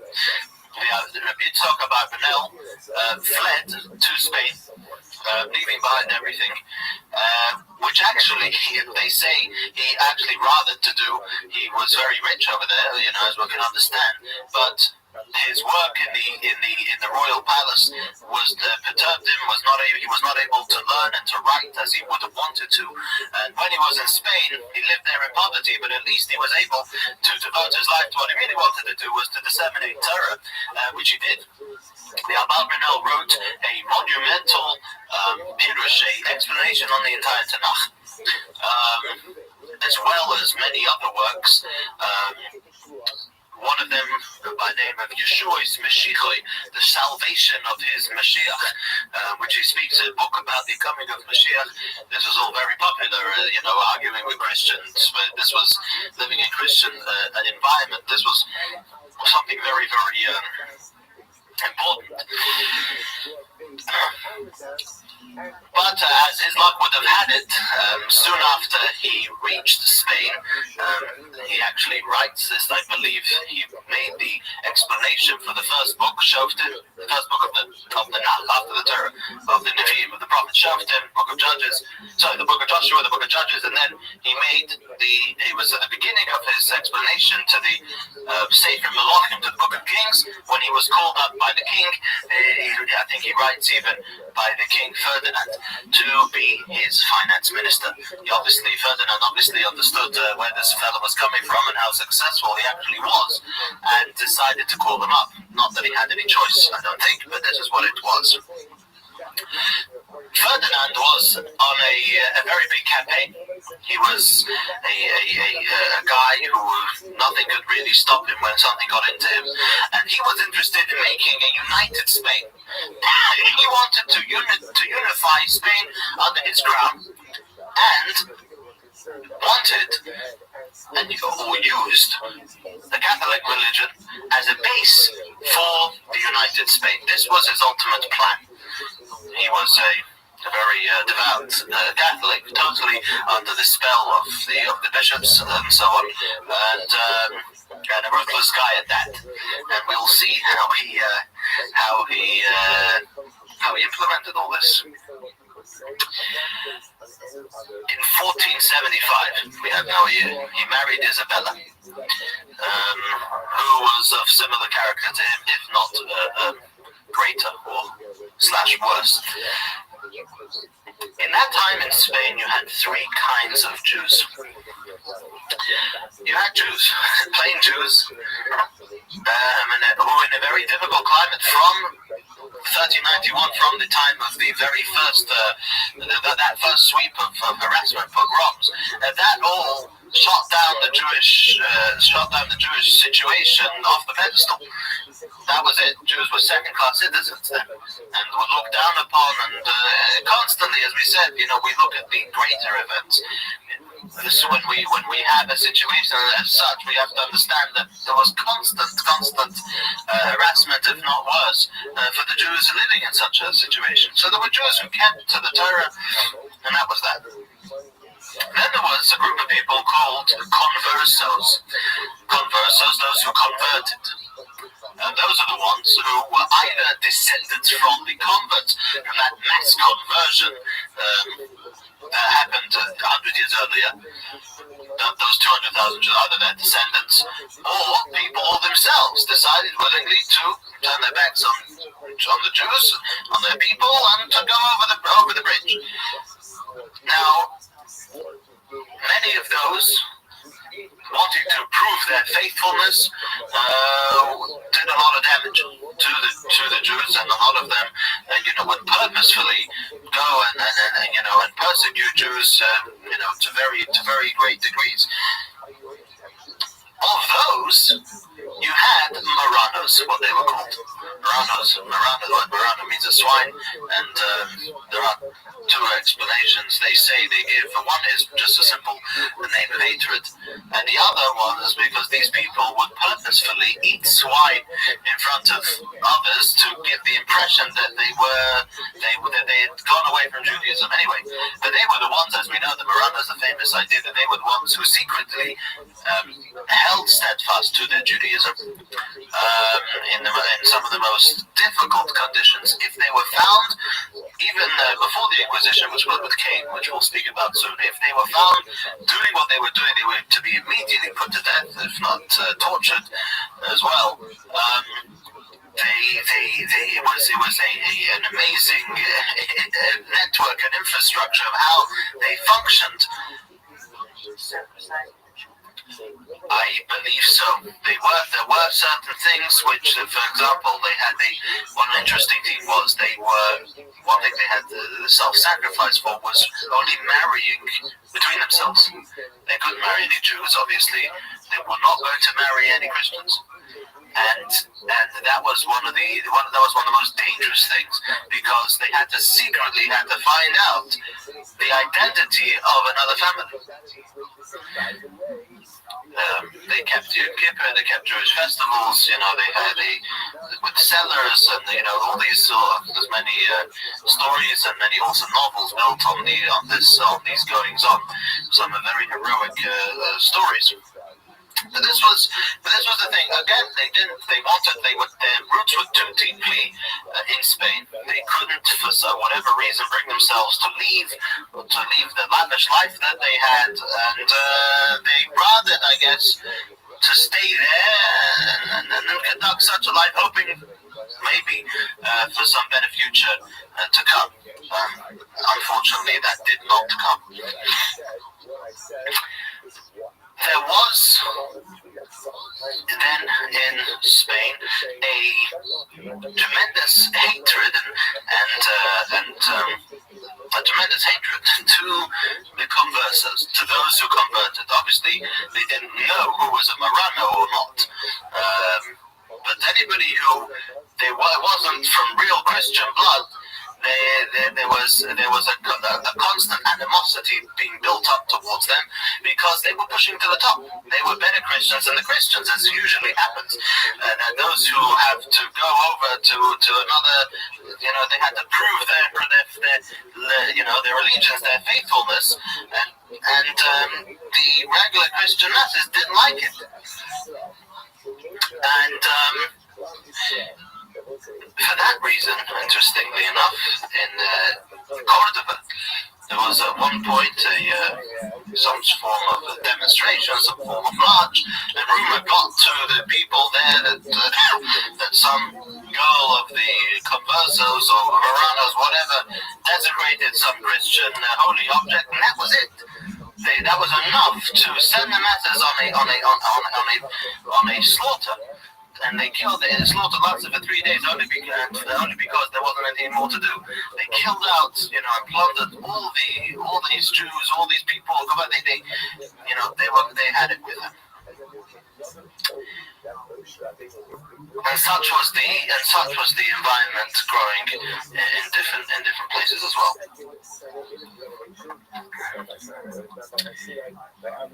It was at this point that Ferdinand and Isabella decided that they are going to cleanse Spain from all the infidels, from all those who were not faithful to Christianity and making it out.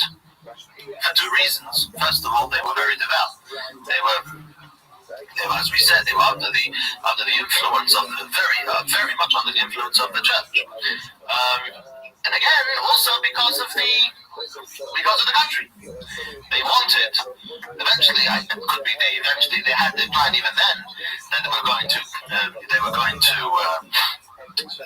expel all Jews and Muslims, by the way.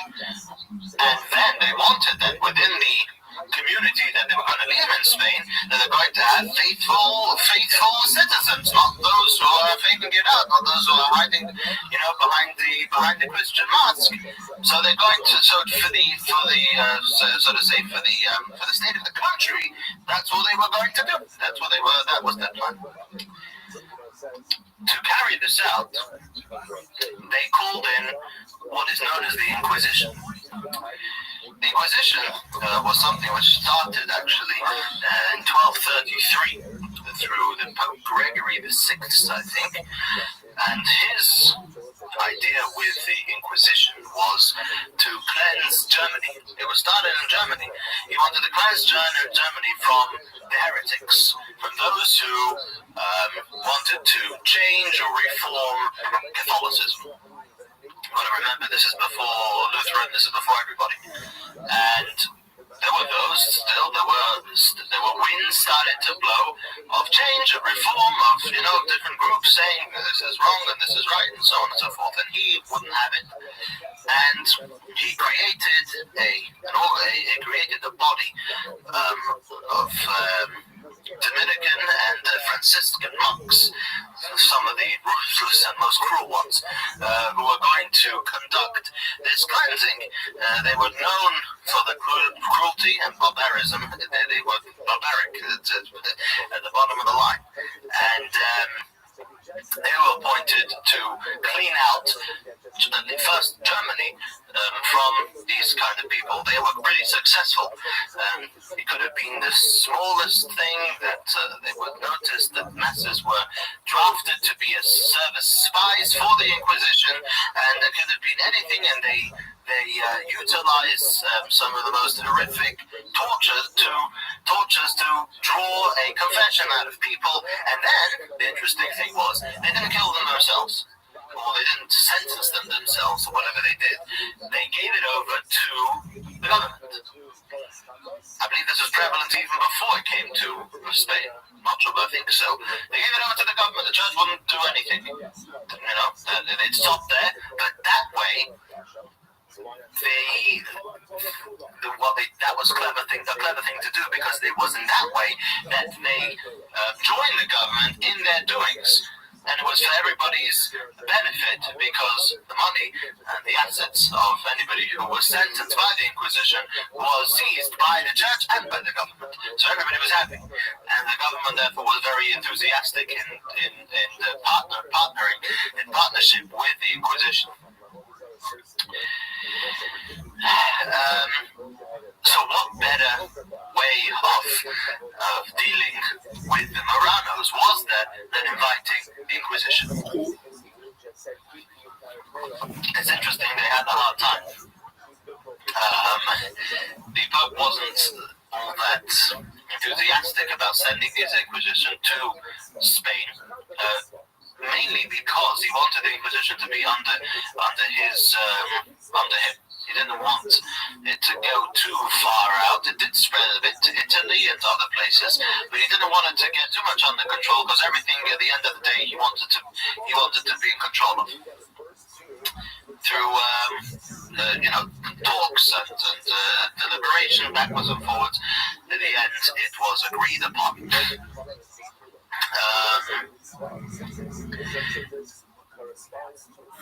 The head inquisitor was the infamous Torquemada. Torquemada was Thomas Torquemada was his name, and he was the confessor to Isabella before she became queen, and actually, interestingly, had made her promise that when she does rise to power, she will cleanse her country from all the non-believers. He was a gruesome individual, and he succeeded in building the Inquisition to a government within a government, to a kingdom within a kingdom. He literally was able to do anything, all in the credibility and in the name, ultimately, of the church and then of the government. And that is how the Inquisition came and started to plant itself in Spain. In 1481 was the first auto da fe. Auto da fe was it means the act of faith, and that was the burning at the stake of people, mainly Jews at this time, who were found to be still faithful to the Judaism of these Marranos. The first one was in Seville again.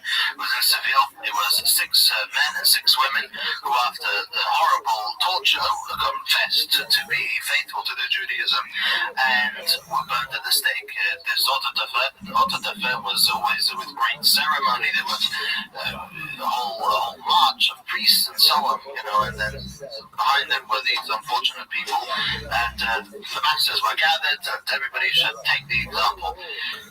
In the course of 12 years, 1481 to 1493, 30,000 Jews died in this way.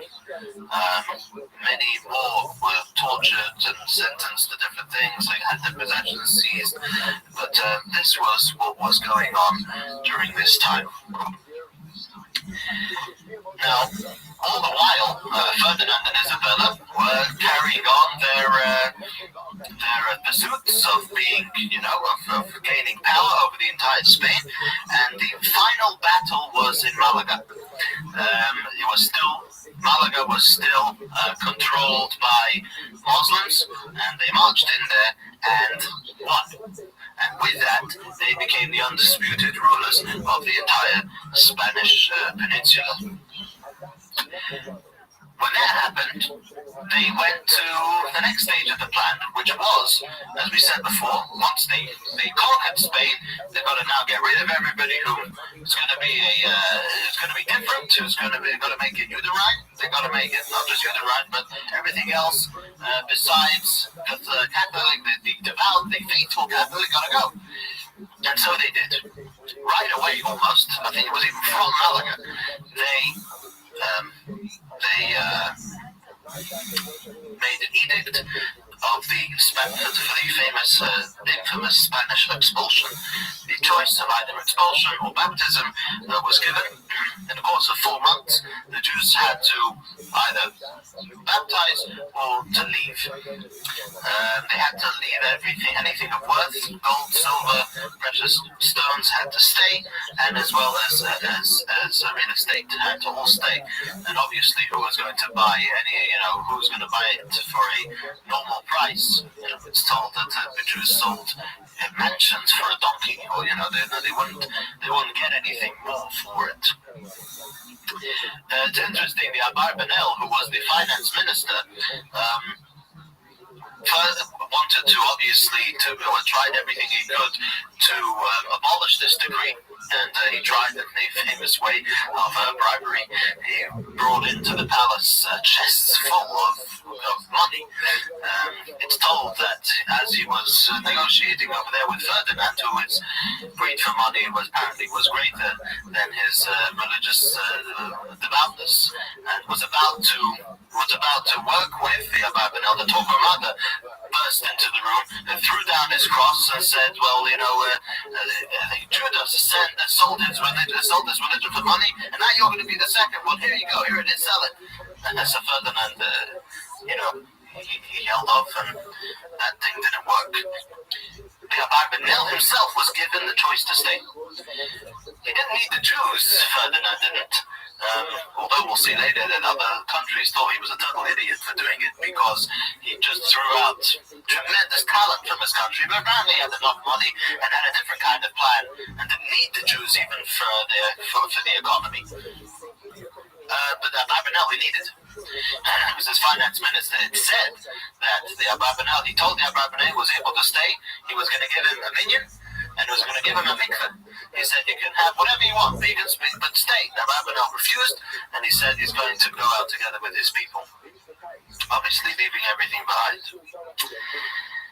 It was the day of Tisha B'Av, the 9th day of 1492, that 600,000 Jews of Spain had to leave.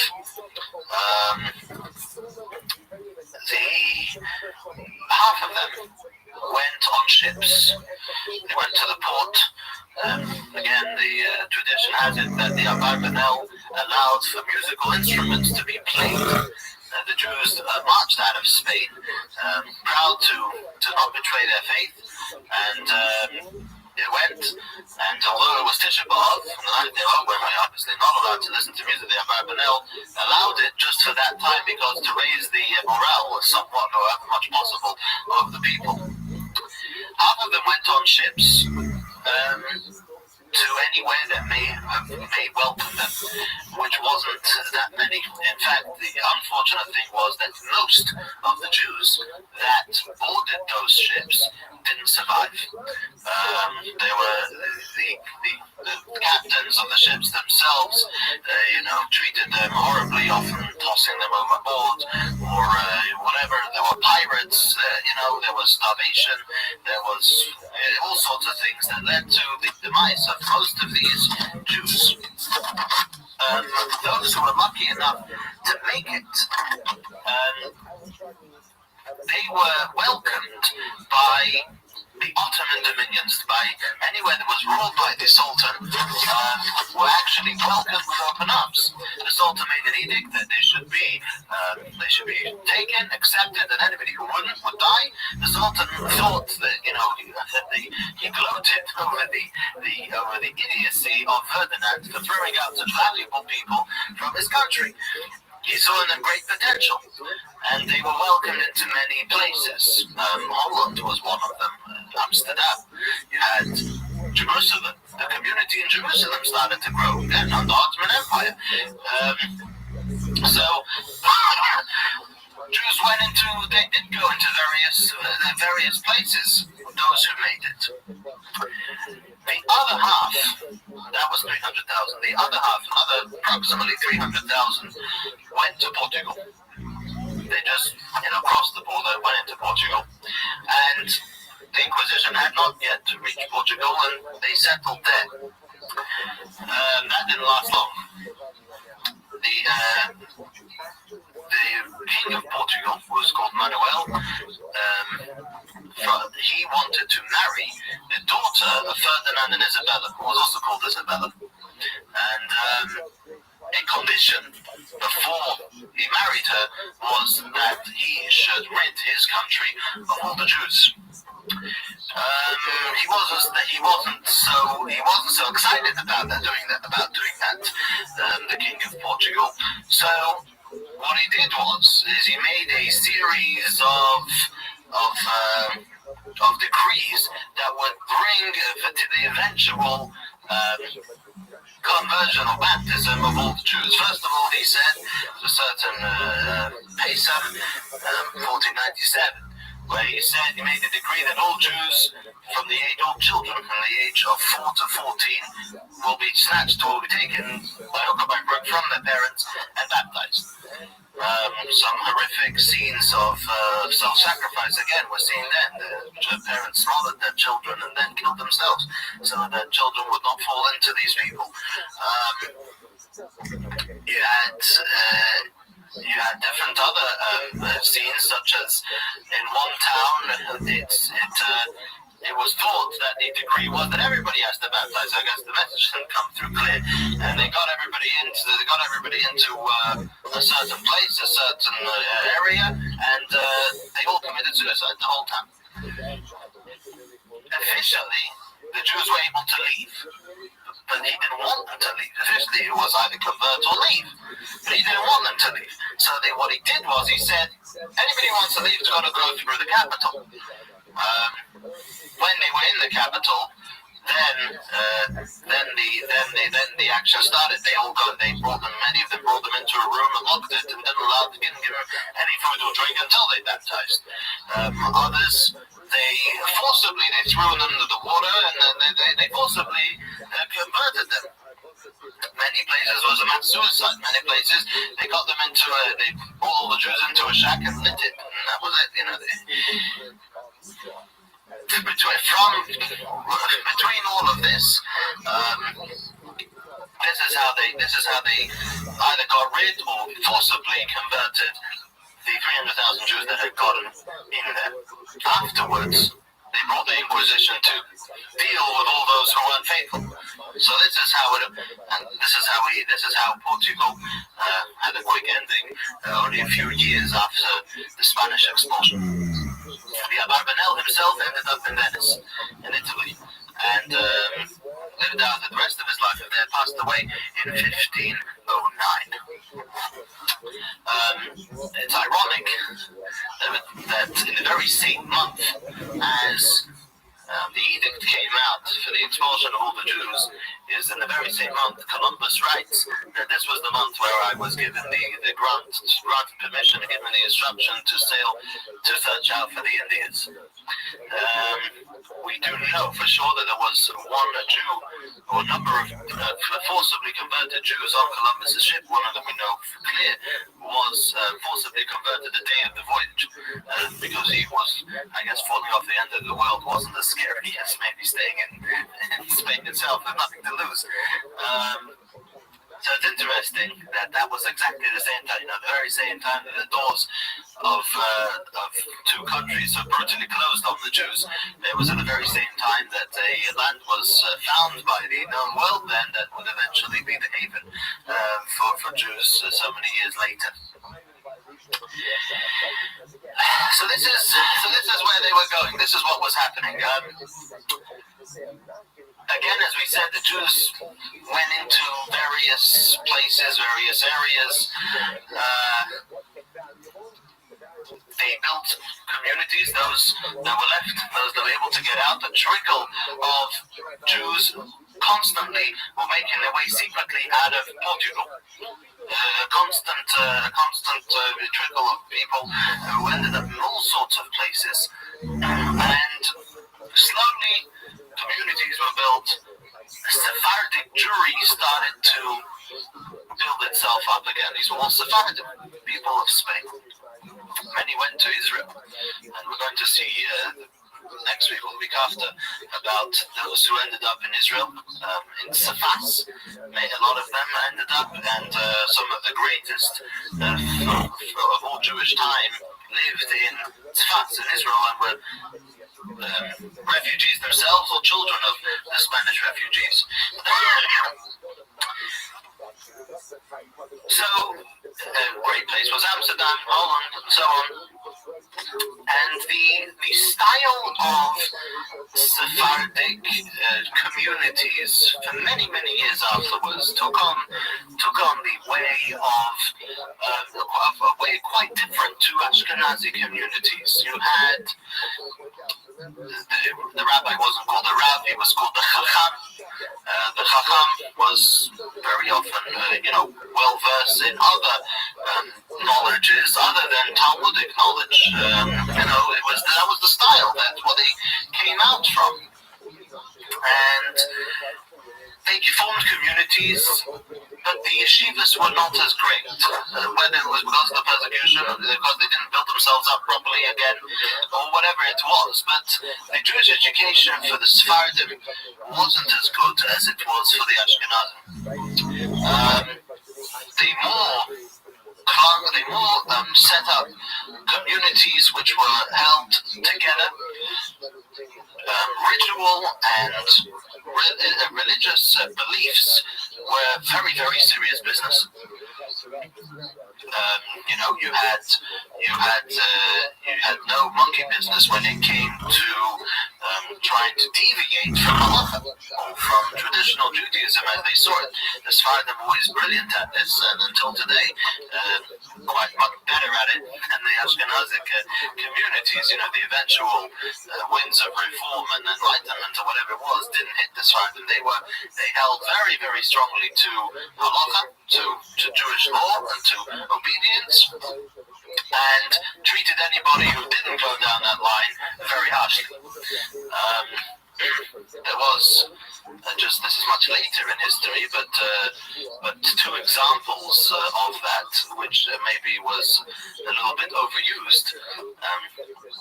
The cherem, the excommunication, was a tool which was very much used then, but for those in the Middle Ages, very much used. And there was a certain individual called Uriel da Costa. He was a man who was an interesting fella. He understood he read the Bible, he read the Chumash, and thought that's what we were supposed to do, and didn't sort of get into or like the oral law. He thought it was a deviation, and every religion has human aspects to it.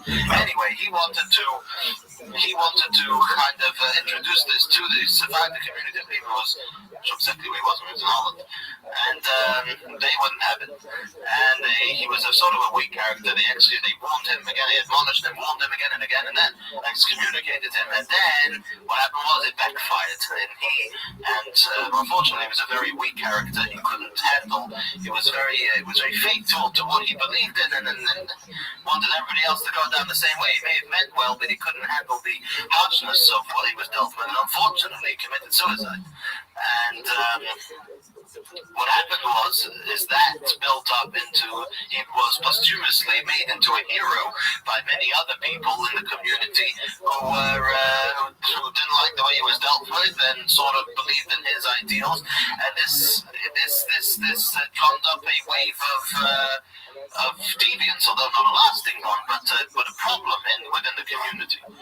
And this was why, actually, it was at that time that, or sort of at that time, a little later, that the cherem was by great Jewish rabbis was said that the cherem should not be used as it so rampantly. It should be used with great discretion. Another interesting example, also later on, but again of the same idea, was Spinoza. Baruch Spinoza, he was born at a young age. He was a genius, learned under some of the greatest scholars, but had a mind for philosophy, had a, wanting to learn many different things, and the community, the Amsterdam community, wouldn't have it. He had different ideas of what Judaism should look like, and he became good friends with Christian people. They welcomed him. The Jews didn't. They didn't like his way. Anyway, when ultimately he was excommunicated, and then cut off all ties from Jews and Judaism. Became a tremendous scholar, as we know, known to be one of the greatest philosophers ever, but shunned the ideas of Judaism, shunned the Torah and the mitzvahs, believed in a different kind of God than what it is in the Torah. And interestingly, he was offered very great positions. But he lived a very simple life. Apparently, he was a lens cutter. He made lenses to devote his life to writing, but was excommunicated at last resort. He was one of the famous Cherems that happened in history, the Cherem of non-Spinoza. But again, that was the system. The system was, you didn't comply, you were out. And that sort of was the Spanish system. That was the Spanish Jewish system of survival for a very long time, and elements of that prevail till today.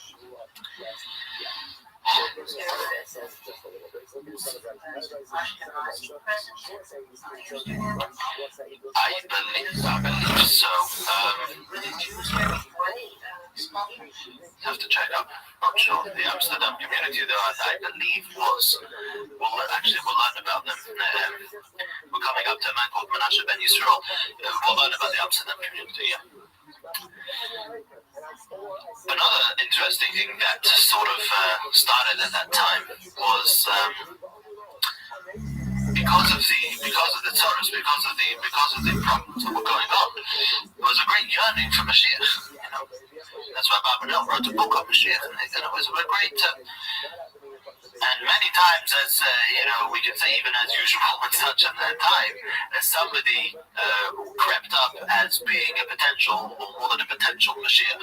In this case, it was a man called David Haruveni. And this fellow was a character. He said they came from the 10 lost tribes, and was the brother of the ruler of one of the 10 lost tribes. Today, it's all believed as a hoax. It was all, a very good tale that he had, which convinced many people. But then some do say that he actually did come from there, because his appearance was of distant nature, of India or whatever it was, and he made it to be quite popular there. He was, I believe, brought in by the Pope, and he got some attention. Although later on, he actually collaborated with another man called Shlomo Malcha. Shlomo Malcha was also a strange individual, but he was initially a Spanish non-Jew, a Christian, who converted to Judaism, he was a government official, this Shlomo Malcha. He converted to Judaism, left his government stature, and went and told, actually, he was said to foretell many events. An earthquake, he foretold a comet. The comets would be seen, which apparently all came true, and this drummed up a very big thing. However, he knew those or whatever it was, but this is what happened, and the end actually was for that they. At one point they collaborated. This David Haruveni and Shlomo Malcha. At one point they didn't. Well, then they did. A whole story. But this Shlomo Malcha was actually killed al Kiddush Hashem, on the third sanctification of Hashem's name. I forget exactly. I think it was the king of Portugal.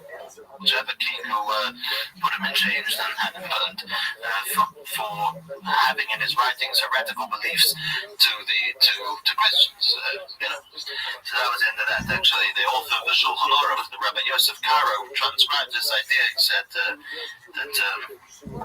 it was a very noble act. In the end, he died on Kiddush Hashem. So you had these kind of that actually drummed up quite a bit of noise in the community, but it had its effect. These things did have their effect. These are one of some of the more noted events following the Spanish Inquisition.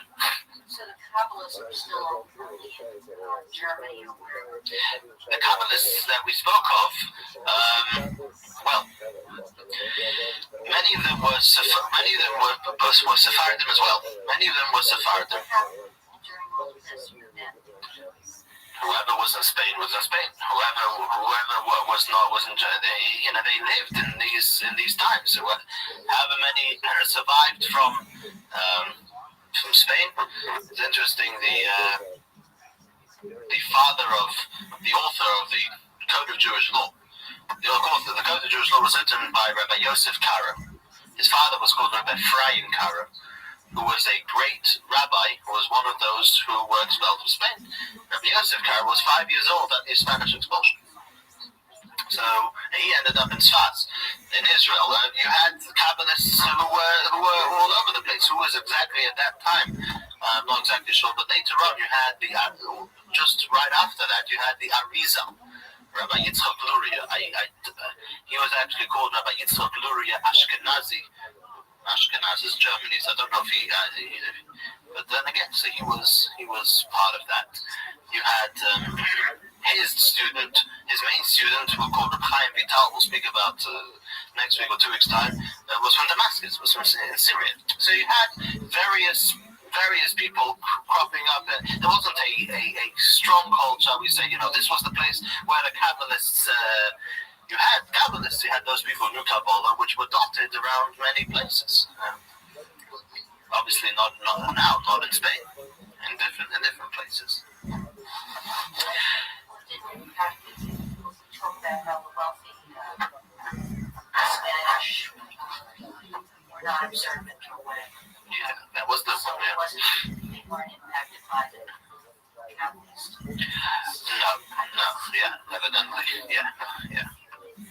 Many of them. This Rabbi Yosef Yav is right that when that person who sort of wrote what was going on, he said, many who learned in the yeshiva, turned the halachic pursuit into merely a pursuit of knowledge, or pursuit of having a fun time with the backwards and forwards of the Talmud. Many of them left it altogether and went into these called the vanities of this world, and many used it for their own stature. It wasn't, much of the influence of the Kabbalists wasn't felt yet.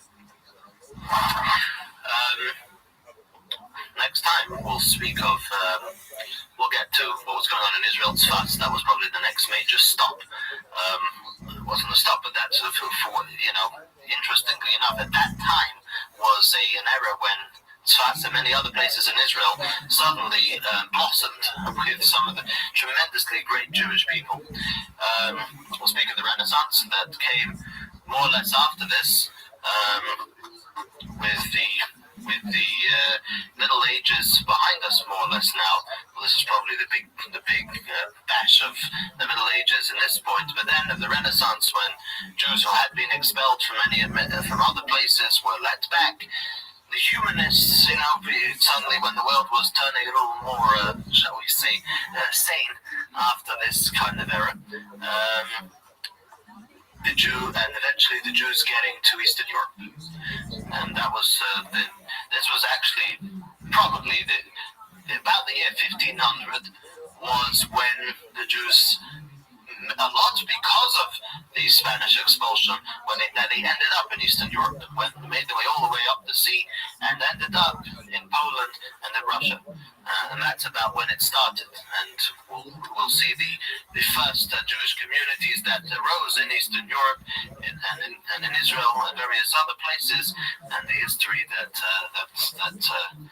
happened with them.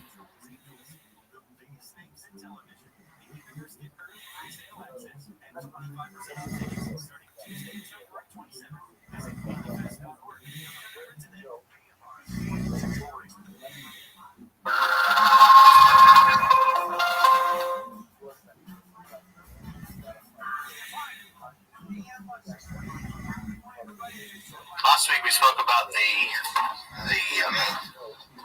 Girush, the expulsion from Spain. We're going to move on now to what happened afterwards, the aftermath. How did the Jewish people sort of respond and come out to this from this whole thing?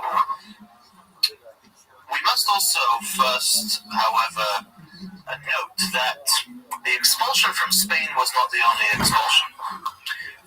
In that area in Europe, you had a number of expulsions throughout the Middle Ages. For example, England expelled the Jews in 1290.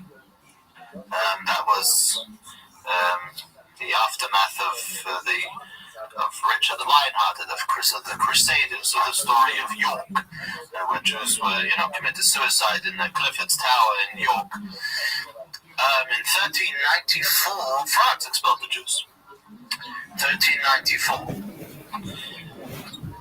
Interestingly, in Germany, it wasn't that it wasn't out of affection that the Jews weren't expelled. It was simply practical reasons why they remained always in Germany is because Germany was provinces. Germany wasn't an overall monarchy. They had every prince who expedited whatever they wanted from their subjects, and either were nice to the Jews or not nice to the Jews, either kicked them out or didn't, and other princes and provinces took them in. So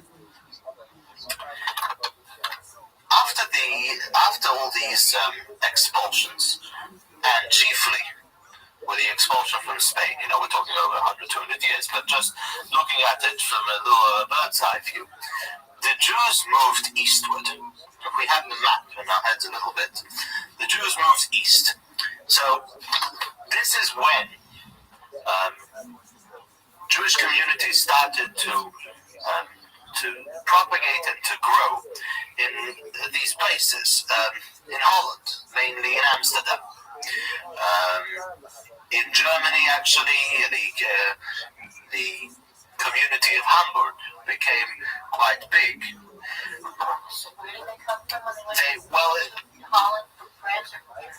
Holland, they came from Spain. Mainly the Sephardim came to Holland. Yeah, we'll see soon, actually. They moved to Italy. Venice was a very big Jewish community. Saloniki, Constantinople, and Smyrna in Turkey. You see how so they're moving up. Then they went some to North Africa. Fez, Algiers, Tunis, in North Africa. They went to Egypt, Cairo, Alexandria. A Jewish community cropped up in Damascus, in Syria. And two cities in Israel became very, very Jewish. The city of Yerushalayim and Tzfas, which we're going to talk about a lot tonight. So this is pretty much where the Jews migrated to after they were expelled from Central Europe, or that area in Europe, where they weren't welcome anymore, and even where they were, life was unbearably difficult. Not yet. Soon, in the year about 1500, next week, please God, we're going to start talking about Eastern Europe. Because in about the year 1500, which is about now, 1492, but still in 1500, the communities in Russia and Poland and that area were still quite small. It was after in the next 100 years, shall we say, after the expulsion from Spain, that the communities in Eastern Europe started to go big in this time as well. But we'll talk about that next week. Now, interestingly enough, there were Marranos. By the way, there's a term in Hebrew which they're known by, is anusim. Anusim, the word onus means to be coerced. We use it in the Haggadah, onus al pi hadibur. Jacob was, so to say, coerced by Hashem to go down to Egypt. He wasn't interested. Hashem had told him he had to go down. The word, so anusim is plural for those who were coerced, those who were forced into conversion into Catholicism. So, or for that matter, to Islam. Same thing, yeah, the term is used. So these anusim, these Marranos, some of them managed to trickle out. There was we mentioned the other week, there was a constant trickle from Spain and Portugal of Marranos who got their way, many with their money, out of Spain and Portugal, out of the hands of the Inquisition, into the free countries of them, many to Holland. And many returned to their Judaism openly after they were able to do so. Some, however, actually quite a few, chose to carry on to live with the mask of being Catholic, of being Christian as they were, in order to be able to help their brethren, the Jews, whether their brethren still in Spain and Portugal or elsewhere, whilst being disguised. Others may have carried it on, some want to say even because of fear. The Inquisition was very powerful, and it wasn't out of the question that, we'll see in one of the stories we'll pick up on over here, that wasn't out of the question that the Inquisition would get to places where it wasn't official. And they were scared. They were nervous still of the gruesomeness of the Inquisition and the way it was so great and powerful that they chose simply maybe of safety to carry on that way. Those that remained in Spain, could we say, pretty much were without hope. Till about the year 1588, when Spain took the slide down. It's when the British fleet of ships in 1588 conquered the French fleet of ships. They totally smothered them, and Spain was never the same after that. So it could be said, I don't know if historians actually note this, but it's possible that the difficulty of life as a Jew, as Marranos, under Spanish rule, it could be that it did weaken a little bit after that, after the British conquest. It's interesting actually to note, Spain, when the Jews were there, Spain was a superpower, and it's a superpower. Spain was extremely big and powerful, and the rabbis have noted, I believe it has even an allusion in the Talmud, that in the countries where the greatest Jewish community was always the country that was most powerful on a world sense. Russia, just going back in history, Russia was where many years, 50, 60, more, even 100 years ago, 100 years ago, let's say 100 years ago, most Jews were in Russia. You want to know, majority of where Jews were, they were in Russia. And Russia was the big guy in this world. When it shifted to America, interestingly enough, America also rose as the superpower. In history as well, you had Egypt. Egypt at the time when the Jews were there, it was the glory of Egypt. Babylon, when the Jews were there, was the glory of Babylon, and so on. It's very interesting, something very interesting to note.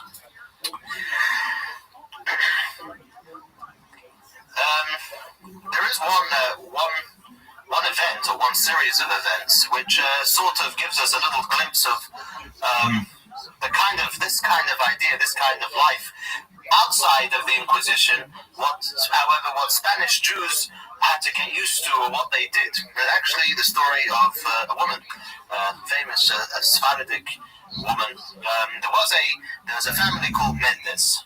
The Mendes family, who were great bankers. They had a bank house in Lisbon, in Portugal. And the head of the family was a man called Francisco Mendes. They were Marranos. They were again, Marranos was the nickname for those who had converted. No one knew exactly who was hiding the Judaism, as we'll see. But he was a Marrano from a Marrano family. He died, I think, relatively young, and his entire wealth went over to his wife, who was called Dona Gracia. Dona Gracia Mendes, and his brother, this Francisco Mendes, his brother Diego, inherited a huge banking industry. She, Dona Gracia, went over to Antwerp. And when she went over to Antwerp, she continued to hide her Judaism. And she did so in order, because she was tremendously wealthy, and she did so in order to be able to help out her, the Jews in Spain and in Portugal, as well as the world over. And secretly, she helped the Muslims, she helped the Marranos get out of Spain and Portugal. She gave heavy money to yeshivas and to other different Jewish organizations and different Jewish institutions. What happened is that her daughter married a man called Yosef Nossi. Yosef Nossi is literally a prince, but Yosef Nossi, who was her nephew. Her daughter married her nephew, and what happened is that after her brother-in-law died, her brother-in-law Diego. Anyway, basically, there was a riff-raff between herself and her sister, because she was appointed to be the total owner and the executor of everything, of the entire bank and all its branches, and her sister was left out, which she got very broigas, as they say, very angry about. And in a moment of wrath, she turned over Dona Gracia to the church, saying that she was practicing Judaism secretly.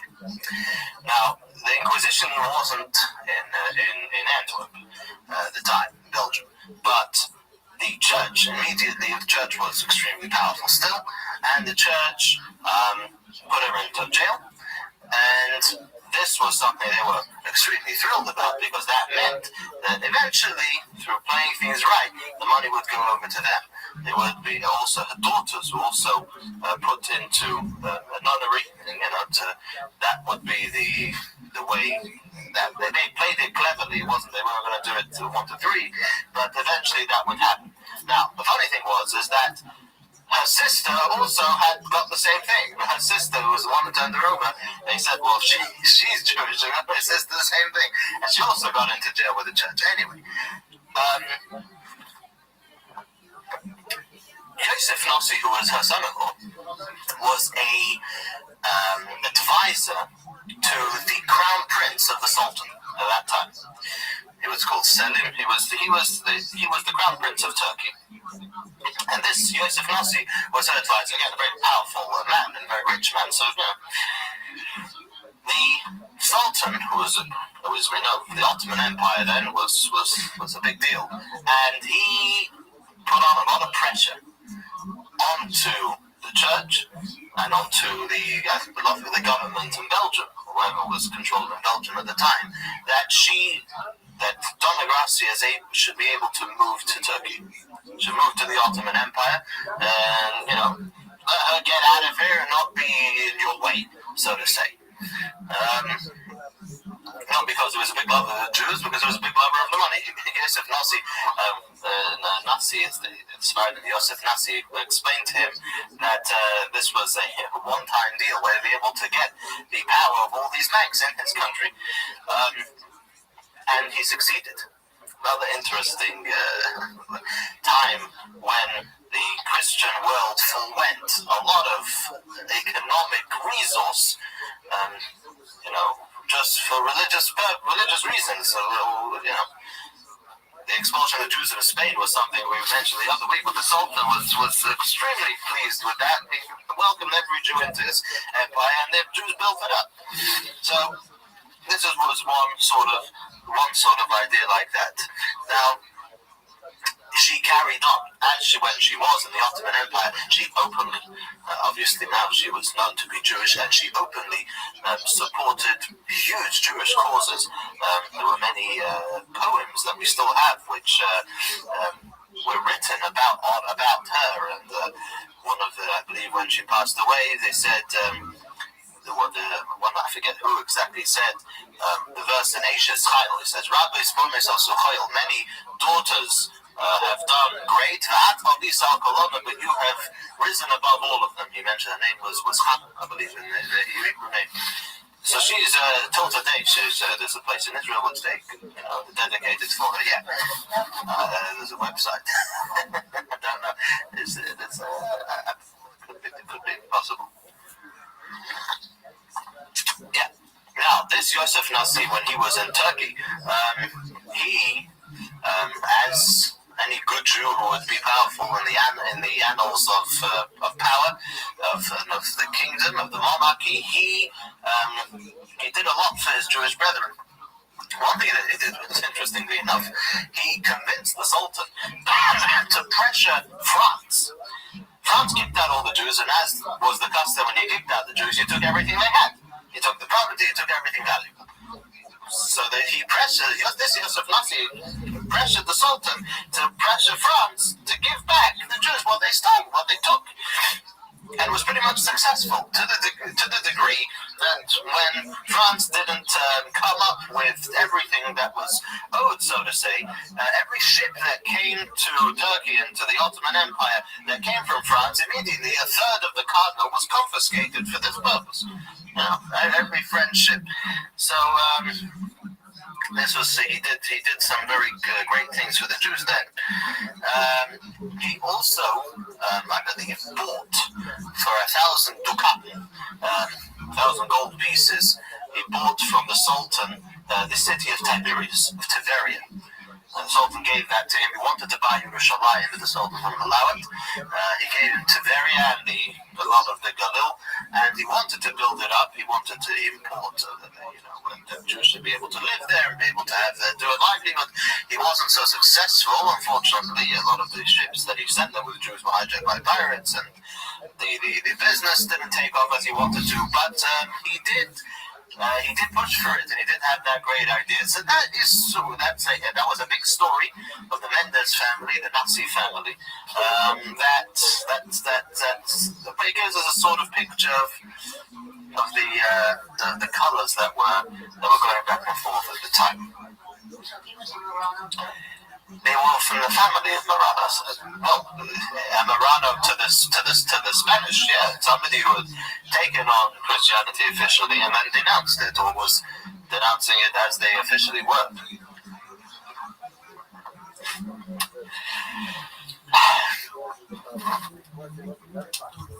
In Holland, there was also, as we said, a great community of Spanish Jews.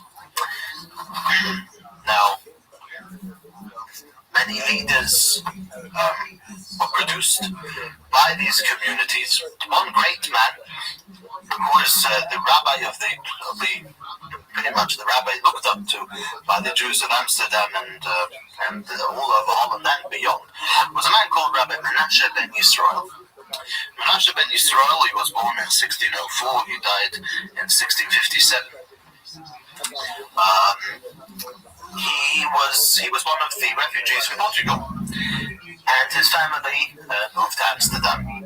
And he served over there as one of the rabbis of what was called then the Neve Shalom community. Neve Shalom was like Neve means an abode, Shalom means peace.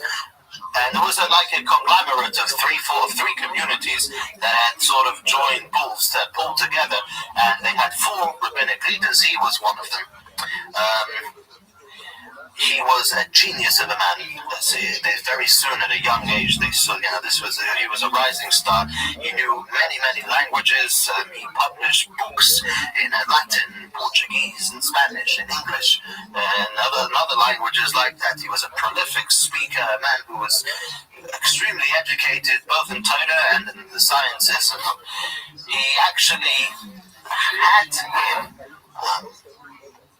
in Poland and Amsterdam, he had a printing press. The printing press, a Hebrew printing press. Now, this was the era which was the Renaissance, which we call the Renaissance.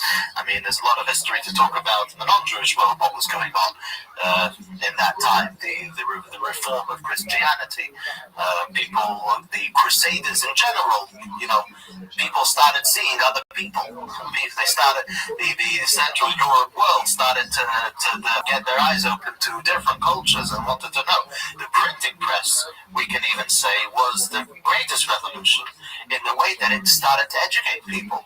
The way you keep people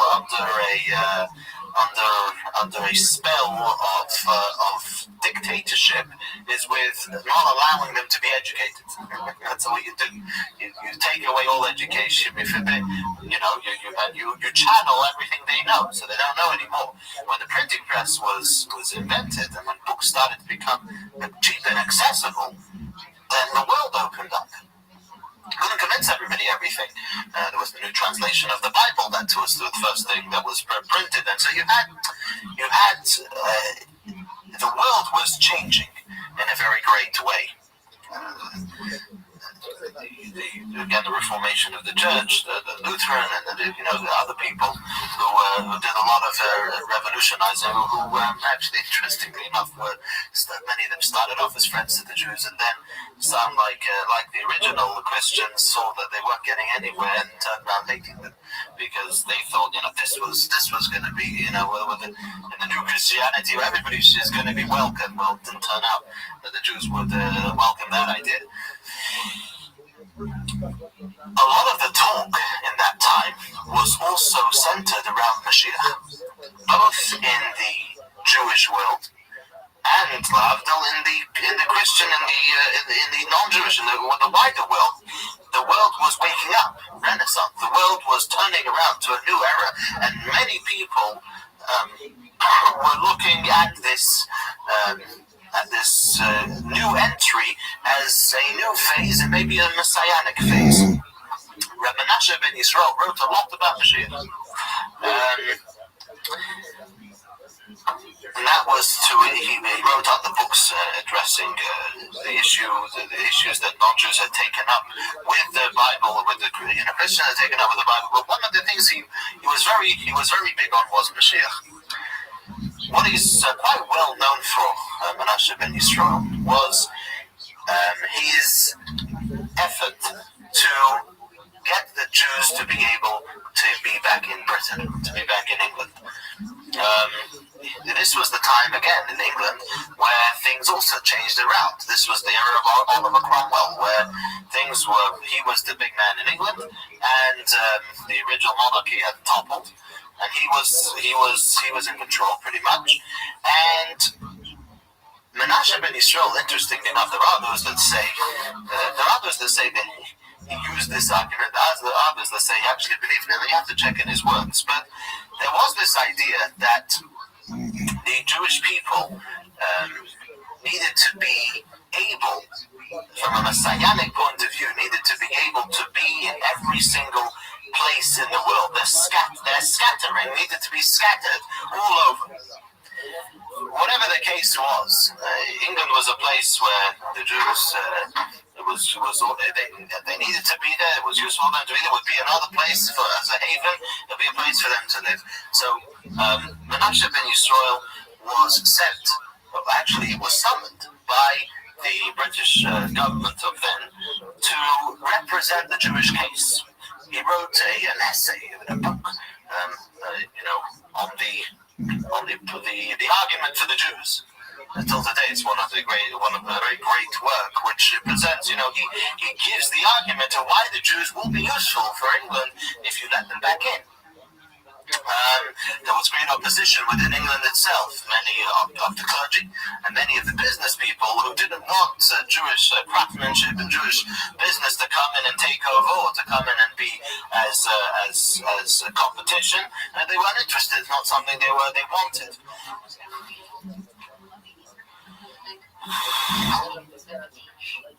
Later, we're talking here 1600s. Wasn't 1700s, no, 1600, right? Was it before Oliver Cromwell or after? Shame on me. Yeah. I'll find out. Anyway, he went to England. Oliver Cromwell was very impressed with him. And it came to admire him greatly. But the actual mission for which he came wasn't so successful. The Jews were not officially allowed back in. However, what did happen was, which may have been a blessing in disguise, was that the Jews didn't march in with banners and parades. They trickled in. One by one, Oliver Cromwell allowed a steady flow of Jews one by one to come in. And they found themselves, a Jewish community in London, building a shul. It's still there today, the Bevis-Mark shul. It's the first shul, a Sephardic shul. All of Sephardic people that came.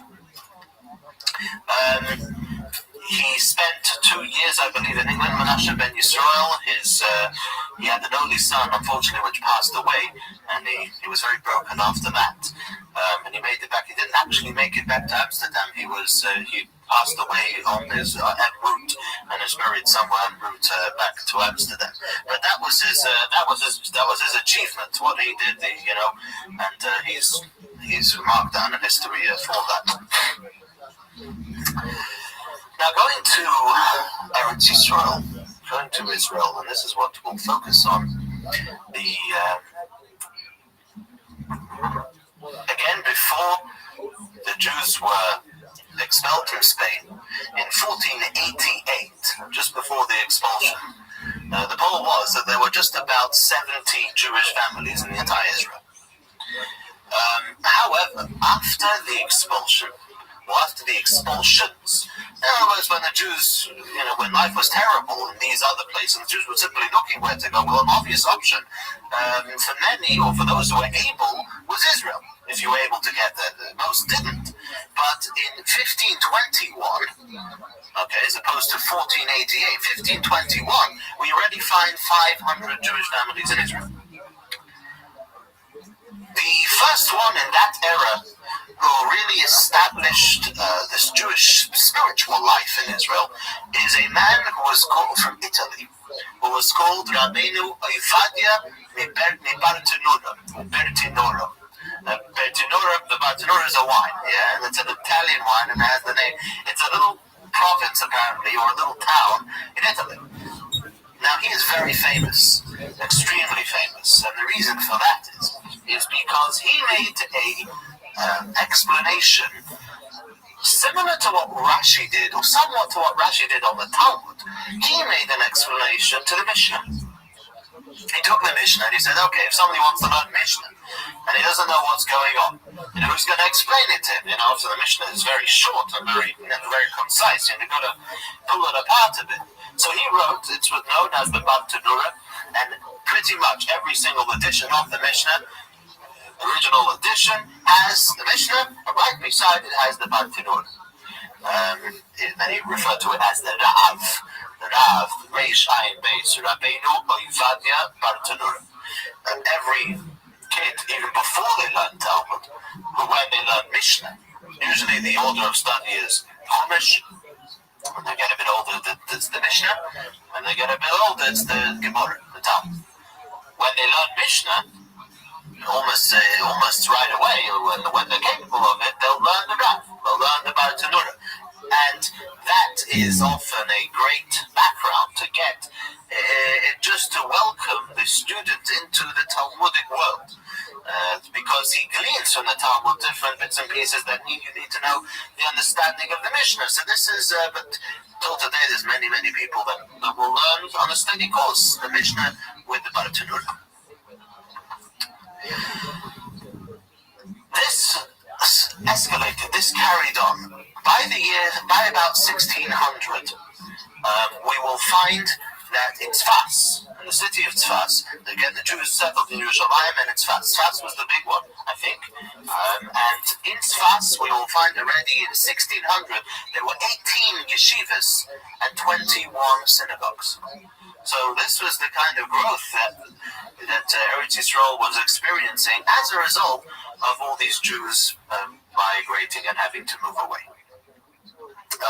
Tzfas became a place of commerce, business, of farming. You know, Israel has a lot of farming going through it, a lot of buying and selling, a lot of industry and different materials were coming and going from Tzfas, as well as in this era, that Tzfas, at one time, we can call it Tzfas in its glory, the golden age of Tzfas, that it bore some of the greatest Jews that put their seal on Judaism from their time and onwards. And we're going to look at those Jews who lived in pretty much the same era in the city of Tzfas. The first one who came on the scene in Tzfas was a man called the Mahari Rav. That's how he's called, the Mahari Rav. He was born in Fez, North Africa, and after wandering from one place to the other, they had to go.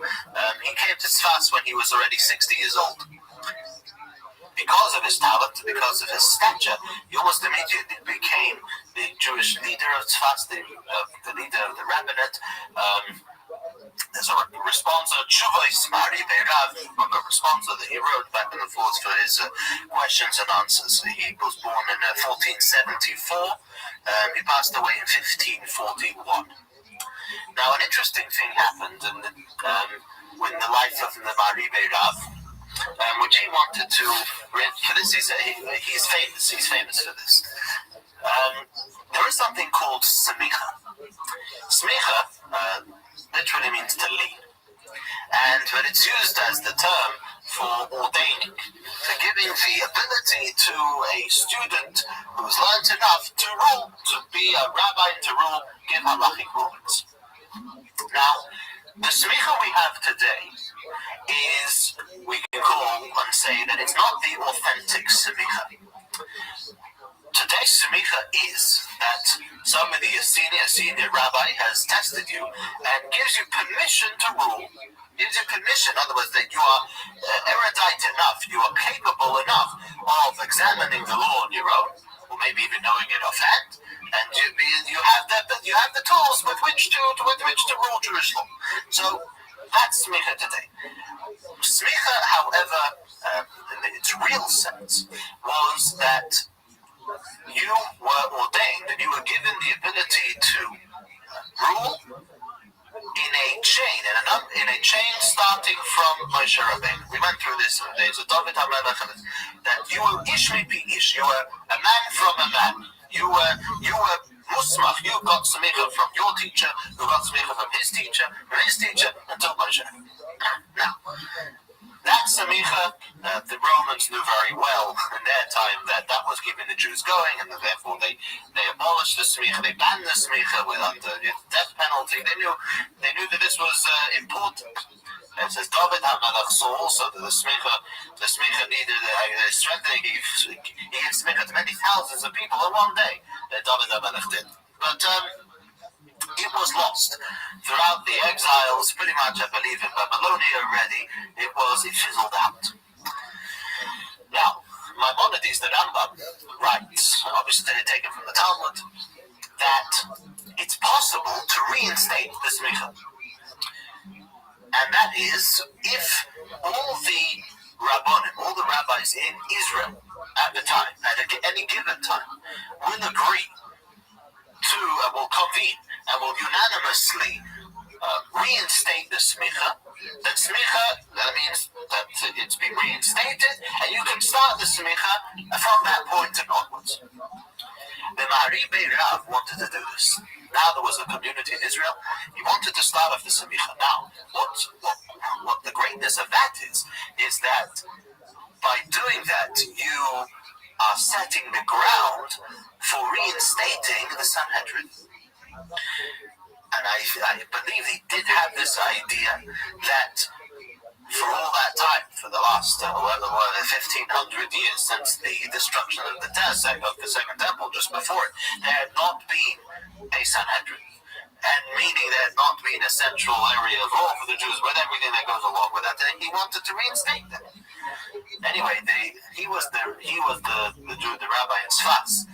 He, however, came into a clash with the chief rabbi of Jerusalem at the time, who was opposed to it, strongly opposed to it, and I believe more strongly because opposed to the idea of the Sanhedrin more than the idea of the smicha itself.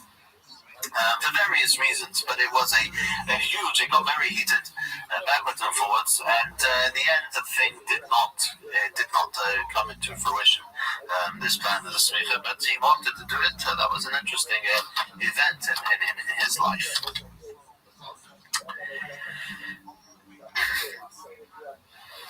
In that era as well, 1500s, was the life of a man who, because of him, his name and his writings are the foundation of Jewish law today. Rabbi Yosef Karo. Rabbi Yosef Karo was, we mentioned last week, was a little boy at the time of the Spanish expulsion. He was 4 years old. And he came eventually again to Tzfas. He was quite young. He's in his 30s and 40s when he wrote 3 extremely important works. The first one was called the Beis Yosef. The Beis Yosef is a work on the book The Tur from Rabbi Yaakov Baal HaTurim, which we mentioned the other time. The Baal HaTurim was the Rosh. Rabbeinu Osher had a son who was called Rabbeinu Yaakov Baal HaTurim. He was the one who put down Jewish law in an order of 4, not volumes, of 4 parts. Each part, first part dealing with life, the life cycle, second part dealing with the laws of dietary, of kashrus laws, third part dealing with the laws of marriage and divorce and family life, and the fourth part dealing with business. He put it all, he sifted through everything that came before him. He took many laws from his father, from Maimonides, from the Rif, from all the way before, and he put it down in that order. The Torah, however,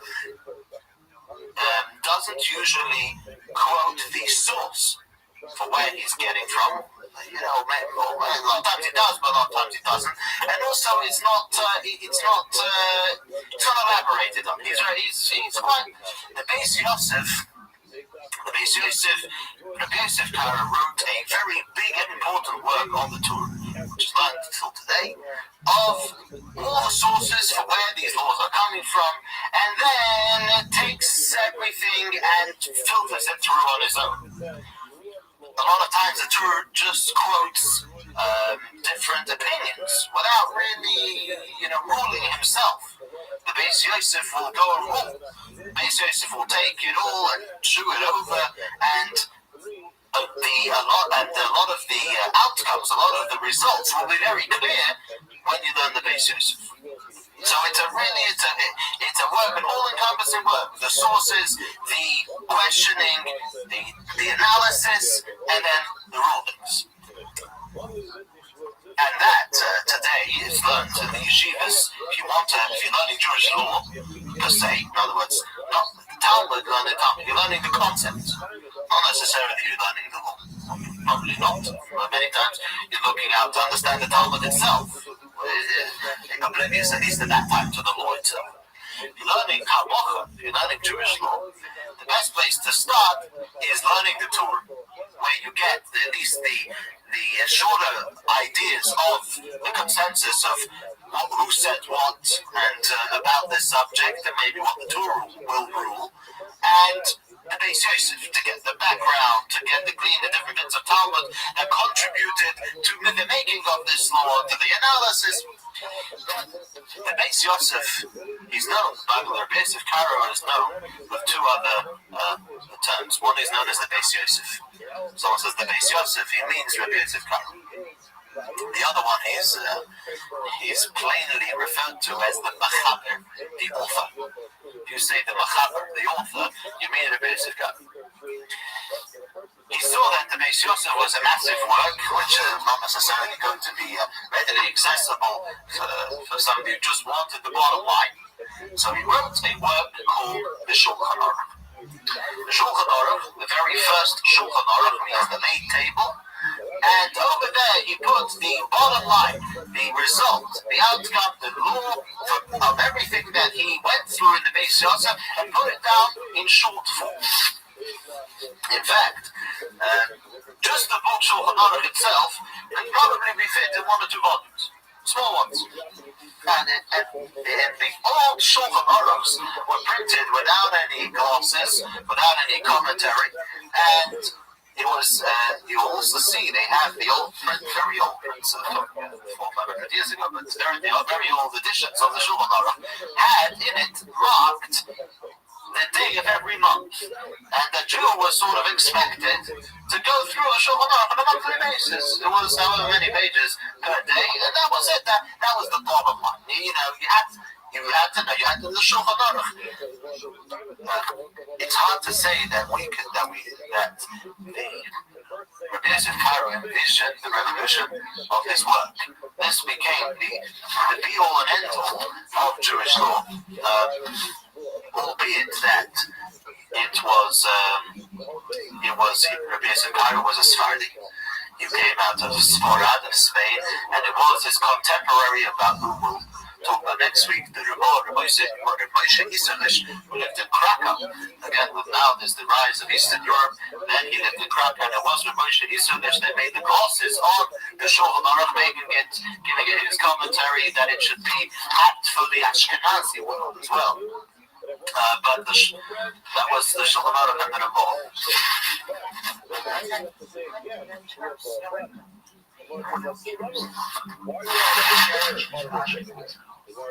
It was a general term.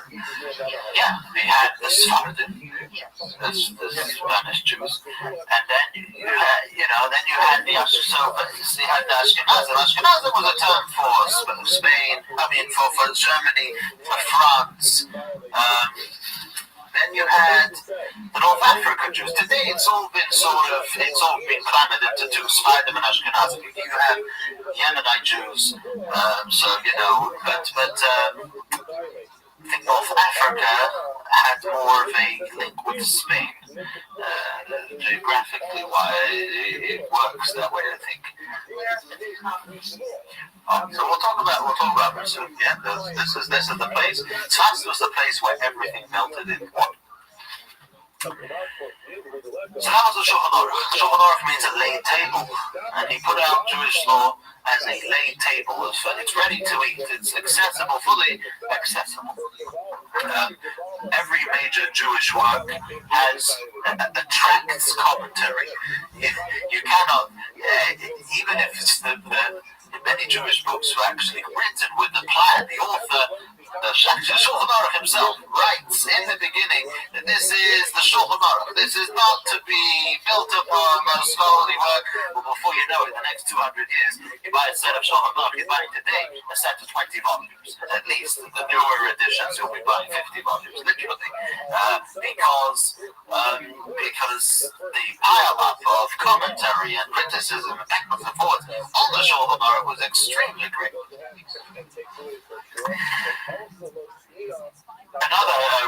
The third work that he wrote was a work called the Kesef Mishnah. Kesef Mishnah was a commentary on the entire Rambam. Interestingly enough, I don't remember the exact age, but Rabbi Yosef Karo did not live very long. I believe he passed away, I'm going to get this right, I think he passed away at 48 years old.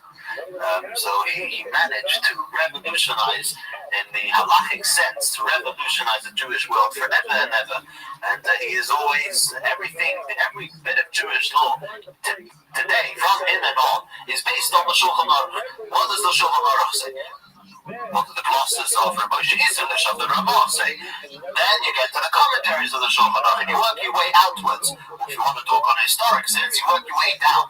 But it starts with him, pretty much. It starts with the Shulchan Aruch. Anything that's written in the Shulchan Aruch is taken on for absolute, unless it's not spoken about the Shulchan Aruch. Then you have to go earlier and see if it was alluded to in other places. But the Shulchan Aruch was taken on as absolute.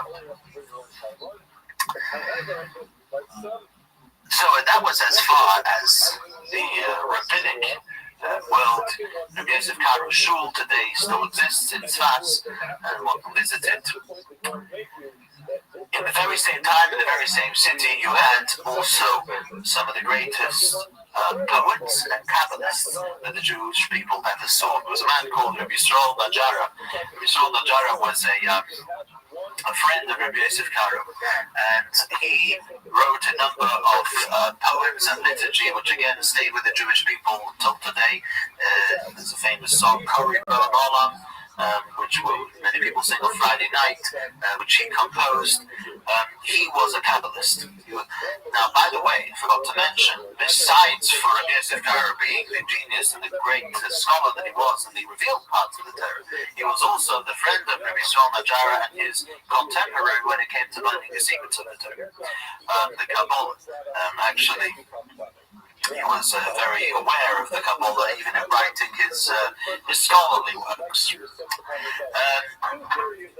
Another man who lived again in Tzfat at the same time was called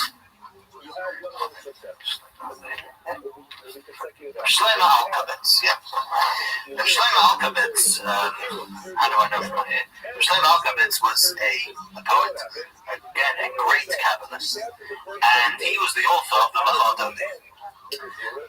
Again, something which it's interesting. It says the Jews. It says sometimes we don't have prophets, necessarily individuals. It says the Jewish people, the general Jewish people, have a prophecy of their own. That's what it says. There were certain things which were accepted among everybody. It was undisputed. This certain explanation. There were many explanations written on the Talmud and the Chumash. Some were adopted by the Jewish people unanimously. Some by only some. Some fell through the cracks. There are various, many hundreds, even thousands works, which are hundreds of years old, and which never saw the light of day till today. They're sitting still handwritten today. They start, because the printing is so cheap and so accessible, they started printing things from the Rishonim, from people who lived 600, 700, 800 years ago, which had never seen the light of day. Some, however, their explanation was simply took off. And the similar thing for poetry today. Just today, they're still printing poetry written in this era and before it. But certain poems and certain liturgy took off and were accepted by the entire Jewish people. And one of them was the Lachadodi. Which Jew doesn't know about Lachadodi? Which community doesn't sing Lachadodi? And that's what it just happened that way. This sort of Shlomo Alkabetz, the reason I say his name is encrypted in the Lachadodi. Yeah, if you look over here, you can see. He did it. That's why they highlight the letters. Look at this.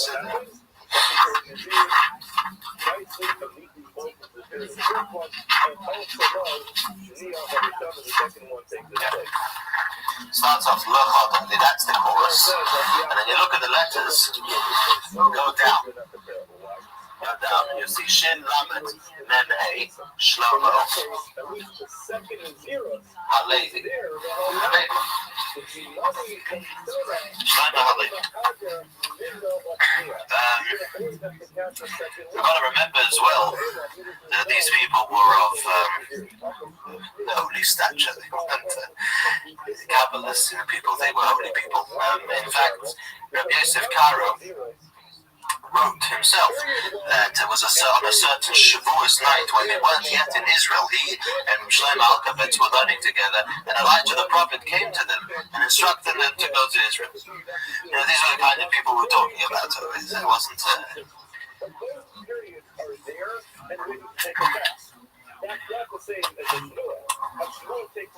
The Torah, it says, is split into four parts, four elements.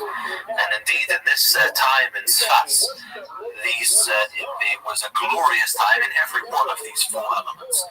We have the simple meaning of the Torah, Pshat, it's called. It's an acronym for it. It's paradise. Paradise literally means an orchard. But the word paradise stands for it has four letters. Pei. Pei stands for Pshat. Pshat means the literal meaning, the simple meaning. The Reish stands for Remez. Remez means the hint, what's alluded to. Gematria is a very good example of Remez. You have a certain series of words which stand for the same thing or stand there a certain beginning. The beginning of every word was in America, but every word in the Torah is alluding to something like Dalet is Drush. Drush, a better known word for it is Medrash, and the root is the same. Medrash, loosely translated as homiletics. What's around? What's the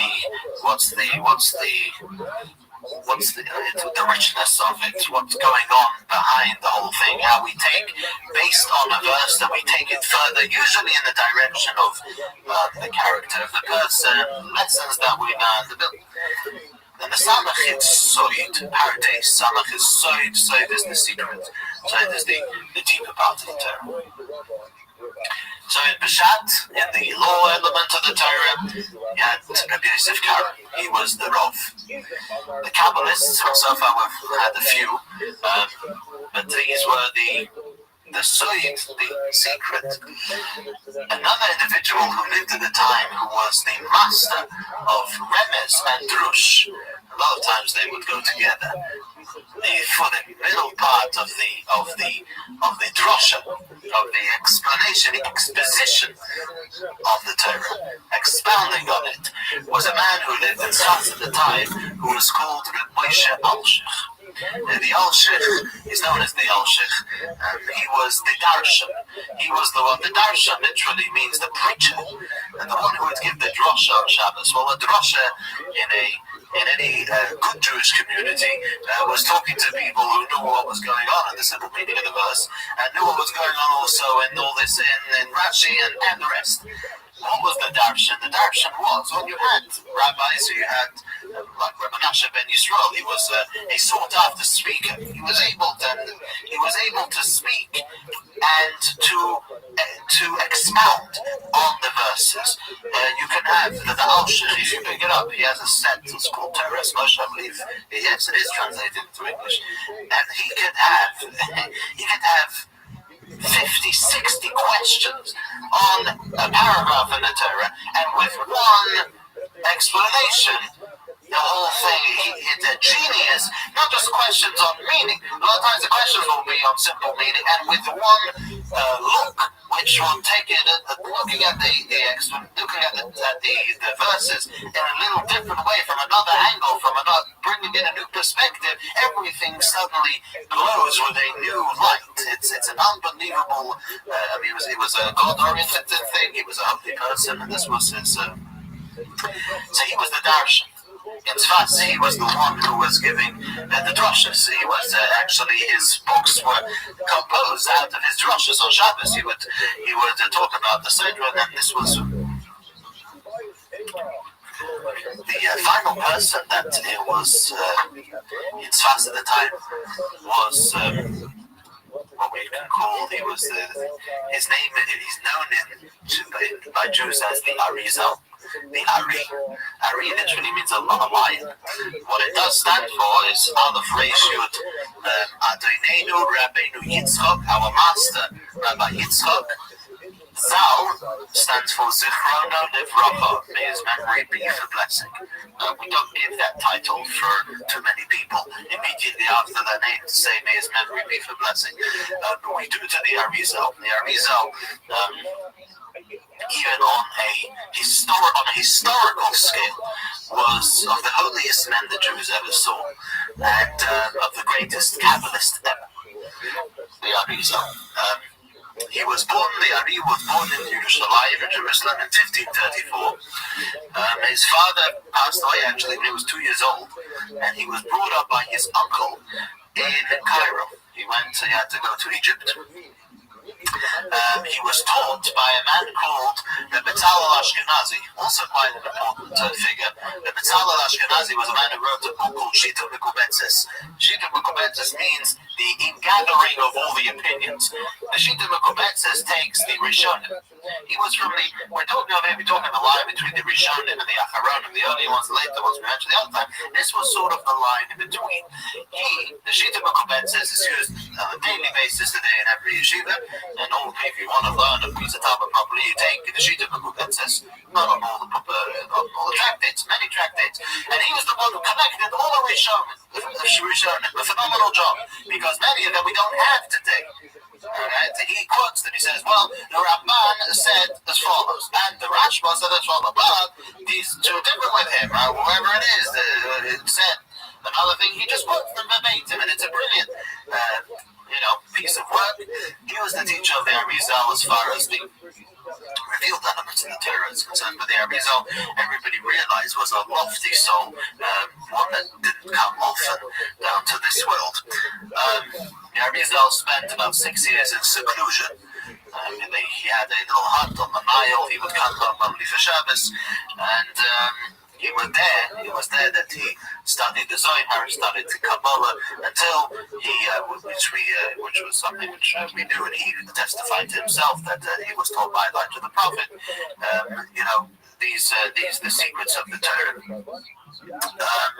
He came to Tzfas when he was in his 30s, and over there, he opened up a place of learning Kabbalah. He taught Kabbalah to many students who had already been tremendously accomplished in the revealed elements of the Torah. He's talking great scholars, and wanted to go the stage further of learning Kabbalah and living a life of Kabbalah. He preached. There's many books. His chief student was a man called Reb Chaim Vital. He's known as the Rav Chaim Vital. He was originally from Damascus.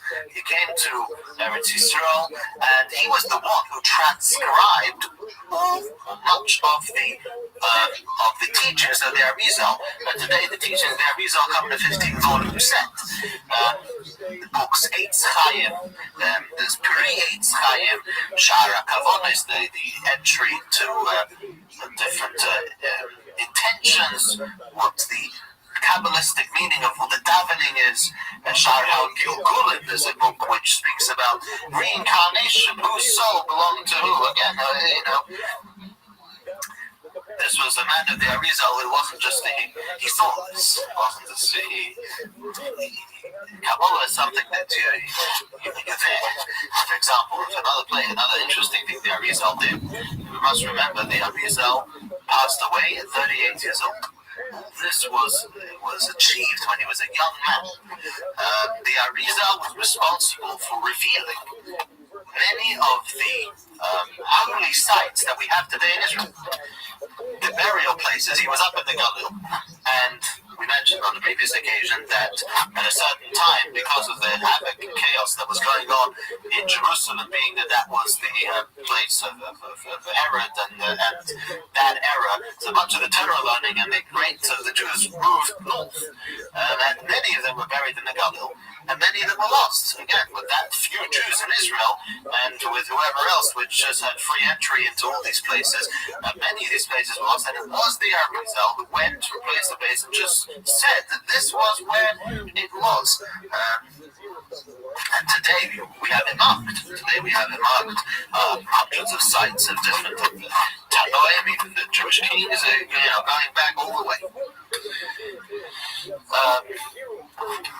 The Arizal spoke very highly of the mikveh usage for men. And it's not just the obligatory mikveh, obviously, for women, and the obligatory mikveh for men, as far as the sanctity is concerned on the Temple Mount, it would be possible, but the mikveh which would raise the person's holiness, similar to the mikveh that would, the idea at least of the mikveh going before Yom Kippur, well, the idea of going to the mikveh before Shabbos, on Shabbos, and Yom Tov before special occasions, and the mikveh of the Arizal exists today and is in use in Sfats.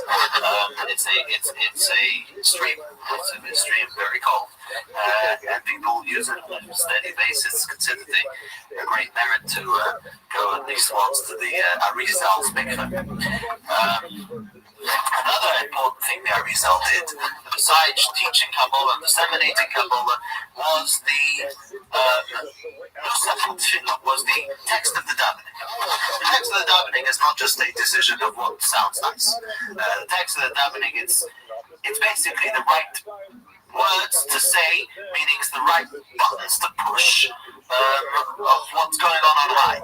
These specific words and these specific texts, these chapters of Tehillim, and when it comes to the Shemona Esrei, this word or the other word, or even not Shemona Esrei, literally the words, even the vowels, have it's not just the idea of meaning, it's accomplishing one thing or the other, and one who can see the map on high knows what does what. And it was the Arizal who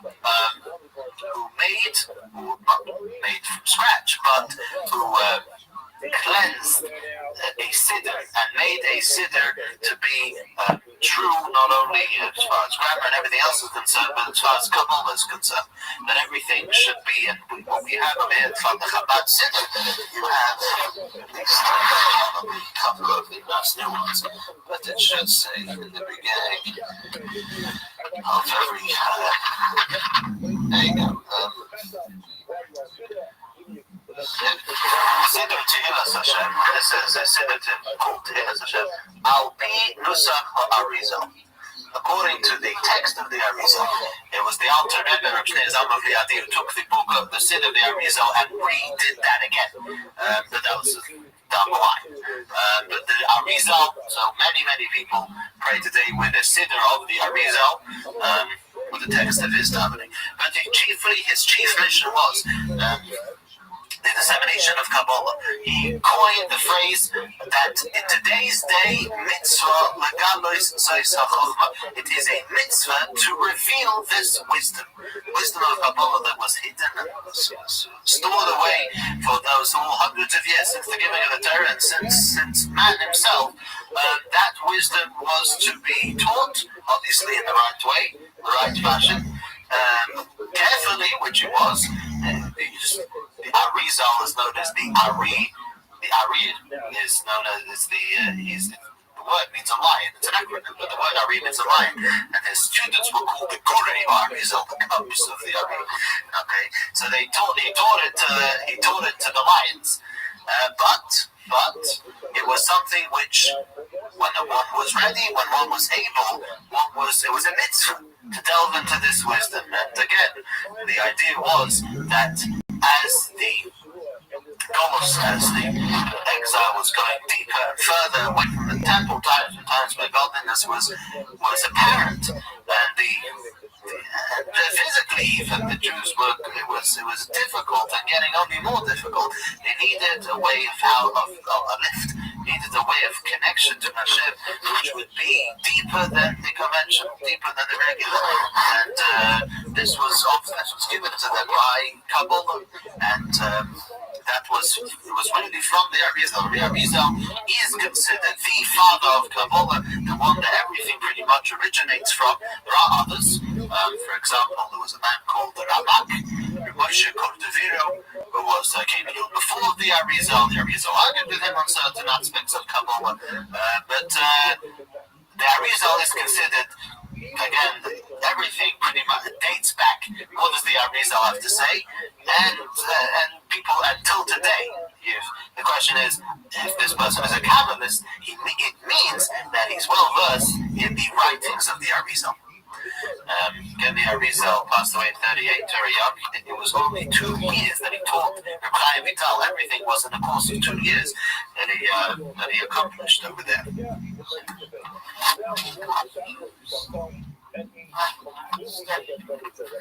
Kabbalah. Now just know,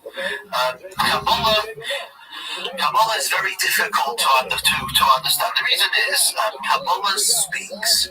We've got to understand this is something which is not physical.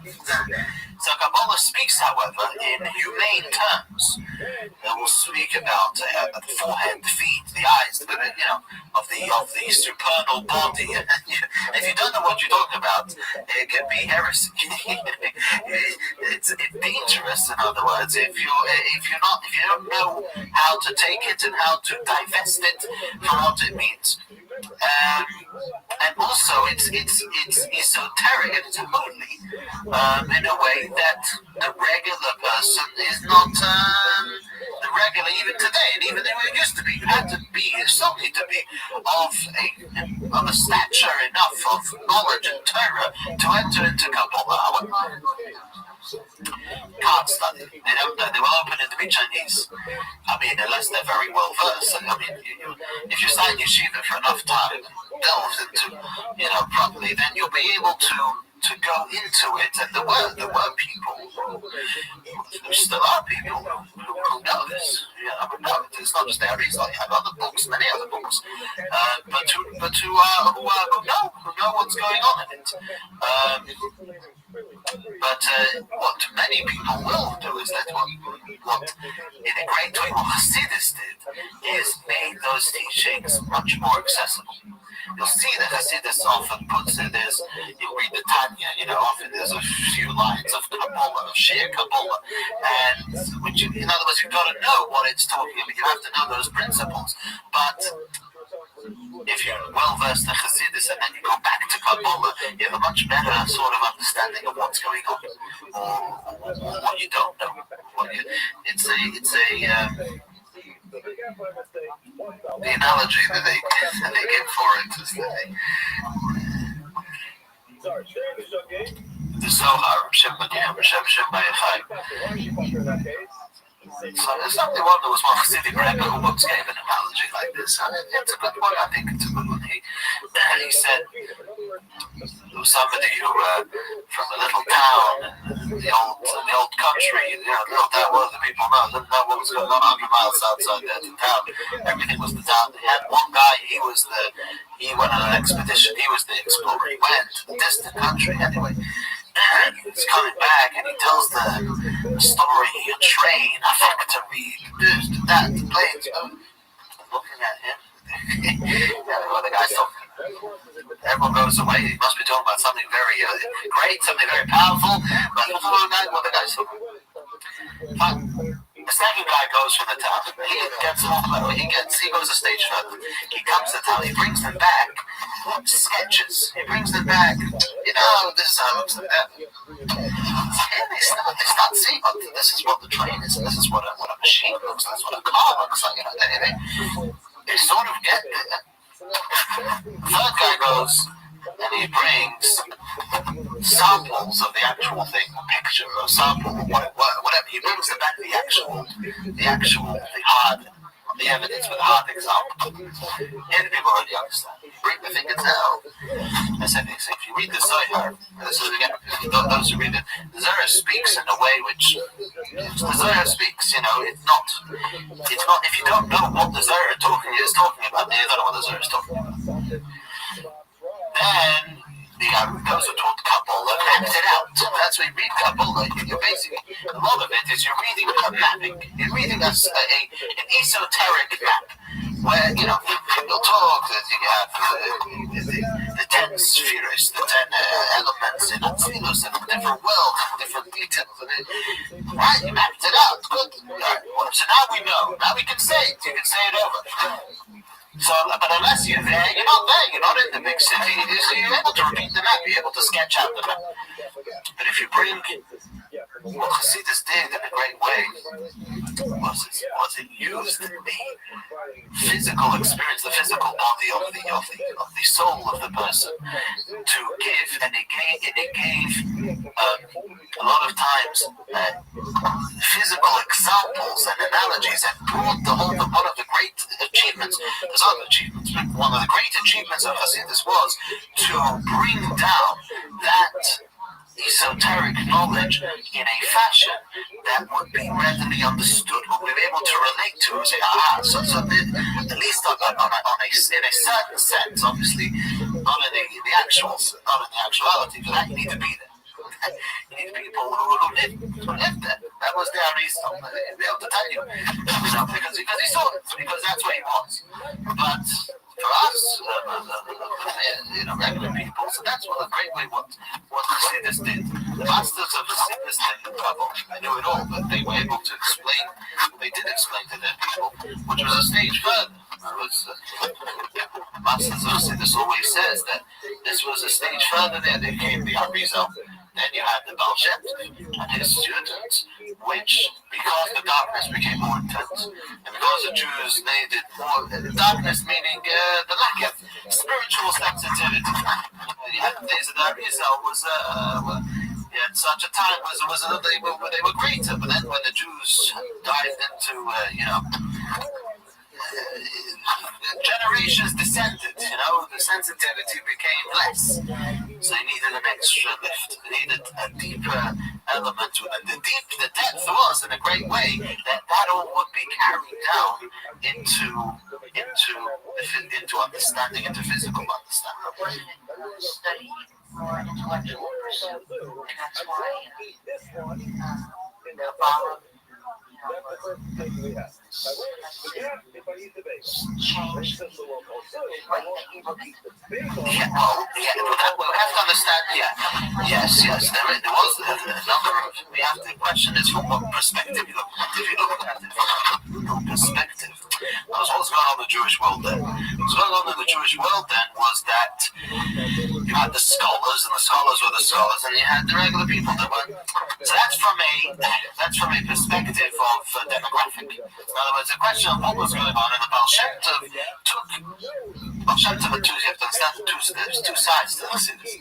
If a simpleton would open up a book of Hasidus, okay, even today, without having a basic idea of what he's talking about, but what the Baal Shem Tov do, he gave a certain tone to Judaism, gave a certain lift. The Almighty wants the heart. It's not just about the scholarlyhood, it's about being Jewish. That is on many levels. On the simplest level, he spoke to them, he aroused them, he encouraged them, and gave them Hasidus on their own level of understanding. The ideas of Hasidus, the way, the life of Hasidus. That was the teachings. The Baal Shem Tov had students who knew the entire Talmud by heart. He had students who were sitting there who were tzaddikim in their own right, and the teachings that he taught them, and eventually what the Alter Rebbe, the other Chassidim taught, was tremendously deep ideas in the Torah, but in a fashion which was carried down to human understanding. That the person would be able to, you would be able to relate to it on a deep level, on a deep mental and emotional level. The teachings of Kabbalah are aloof. They speak initially. They start on a plane where the human being isn't there. Where the physical isn't. So you've got to be somebody who is divested from the physical, Hasidus, something on the contrary, brought it down. He brought it to a level where the person in his life here, in this world, is able to be lifted from the bottom up. In a nutshell, it's difficult a lot to articulate, but in a nutshell, that's sort of the idea. But it started with the Arizal. This boom of the inner parts of the Torah, the esoteric parts of the Torah, the depth of the Torah, the boom of it, the spreading of it began with the Arizal, and it was from the Arizal students and students of students that spread, that opened up yeshivas for Kabbalah, that learned Kabbalah and lived lives of holiness, and eventually, we'll see, 200 odd years later, that's when the Hasidic movement came on the scene. But it was the Baal Shem Tov was a direct student of the student of the Kabbalists, and eventually from the Arizal. So you had a succession, and he was the student of tremendous Kabbalists, and started off that way on his own until, the new movement came about, the new ideas of Chassidus started to be born. But he himself was a Kabbalist. He was born of Kabbalah. That was for sure. So next week we'll talk about Eastern Europe, how the Jews started off in Russia and Poland, and different parts of Poland, and which are probably more closer to the names of places and people will start to get a little more familiar as it gets closer to us. We're only, say, 450, 500 years away from Common Era. So,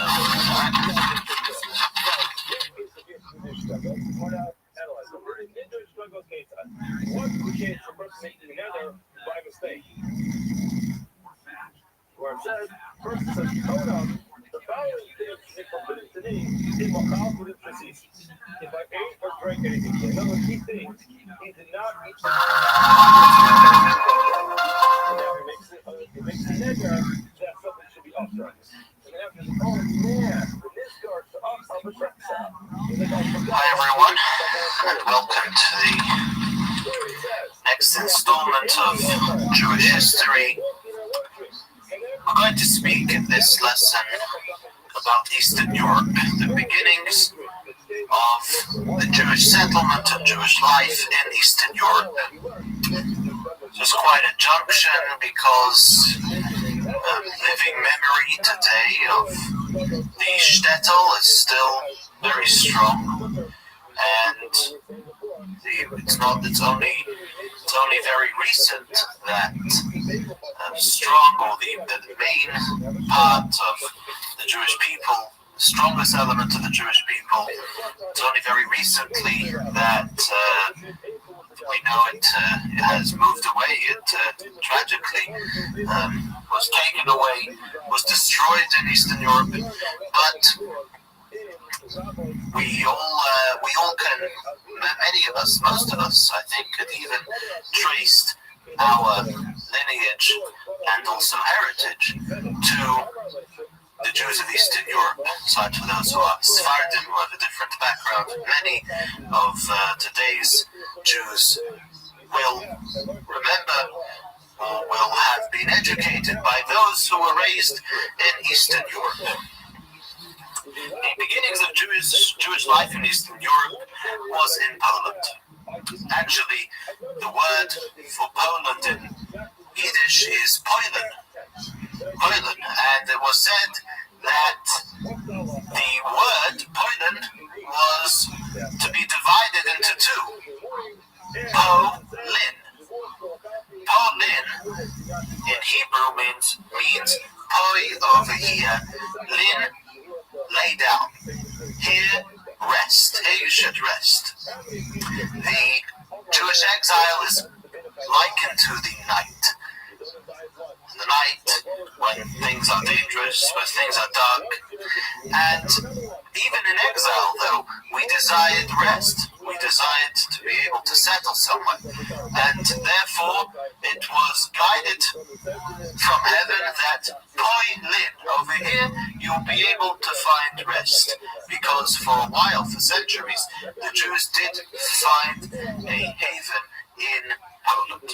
The Ramah, Ramoshe Isserlish, about whom we have spoken, the one who wrote the glosses on the Code of Jewish Law, bringing in the minhagim, the customs of Ashkenaz, the Ashkenazic customs. The Ramah writes, quoting from King Solomon, better to have a piece of poor dry bread with peace than a house full of delicacies but with strife. And he quoted this verse about life in Poland. Better having a poor, more simple life in Poland with a peaceful one, rather than being affluent in other places in Europe, in Spain, France, and Germany, but having to be persecuted. Everything in Western Europe pointed to the direction that the Jew was unwelcome there. It was time to move. The persecutions, the killings, everything that the Jews had to go through was just getting too much. Eastern Europe, which is today Poland and much of Russia, was not so cultivated. It was new, and there was economic opportunity. The landlords and the government, the king of Poland, were eager to get people in who were talented, who were able to read and write, who had different abilities, capabilities, had different trades. They really wanted to bring it to build up the country. And therefore, probably for that reason, the Jews were welcome there, and many Jews started to trickle into Poland. Poland didn't have, since everything was so new, it didn't really have a culture that the Jews would have to cope with, or blend in with, or abstain from, or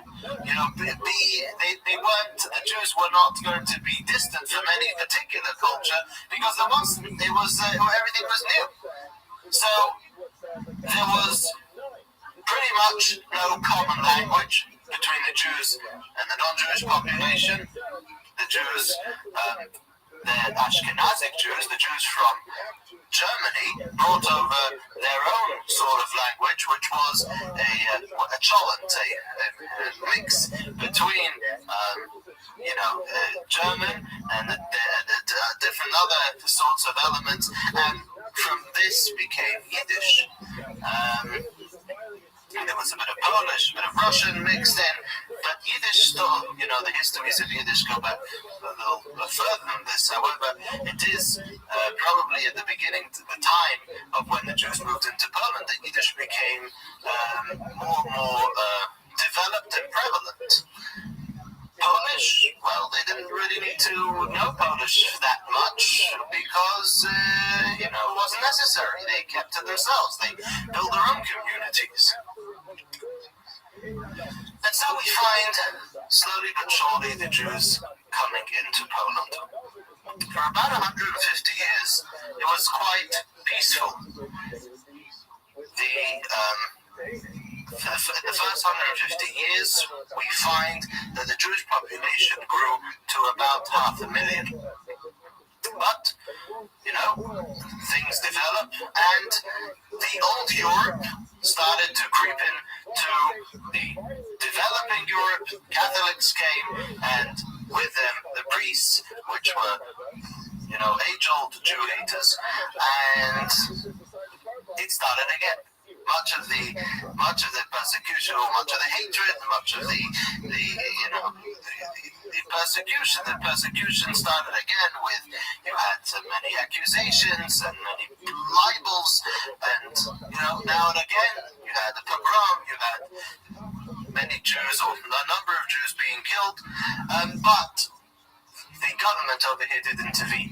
The government, the king, at that time made a decree that it would be impossible to accuse or to make a libel on a Jew for doing whatever the Catholic priests were saying that they were doing, which was obviously untrue and quite outrageous. The Jews are doing it, mocking the Christian religion and all the age-old libels. The king of Poland at the time said that it would not be possible for such accusations to be made. Even though, in general, there was tolerance, however, nevertheless, life style wasn't all that simple. There was still decrees limiting Jewish ability. After all, you are Jews, and since you are Jews, Jews are not welcome anywhere and everywhere. there was the impossibility of the Jews living in the capital. They were not allowed to. They had a certain quota on the amount of houses they could build and where they could build it, and so on. A number of laws that were enforced, limiting Jewish ability in Poland.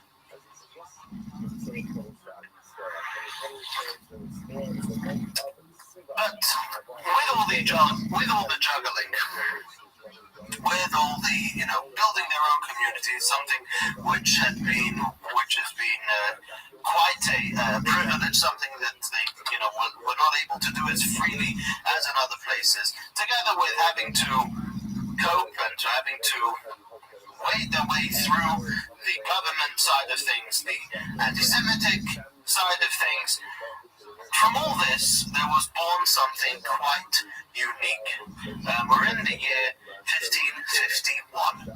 After about 150 years, when Jews had come into Poland, the Jewish community had become very strong. And something was instituted which was quite unprecedented before in history and has not happened afterwards either. It was called the Vaad Arba Arotzes, the Committee of the Four Lands.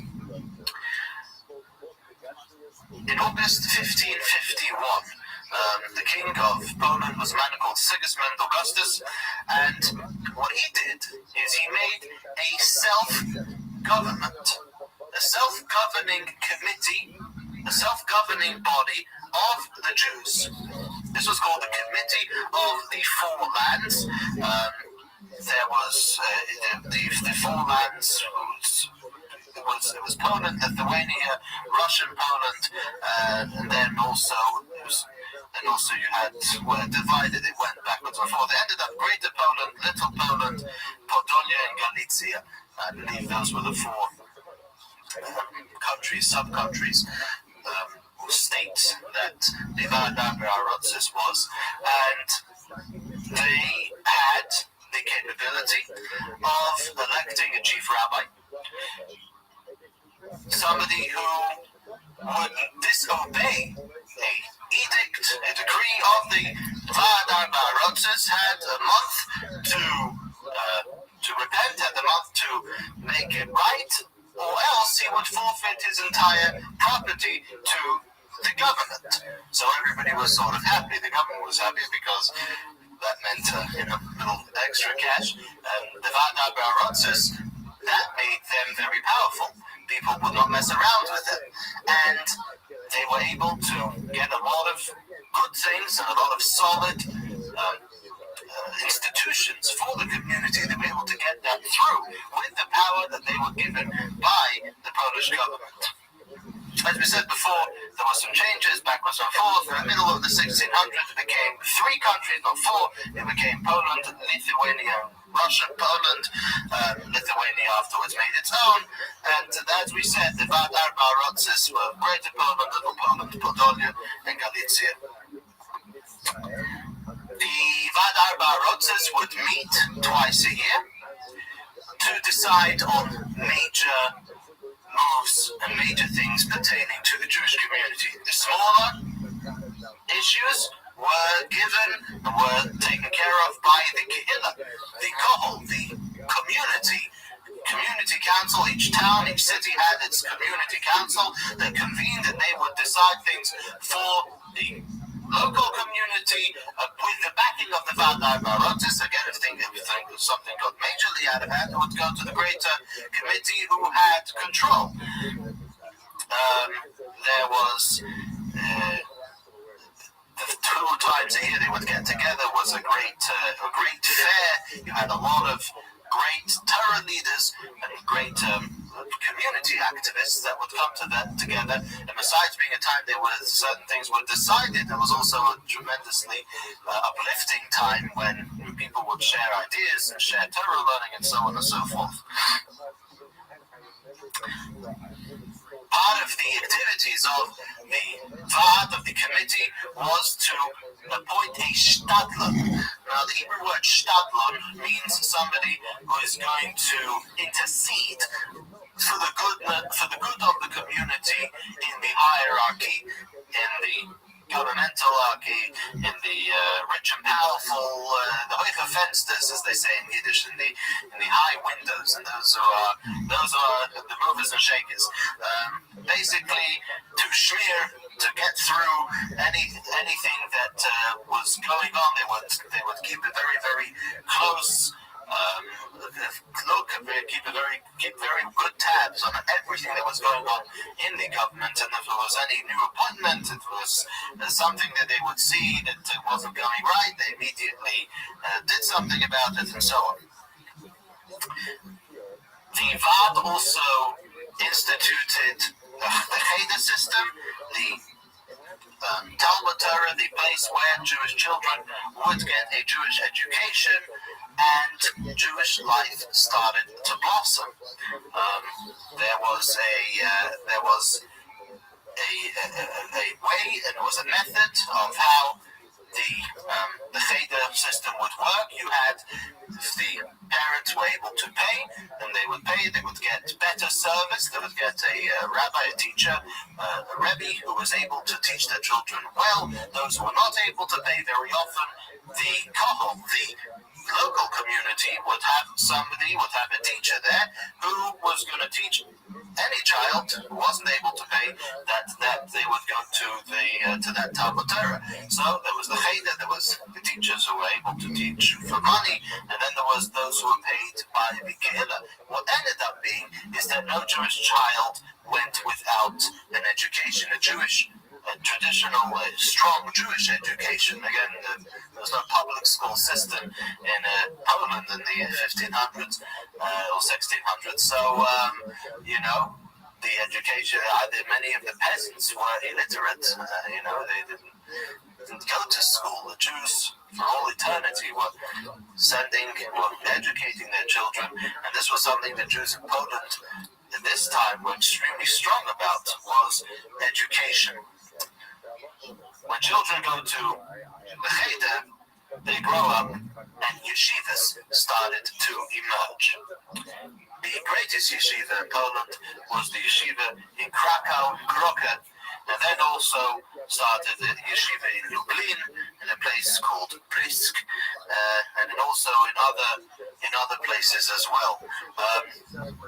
The interesting system that was created to support the yeshivas was the system of teg. A tog in Yiddish is a day. Tag is plural, days.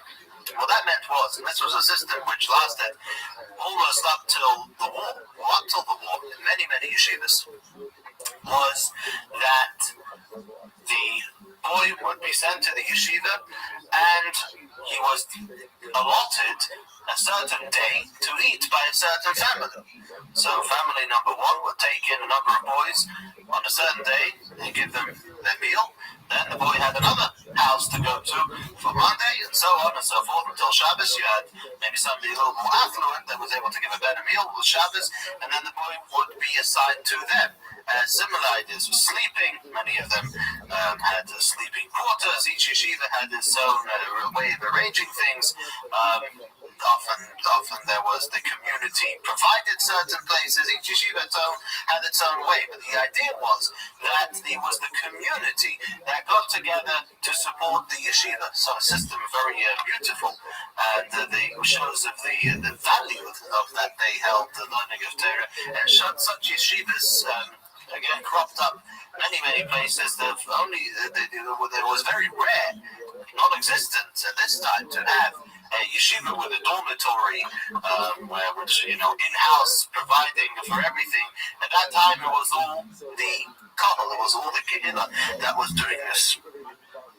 And from the yeshivas, since you had Torah learning, we obviously will have the great leaders, the great ones of Torah, the Gedolei Yisrael, the great ones among Israel, and there were many at this time of relative peace, and therefore we find a tremendous influx in Torah learning and Torah teaching, and in the giants of Torah that came around that time. And we will go through some of them.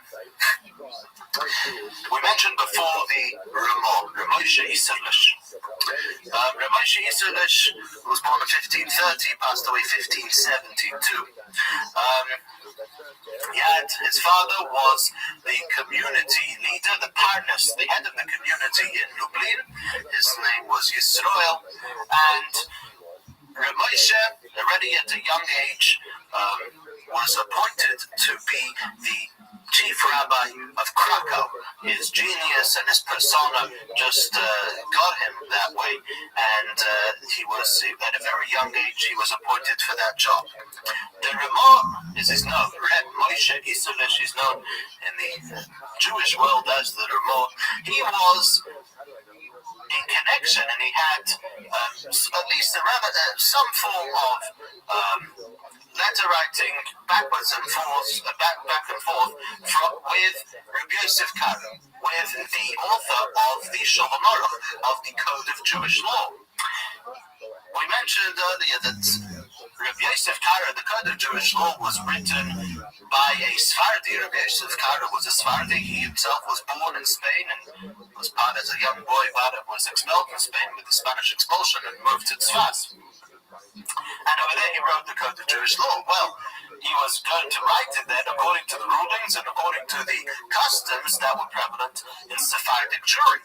When this masterpiece, the Shulchan Aruch, the Code of Jewish Law, reached the Ramah, reached Rabbi Moshe Iserlish, so he decided that if Rabbi Yosef Karo had written the Shulchan Aruch, the set table, as he called it, Shulchan Aruch, the set table, well, the Ramah was going to provide a mappa. He was going to provide a tablecloth for the table. He was going to gloss the set table with glosses and with notes which were going to contain the rulings and the customs which Ashkenazic Jewry had collected up over the centuries and had not really reached the Sephardic world, or vice versa for that matter, because of the lack of communication. So, this is what he did. And till today, his book is learned by thousands. If you learn the Code of Jewish Law, you will have right over there a Haggadah, you will have a note, and the note is the note of the Ramah.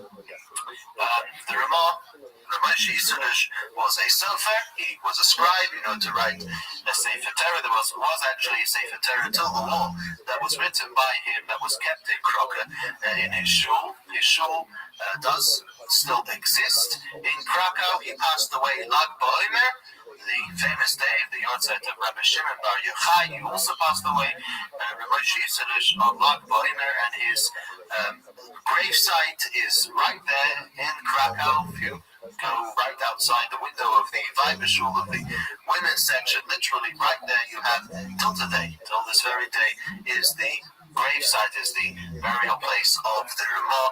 And in pre-war Europe, this was a gravesite which was very, very frequented by hundreds and hundreds of people, especially on the day of his Yortzeit of Lag BaOmer, similar idea to the pilgrimage to the gravesite of Reb Shimon Bar Yochai in Meron, in Israel on Lag BaOmer. A similar idea would actually happen in Poland by the gravesite of the Ramah. This was the Ramah, whose name reverberates again on a daily basis by thousands and thousands of people who learn the Code of Jewish Law, learn the Shulchan Aruch. The next individual, what we're going to talk about, is the Maharshal. Again, all these people are known with their acronyms, with their names, which letters which stand for their name. If you tell somebody, well, I'm talking about, I want to quote of Shlomo Luria, they may think twice as to be talking about the Maharshal or the Rashal for short. This is a word which is very prevalent. The Maharshal, Shlomo Luria, was born in 1510, passed away in 1573. He was the Rav in Lublin, in Poland. Now, the Maharshal was a very sharp individual. He was very opposed, actually, to learn the Shulchan Aruch, to learn the Code of Jewish Law just as is. And the Code of Jewish Law is something very new. So he said, no, you can't just learn this easy way going book. You have to learn the background. If you don't know the background, this could be very damaging. You can compare one thing to the other, and it won't be good, it won't be correct. Although he did, he composed works of halacha himself, a lot of times arguing, taking to task both the Ramah and the Shulchan Aruch itself, and as well as other authorities before him. He wrote a book called Yam Shel Shlomo, the Sea of Shlomo, the Sea of Solomon, and he is very, very well known and often quoted in many halachic sources. Rabbi Sirkish, better known as the Bach. The Bach is an acronym for Bayis Chodosh, the new house. Rabbi Sirkish wrote a book on the Tur. Remember, there was a man called Rabbi Yaakov Bal HaTurim. He was the first one who codified the Jewish law as it is in the order and in the style that we have in the Code of Jewish Law. He wrote a book called the Tur. We went through this in a previous lesson. The Bach wrote a book on the Tur. He was a Rosh Yeshiva in Krakow, and had a very famous son-in-law who was called Reb David Halevi, better known as the Taz, the Turei Zohov, the lines of strips of gold. He wrote the Taz as a Pirush is a commentary on the Shulchan Aruch. In many parts of the Shulchan Aruch, you will have the Taz. The first two parts, you'll have gloss on the side. You'll have in the middle of the Shulchan Aruch, the gloss on the side is the Taz. There was another individual called who's known as the Shach, Reb Shabsei Koyen, the Shach. He wrote a book which also is a commentary on the Shulchan Aruch. In fact, many those learning for rabbinics have to learn the Shulchan Aruch, the Code of Jewish Law, the Ramah, Moshe Yisodish, the glosses of Moshe Yisodish, the Shach, and the Taz, as well as also the Tur and the Bach, or much of the Bach, as well as the commentary of the Rabbi Yosef Karo himself that wrote a commentary on the Tur. You can follow me on all that. And there was a man called the Mordechai Yaffa. The Mordechai Yaffa wrote a book called the Lavush. The Lavush was there to address the Marshal's problem with the Shulchan Aruch, that it didn't have the reasons for the law. And the Lavush tried to incorporate as much as he could the reasoning and the background for the law, and published a 10-volume set of the books called the Lavush. Each one of them, Lavush means a garment, and there's the purple garment, the blue garment. There's various garments in the closet of the Mordechai Yaffa. He was actually a student of the Ramah and the Maharshal, so he received from his rabbis, his teachers in that way. There was the man called the Smeh, Rabbi Yeshua Falk. He's also a commentary on the Shulchan Aruch. He was the Rav in Lublin. So that's as far as halachic authorities in this age are concerned. Again, we could see how so much was going on. There was Jewish life was extremely vibrant at the time. As far as Talmudic commentary, we also have a major explosion of greatness. The first one we'll speak of is the Maharshal. Known as the Maharshal, his name was Shmuel Adels. His mother was actually called Adel, and she was quite a wealthy woman, and she enabled him to learn, to spend his life in learning and in the commentary on the Talmud, and therefore he was known as Shmuel Adels after his mother, who gave him the ability to be who he was, the Maharshal. He wrote one of the most classic commentaries on the Talmud. In fact, if you'll open any volume of Talmud today of the Vilna Shas, of the traditional Shas that exists as printed, which was originally printed in Vilna and Lithuania, you will find right after the Talmud, more or less, one of the first commentaries, if not the first commentary after the Rosh, is the Maharshal. The Maharshal divided his commentary into two: Chidushei Halachos, novelty of the halacha of Jewish law, where he explains the actual Talmud. Not much of it is law, actually. It's just normally an explanation on cryptic and difficult parts of the Talmud and answering questions of contradictions. And then there was Chidushei Agodos. Chidushei Agodos is a very fascinating work of the Maharsha, where he explains not the law, the discussion of the law of the Talmud, but explains the Agadic part of the Talmud, the story and the stories part of the Talmud, where the Talmud starts explaining verses of the Tanakh and various, goes through ethics and many different things. The Talmud, as we mentioned the other time, is a sea where everything is going on, and the Agadic elements of the Talmud can sometimes be very cryptic. It's called Agoda, and the Maharsha went about explaining very many parts of these pieces in the Talmud, shedding tremendous light on them. There was a man called the Maharam, Reb Meir of Lublin. His commentary again on the Talmud, on the discussion in the Talmud, is printed in many editions of the Talmud right under the Maharsha. And he is famous for really having a golden pen. He wrote, and it's like sitting in a classroom where he just really teaches you the Gemara, he teaches you the piece of Talmud or the Tosfos, or the Rashi that he explains. He explains everything in the most beautiful style of writing. We're going to zoom in on a very famous Jewish community, but a community which was among hundreds of towns, villages, and cities, but this one is very difficult to ignore. It was the crown of Eastern Europe for many, many years, the community of Prague. Prague was one of the oldest communities. It started around the year 1100, maybe even before. It started and stopped. There was actually a man who was the famous Stadler we spoke before, the Stadlonim, a Stadler, the one who was going to intercede on behalf of the Jewish community. He was called Rabbi Yosselman. Rabbi Yosselman of Rosheim.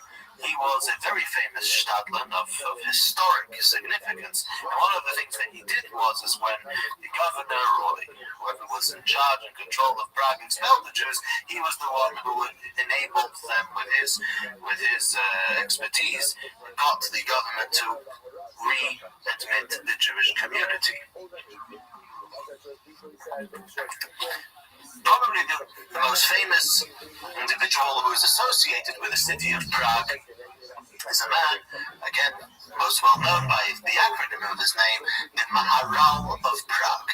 Maharal, he was called Rabbi Yehuda Livo or Loi, and he was a man of tremendous greatness, wrote many, many books. He was the rabbi of Prague and wrote many, many books on the Tanakh, on the Medrash, and on really many, many subjects. He has a Haggadah. He really created and made with his work not only quantity of knowledge, but also introduced a new outlook, a new light on Yiddishkeit, on Jewish thought, and was one of the people upon whom the Hasidic thought was based on. He started off it's fascinating, very fascinating to read the works of the Maharal and how he approaches so many things from a very, very beautiful and different way. Again, we mentioned he was the Rav of Prague, and his shul, the Altnoi Shul, still stands today. It's the oldest functioning shul, I believe, in Europe today, and it's still standing there. He was very well versed in all the sciences and philosophy. He was actually a student of a man called David Gans, who was a great astronomer, And because of all his qualities, his leadership qualities, his saintlyhood, his knowledge in all facets of knowledge, he was a great friend to King Rudolf II, who ruled Poland at the time. And obviously with that friendship did a lot of good things for the Jewish community.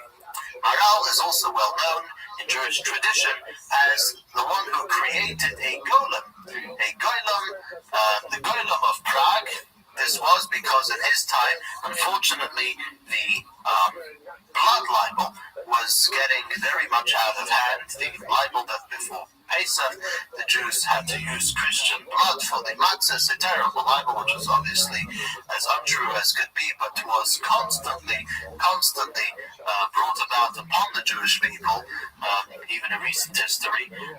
So the tradition goes that the Maharal, who was also a great Makubal, somebody who knew Kabbalah, Kabbalistic teachings, he created a golem, a being out of clay,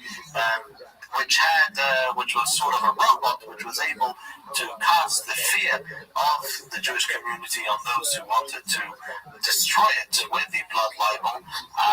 And the golem was alleged to be placed after its life was over, its job had been finished. The clay model of the golem was put in the attic of the Altanoi Shul, and nobody goes till today up to the attic of the Altanoi Shul.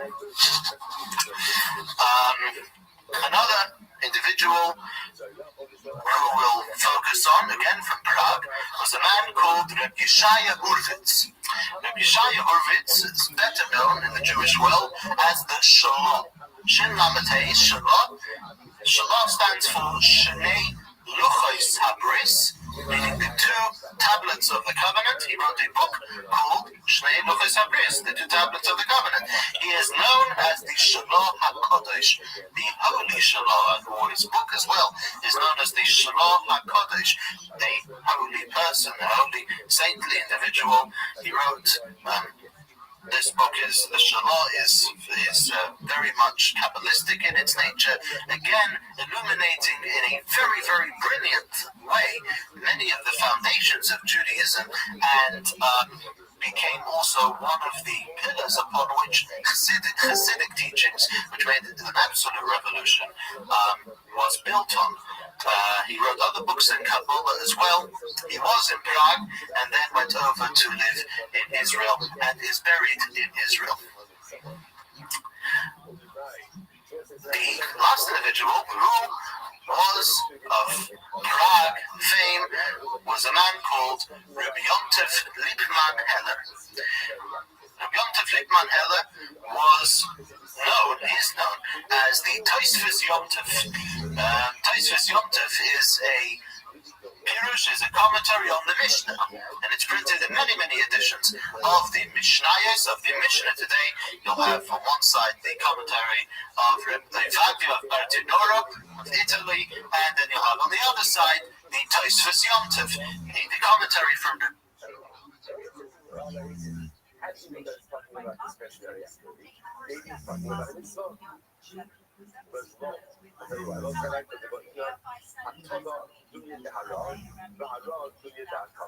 Remember again, the Tov has to be comparable to the Ra, and the Ra has to be comparable to the Tov. So the Gemara says, the Akish Hara V'Hatava, Lahat Tava, Eina B'Vitul Mitzvah, Hara Eina B'Vitul Mitzvah, saying that the good obviously does not refer to the negation of a mitzvah. So to the Ra can't refer to the negation of a mitzvah. Hara is different, obviously we can't be talking about this over here. Hara Gutbah Hatava, because in that case ultimately the Hara is the kingdom itself is the Hatava. The Akish Hatava Ra, and we compare the Hatava to the Hara, the Hara in a big mitzvah, just like the Hara ultimately again is not referring to the fulfillment of a mitzvah. Hatava ain't a big mitzvah, because again that's the case. Hatava Gutbah Hara. Okay, so once that you understand obviously from Allah, so we have to exclude mitzvahs from this, and instead it is a discretionary act. The argument is very sure, not with what So I say that's the case.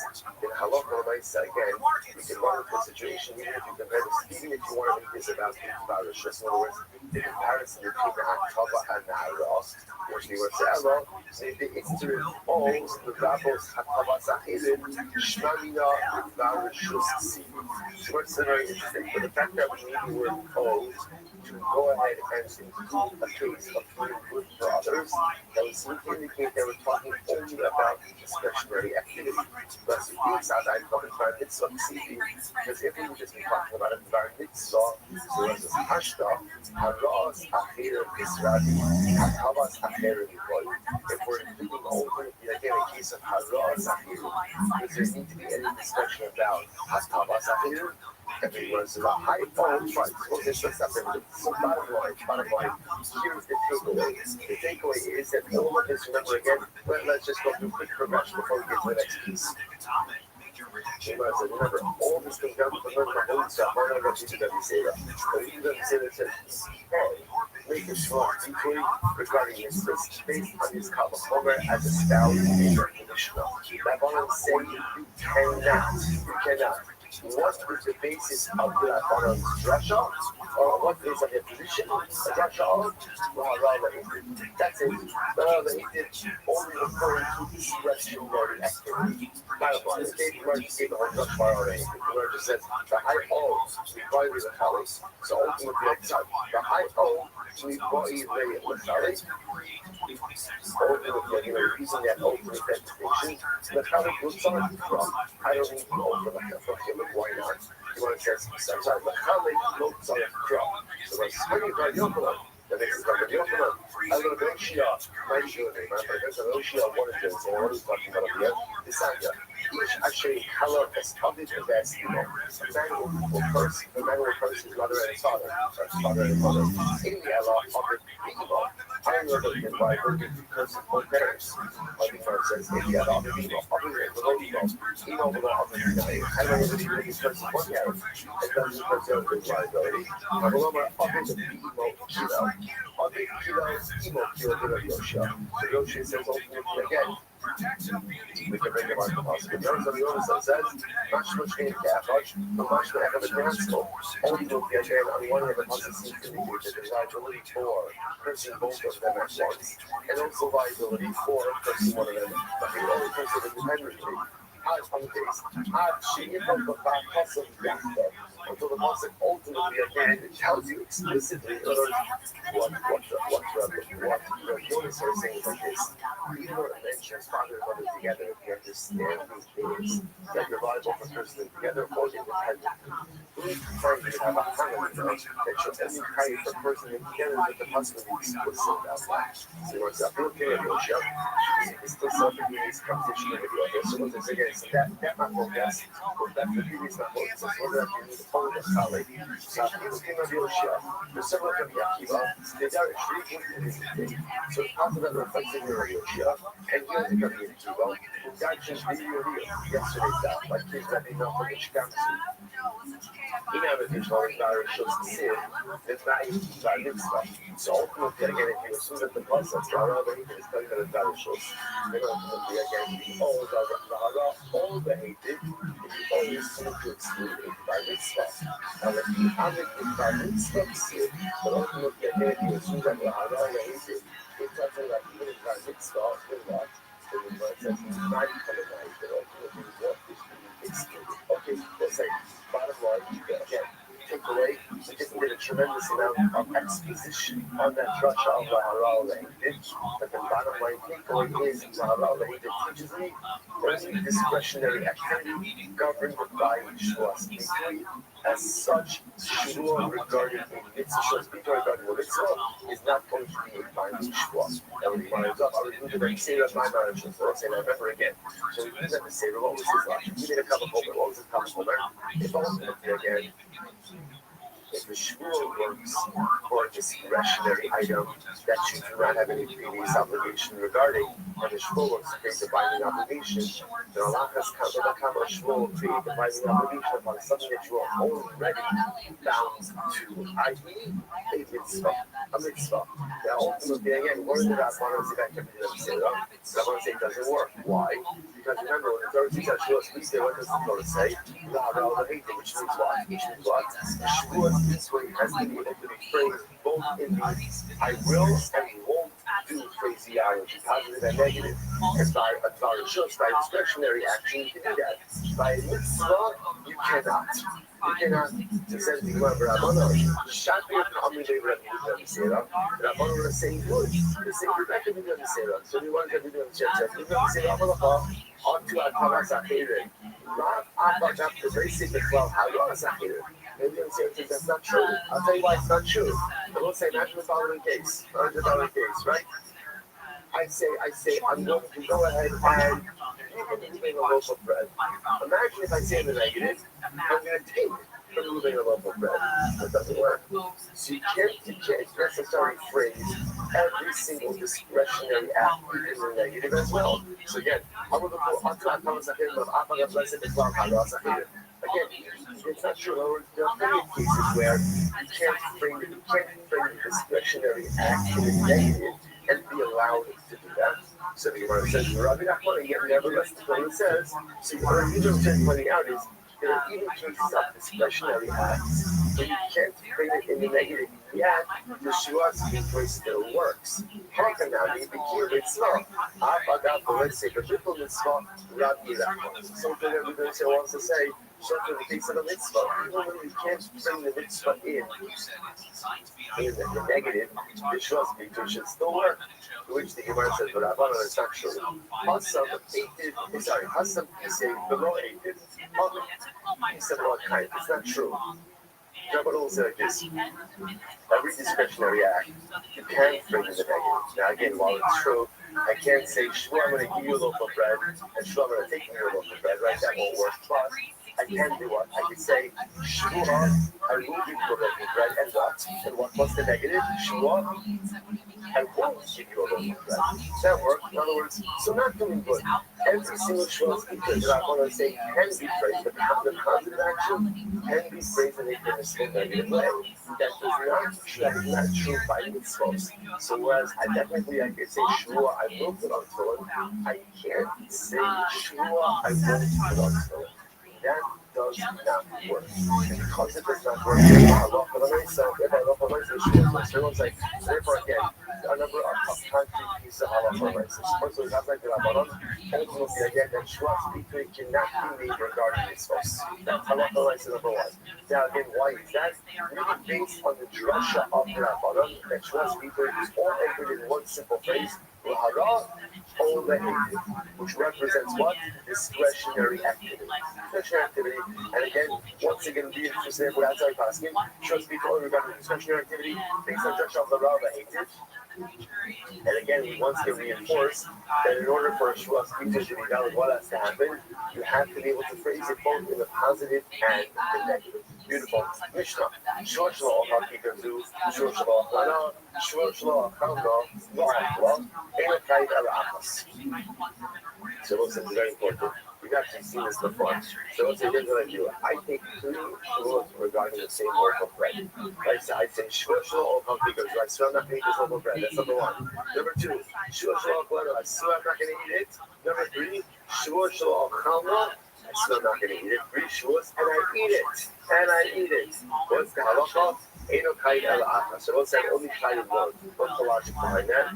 Essentially, once you answer that loaf through a shura, it's usher. Adding on additional layers of prohibition on the shura is really halakhically inconsequential. So although there's 3 shuras, once something is funny, this is the mitzvah logic. See, once I'm under oath to do a mitzvah, adding on another layer of shura is halakhically inconsequential. So once I answer the loaf and I say, shura, I'm not going to eat the loaf, subsequent shuras have no room to revolve upon that object, therefore there's only one layer of liability. So the Gemara says, so Shuas B'Tui, Shechayav Asla Makas, Bal Shigagasa Ola Violet. And I was saying this shura I'm talking about, Shuas B'Tui, again, if you intentionally violate a Shuas B'Tui, he is malchus. Unintentionally violate a Shuas B'Tui, and I was saying, remember, what's the definition of unintentional violation? Halum Shua. I forgot about the shvua and I committed yet. Ultimately, there is carbonic liability, carbon over shvua shav. What about a false altar? Again, what we're talking, we know what's the evidence of shvua shav. Mishpa, Mishanos, Es Hayodua. There's a fact that is known to at least 3 people, and I swear to change that fact. Everyone knows that a man is a man, a woman is a woman. I swear that the man is a woman, the woman is a man. That's a shvuas shav. Ultimately, again, what's the halacha? Hayomin al sedona malchus, bal shiridas halacha. In that case, intentional violation is malchus. Accidental violation is partner. Says the Gemara, Lama Leda Mr. Shvor Shlo Okal, Shvor Shlo Hamdo. So here's what's interesting. So if you notice, what was the point that Mishnah was making? Right, the Mishnah making a point. What's the point? That if you make repetitive shvuos about the same object, what's halacha? Those is kind of one. But if you notice, what did the Mishnah do? The Mishnah varied the rush in shvuos 1, 2, and 3, right? Shvuah number 1 is shvuah shelo al pakikers. That's right. We'll use this one. Shvuah number 2 is shvuah shelo al chalno. Right? And then shvuah number 3 is shvuah shelo al chalno. It's two of the same. Why do you vary the rush? Why don't you say shvuah shelo al pakikers? Shvuah shelo al pakikers. Shvuah shelo al pakikers. Why you vary the rush? So it's in very chicken. Shelo Okal, Bahaga Amar Shelo Achlena, the Lama Kaina Lahaga. The only is very specific. The reason why you only tie one is because first you said Shelo Okal, and then you said Shelo Achlena. Right? However, about Amar Shelo Achlena, Bahaga Amar Shelo Okal, the Chayi Hayi Rabba. Wow. Notice if you were to reverse the order, if you were to say Shvuah Shelo Ochal, which means I will not eat it, and then you were to say Shvuah Shelo Ochal Kikazu, and you ate it would be liable twice, like Rabba. Why? Rabba, Shvuah Shelo Ochal Kikazu, so even Sha'achal Mimic Kizayis Chayim. Rabba says, when you make a neder, I swear, I will not eat this loaf. How much of the loaf do you have to eat in order to go ahead and be liable? A desires. On the other hand, Shelo Ochalna, Eino Chayim Ad Shelo Chalas. But if you say Shelo Ochalna, I will not eat it, then what? You only Chayim the entire loaf. So watch this. This is very interesting. So if a person were to say, Shor Shelo Ochal Kikos, like the Mishnah says, Shor Shelo Ochal Kikos, Shor Shelo Ochalna. So essentially, in my first neder, what did I prohibit? A desires. Second neder, Shelo Ochal Kikos is a desires. Then in the second neder, second shor, what do I say? Shor Shelo Ochalna, which is what? Which is the whole loaf. In essence, I haven't added anything, right? Why? Because obviously, once I'm already chayiv in a desires, of course I'm chayiv in the whole loaf. So nothing's been added by the second shvuah. Because nothing's been added, therefore, halacha l'maisa, the transitional layer of liability. But watch this. If I were to say first shvuah chalma, what's the shear for liability? Whole loaf. I'm only liable to the whole loaf. If I then make a second shvuah now I had added liability. Why? Because before with the first shvuah, I was only kind of eat the whole loaf. Now with the second shvuah, I'm kind of what? Even if I just do desires. So what do you see here? When we say that multiple shvuahs do not create additional liability, when the second shvuah, third shvuah, don't add a new dimension of Isser. But if the second or third shavuos add a new dimension of Isser, then they in fact devolve upon objects. Right? Incredible. Right? Or devolve upon the person. Devolve on the individual, right? And that's which makes sense. In other words, a second shvuah doesn't do anything if it doesn't add anything. But if the second shvuah in fact does add something, then I'm not going to liability. So the first shvuah was, sure, I'm not going to eat the whole loaf. I'm not going to the whole loaf. So the whole loaf is going to be answered. Sorry, different. And sure, I'll keep that too. So already kind of desires. If I make the secondary choice, you kind of the whole loaf, I haven't added anything. But if the first shvuah was, I won't eat the whole loaf. Because I'm not going to take the loaf. And the second shvuah adds liability for you to get desires. And then I say the loaf, right, twice. Because the second shvuah, in fact, added a level of issue onto them. So I'm telling you today, well, good run, Chef, all right.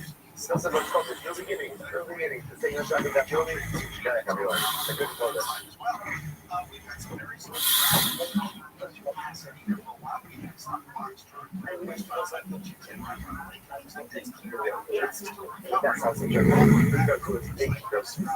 That's how it's done.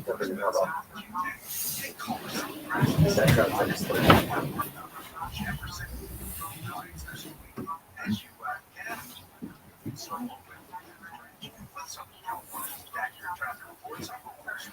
This report is sponsored by Kate's Hawaiian Sliders. Nothing brings friends and family together on game day like delicious Kate's Hawaiian Sliders that bring them to the big game table and either reel in.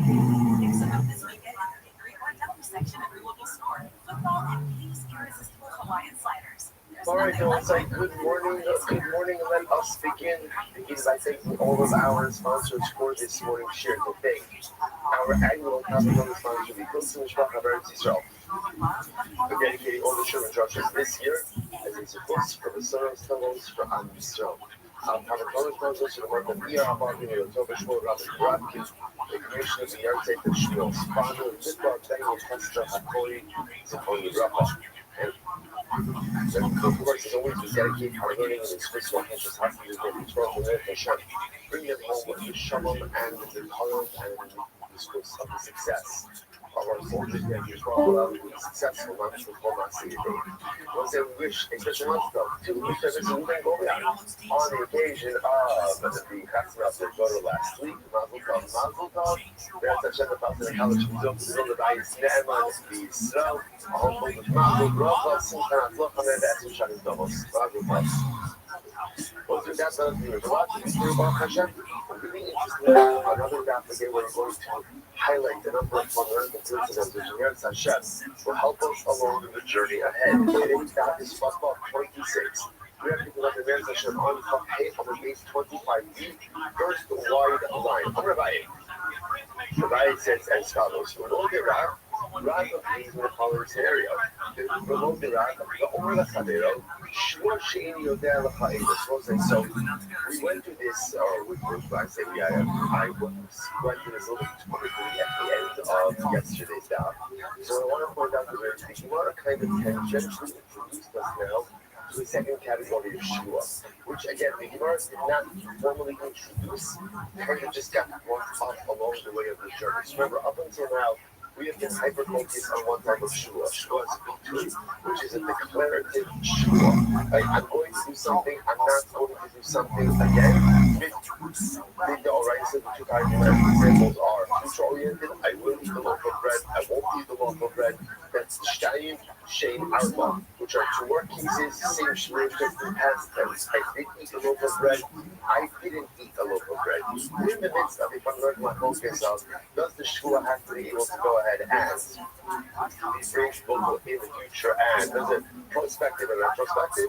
And also, some of my focus is, does the shua have to be able to be raised in the positive and the negative, that I will do and I won't do this act? Potentially, the Gemara introduced us to Shua Sa'idos, which is a Shua about whether or not you know testimony for someone. Now again, don't worry, Shua Sa'idos is going to get its own time, he's going to get his own doctrine. The Gemara is just kind of bringing it up tangentially a little bit. So now the Gemara goes on, Rabbi, so that's like this. I say to Rabbi, I swear I don't know testimony for you. And it turns out that he doesn't from the partner ultimately will say partner for what? Partner for Shua Vitoi, as we're going to say. This is not a case of Shua Vitoi. Hold on, let's say well, She'im Yodeh Lacha'edus. Because since he can't be praised in a way I don't know either, so we'll see this a little bit. So again, I want to say, when he says partner really that it's not a Shua Vitoi, but ultimately again, this does enter into Shua Sa'idos. Which the Gemara says, Yadaki, but what Yadaki Machlo guess? Hey, Alti, but what Alti Machlo guess? Because ultimately, again, the case said that the lawyer that not focus, and they added to the lawyer I did swear or I didn't swear also say about focus. So there's so many shmuel, the other notes, let's say the laba, the chayva, the shaba. So according to Shmuel, he says that something that cannot be praised in the prospective future version. One is that kind of shmuel to be put in the past version, the past tense version. That's how the word creates a separate category of shua sa'idos. El Rav, the Ma'ilukasa, Akula, according to that, he doesn't require this. Why does it want to create a separate category of shua sa'idos? Which the Gemara says, I'm going to apparently in order to create no liability for shua sa'idos. That should be high both for shua sa'idos and potentially both for shua sa'idos. That's not possible. Obviously, you can't say that there's no liability for one shua. Why not? The Sanya, when the Father talks about liability for shua, it says for one of these. You can hide only once per shua, but not both. This is not the blessing about this something at the end of yesterday's shia. You know, when you speak about all of these shuas that are done like you're supposed to be, don't they all boil down to shuas shaka, right? Assuming that there is intentionality, since there's no liability. One of the principles we're going to see about shuas is that every shua fits into a category. Every shua, even though you may have commonality, but there's a distinct feature that puts shua in a particular category. Specifically for shuas equally, because when we get shuas equally, they want to be categories where there is carbonic liability. There's carbon over here. Shua shaka, you'll get malchus. Shua sham, you'll get malchus. But again, that's why the verse is over here. There's no such thing as no liability. Every shua fits very easily into a category, even though there absolutely is a certain degree of overlap between some of these categories. Why is Shua say this book in its own category? Because it's on your like all of the shuas in general, when is their liability? When there's what we call ha'alamas shua. Forgot about the fact that you took your shua. Because like shua sa'idos, interestingly enough, there's no vanilla, but again, I won't say, don't worry. Like I said, this is not the spot for shua sa'idos. So right now, this is the only thing brought up very tangentially in what's in the discussion. We're going to spend the time on shua sa'idos. But again, Rabbi said shua sa'idos is unique. Why? But chayiv ala mezid kishodim. So shua sa'idos is purposely mentioned separately because there's a different level of liability. Shua sa'idos, if you intentionally lie, right? I swear I don't know any testimony for Ruvain. I know testimony for Ruvain. I know that I know testimony for Ruvain. I'm intentionally lying. It's amazing. What's the halacha? I'm chayiv.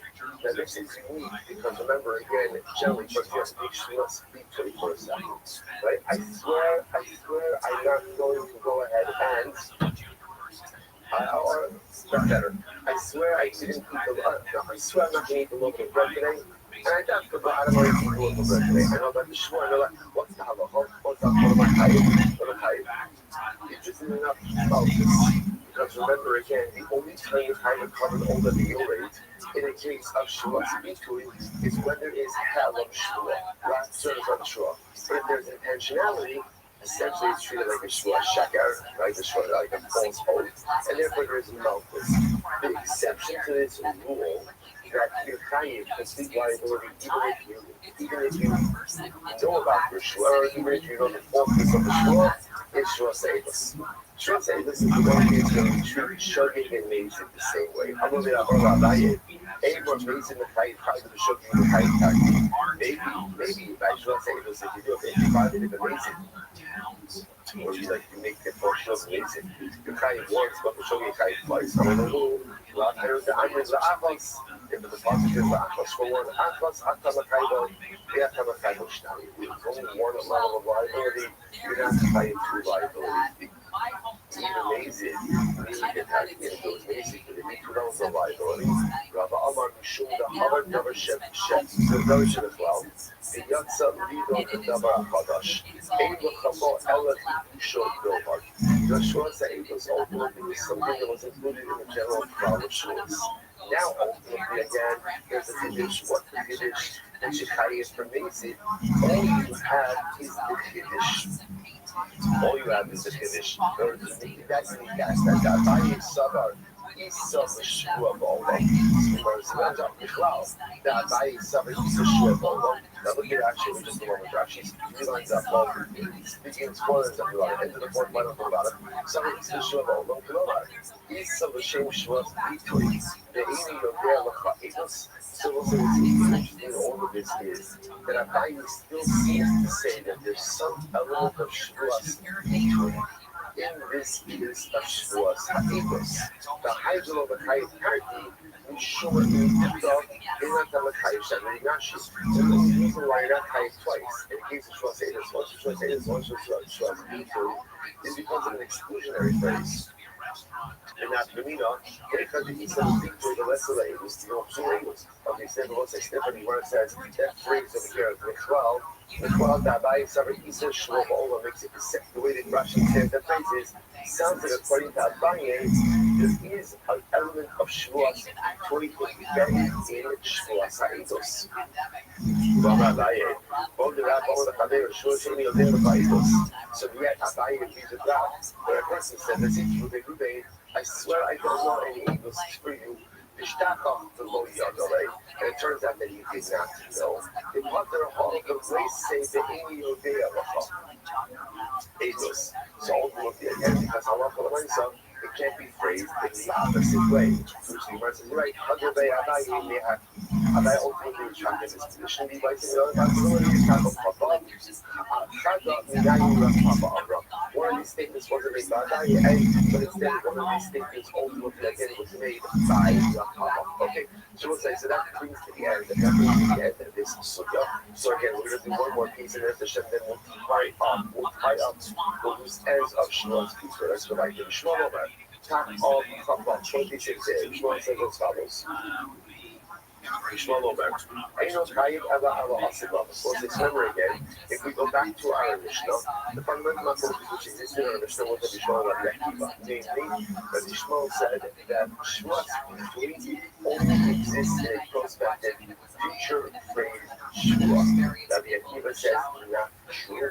It applies to all Shmuels, both prospective and retrospective. Says the Gemara, here we go, Karabanan, Lahara, over hated. So remember again, but it's all by short speakers. So short speakers probably use the word Lahara, or the hated. You will swear. Now, the way that's really translated is one will swear Lahara for something good, or the hated, right? Or for something bad, or the hated for something beneficial. Every elephant each Baharan Batava, I will say that makes it sound like trust between only revolves upon something that can really be demonstrably told or robbed. The Gemara said that there's a whole other bucket of items in life which are neither told or robbed, they're just in the middle. So each Baharan Batava, had your thing, it doesn't have a raw Batava. So what's the only thing that doesn't have a raw Batava?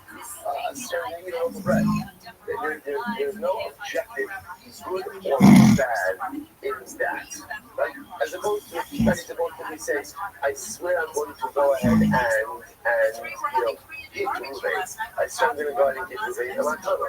That could be hara or hatava. Someone's asking, how do I know that in the world of Shua's victory, even what we'll call a parrot act, say that's not hara hatava, but still create a violation. You know, so I just point out to them what's fascinating about this Gemara is what's the hospital this is, it's only by Shua's victory that an action doesn't take into the category of hara hatava. In the rest of life, as we go through our lives, everything we do fits into one category or another. Ellen said that there's only one place where you will find higher, and that's in your kitchen. Right? In the rest of life, it's even less situations. Either what you're doing is good or it's not good. So currently there are two categories. It's your kitchen and Shmuel's victory. Shmuel's victory, that was very important in our lives, our everyday lives. There's no such thing as power. Those are parallels. Everything I'm doing is either advancing my personalistic cause or detracting from it. And literally every action and every decision in life fits into one of those two buckets. And as such, the most important thing in life is to be aware of that and therefore to choose one. The model is like that. So I said, how do I know about I trust people? It's barred. There's something that's not halal or hatam. So how do I know that those things also are associated? Old nefesh kisi shaban levafe isvasai. Or if a person will swear, again, the 3 days of levafe isvasai means they articulate something mere articulation. He said any type of articulation, even if halacha, very again, it is not subject to hara the hatama. Ultimately, it will be subject to shras b'toy. So in the halacha. So first of all, I don't know that shras b'toy is concept. Future oriented. I'm not saying now again, but just get these things nailed down. So how do I know that biblically paradigmatic shras b'toy is a future oriented, a future tense opposed to Yeshua? Why? Because that's the way the classic phrases it. Lahara, over the hated, to do something good or to do something bad. So it's phrased in the future. That's why I only know that shras b'toy is future focused. The Gemara says, "Emi alahabo, sha'abar minayim." How do I know that shras b'toy applies even retrospectively? Kabbalah, l'kol asher yivakta ha'adla b'shua divrei yakiva. Everyone said the Pasuk says, "I'm repoing." L'kol asher yivakta, whatever you articulate, future tense, past tense, it doesn't matter. It's all called the shras b'toy. So it's like all of this is Rabbi Akiva. So again, Shita Rabbi Akiva is shras b'toy. Shras b'toy is not just hara v'atava, but it's even parad. It's even parad. That's ultimately again based on nefesh kisi shamal about v'svasai. Furthermore, although biblically paradigmatic shras b'toy is future, prospective, focused, halacha l'maisa shras b'toy is also past tense, retrospective from the viewpoint. So that's Rabbi Akiva. Beautiful. Mishnah, suppose it's just not Mishnah. It's right, it's just a Mishnah. Which mirrors our Mishnah. The Mishnah says, Lahara, the Hated Lahaba. The Mishnah says, no, not true. Lahara, the Hated, ultimately, again, means only a prospective, future-oriented Shua is a Shua. So the Gemara says, Amar Rabbi Akiva in Cain, Amy Elazban Shishman Hakama Bahara. So again, so Rabbi Akiva is looking at the Mishnah. So I understand what you're doing. Like the Mishnah logic is very sound. What does the Mishnah say? Look at the pasuk. What does the pasuk say? Lahara, Olahated, which is future tense. So you see from there that only in prospective, future oriented Shua is good. So we see this okay. But if that's the case, then Mishnah. Maybe I'm going to change my Talmud. I only let you make a Shua regarding things that are either bad or good. They're literally fall into that one of those two categories. How do you know that you can make sure about things that are quote unquote parent? How do you know that? We have customers. The Mishnah says, listen, there's a repoint, the Chala Shei Yivakta, so whatever a person said, you could create the short speaker. He says that the Akim to Mishnah, so Mishnah. Right? You agree with the fact that there's an additional phrase that allows you to expand on the scope of Shua speech rate. If that's the case, in Riba HaKasim L'Kach, Riba HaKasim L'Kach, if the Riba is going to work to expand on the scope of Shua speech rate from Lahara Ulahated to include other mundane things as well, then use the Riba to expand on the scope of Shua speech rate as well to say that what? It doesn't just apply to future prospective shuas, but also applies to what? Past retrospective shuas. What a fantastic conversation. The Gemara says, Shakir, Karo de Rabbi Akiva L'Mishmo. Rabbi Akiva is saying good. Right? Saying good. He has a solid point about what he's saying from Mishmo. Okay? I'm going to be open. So one thing the part is not focused. So it's actually really beautiful to us. I'm going to be open. Rabbi Mishmo, so the Gemara says, what's happening over here as follows. Clearly, Rabbi Akiva and Rabbi Mishmo, they are sharing the psukim in two dramatically ways. Two drastic ways. So it's Rabbi Yochanan, the Yishmael Shishimish. Let's see whether I can point out that the two Rabbi Yishmael are contemporaries. They just understand who deals over here. They were both of the Asara Imams. They were both tortured and executed by the Romans. We'll talk about more. I'm trying to work on myself, especially like to try to actually make this as I feel this year, and not the political commentary this year, stuff this year. There's a lot to say on this Gemara. I'm going to save it, but just to understand that Rabbi Shmuel and Rabbi Akiva on the same page in Gemara together, learning together, actually be able to say, this is college Kabbalah. These people are different stratosphere. So watch this, it's even more incredible. Rabbi Yochanan, Rabbi Shmuel Shishim, what's at the core of the Machlokas over here? So the Gemara says, Rabbi Yochanan says, so Rabbi Shmuel Shishim is something that couldn't get that Hana. Shahaya. Rabbi Shmuel Shishim is something that couldn't get that Hana. So who is Rabbi Shmuel's Rabbi? His Rabbi was something that couldn't get that Hana. I want to find out something very interesting over here. You know this. It doesn't say Shmuel's Rabbi was Rabbi Yochanan, but rather how does it phrase it? Shishimish. So what's it? So this is talking about the idea. We're all familiar with the Mishnah breakout that says Sila Torah. A person has to have a Rabbi. We all need a Rabbi. Someone we look for like Rabbi doesn't have to be a someone we learn Torah from. Rabbi someone from whom we go and write from. But it's fascinating. How does one establish a relationship with the Rabbi? And how does one learn from a Rabbi? What she was like, I don't know, you pick up the girl so easy, I think she was sort of assertive, but she was from like a much deeper level of interaction. A much deeper level of interaction where there's an active involvement in the Rebbe's life, and the Rebbe has an active involvement in the Rebbe's life. That's where that relationship comes from. It's incredible. Rabbi Shmuel was the Shamash of the Torah. Shahaya Dorish has called a Torah, the cloud of trust. Rabbi Yochanan, so he had one exegetical principle, through one exegetical lens, through which he saw the entire Torah. What was that exegetical lens?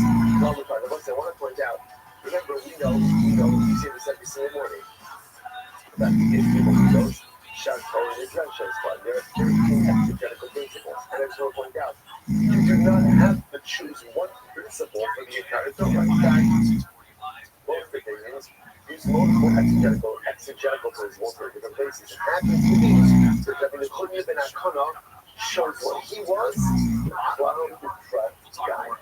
And the way he got to know his cloud-depressed, this was who Rabbi Shmuel received his Shemesh from. This is who he learned by. Therefore, again, Igunami, Dorish for cloud-depressed. If my Rabbi did it, I'm going to do it. So Mishnah says, my Rabbi, Darshni with cloud-depressed. So I'm going to Darshni with cloud-depressed. So we'll see how that plays out in just a moment. Rabbi Akiva, get ready for this. Who's Rabbi Akiva's Rabbi? Shishimish Esnachon Ish Gams. Wow. So I just want to point out, sort of like that, how this opens worlds of understanding. Right? Who's Nachon Ish Gams? So Nachon Ish Gams, the Gams in the Torah. Right? Nachon Ish Gams was the person ultimately again who was able to see identity crimes, right? Because we know the phrase Gams in the Torah, this is all sulfur. This is all sulfur, right? That comes from Nachon. Nachon, Rabbi Akiva. That was saying, now remember, we tend to spiritually corrupt the concept of Gams in the Torah. We've heard this many times, right? What's Gams in the Torah? Gams in the Torah is like what you say when you're miserable in life. Everything is terrible, but you still want to sound full, right? The Gams in the Torah, like you said, like a crack, it's like you have to dead, like Gams in the Torah, yeah, I'm sure it's great, like it's horrible, like it's terrible, it's ridiculous, but okay, I want to sound full, so I say Gams in the Torah. Gams in the Torah is one of the most profound spiritual statements upon which the entirety of Yiddishkeit rests, which is the Ribono Shel Olam is good, and the Ribono Shel Olam loves us. The Torah always takes care of us, and even when it's painful, even when it's difficult, I believe with all of my heart, even if I can't wrap my mind around it, that somehow, some way, this is for the good. That was nothing. That was Rabbi Akiva's Rebbe. Now when you understand who Rabbi Akiva's Rebbe was, Now you understand that the Akiva. Now I understand that the Akiva was walking by the Kodesh HaKadosh and getting himself his matos. And then everyone else is crying. And that the Akiva is laughing. Why? Gamzula Tova. And now I understand that the Akiva, as he's literally being tortured to death by the Romans, he says the whole life I wondered when am I going to be able to fulfill the mitzvah of the Hafez Hashem Elokecha b'Chalav Nafshecha. When will I be able to do it? That's Rabbi Akiva. Right? Gam Zu Tova. Rabbi Akiva is not just born. Rabbi Akiva is molded. Rabbi Akiva is created. And who is created by? Obviously by himself, by his wife Rachel, but also by his Rebbe Nachum Ishkamsu. When you understand where Rabbi Akiva comes from, so Rabbi Akiva personality makes so much more sense. Rabbi Akiva's Rebbe Nachum Ishkamsu is incredible. And I want to say, by the way, just speak about Nachum Ishkamsu, which we're not going to do now. It's a whole shit by itself. Who was this person? Anyway, so the Rabbi Akiva learned by Nachum Ishkamsu. Shadosh is called Tarkula, the Reba Umiyat. So again, Nachum Ishkamsu, his exegetical principle of choice was a Reba Umiyat. And therefore, he will not need Dorish Brilliant. So here we go. So now let's show. Well, so now first after the Machlokus and Mishnah Rabbi Akiva is about how to dash the concepts because they're both using a different exegetical lens. Rabbi Akiva is using Reba Umiyat and Rabbi Shmuel is using Babu Prat. So here we go. Rabbi Akiva darshan this style Rabbi Akiva. What Rabbi Akiva knew the Sanya on Nefesh Kisi Shava Riba. So the pasuk says Nefesh Ki, right person will swear. That's a riboy. Lara overhated. So again, for good or for bad or for good, that's a miyate. L'chana shei bakta adam chaz a riboy. Whatever a person will articulate, that's another riboy. So what do you have over here? Riba, miyate, the riba. Now what happens when you have a riboy, a miyot, and a riboy? So the word says riba hakol. That comes to include everything. That's marabas. It amplifies everything. So the word says, my riba komili. What does it come to include? It comes to include that you can make a shuat mitui about any topic, not just about hara or the hated, but about anything, even power things. Even power things will mind me. So what does it come to exclude? The divine mitzvah. You can't make a shuat mitui about a crime mitzvah. Why not? Because you can't finish in the negative. I can say I will close fullens, but I can't see that I don't close fullens. That's the deal. That's what you keep up.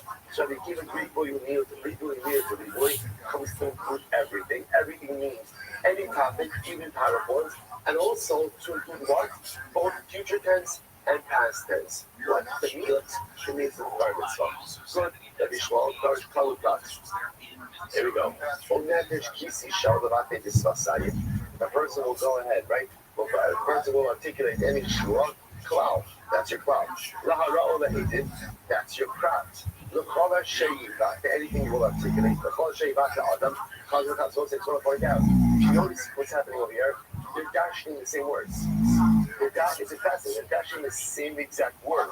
They're just using a different exegetical lens to dash. So what do you have? Cloud, cloud. What do you do with the cloud, cloud?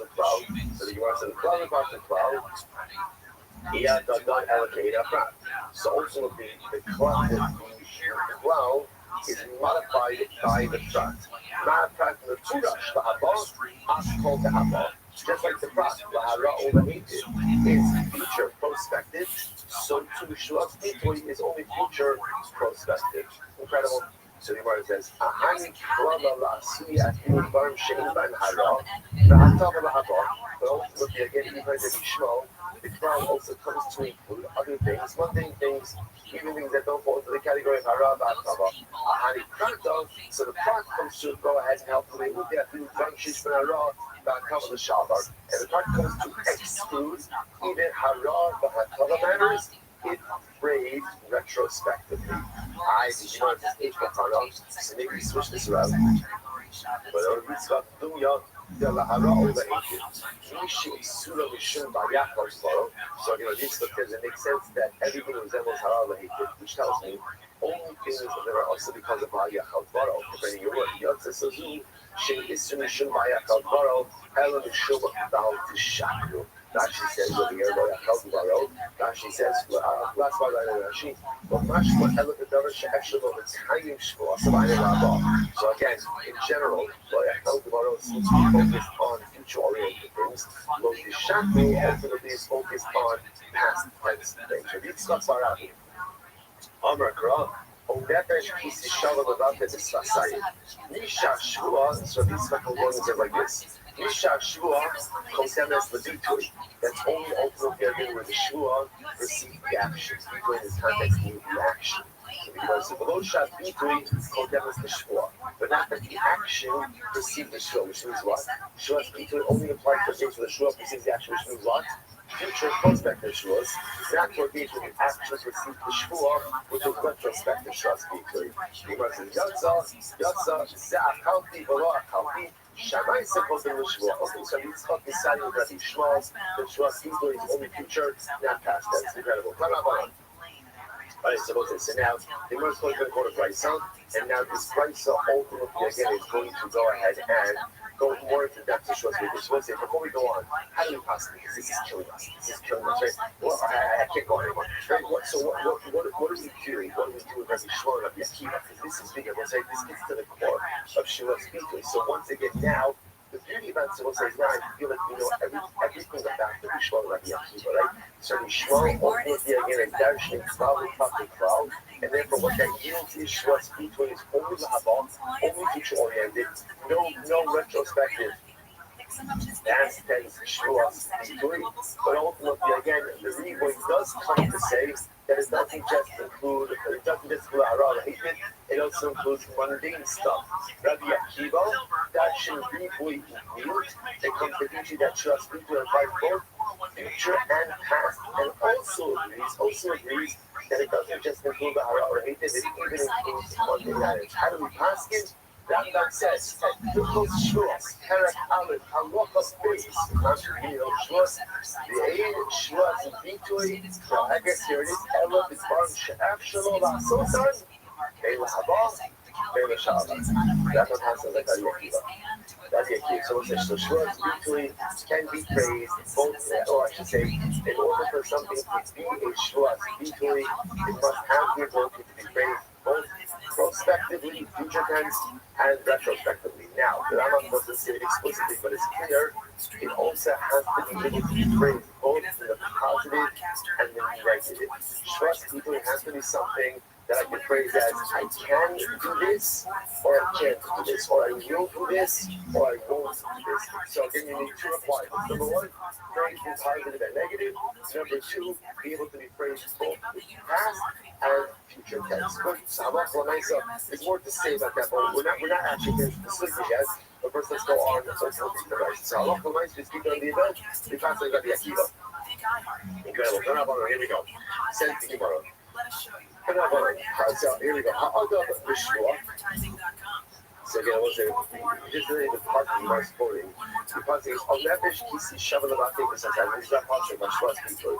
The person will swear, articulation with his lips, Lahara Ola Hitiv, Lakar Ashayni Baka Ha'adam Shua. Anything that a person will articulate with the Shua. So you want to say that right statute, Ha'adam Shua, what does this come to include? Cross or exclude. Always. This comes to exclude an extenuating circumstance. Anyone will see what this means. So then they have up, and he forgot about his shua. So again, it was the paradigmatic case of liability ultimately again for shua. Is where I made a shua, and then what? I forgot about my shua. I transgressed it. So that comes to proclamation. This comes to exclude someone who intentionally violates his shua. We netted from him, Shiris Alma Mimelu Shua. He forgot about the Shua. The Alpha Shiris Alma Mimelu. He went upon maybe he remembered the Shua, but he forgot about the object that he swore about. Kabul Omar, the Shua B'Nava. There's only liability al Hela the Shua Mukhayat. The Eno Chayil al Hela Mukhayat. You're only Chayil for a lapse of awareness about the Shua, but not Chayil for a lapse of awareness about the object you swore about. Now, what exactly that means, we'll see. Now, we'll say, now we're going to dissect the price. I'm very excited. Or not. So, myself, the Shua Pagonis. So when we say Alpha Shua, that comes to exclude the case of always. What's always? If you she won't say this is a good case. If you have kind of a watch this. But kind of a you have a kind of in the second white line, 26 and $500. You have a kind of becoming that up. Amar Mas, let's listen to this. Ravasi, the Khan Ravasi, were in Rav's shir. So they heard a shir by Rav, and after you can imagine they're conquering it. And what happened? Umar Amar Shvu'asa Dahaki Amarav. Umar Amar Shvu'asa Dahaki Amarav. So I say, what happened? So the Chazal wrote a shir, and they were disagreeing about what Rav said. So one of them said, I swear Rav said this. And the other one says, I swear Rav said this. So they both took a shvua, including a declared shvua, about what Rav said. Now what happened? She has someone coming to Rav, Amar Dikaminai, and obviously Rav came back to Rav, and Rav discerned one of them was right and one of them was wrong. So once they saw that the guy that was wrong, Amar Dika, the honor of the shikr shtabari. So the one who was wrong said to Rav, Rebbe, did I swear falsely? Amar Leilo, Likcha Anasva.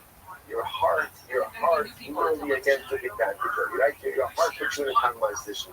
Which is another way of saying, Rashi says, no, you thought you were right. This is not, I was going to say, ultimately again, when a person is convinced about the fact that they are swearing correctly, that's not the Shvuas Sheker. And ultimately, again, it's not a Shvuas between. That's not our case, right? That's not our case. So when a person is convinced that what they are doing is right and acts accordingly, that ultimately, again, is called an honest. Now, Hamas and Rabbi will have to see exactly what we do in this case. Right? Because that was something that's called like a lot of people. Like when a person thinks they're doing the right thing, but they're doing the wrong thing. That there's no liability in that case. In fact, I'll say, by the way, generally, that's what we call shogeg, right? When a person thinks they're doing the right thing, but in fact they're mistaken. So again, we'll see how long so what we do about this by Shmuel. Okay, but let's go back to it. So we'll say that phrase of Limcha Anascha. Now, when you think you're doing the right thing, but it turns out you did something wrong, there may not be liability in that case. Next, then have on the middle.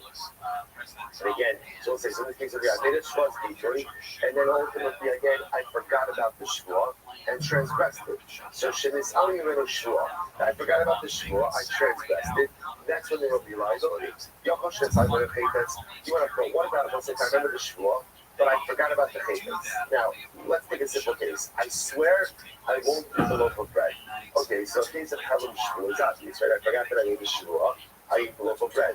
Now, what about a case where you remember the shvua, but for some reason you forgot about the object? So the Gemara says, what is the case? So the Gemara says, so they laughed at this ruling in Eretz Yisrael. Why? Because they said, shvua mishkachas law. I understand Helam shvua. What's the case of Helam shvua? Because the Amar shvua shvua ocha paskitin. Because Savar sha'achol ka'amar Yeshua saying she chet tzedakah. So you will say, for example, like the interesting here is, I swear I'm not going to eat a loaf of bread. And then what happens? I eat a loaf. Why? Because I forgot that I made a shvua not to eat. I thought I made a shvua to eat.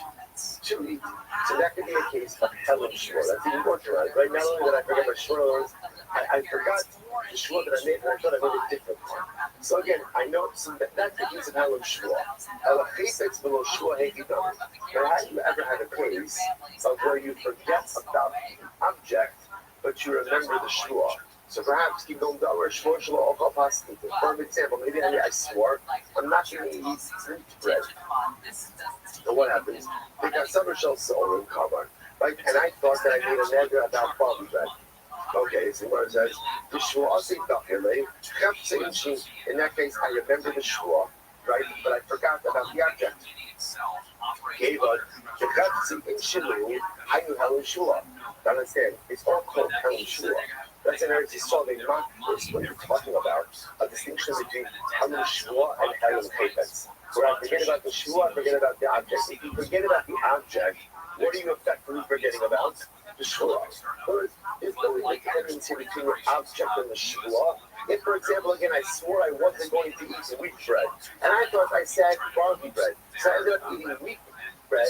So again, that means I forgot about the shvua. That's not called Helam chaytas. God the offense. He says you're right. You're right. There's no distinction between forgetting about the shvuah and forgetting about the object. The object and the shvuah are by definition intertwined. So not speaking about the saying, Amar, Chayfetz, Beloshor, B'Shkatazon. She's telling me again, we can't have a case where you forget about the object but didn't forget about the shvuah. No, I'll give you a case. You go and listen to this. And here's the case. I swear I'm not going to eat the wheat bread. And I remember my shul. I have a basket of bread. In the basket, there's barley loaves and there's wheat loaves. So I know that I swore not to eat a loaf of wheat bread. I put my hand into the basket in order to take a barley loaf, and I end up pulling out a wheat loaf because summer just and again, I thought it was a barley loaf. But when I ate it, the shua said up here. In this case, I fully remember my shua. I know that I'm not allowed to eat the wheat loaf, and my intention was not to take a wheat loaf, was to take a barley loaf. But I ended up taking the wrong loaves. So the shua said up here, like, I didn't know the chefza. So this seems to be a good case where I absolutely unequivocally remember my shua, but I forgot the headlam, the lapse of awareness is about the object. Abaye,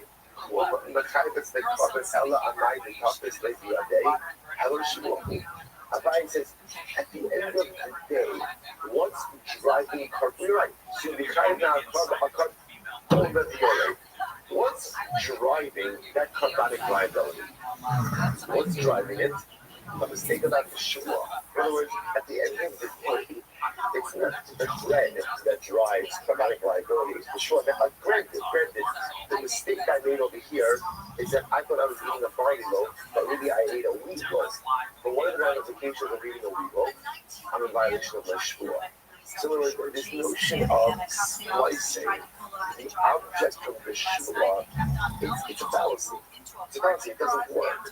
So whereas Mishnah, I'm not about stories. I'm not about Rabbi. So, come I see Allah. Alternate version of the big galaxy of Rabbi says, bottom line, you're right, you have to know your shot. I swear I'm not going to, here's the case, same case. I swear I'm not going to eat a loaf of wheat bread. I'm not going to eat that. So I have to make up my hands with that. I know that I have barley loaves and wheat loaves. My intention is to take a barley loaf. I think I have a barley loaf. I eat it. Turns out to be a wheat loaf. So, okay. So now he wants to there's liability. So Rabbi says, covered the Kamaisia laid the task. Mia Telem Shua. Why did you bring a carbon? Not because of the loaf, or because of the loaf, but because why?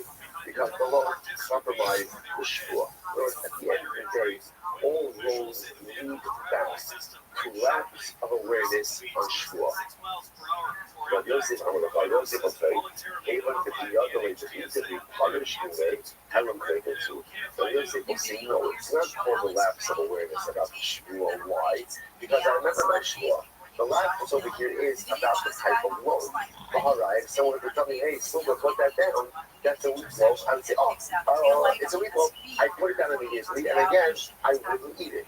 That shows at the end of the day that really what's happening over here is a lapse of awareness about not the shmuel, but about the object. So we'll say, it seems to be the majority of opinions, and it makes sense that creating this distinction between Helam shmuel and Helam chayfetz doesn't make sense. That's because either way, at the end of the day, when it is liability, it's because I violated the shua. Whether I violated the shua because I forget about the shua or I have a misunderstanding about the object, bottom line is violation of the shua itself, which drives carbonic liability. So if I'm in Rabbi Rothschild, what happens if you have lapse awareness about both? You forget about everything. Like I have lapse awareness about the shua, lapse awareness about the object. What happens in a case like that? There's a lapse of awareness about the shua that they have an advisor. But there should be a lapse of awareness about the object that it should be covered.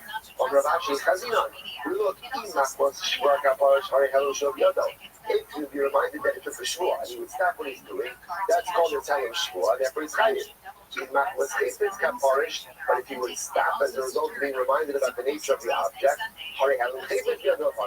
that's not the result of the object.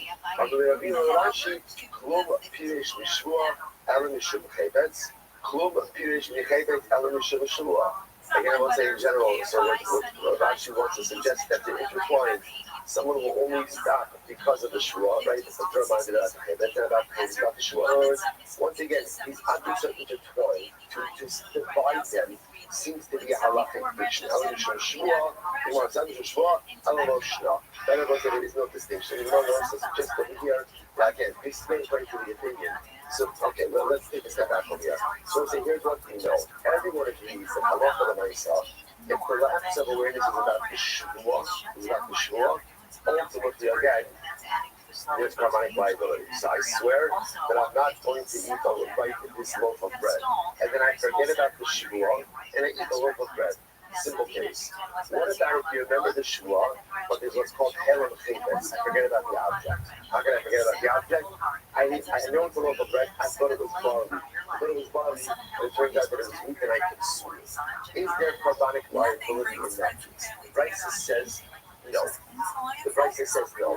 What we need to see over here is that there's no focus about that. So according to the Brisa, therefore wherever there is helen chayvitz, I've got the ambiguity or the lack of awareness about the object. I have complete awareness about the shua, lack of awareness or lack of awareness about the object. The Brisa says no liability in that case. Yet we just saw school of thought that says that's ridiculous. Lapse of object is the same thing as lapse of shua. It's the same thing. So we'll say, so again, Brisa says only kind of lapse is about the shua, that kind of lapse is about the object, and that's how the Gemara ends up over here. Now again, how that works, we'll see. So two open items so far. Number one, what you do in the case of Ones, I literally thought I was swearing truthfully, and it turns out that I swear falsely. What's the halacha in that case? That's open item number one. Open item number two, if there is helen chayvitz, I know full well about the shua, but I forgot about the object. I forgot about the object. Is there liability? Open item number two. Hold on until tomorrow. Let's take out a turn the page. Send the Gemara. Boy, me, Rabbi Rothschild. That's our Nachman following Kasha. On days. Aids of which Shigas Shwas equal the Sha'abar. What's the case? Ultimately, again, of the Shigas Shwas equal the Sha'abar. Rashi says, even the Adam the Shua, taken the Shkatas the Shoki. Will be a case of an accidental violation of a retrospective Shwas victory. So the Gemara says, even Yadav, lazy. So for example, we'll say, I swear I did not eat the loaf of bread today. So it'll be the case of Shogay. If halacha l'maisa, again, I know at the time of the shua that I did eat the loaf of bread, they're amazing, right? So the Gemara says, eat the loaf yada. If I did not know, in other words, let's say I thought, I know I ate a loaf of bread, but I was positive that what? It was barley. So I I did not eat a loaf of wheat bread today. Right? I said I was positive that it was barley. That's honest. ששיעור זו אסורה, אבל אם היא יודע אם חייבת על הקרבן או לא. So it's pretty interesting. So what's the case of Shogeg? Situations like this where I say, I know ultimately again that this shua is a surah, but I don't know about the liability. I don't know if the liability ultimately again a carbon or not. So we'll say ultimately again, there's a lack of awareness about liability. This goes command to move us the other, shipping that carbon shma shkaga.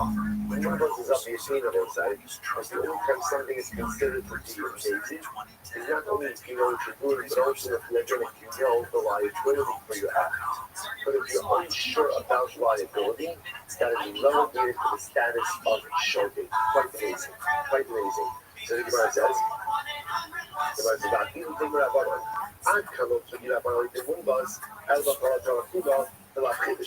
furthermore, Gemara says, even if I did not Rabbanon, why? Because Rabbanon only argue on Mubas in the rest of the Torah. Right? Ultimately, again, by every other key practice. About Hokka, but in the issue of victory, there is a big issue. The Rabbanon Kudovo Ashkech Allah the Maisi Karban, Yakin Abodizara. The general said, why is Shwas victory unique? Why is Shwas victory unique? Shwas unique is because, in general, you never find a case of a rod that has a few kappas. Generally, again, what do you get for a rod? Malchus. Right? Shwas victory is the only case of a rod that comes with liability for a carbon. That's so, again, You know, the cars are going out.